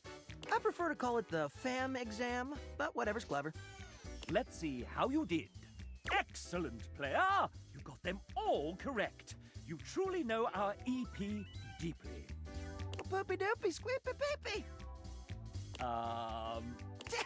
Dang! You really know a lot about me. And I'm gonna know a lot about you after I check through your playthrough metadata.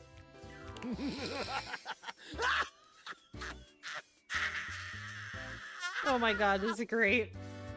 JK, TLDR. But you can share it with your friends for funsies. Yay! That's my favorite part.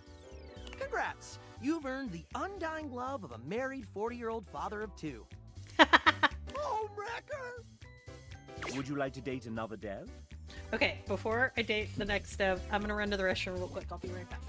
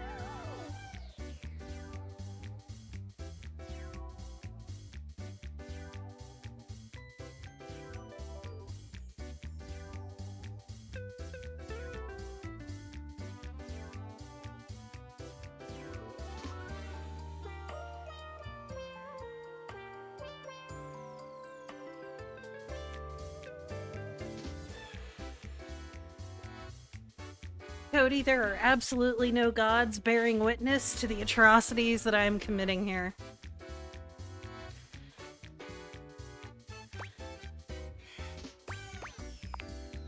I've come up with a new developer. Next we have... it's Logan Burdick, I'm afraid. He's a terrible writer and in a terrible pickle.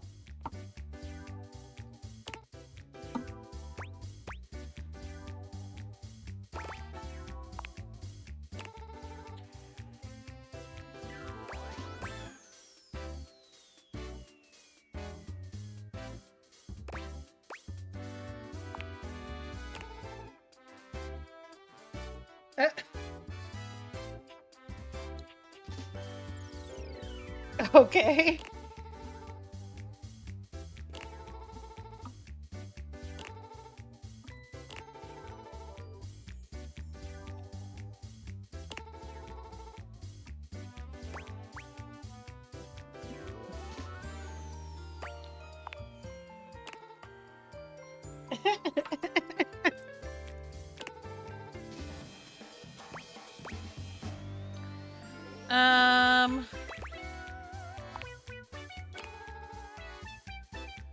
That...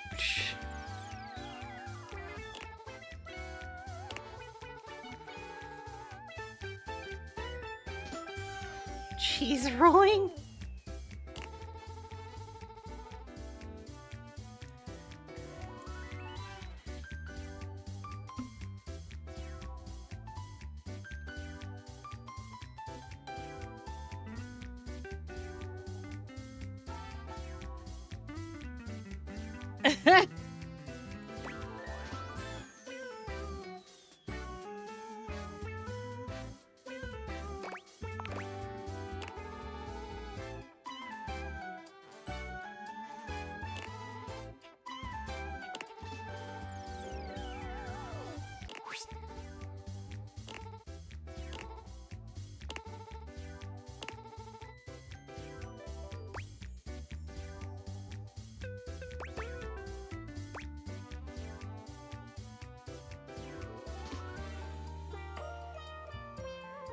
Ooh.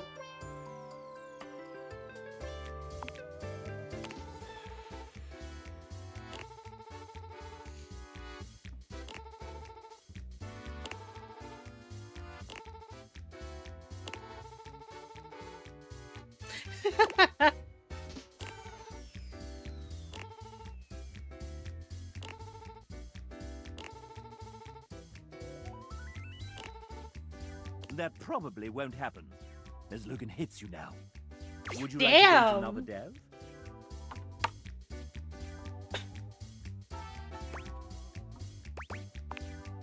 I've come up with a new developer. Next we have... Hi, I'm J. Michael Tatum. Please call me Michael. The J is just to throw off my enemies. Removing. I'm a prolific voice actor, writer, and sometime composer who thrives on complicating my friends' creative projects. I enjoy curling up with a good book before scintillating midnight vistas, stimulating conversation with fictional characters, and long walks in my head. I play piano to avoid social obligations. First, let's talk literature. My favorite books? No. Regale me with your tastes. What book series do you most enjoy pretending to have read? But I actually read them. Bad choice, but it must be said the films do make it rather easy to cheat. Next, let us turn to matters culinary. If tasked with preparing a repast of choice, what element would I almost certainly get wrong?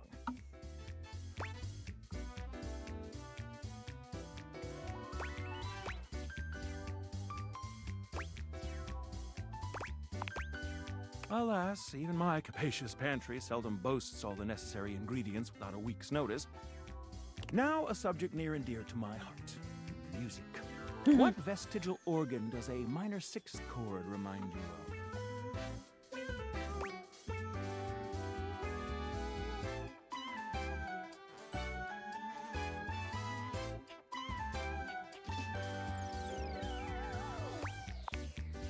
Clearly, we ought to explore your understanding of human biology first. Well. I fear that this lad might just be classier than I.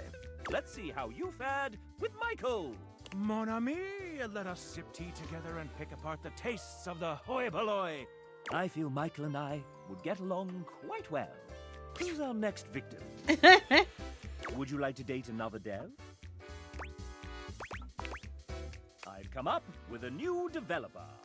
Next we have Evan Marcourt, Amanda Hufford's emotional support, co-owner of recording studio Voice Tracks West, sometimes engineering sessions, sometimes running the dishwasher, and sometimes fixing file names buried deep, deep in spreadsheets. You are incredibly helpful dealing with tens of thousands of lines recorded by an indie studio. Your assiduous... Damn it.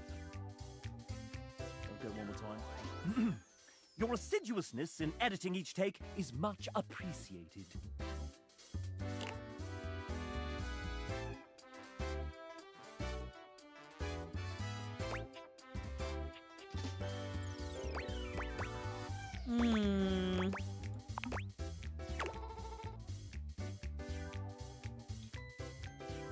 Spitting Camels comes to mind.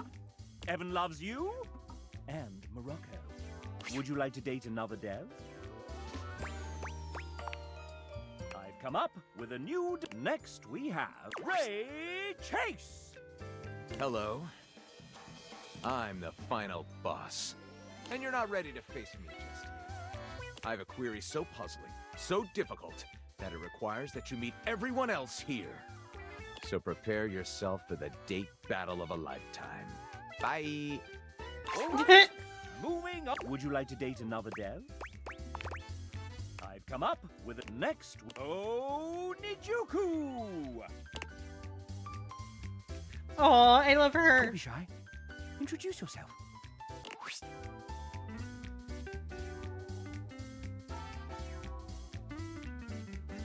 Nij is the lead artist on this game, which means she designed all 107 characters, including myself, and almost all the UI that you see. Did she sign up for all of this? I think partly she didn't realize what she was getting herself into.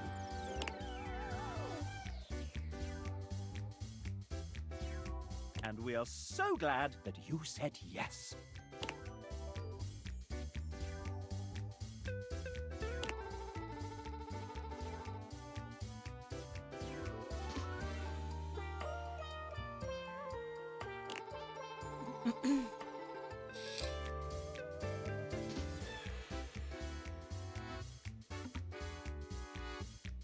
Excellent. And before we move on, do you have any questions for your potential date?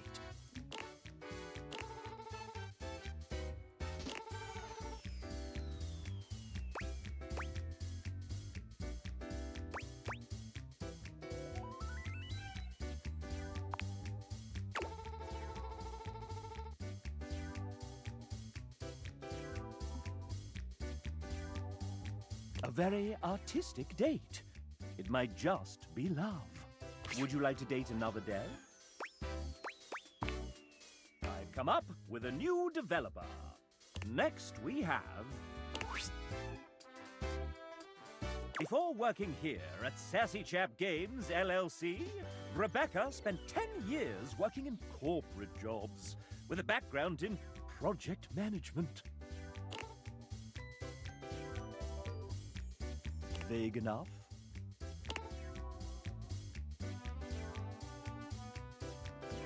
Spreadsheets are actually 99% of game development. She came on just in the nick of time. Her story has influenced one of the characters in the game.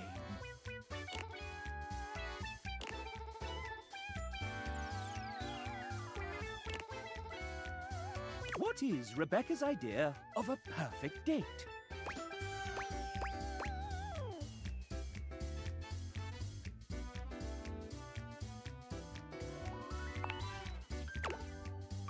That's the sound Rebecca makes when she loves you. Would you like to date another dev? I've come up with a new developer. Next we have...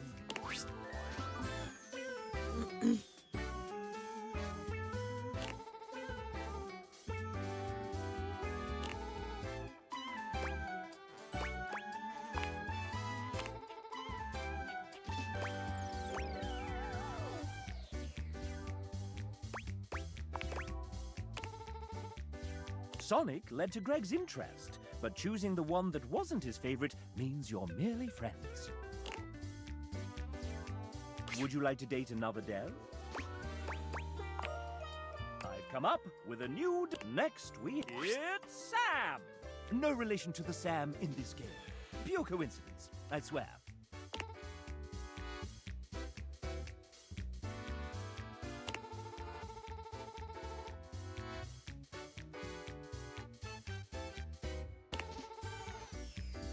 Dear me.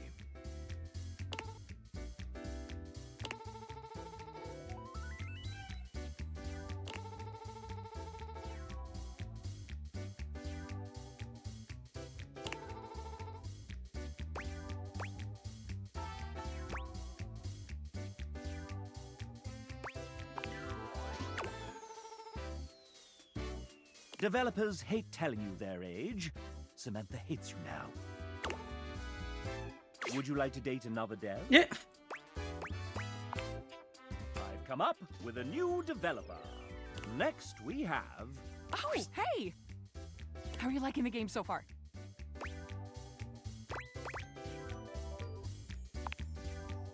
Oh, actually, sorry. Hold that thought. Getting a ping. Just need to copy this over and done! Sorry about that. What were you saying?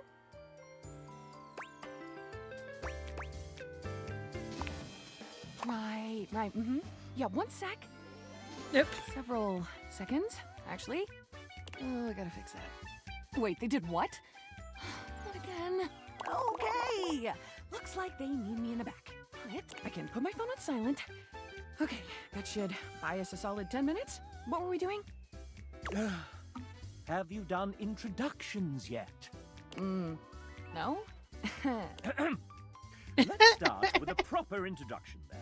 This is the venerable Amanda Hufford, our dedicated, sleep-deprived producer extraordinaire, voice director, writer, script supervisor, scheduler, therapist, hostage negotiator, and maker of spreadsheets. So many spreadsheets. If there's a job to do on the game, Amanda has probably had a hand in it. Aren't you forgetting something, dumbass? Oh, right. I'm also a voice actor. How do you forget your own fucking job? Whatever. Decided to take on game development on top of that? Venetia, remind me to ask Ray to put the cry on floor emoji in the game as a collectible and tag it here. Ah, shoot, we can't really do that because we don't own the rights to the art. But we could commission one that's similar. Let me message Neej.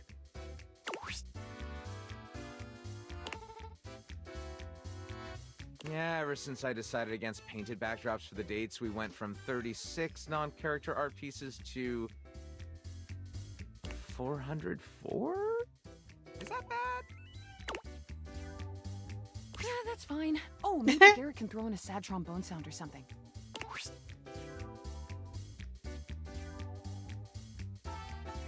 Don't worry about it, Garrett. I got it. Would you want again a sad whistle or something? Gabby, if you start whistling again right now, I will turn this game around so fast, I swear.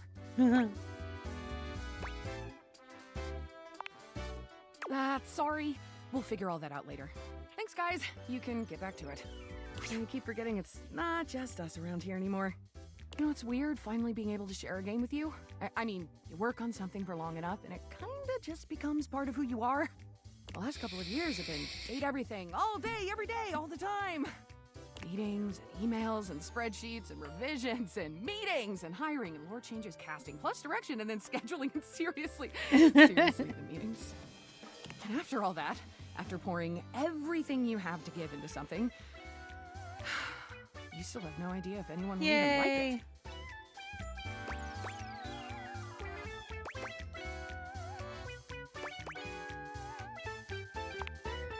Oh, you're sweet to offer, really. Even if you did tell me, I wouldn't remember. This version of me, right here, right now, just doesn't ever get to know.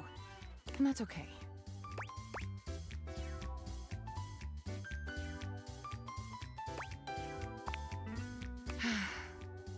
After you get done here, if there was something in the game you enjoyed, if anything really stood out to you or even meant something to you, let the team know. Take a little scroll through those credits for the names of all the amazing people who worked on this monstrosity, and if you like their work, go support them. And if you get to the end and realize it just wasn't for you, well, if you just flat out hated it right from the start, just promise me you won't tag me on social media and yell at me about it, okay? Can you do that?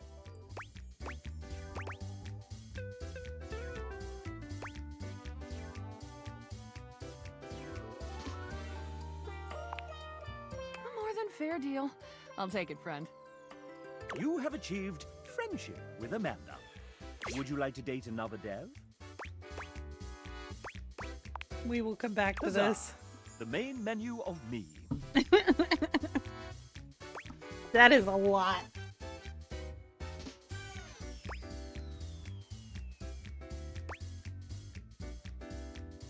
Oh yeah, I want to do Very Monster Prom at some point. You all come back now, you hear?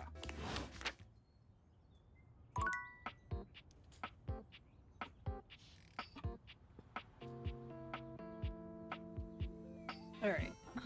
So I've got 4 more.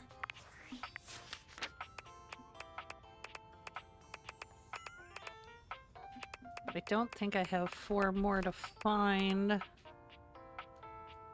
That's 93. That was air that I couldn't figure out. That's 96. Ghost.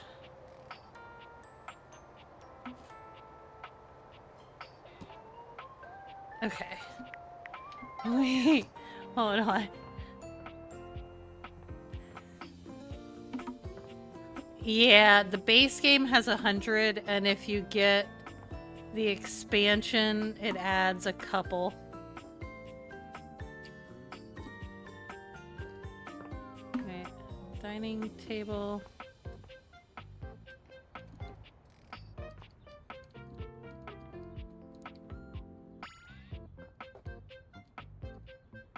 Yo. Yo.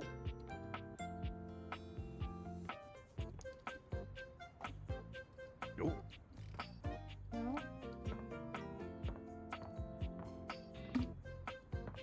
Alright, so which wall is it? It's at the dining table.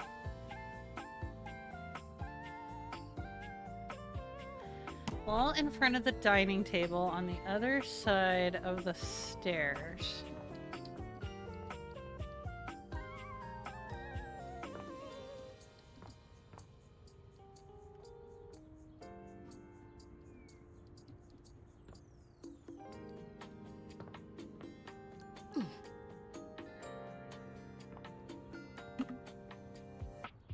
Yo.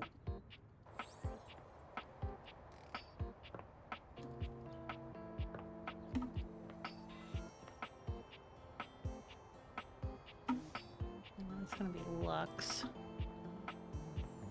Ooh, found air.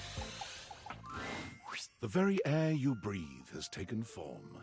And what form? Ringlet curls and a barely there dress frame a figure that leaves you short of breath. She stares at you in complete silence, and you're suddenly intensely aware of your own breathing.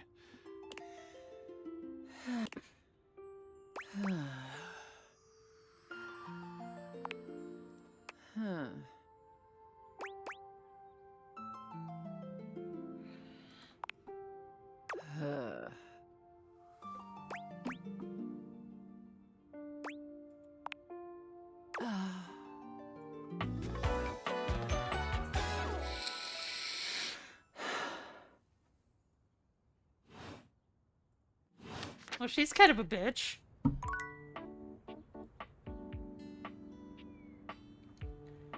Alright, I still can't figure the wall one out.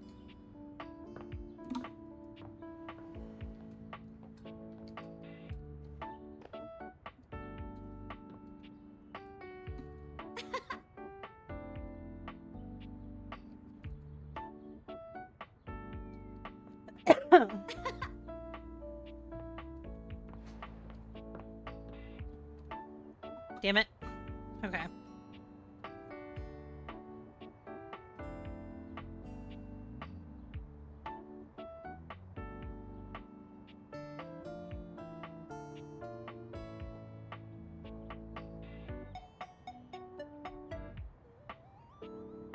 So...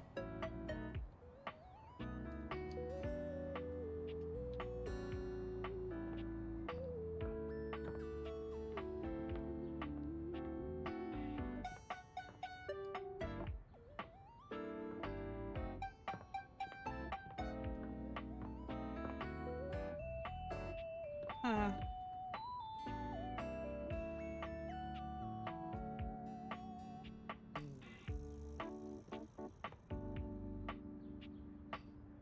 Okay, I got 3 more to use then. You know what? We're gonna go talk to the electrical panel boys. And I'm gonna save one for the coffee maker. From outside, the breaker box is bustling. You push open the heavy door, but the first thing to grab your ears isn't the dulcet tones from the stage. It's the aggravated whispers of a heated and private argument in the corner between Eddie and Volt. You should be resting. I'll add it to the list. Eddie. There's no time, all right? There's too much to do, and unless you want us to blow a fuse... We're not going to blow a fuse. Though you might if you don't relax. Everything is well in hand. Look, fine. Just a few hours, but only if you swear you'll keep me updated. Have I ever failed you before? Obviously not. I'm serious, Volt. If it gets worse, you come get me. Clearly not fully convinced, Eddie chews on his lip. Finally, he turns, blowing past you with barely a nod. Ah, live wire. Volt's whole demeanor shifts as he notices you, and you feel just as tingly as the first time. How delightful. You're back.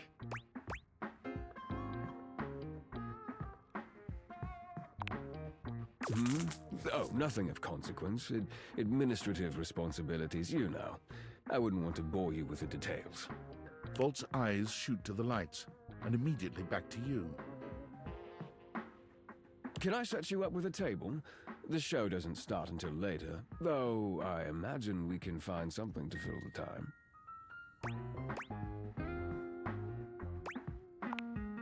For a split second, Volt seems caught off guard. Perhaps your directness has surprised him, but he recovers swiftly enough.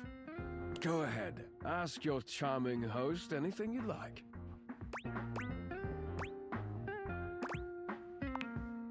Eddie is my predecessor. He was in charge of all the power in the house before me.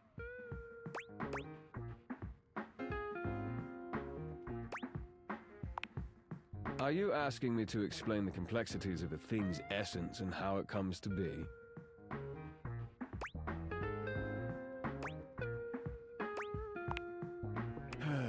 Very generally speaking, yes. You could say simply that I replaced him.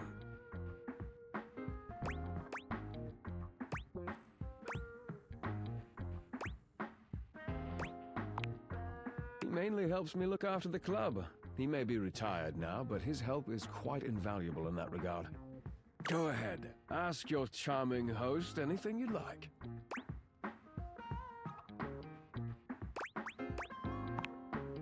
Why, he's... Eddie prefers to keep to himself. Yes, don't take it personally, Livewire. I'm more than happy to keep you company, if that's what you're looking for. Go ahead. Ask your charming host anything you'd like. Oh, it's a simple power surge. If you tell me you've never seen a power surge before, I'll know you're lying.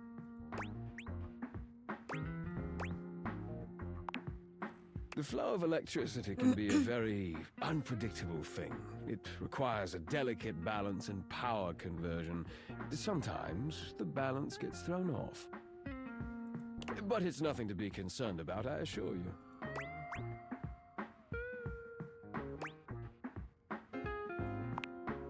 Fix? Does it look like anything around here is in need of fixing? That's just the nature of an older house. It's part of its personality and charm. No, certainly nothing that needs to be fixed. Well, in human years, perhaps. Things age differently depending on their use, and I would say this house has been well loved, wouldn't you?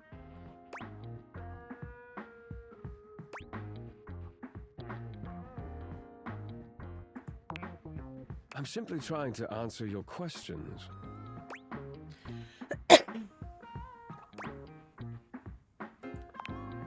We often see in others what we are hiding in ourselves.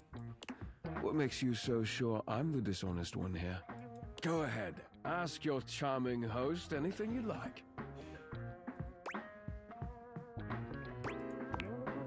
There, excellent. Nothing to hide. Now, why don't we move this into a more pleasant atmosphere?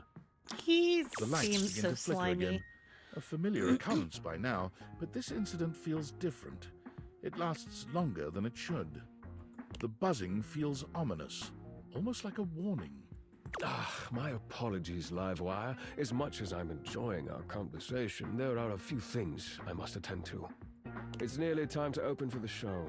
Allow me to show you to your seat. It does feel like your seat now, even as the power continues to surge and ebb. The lights flicker, the bulbs buzz and drone. The crowd thickens and murmurs anxiously, beginning to grow restless until Volt finally takes the stage. We've got a real treat for you tonight. According to him, he is a new musician no one has ever heard of. And if they think they have, they're wrong, or my name ain't Johnny. P.S. Don't read that part. Well, read it, but don't say it out loud, for amp's sake.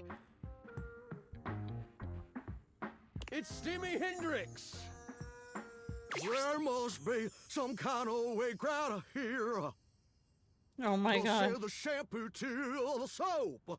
Hey, there's too much conditioner. I can't get no scalp relief. And then I got this guitar solo planned. And I'll be damned if I know how to play the guitar, but I'll learn it a cappella for you. It goes like this. Wow, wow, wow. No one knows more about stinkings than Jean-Luc, and this smells like a big one. A turd named B.U. I always appreciate feedback from other artists. That wasn't feedback, darling. That was backwash. You're right. The tastes of audiences are fickle and ever-changing. I'll retool my act once more. That'll fix it. The show concludes, mercifully.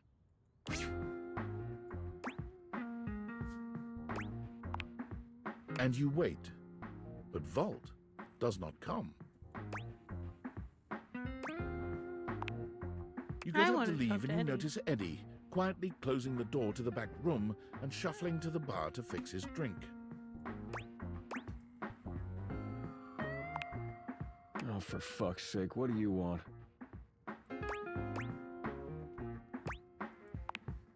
Obvious question time. Fun.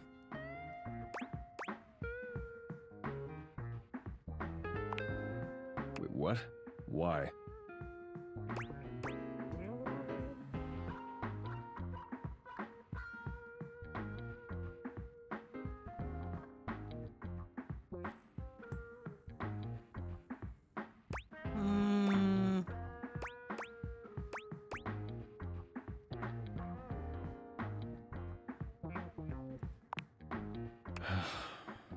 Why do you think that? Did something happen?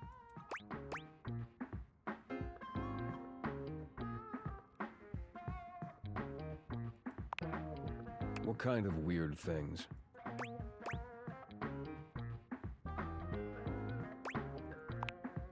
So you came here to, what?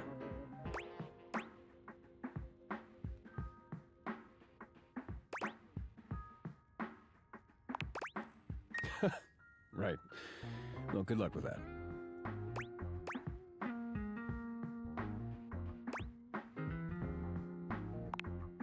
The hell do you expect me to do about it?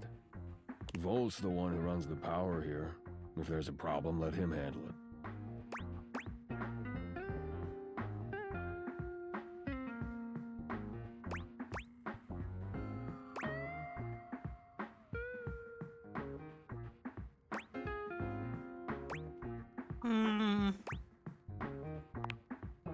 Huh. You're smarter than you look. You actually care about this, don't you?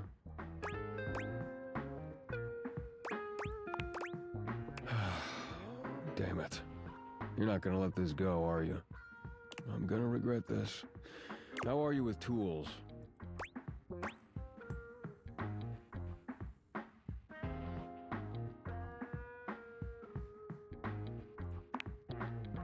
Good enough. Come back after tonight, ready to work.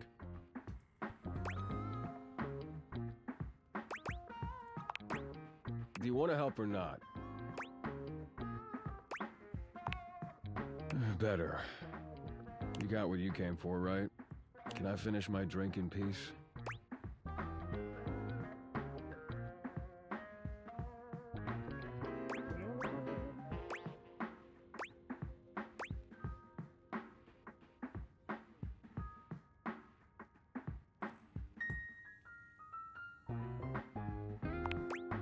Oh, I'm regretting this already. You're not gonna go away unless I do a formal introduction, is that it?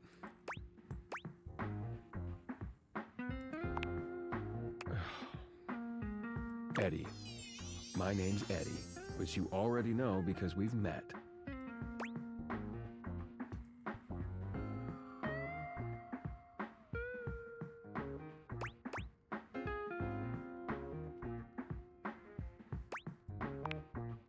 Whatever. Good enough?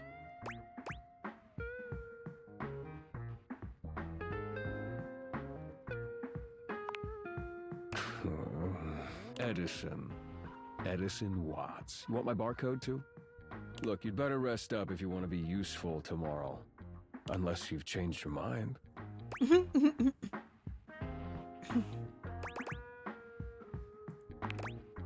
Right. Well, this has been something. But I need to get back to it.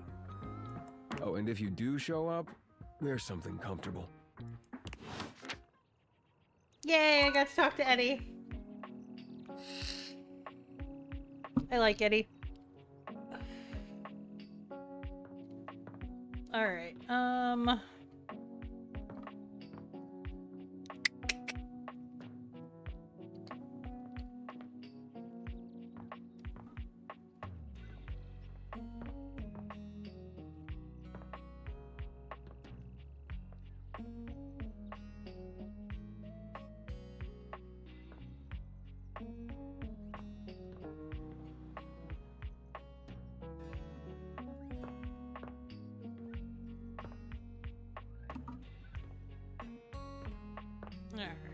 who else?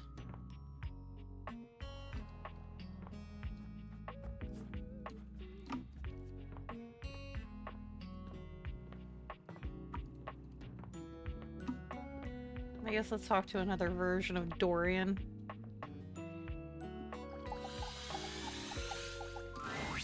Dorian is as tall as ever, but there's something off with his energy today.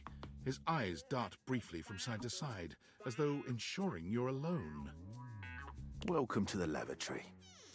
Let's keep things private here. Very, hush-hush.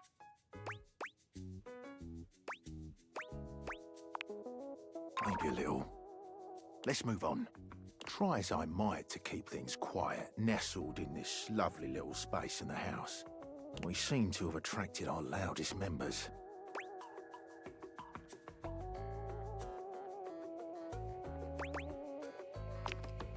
We have a rapping loo, a singing shower, and a sink screaming about his very existence.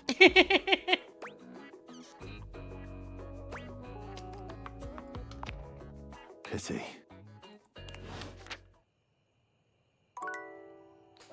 Alright, so now let's go make some midnight coffee so maybe we can talk to Nightmare.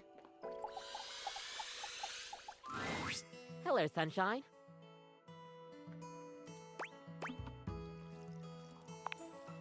Abel?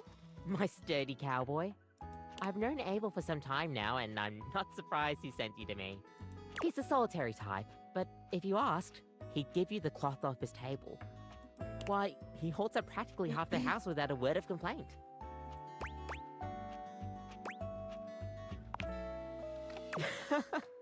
Yes, he would dodge that question. I think the most important thing to know about Abel is that he's not quiet out of any kind of shyness. That's just how he is. If there's nothing to say, he's content to share in your company.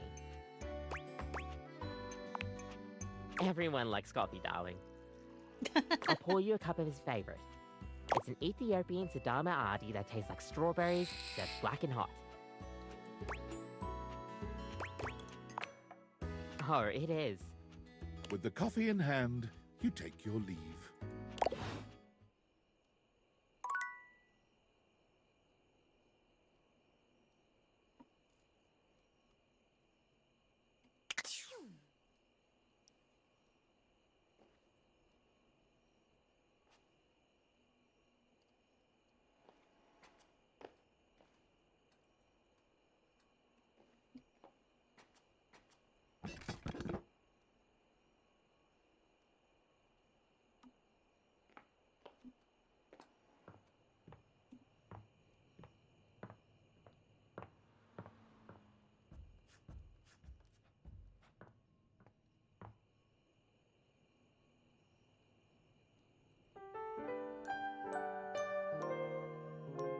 Damn.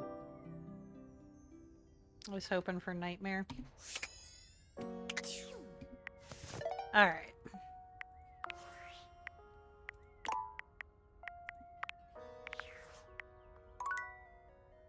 So where are we at on objects?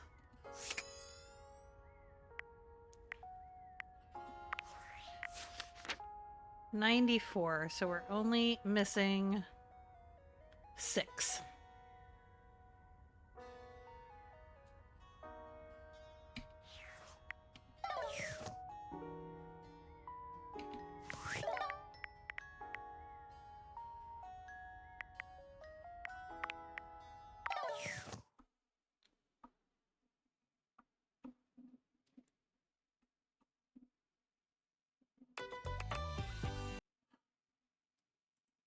Ugh.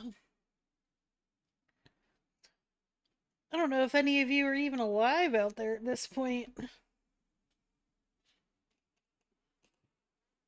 Or did y'all fall asleep already?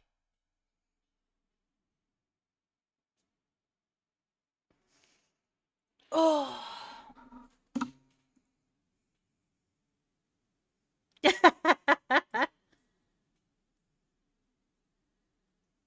Yeah, that's fair.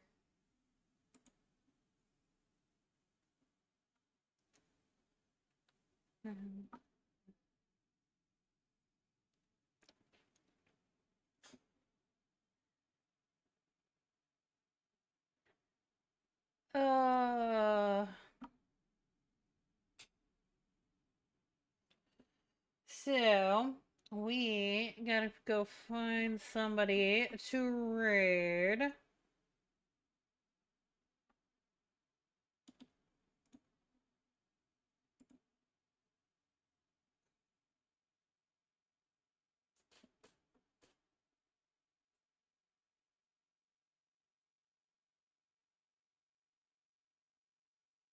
Oh, I'm sorry, Crypto. Yeah, I usually end sometime usually like between midnight and 1. Well, Eastern time, because by that time I've usually been going 7-8 hours. We appreciate the twerking Jeffs. Yeah, because at this point I've been going almost 9 hours. There are some nights, though, that I do the dumb and I will stream for like 10, 11 hours because I get invested. And then I start getting yelled at. But I think tonight, because we haven't done it in a while, let's go bomb Goldie.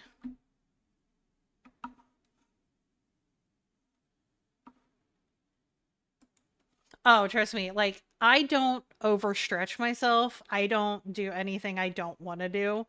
I am still currently unemployed. I've been looking for a job since fucking January. So this is really the only income I have coming in right now, which sucks because I definitely need some more, but oh, thank you, Crypto. That's so sweet of you. And so appreciated. Hopefully, I stream pretty much every night. I usually start stream right about 5 o'clock Eastern time. Um, and I stream pretty much every day unless something comes up. Yeah, Vim, it is super, super hard. Especially when you have like a certain income you need to be able to make to pay your bills. Um, and you have and unfortunately I do have some physical limitations just from being a little older and beat up. I have some pretty major back problems. Um, so I can't do anything real physical anymore. Which I've mostly been looking for remote jobs, like work from home jobs, which makes it a little bit tougher. Um, and my main area of expertise for the last many years has been automotive. And because I'm a female, um, the automotive business is a lot harder because everywhere is automatically going to, well, I shouldn't say everywhere. Most places are going to automatically doubt me more because I am a woman when it comes to automotive. They're generally going to pick a man that is less qualified over me. And that's just facts.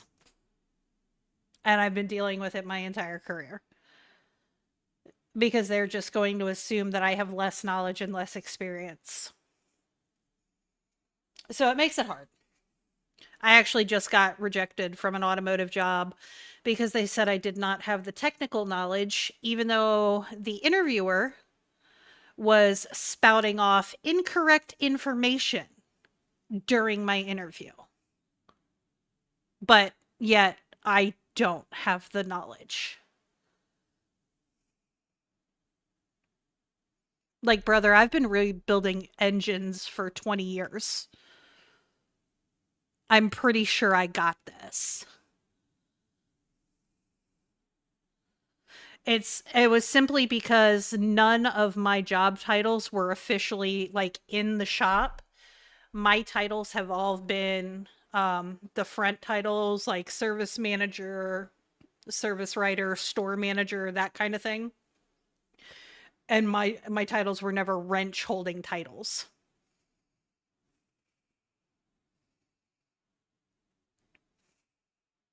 So he just assumed I didn't know what I was doing.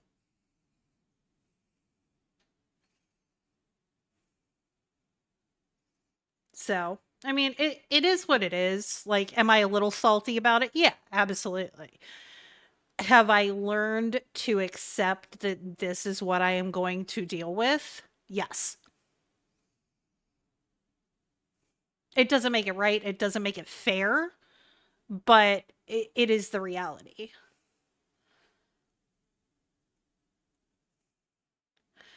It, it is BS. And it shouldn't be the way that it is, but automotive is not a realm or a career that has evolved very much. Unfortunately. And it's still probably going to be a long time before it does. Now, I appreciate you guys like being offended on my behalf. Obviously, you all are not the fucking problem. But there are still plenty of people out there that are the problem. And I generally have a pretty good attitude about it because I'm just used to it. Hell, even my dad is still a little bit the problem. However, he has actually even kind of grown with the times. When I still had my last job, when I was managing the garage, he was talking to someone he knew or whatever and had told them, what I did for a living. And apparently this person looked at him and was like, "Oh, well, how does she manage to have that job?" And apparently my dad corrected that person real fucking quick and looks at that man and goes, "Because she's been doing this her whole life and she knows what she's doing." And got real mad. And you have to know, my dad is very, very old school, and, women can't quite always do everything men can do. But he was also so proud of me when I got my emissions inspection and my safety inspection licenses, because, his daughter's a badass. His daughter is out here doing what the men do. And it's funny because he'll still call me with car questions and stuff sometimes. Because he's been out of it for so long, I still know things that he doesn't. Because he's the reason I started doing this shit.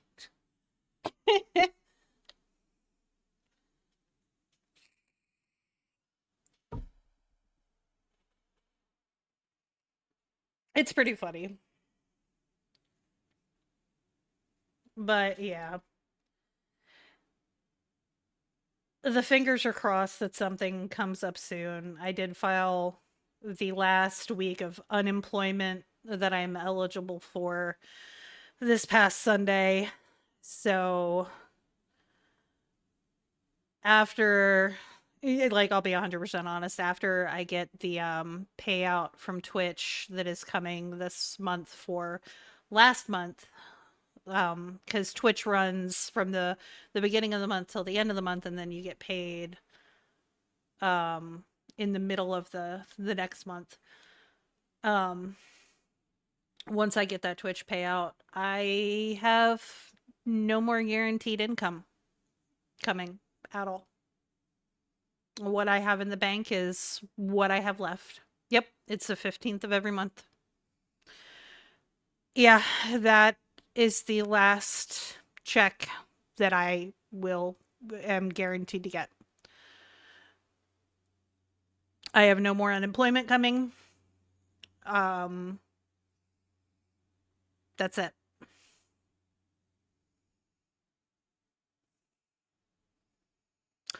I've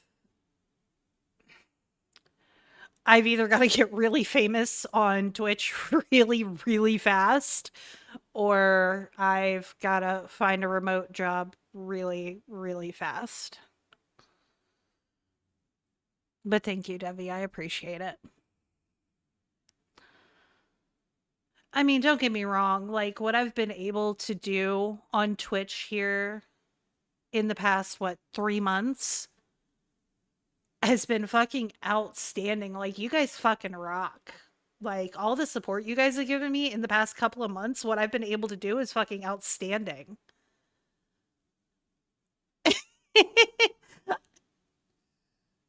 I could not have done any of this without you guys. I absolutely cannot take all of this credit, because if you guys didn't show up for me every day, it wouldn't matter how much I sit here and yap. You guys fucking rock.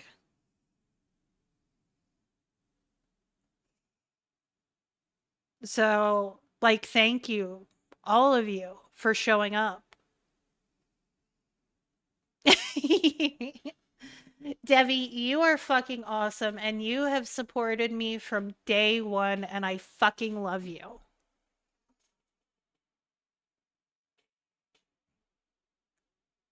And Miss Ma'am, somebody told me that you have me on your suggested people.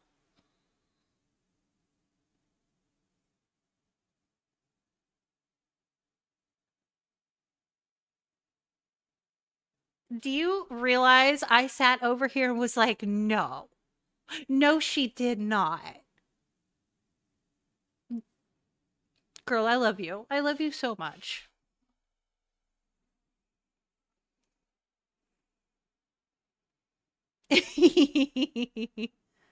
Like, it's the stuff like that that means the fucking world to me. To know that I have all of these people that have my back. Even like the smallest things like that. Like, they're so appreciated.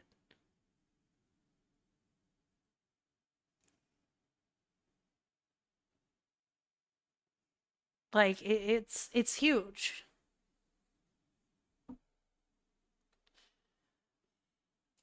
You know, people show up here and they're always like hesitant to like talk about them streaming or whatever in my stream, and I'm like, absolutely the fuck not. If you're my friend, you talk about your fucking stream in my stream.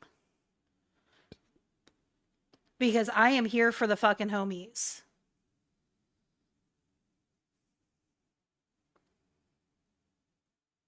Because I didn't get where I am without my friends.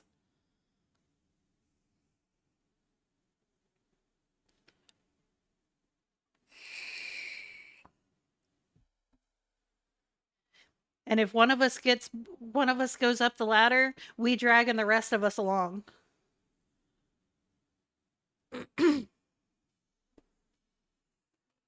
Like, if one of us hits, we all going. Like, absolutely. Like, you have Sarah. I'm lucky that I have Willow, who constantly talks to me about it and is constantly talking about me in her stream, constantly giving me shout outs, has rated me a couple of times, you know, constantly pops in. Oh my god, Filthy, have you not met me? Dude, have you not sat here and listened to me when I forgot how to word?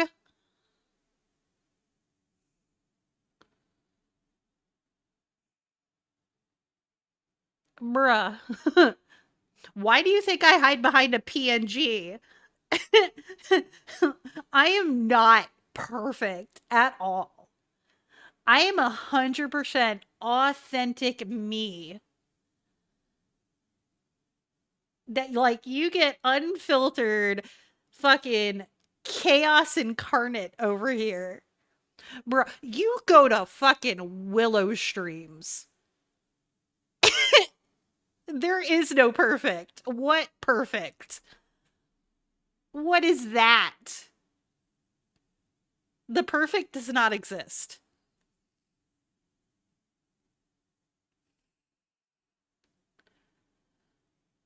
But no, that's 100% it though. Fucking right, Zevi, and we love that shit.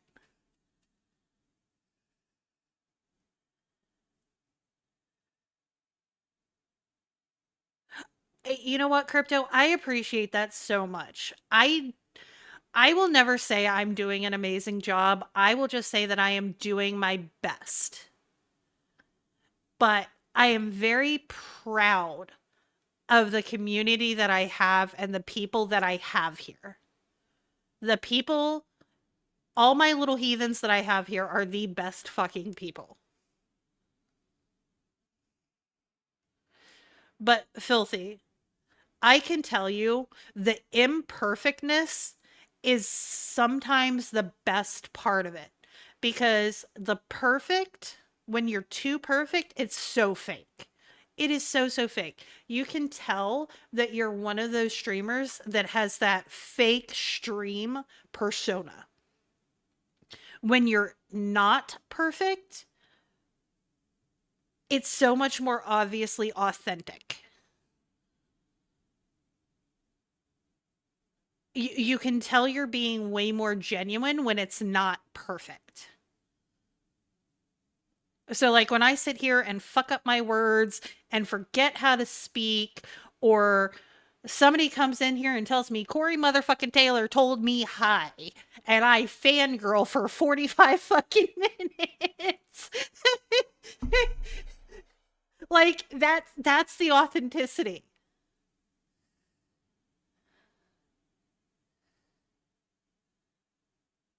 Oh my god, the fails are great. I have a whole clip when we were doing the Bornless playtest of me making friends with people after they killed me. And it was just this random ass conversation. It was the best shit ever.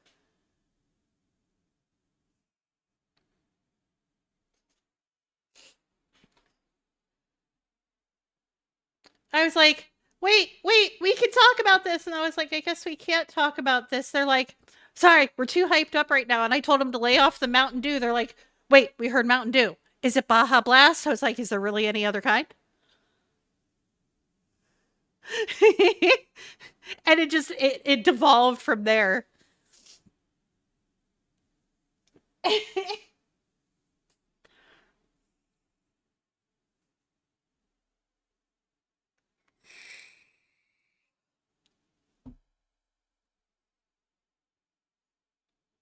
Oh, we love having the thrash sessions. See, I never liked the Code Red. The Code Red's gross. This is way too much.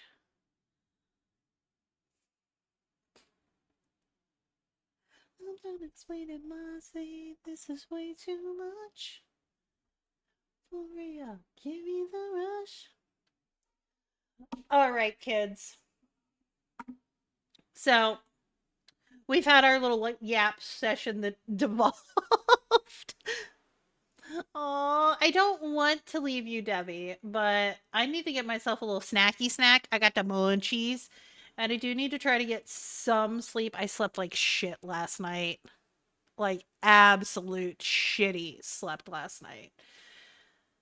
And yes, DM me because I am going to stay up for a little bit after I get off so that I can eat something and wind down a little bit before I go to bed. But I slept like shit and I need to try to go to bed so I can get up in the morning and do my job searching and pick up around the house a little bit and then be ready for the stream spectacular.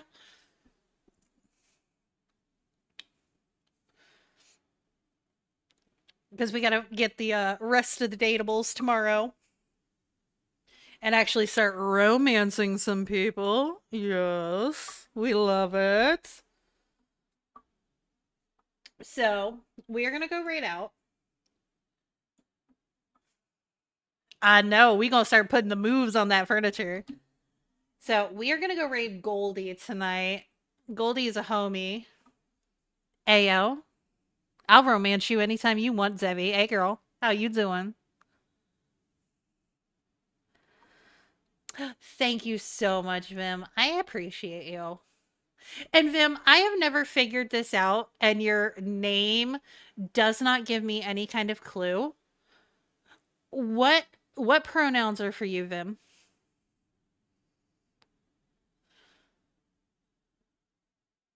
Just so I remember this. Thank you. I wasn't sure. I thought that was it. I thought I figured that out from somewhere, but I wasn't sure.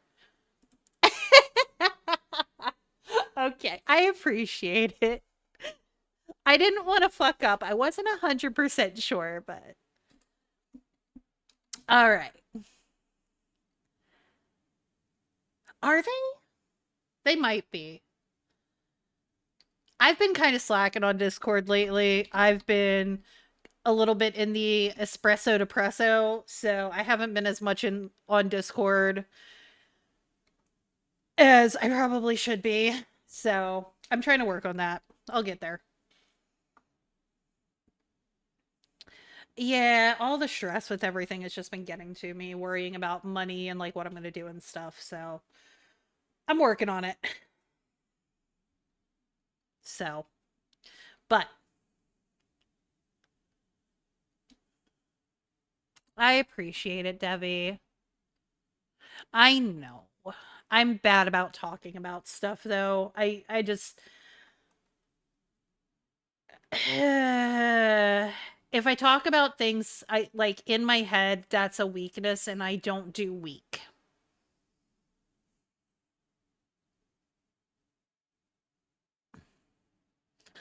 Trauma.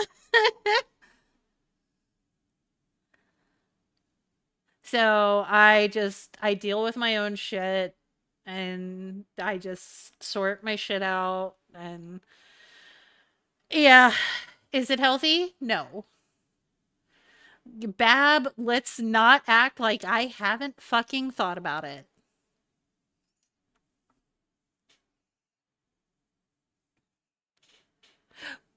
Devi, like, why are you in my head, bitch? Get out of my brain, girl.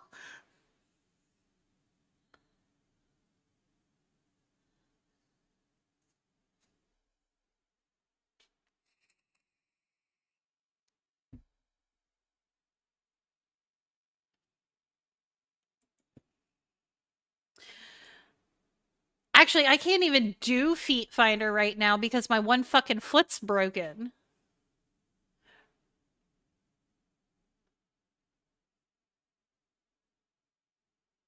So my one foot's like fucking purple and swollen because, you know, I didn't bother to go to the doctor for it and I keep walking around on it. Oh my god.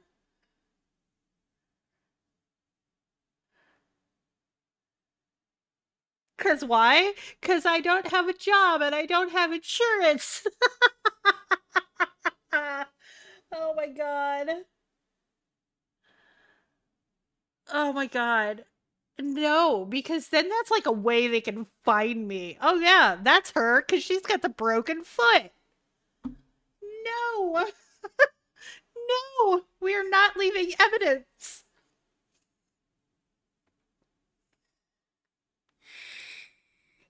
Give me some. Connect.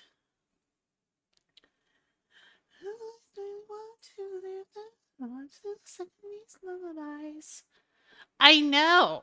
I actually told a girl that one time. I was like, well, you should start an OF. People will pay for just about anything. I was like, hell, people will pay to sit there and watch you eat spaghetti. She's like, really? I do like pasta.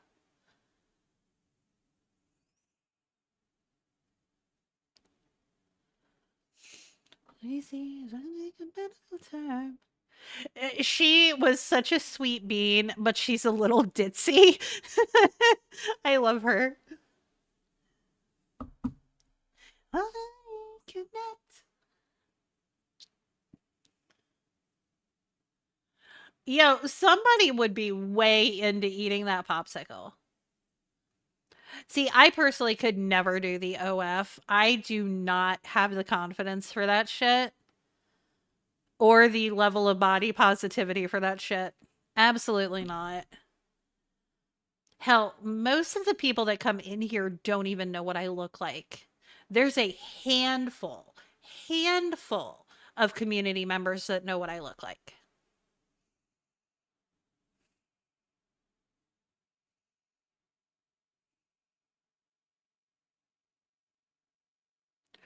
Oh, you used to do the voice things. You know what? I no judgment at all, Babs. Sometimes you do what you got to do to pay them bills. Like, I don't judge you at all for that. I mean, personally, if you regret it, I mean that is something on you.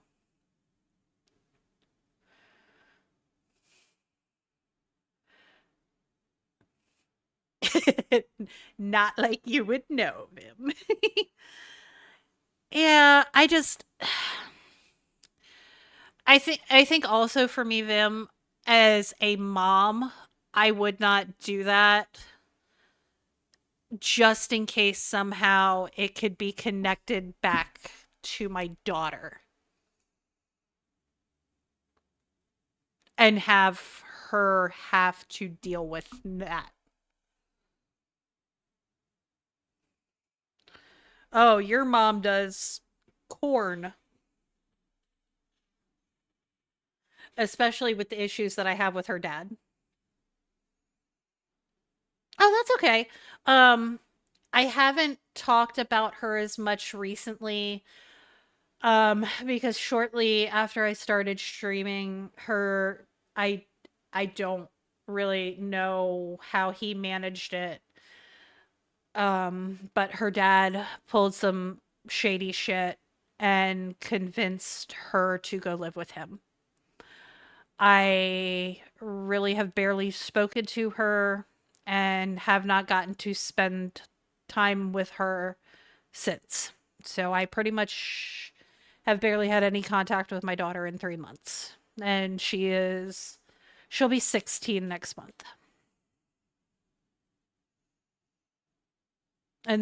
And because of me being currently unemployed, I'm not really in a position where I can fight it. And it sucks. I appreciate that. And that was my little homie. So when it happened, none of us understood.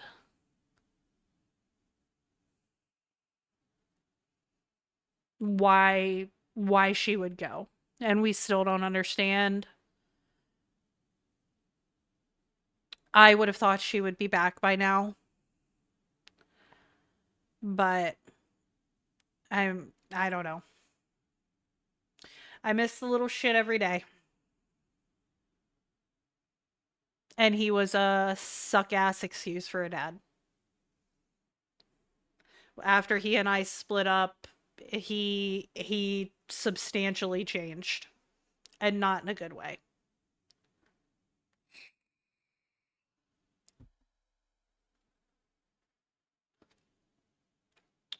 Which is part of why I have been single ever since he and I split up, because I'm like, if this is what the dating pool looks like, I'm super good.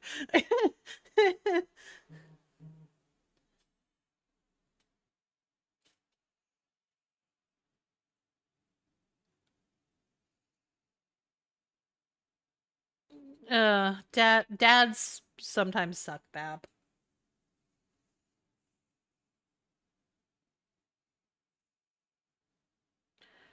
Yeah. Sorry, Vim. You're like getting my whole sob story right now. I'm sorry.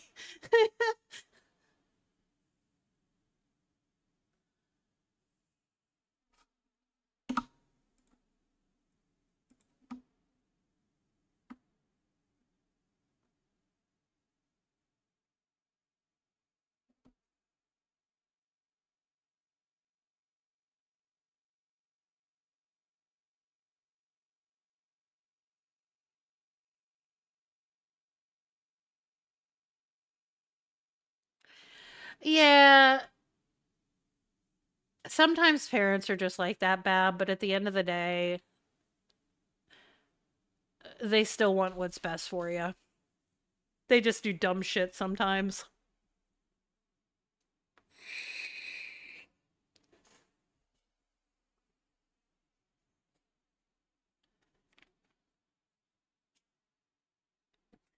Being a parent is the hardest job you will ever have.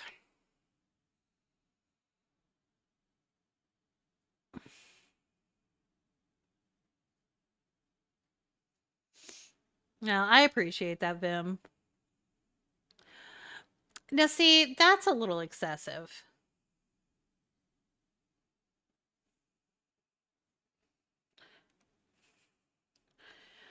Well, I don't know that it necessarily helps, but I know sometimes that it helps people understand why I am in the situation that I'm in.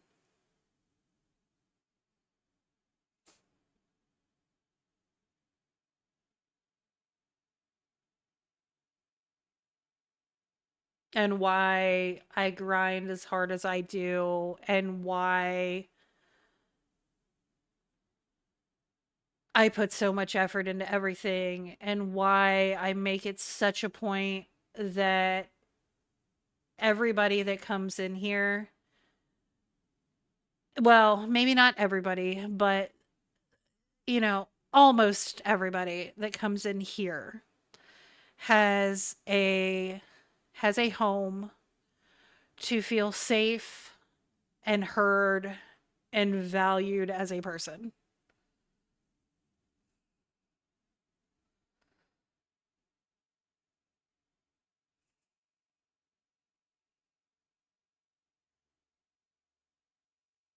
Because everybody deserves that.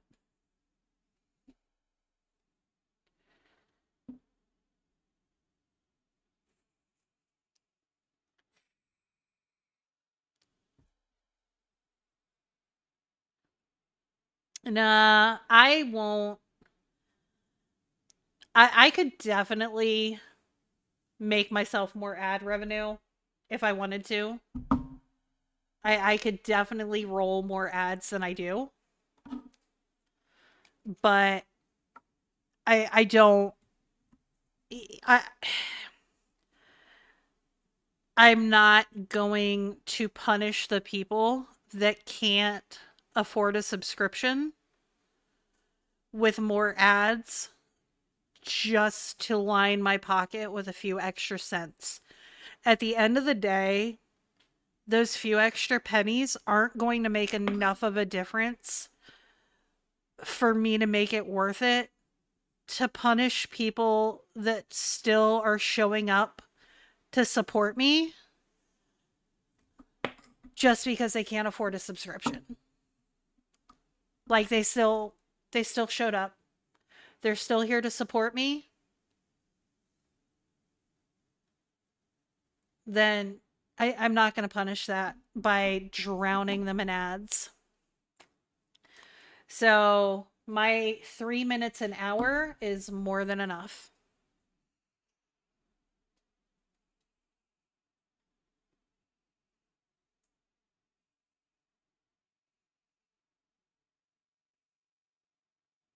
I know, Bab.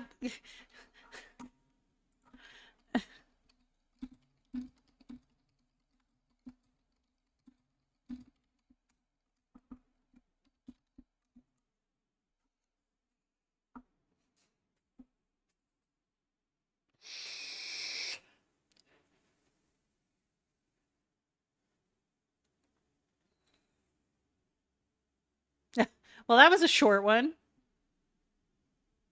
But yeah, I'm not going to punish people that are here to support me just because they can't afford a sub. And maybe that's short-sighted of me, I don't know, but it doesn't feel right.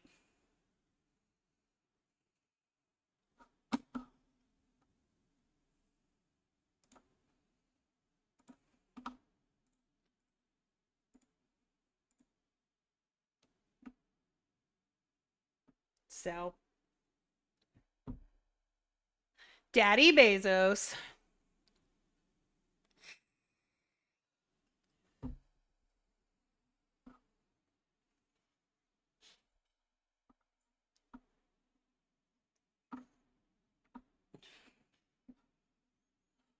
I will take the Daddy Bezos money.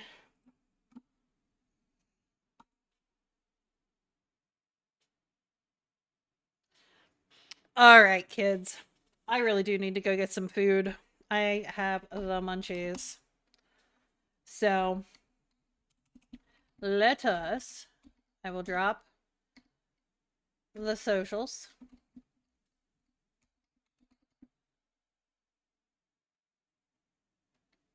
Yeah, let's Bab, don't say you're going to do something like that. Don't announce it. Then we're accomplices. I don't know nothing about nothing, Bab.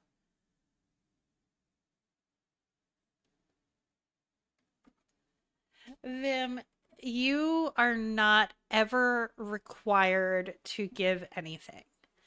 I appreciate anybody for just coming and hanging out and supporting.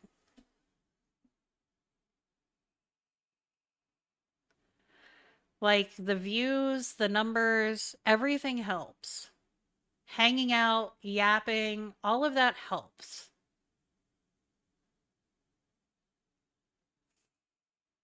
I never expect anything from anyone. Shut up, Bab, you little shit.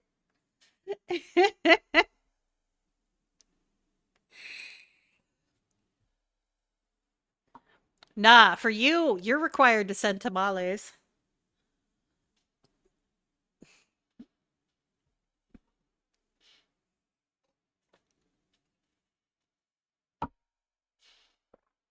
Bro, I don't have any good abuelita tamales around here.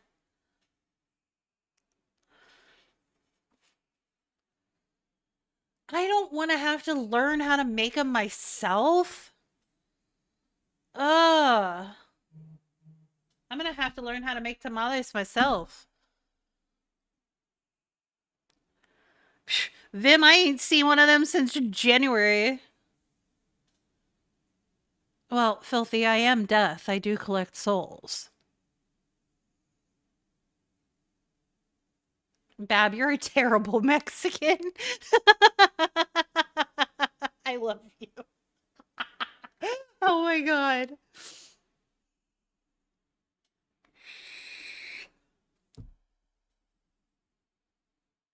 How you gonna be cooking Asian and French stuff, but you can't cook Mexican food? You a terrible Mexican.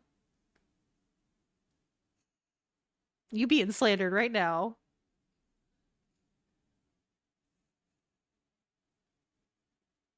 You just said you suck at Mexican cooking.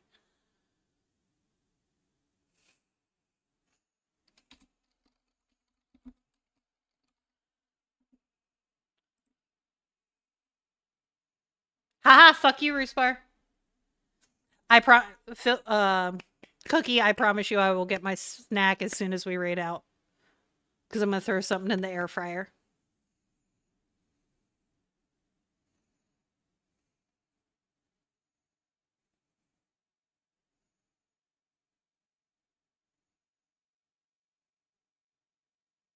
Oh, I can cook.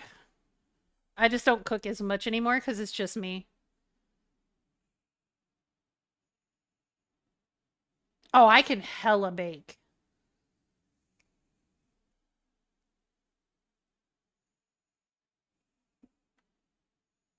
Yes, Roosbar, all the slander.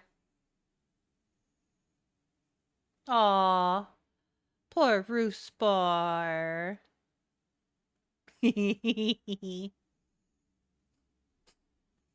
All right.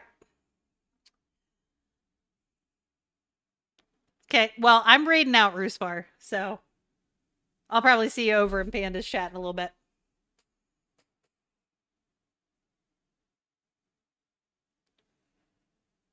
Oh, that sounds delicious, Vim.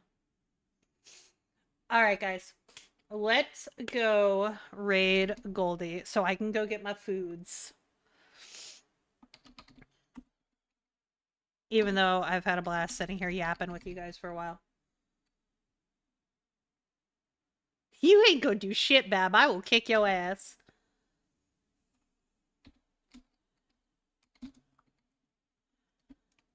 Alright. So we are gonna go raid Goldie.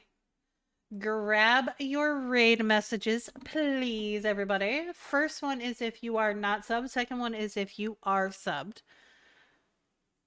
We will be back tomorrow night with more Date Everything.